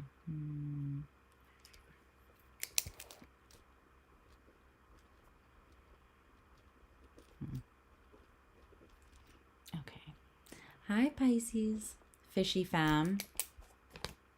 I hope you're doing really, really well, angelfish, as always. And let's get into your reading. So the first part of this, I'm going to just basically try to use some signifiers for this person to clarify who this is for you so that you can have an understanding of who this person who has desire for you is and like the dynamic and connection between the two of you so you can nail down if this reading is for you.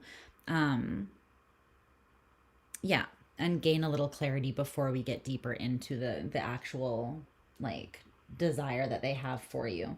And keep in mind that if this part of the reading sounds like you, if I'm talking about them and you're like, this sounds suspiciously like me, it could be that the roles are reversed. And so I would suggest either cross-watching for the person that is on your mind or just checking other placements of your own and seeing if something resonates more. Okay? But I rolled the Astro dice to get a kind of general vibe of this person. And what came out is Pluto, Scorpio, and the 5th house. You know, it's intense, but sexy. I'm kind of here for it. I kind of like it. I'm not going to lie. But we need to get deeper into it to know. But you know, I don't know. I'm a Plutonian Scorpionic girly. Well, I'm a Pisces, but I'm also very Plutonian and Scorpionic. So I'm kind of here for it. The 5th house also, I think, is really nice here. It's bringing in like a little bit of lightness. It's sprinkling in some lightness that feels like a bit of a breath of fresh air because that Pluto Scorpio energy, that's a double Scorpionic, like it's an amplified Scorpionic or Plutonian signature since Pluto is the ruler of Scorpio. And it's a little bit like a lot, you know, it's hot, it's sexy. It is innately about desire and the nature of desire and the nature of power and the overlap there. But it's also very intense. Very transformative, very healing, but through death and rebirth, through regeneration, through looking at the darkness, the darkest parts within us and allowing the intense transformation to take place there. But overall, this person is very, very passionate. Very intense. They could be very like sexual as well, very just naturally sensual and attractive. They could have this kind of like air of mystery as well about them that's attractive. But the 5th house is the house of creative expression, love affairs, children, entertainment. It can be the house that has to do with dating as well a little bit. It's associated with Leo. But yeah, it's about expression and pleasure in a lot of ways as well. So it kind of feels like this person, I don't think that they really have too much of an issue expressing their desire and their pleasure. I feel like this person is most likely very confident in bed. I'm not going to lie. Because Scorpio rules the genitals. I mean, Scorpio rules, that's the body part that they rule. And the 8th house is about sex, which is the house associated with Scorpio. So, plus that intensity is just like the intensity and the emotionality behind it. It's hot. Like when you have when you connect with someone from that place, it can be very sexy because it's not just like a physical intimacy. It's like an extremely passionate person who has like basically seeing into the core of you and then satisfying you in that place. That's why it can be so transformative.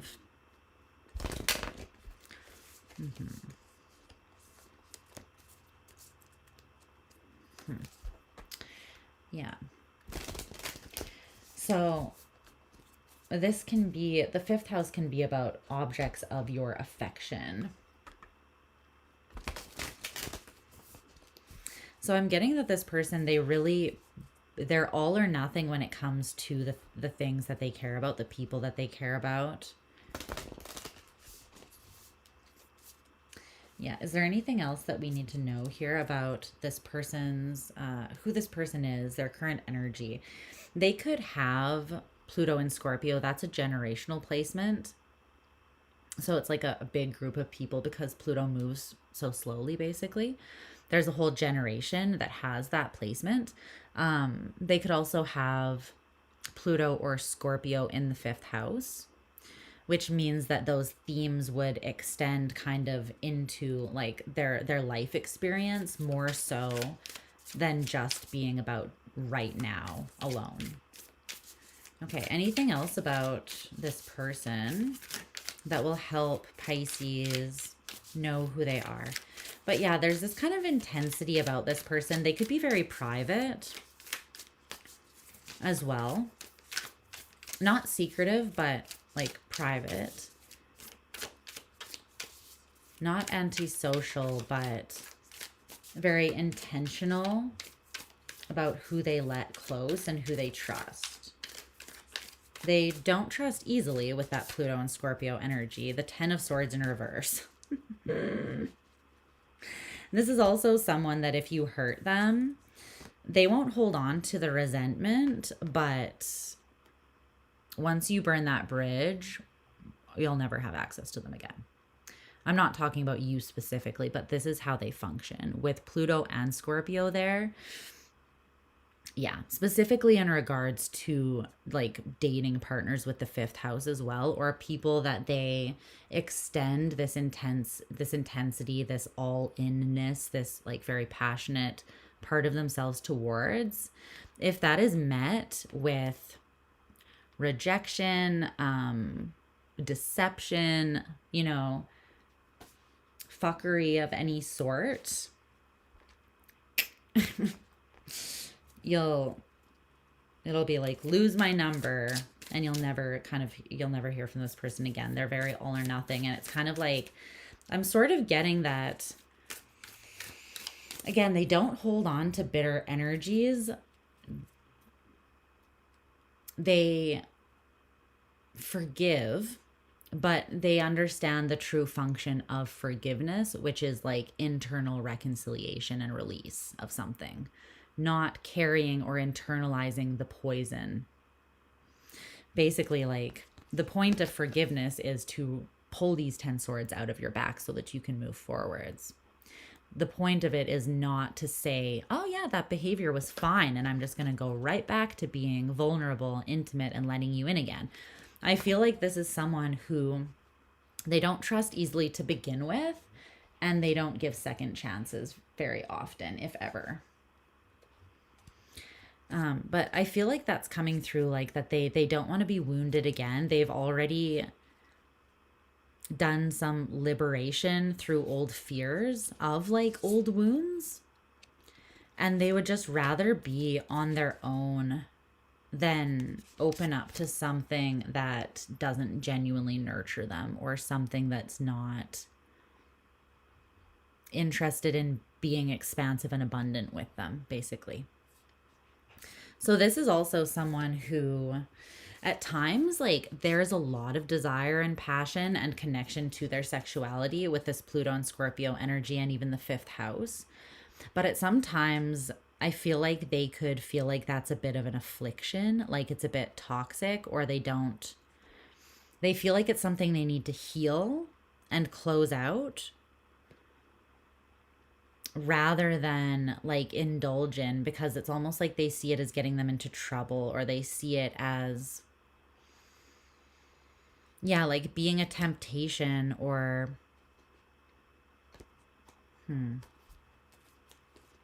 something that's too powerful within them, that holds like too much sway.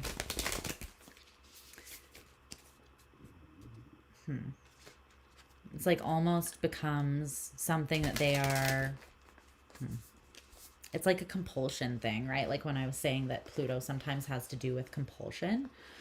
It's like that when they feel out of control, when they sense that they can't moderate or regulate the desire within them. It's almost like it just takes over, and they could give in to their compulsions and then regret it, or they've done this in the past. Or they just get really in their head about their desire. Jengs! It's okay, buddy.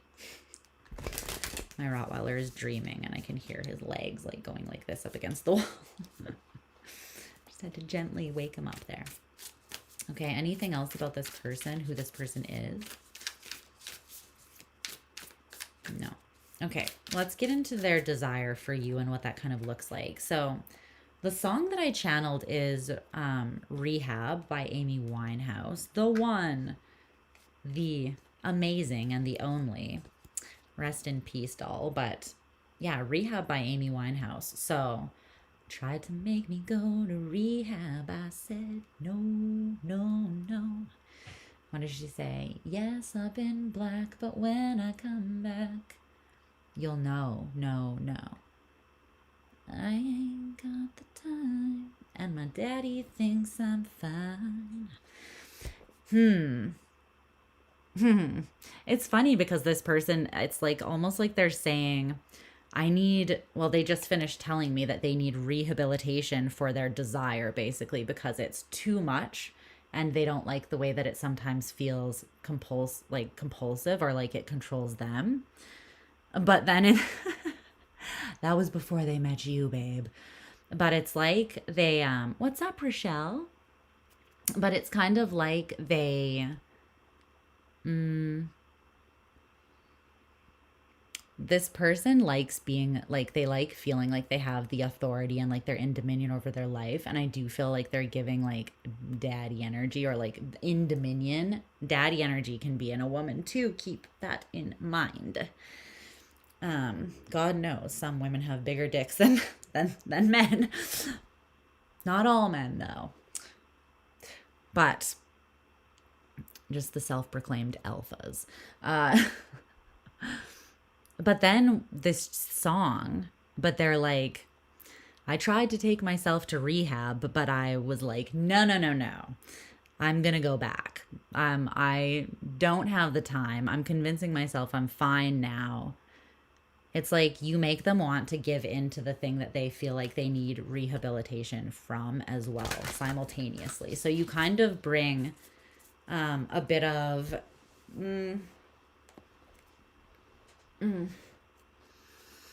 Well, what is that? Tell me more about that.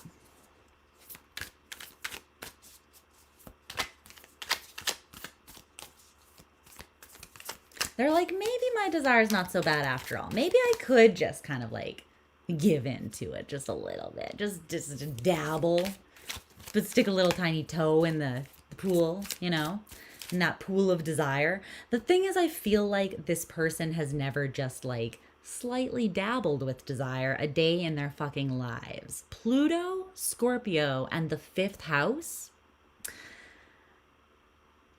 No, that's giving like the kind of passion that sets you on fire.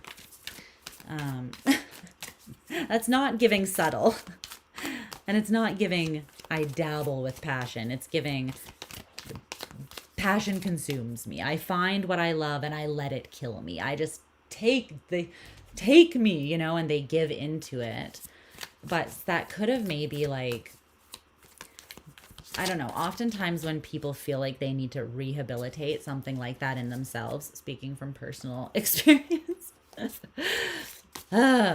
it's because they've been, they've made poor choices before they learned how to really like discern or regulate those powerful energies. And oftentimes like they've been exploited, they've been used, they've had their desire or their passion or whatever, like their intensity weaponized against them. And unfortunately with Plutonian scorpionic energy, it's often by like,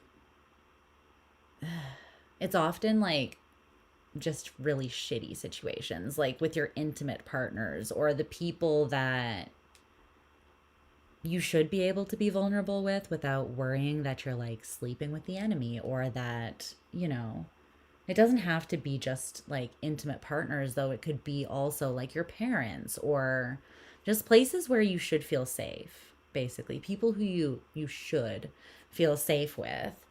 It's oftentimes those really intimate spaces where Scorpios like get hurt, which is unfortunate, but also it's part of their life path. It takes them to that dark place within themselves where they ultimately like find a level of empowerment and liberation that they wouldn't otherwise encounter. And then they realize that the vulnerability is really their superpower and their strength. What's up, Jangs? The Ten of Swords. Yeah, this person's definitely been hurt. The Ten of Swords, the King of Cups in reverse, the King of Swords in reverse. Ew. No, I don't love that. What is this? Is this something that happened to this person that they've had to overcome?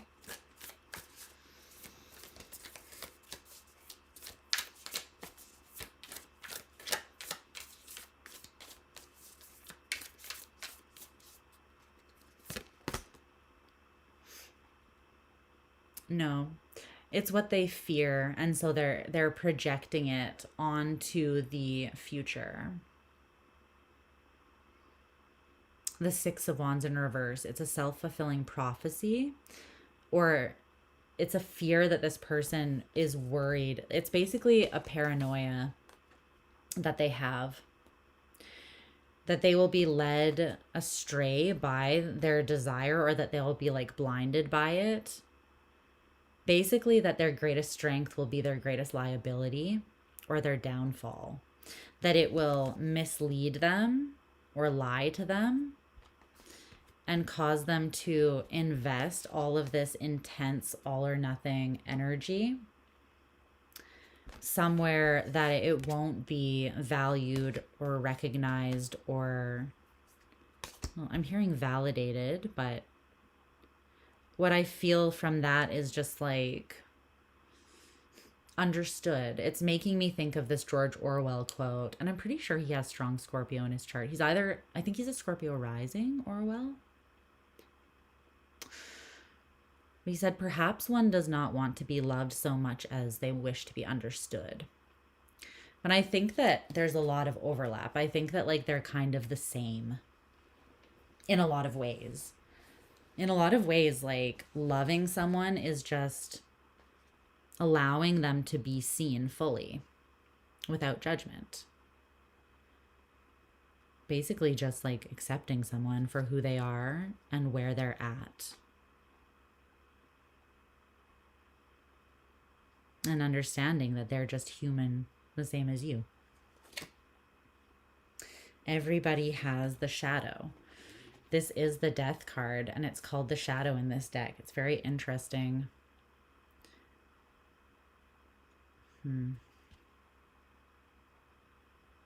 Everybody has a shadow. Just because someone else's is on display and yours is not currently, right? Like, or in any given situation, it doesn't mean that we don't still all have that capacity. And so I think Scorpio can offer that intimate like understanding and hold space for people's kind of like ugliest parts, or just like most shameful, the places that people feel most ashamed, most guilty, most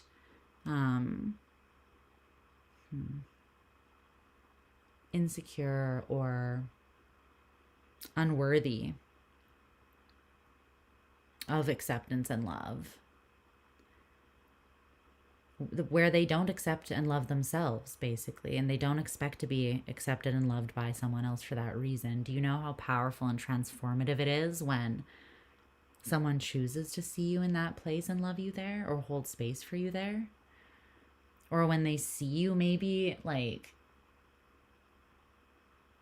being a less than stellar version of yourself, but they still choose to hold the faith and belief that like that's not, they don't let that define who they believe you to ultimately be. It's really powerful when we choose to treat people in accordance with like the best that they could be. And that doesn't mean like sacrificing yourself or being a doormat. It just means choose to see the best in people, or choose to like amplify or reflect back to people, or remind them of the light in them, rather than like validating the worst beliefs and fears that they already have about themselves, because that's not going to inspire them to change. Probably it's just going to convince them that they can't, for most people.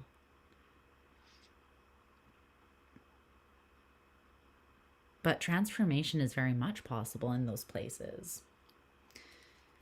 It's just that it requires bravery to go there and face them. And sometimes knowing that someone else is not going, like, sees the good in you when you can't even see it in yourself, or sees the truth of you when you forget who you are, wrapped up in your ego, or when you're ashamed or embarrassed, or when you're distorted, right?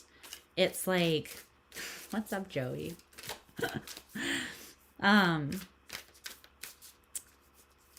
That's really powerful. That's life-changing. That can save lives, that can change lives, and like, it's very unexpected. Most people don't function in that way. A lot of people, like, they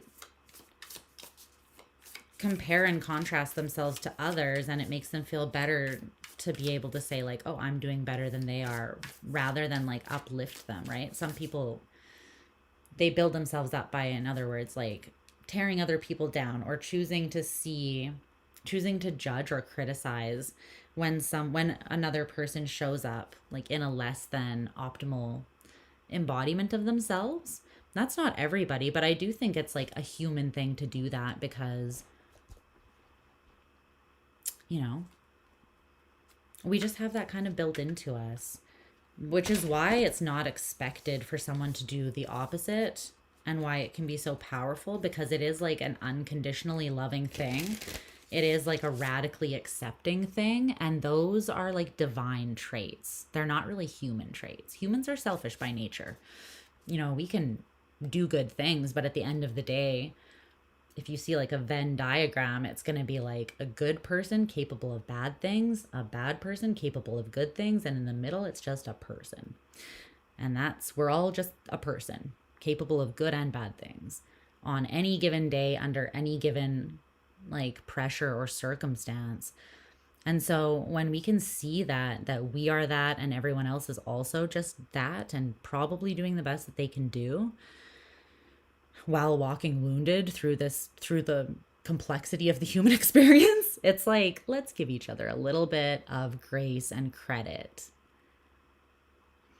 and try to make things even slightly more easy, because shit's rough out there, you know, like getting raw dogged by life is not optimal. But that's what I'm seeing for who this person is, and their desire for you.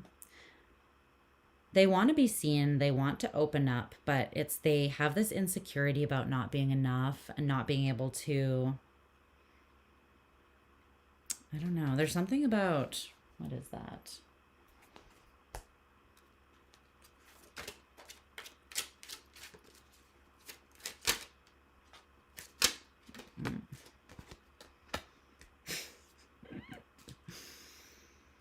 They want to surrender to the mystery. This person has strong intuition. as do you. You're a Pisces, and I mean, they have Pluto and Scorpionic energy, so I'm sure that they do too. It's just they desire to trust their intuition, specifically surrounding you. They're just struggling to do that because of what it would require of them. And I think this person, well, they have been hurt, they've been wounded, they've been manipulated before. And so it's just they're a little slow to open up is what that feels like. But their desire is to open up, to trust the inner knowing that they have around you. And they have this intuitive feeling that they can trust you. So they just need to trust that knowing now. But the root of this person's desire for you came through as authority, which is associated with Mars and Capricorn, which is an exalted placement and a powerhouse placement, honestly. It's a placement that is, it's like an energy that's not afraid to put in the work, learn the lesson, do the thing, grab life by basically be at the helm of your own life. I don't think that this person shies away from accountability or responsibility or kind of like taking the bull by the horns here of their own, in their own life. They are saying that they are the authority of their own life, and that it doesn't scare them to be that.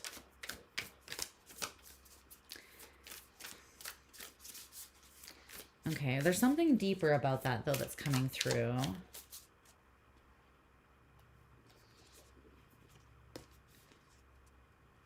They know that what is required of them specifically in relation to you, it's like new levels, new devils is what they're showing me.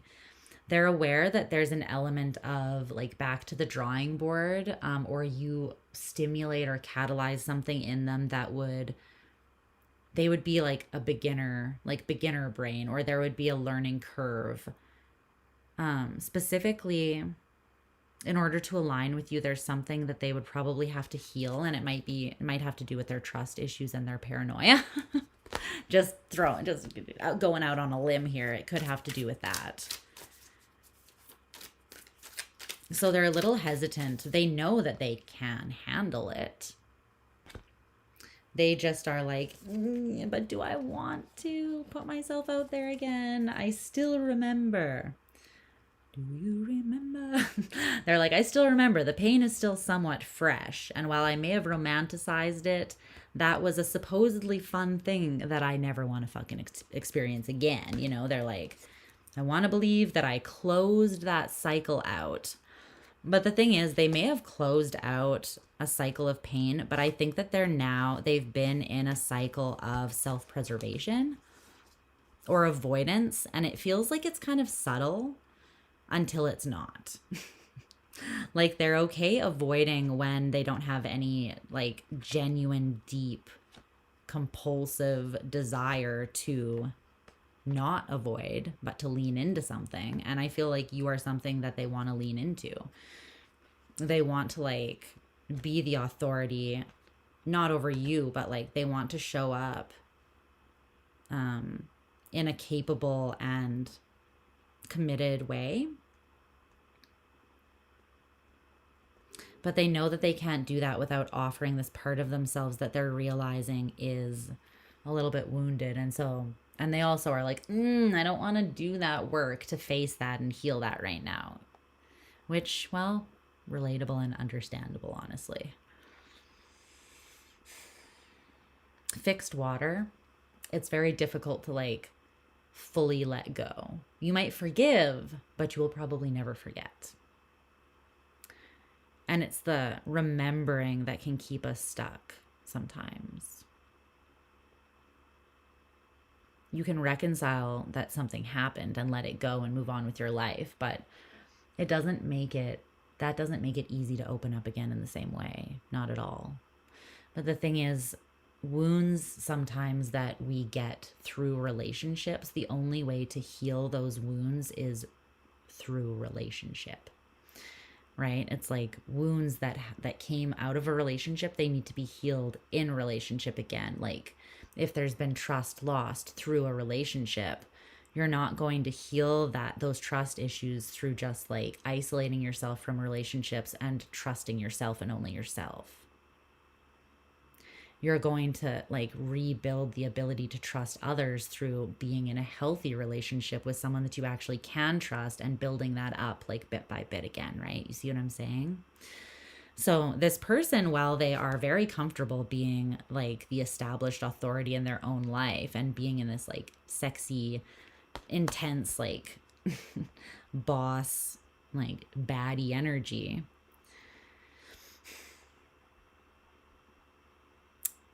there's a vulnerability that you bring out of them that is required to get close to you, truly to be intimate with you, that they're having to like reckon with themselves because they know that they can't build what they want to build with you, which seems to be like a legacy. They can't really even take tangible physical steps forward because of this insecurity. And I think they're realizing now that their desire and how they perceive that as a temptation and don't trust it, that is the toxic perception. It's not their desire that is toxic. It's their fear of being consumed by it rather than their faith that they are able to regulate and be in dominion over it and not lose themselves in another, essentially. Or not be blinded or like misguided by their desire. Basically, they can trust themselves enough to take this leap into something that they genuinely want, which feels like you.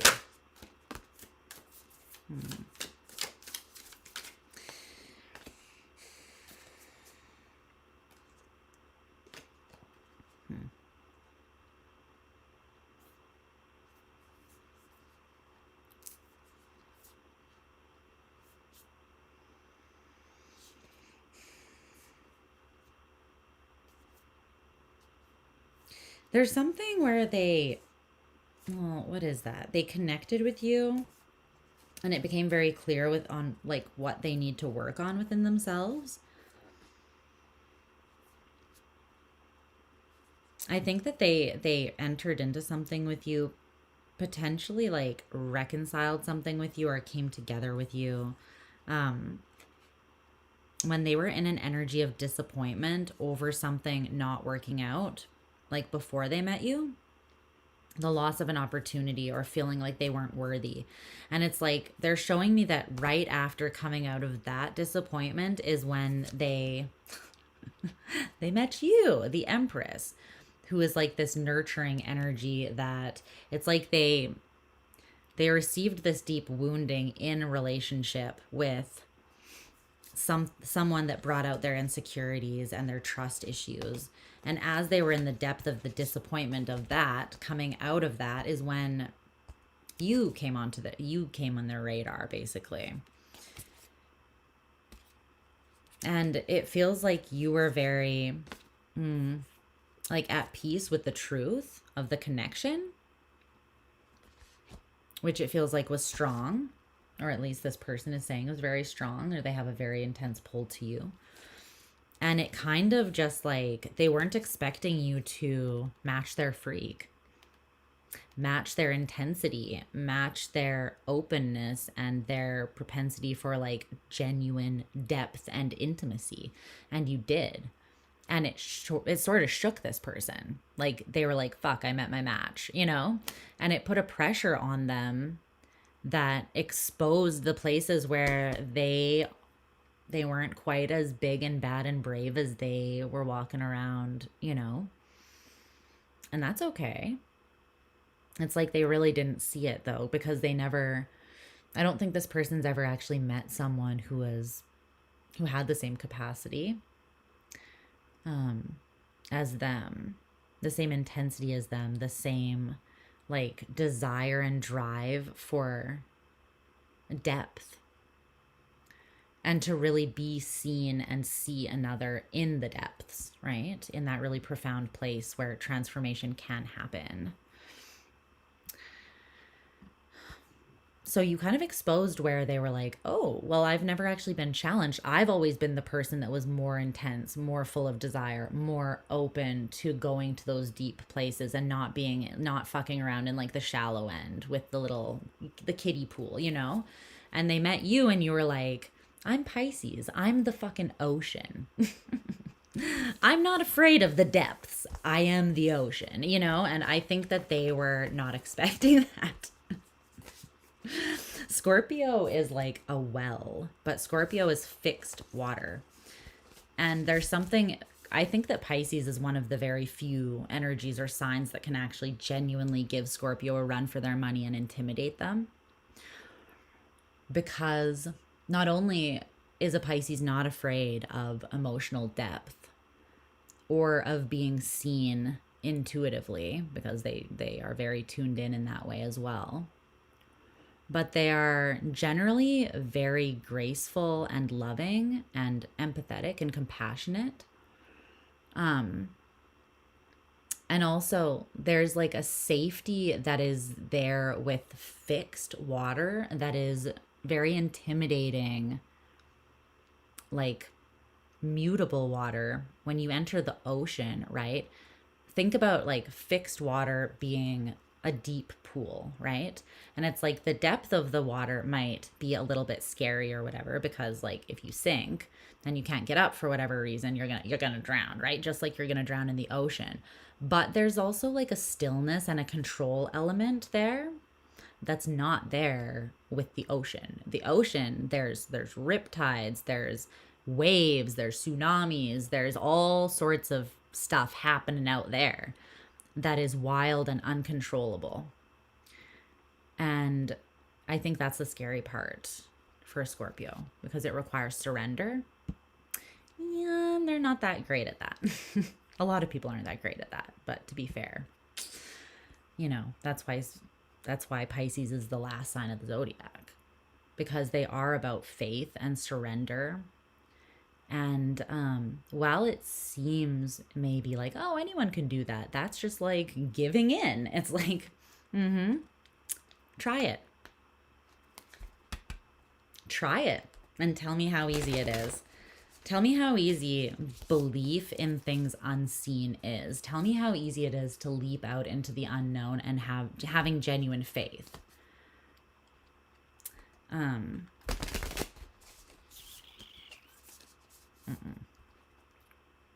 No, it's not easy. So there's a challenge there that I think this person wasn't really expecting, but the root of their desire is that they want to come together with you. They want to face this and meet you where you're at, but they are intimidated, and that was unexpected for them. So let's wrap this shit up, shall we?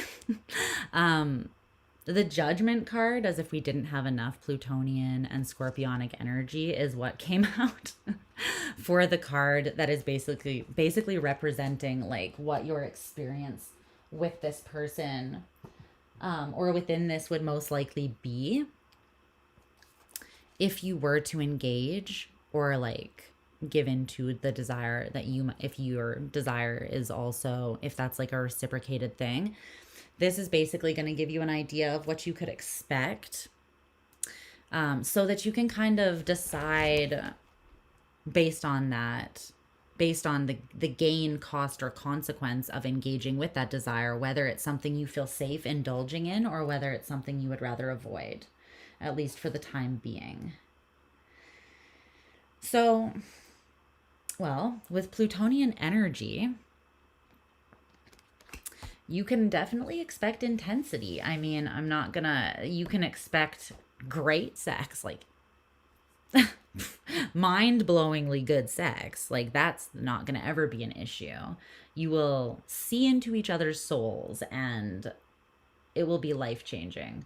This is the kind of intimacy that is genuinely transformative and healing on a soul level. It's the kind of intimate, like, witnessing of one another that is, it's so deeply spiritual. It literally creates like the death and life rebirth cycles within life, But there's a huge amount of passion and transformative energy on a soul level, but you will see into your soul and you will see this person's soul. So expect that, but also expect to come face to face with your compulsions, with your darkness, because Pluto pulls that up, but it pulls it up for it to be reconciled and witnessed for the sake of renewal, for the sake of rejuvenation. It's like pulling the darkness or the poison up to transmute it so that that becomes a resource for you. It becomes power. It becomes power.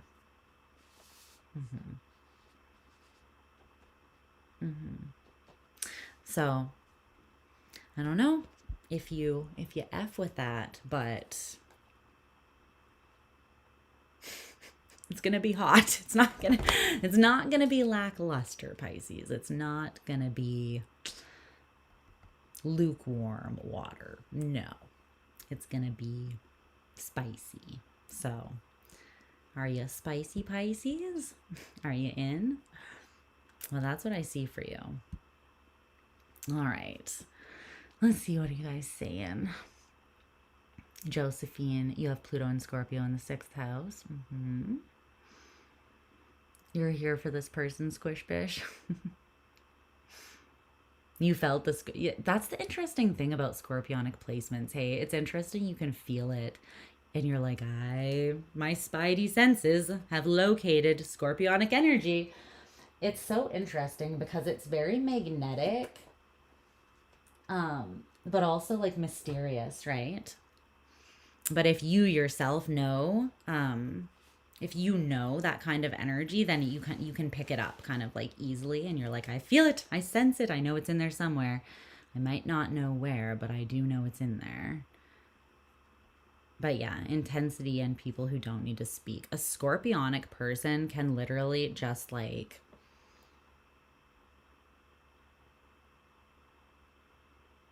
they can just like, just with like a look, penetrate into the depths of your soul and, you know, make you blush and feel uncomfortable without saying a dang word, without even knowing you. They can just like, so that's the intimidating thing a little bit, right? If you're not ready to see yourself or hold space, grace, and acceptance for yourself, then it can just be a little bit intimidating and scary.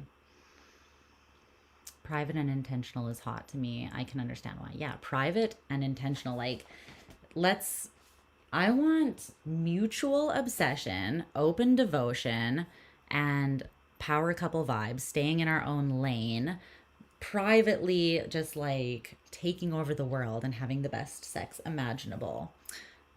That's what nothing less than that. I'm settling for nothing less than that. But I agree, there's something very sexy about like not needing to put your life or put a relationship like all over social media or on display, but just basically keeping it safe, holding it sacred. Not every relationship is like that. Not everyone is meant to be like that. Some of them don't thrive like that. But I think scorpionic energy and Piscean energy, they kind of share that. There's a sacredness to what they offer, and it's not meant to be seen by everyone. That would kind of cheapen it. It's like, if we're going to share that, if our baseline's going to be that level of intimacy, then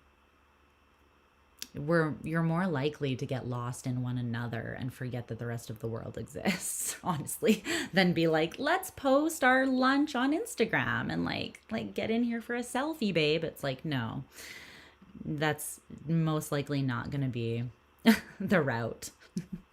And that's okay. People that do that, that's also okay. But I'm just saying, with Scorpio and Plutonian and like Piscean energy, it's more like, let's get lost in the dream. Let's get lost in the depths. Let's like fall down this rabbit hole together. Let's like fall into a full weekend of not getting dressed, like where we also where we strip down mind, body, heart, and soul.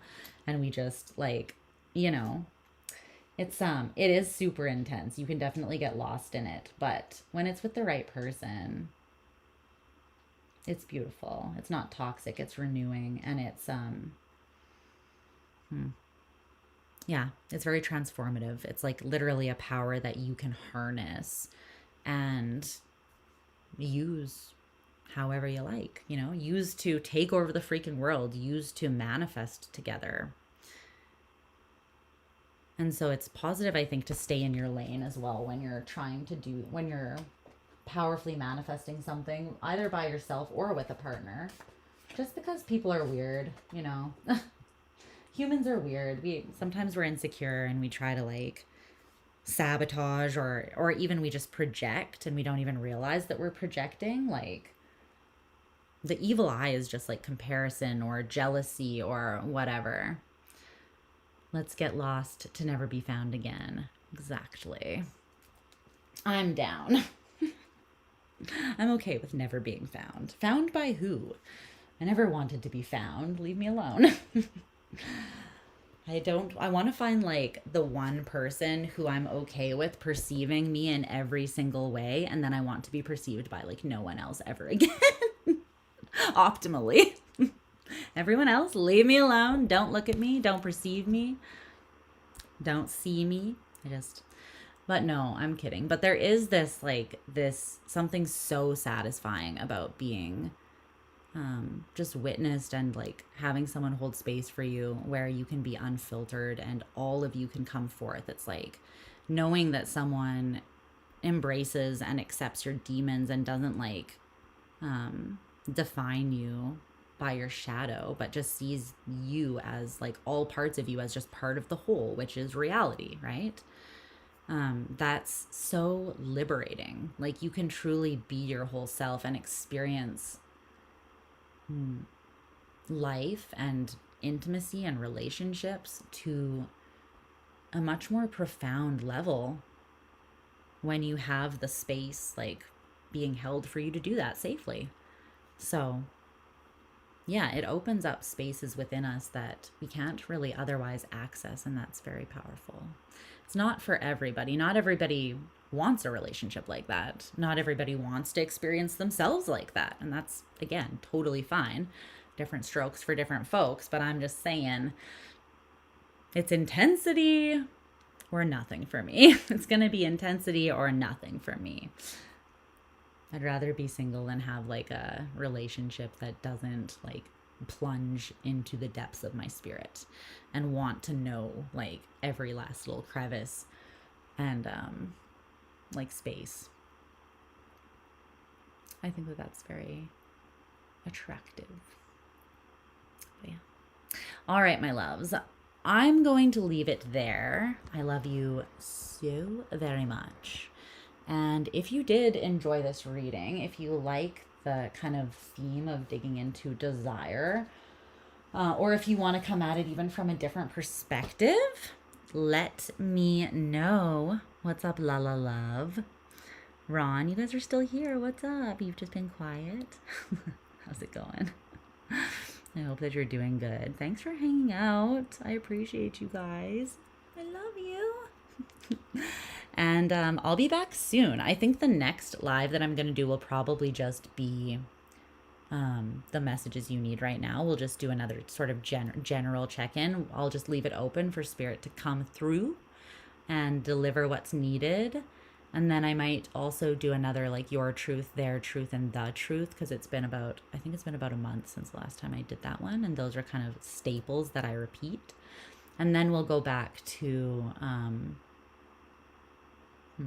maybe I'll do some of the other options that I had listed on the polls before I actually give you guys new polls, because some of you said that you liked all of the options. So I might do that. And yeah, but until then, you guys stay safe and well and keep on rocking in the free world. And I will be back to rock with you again very soon, okay? So I'm sending you lots of love, and I will see you soon.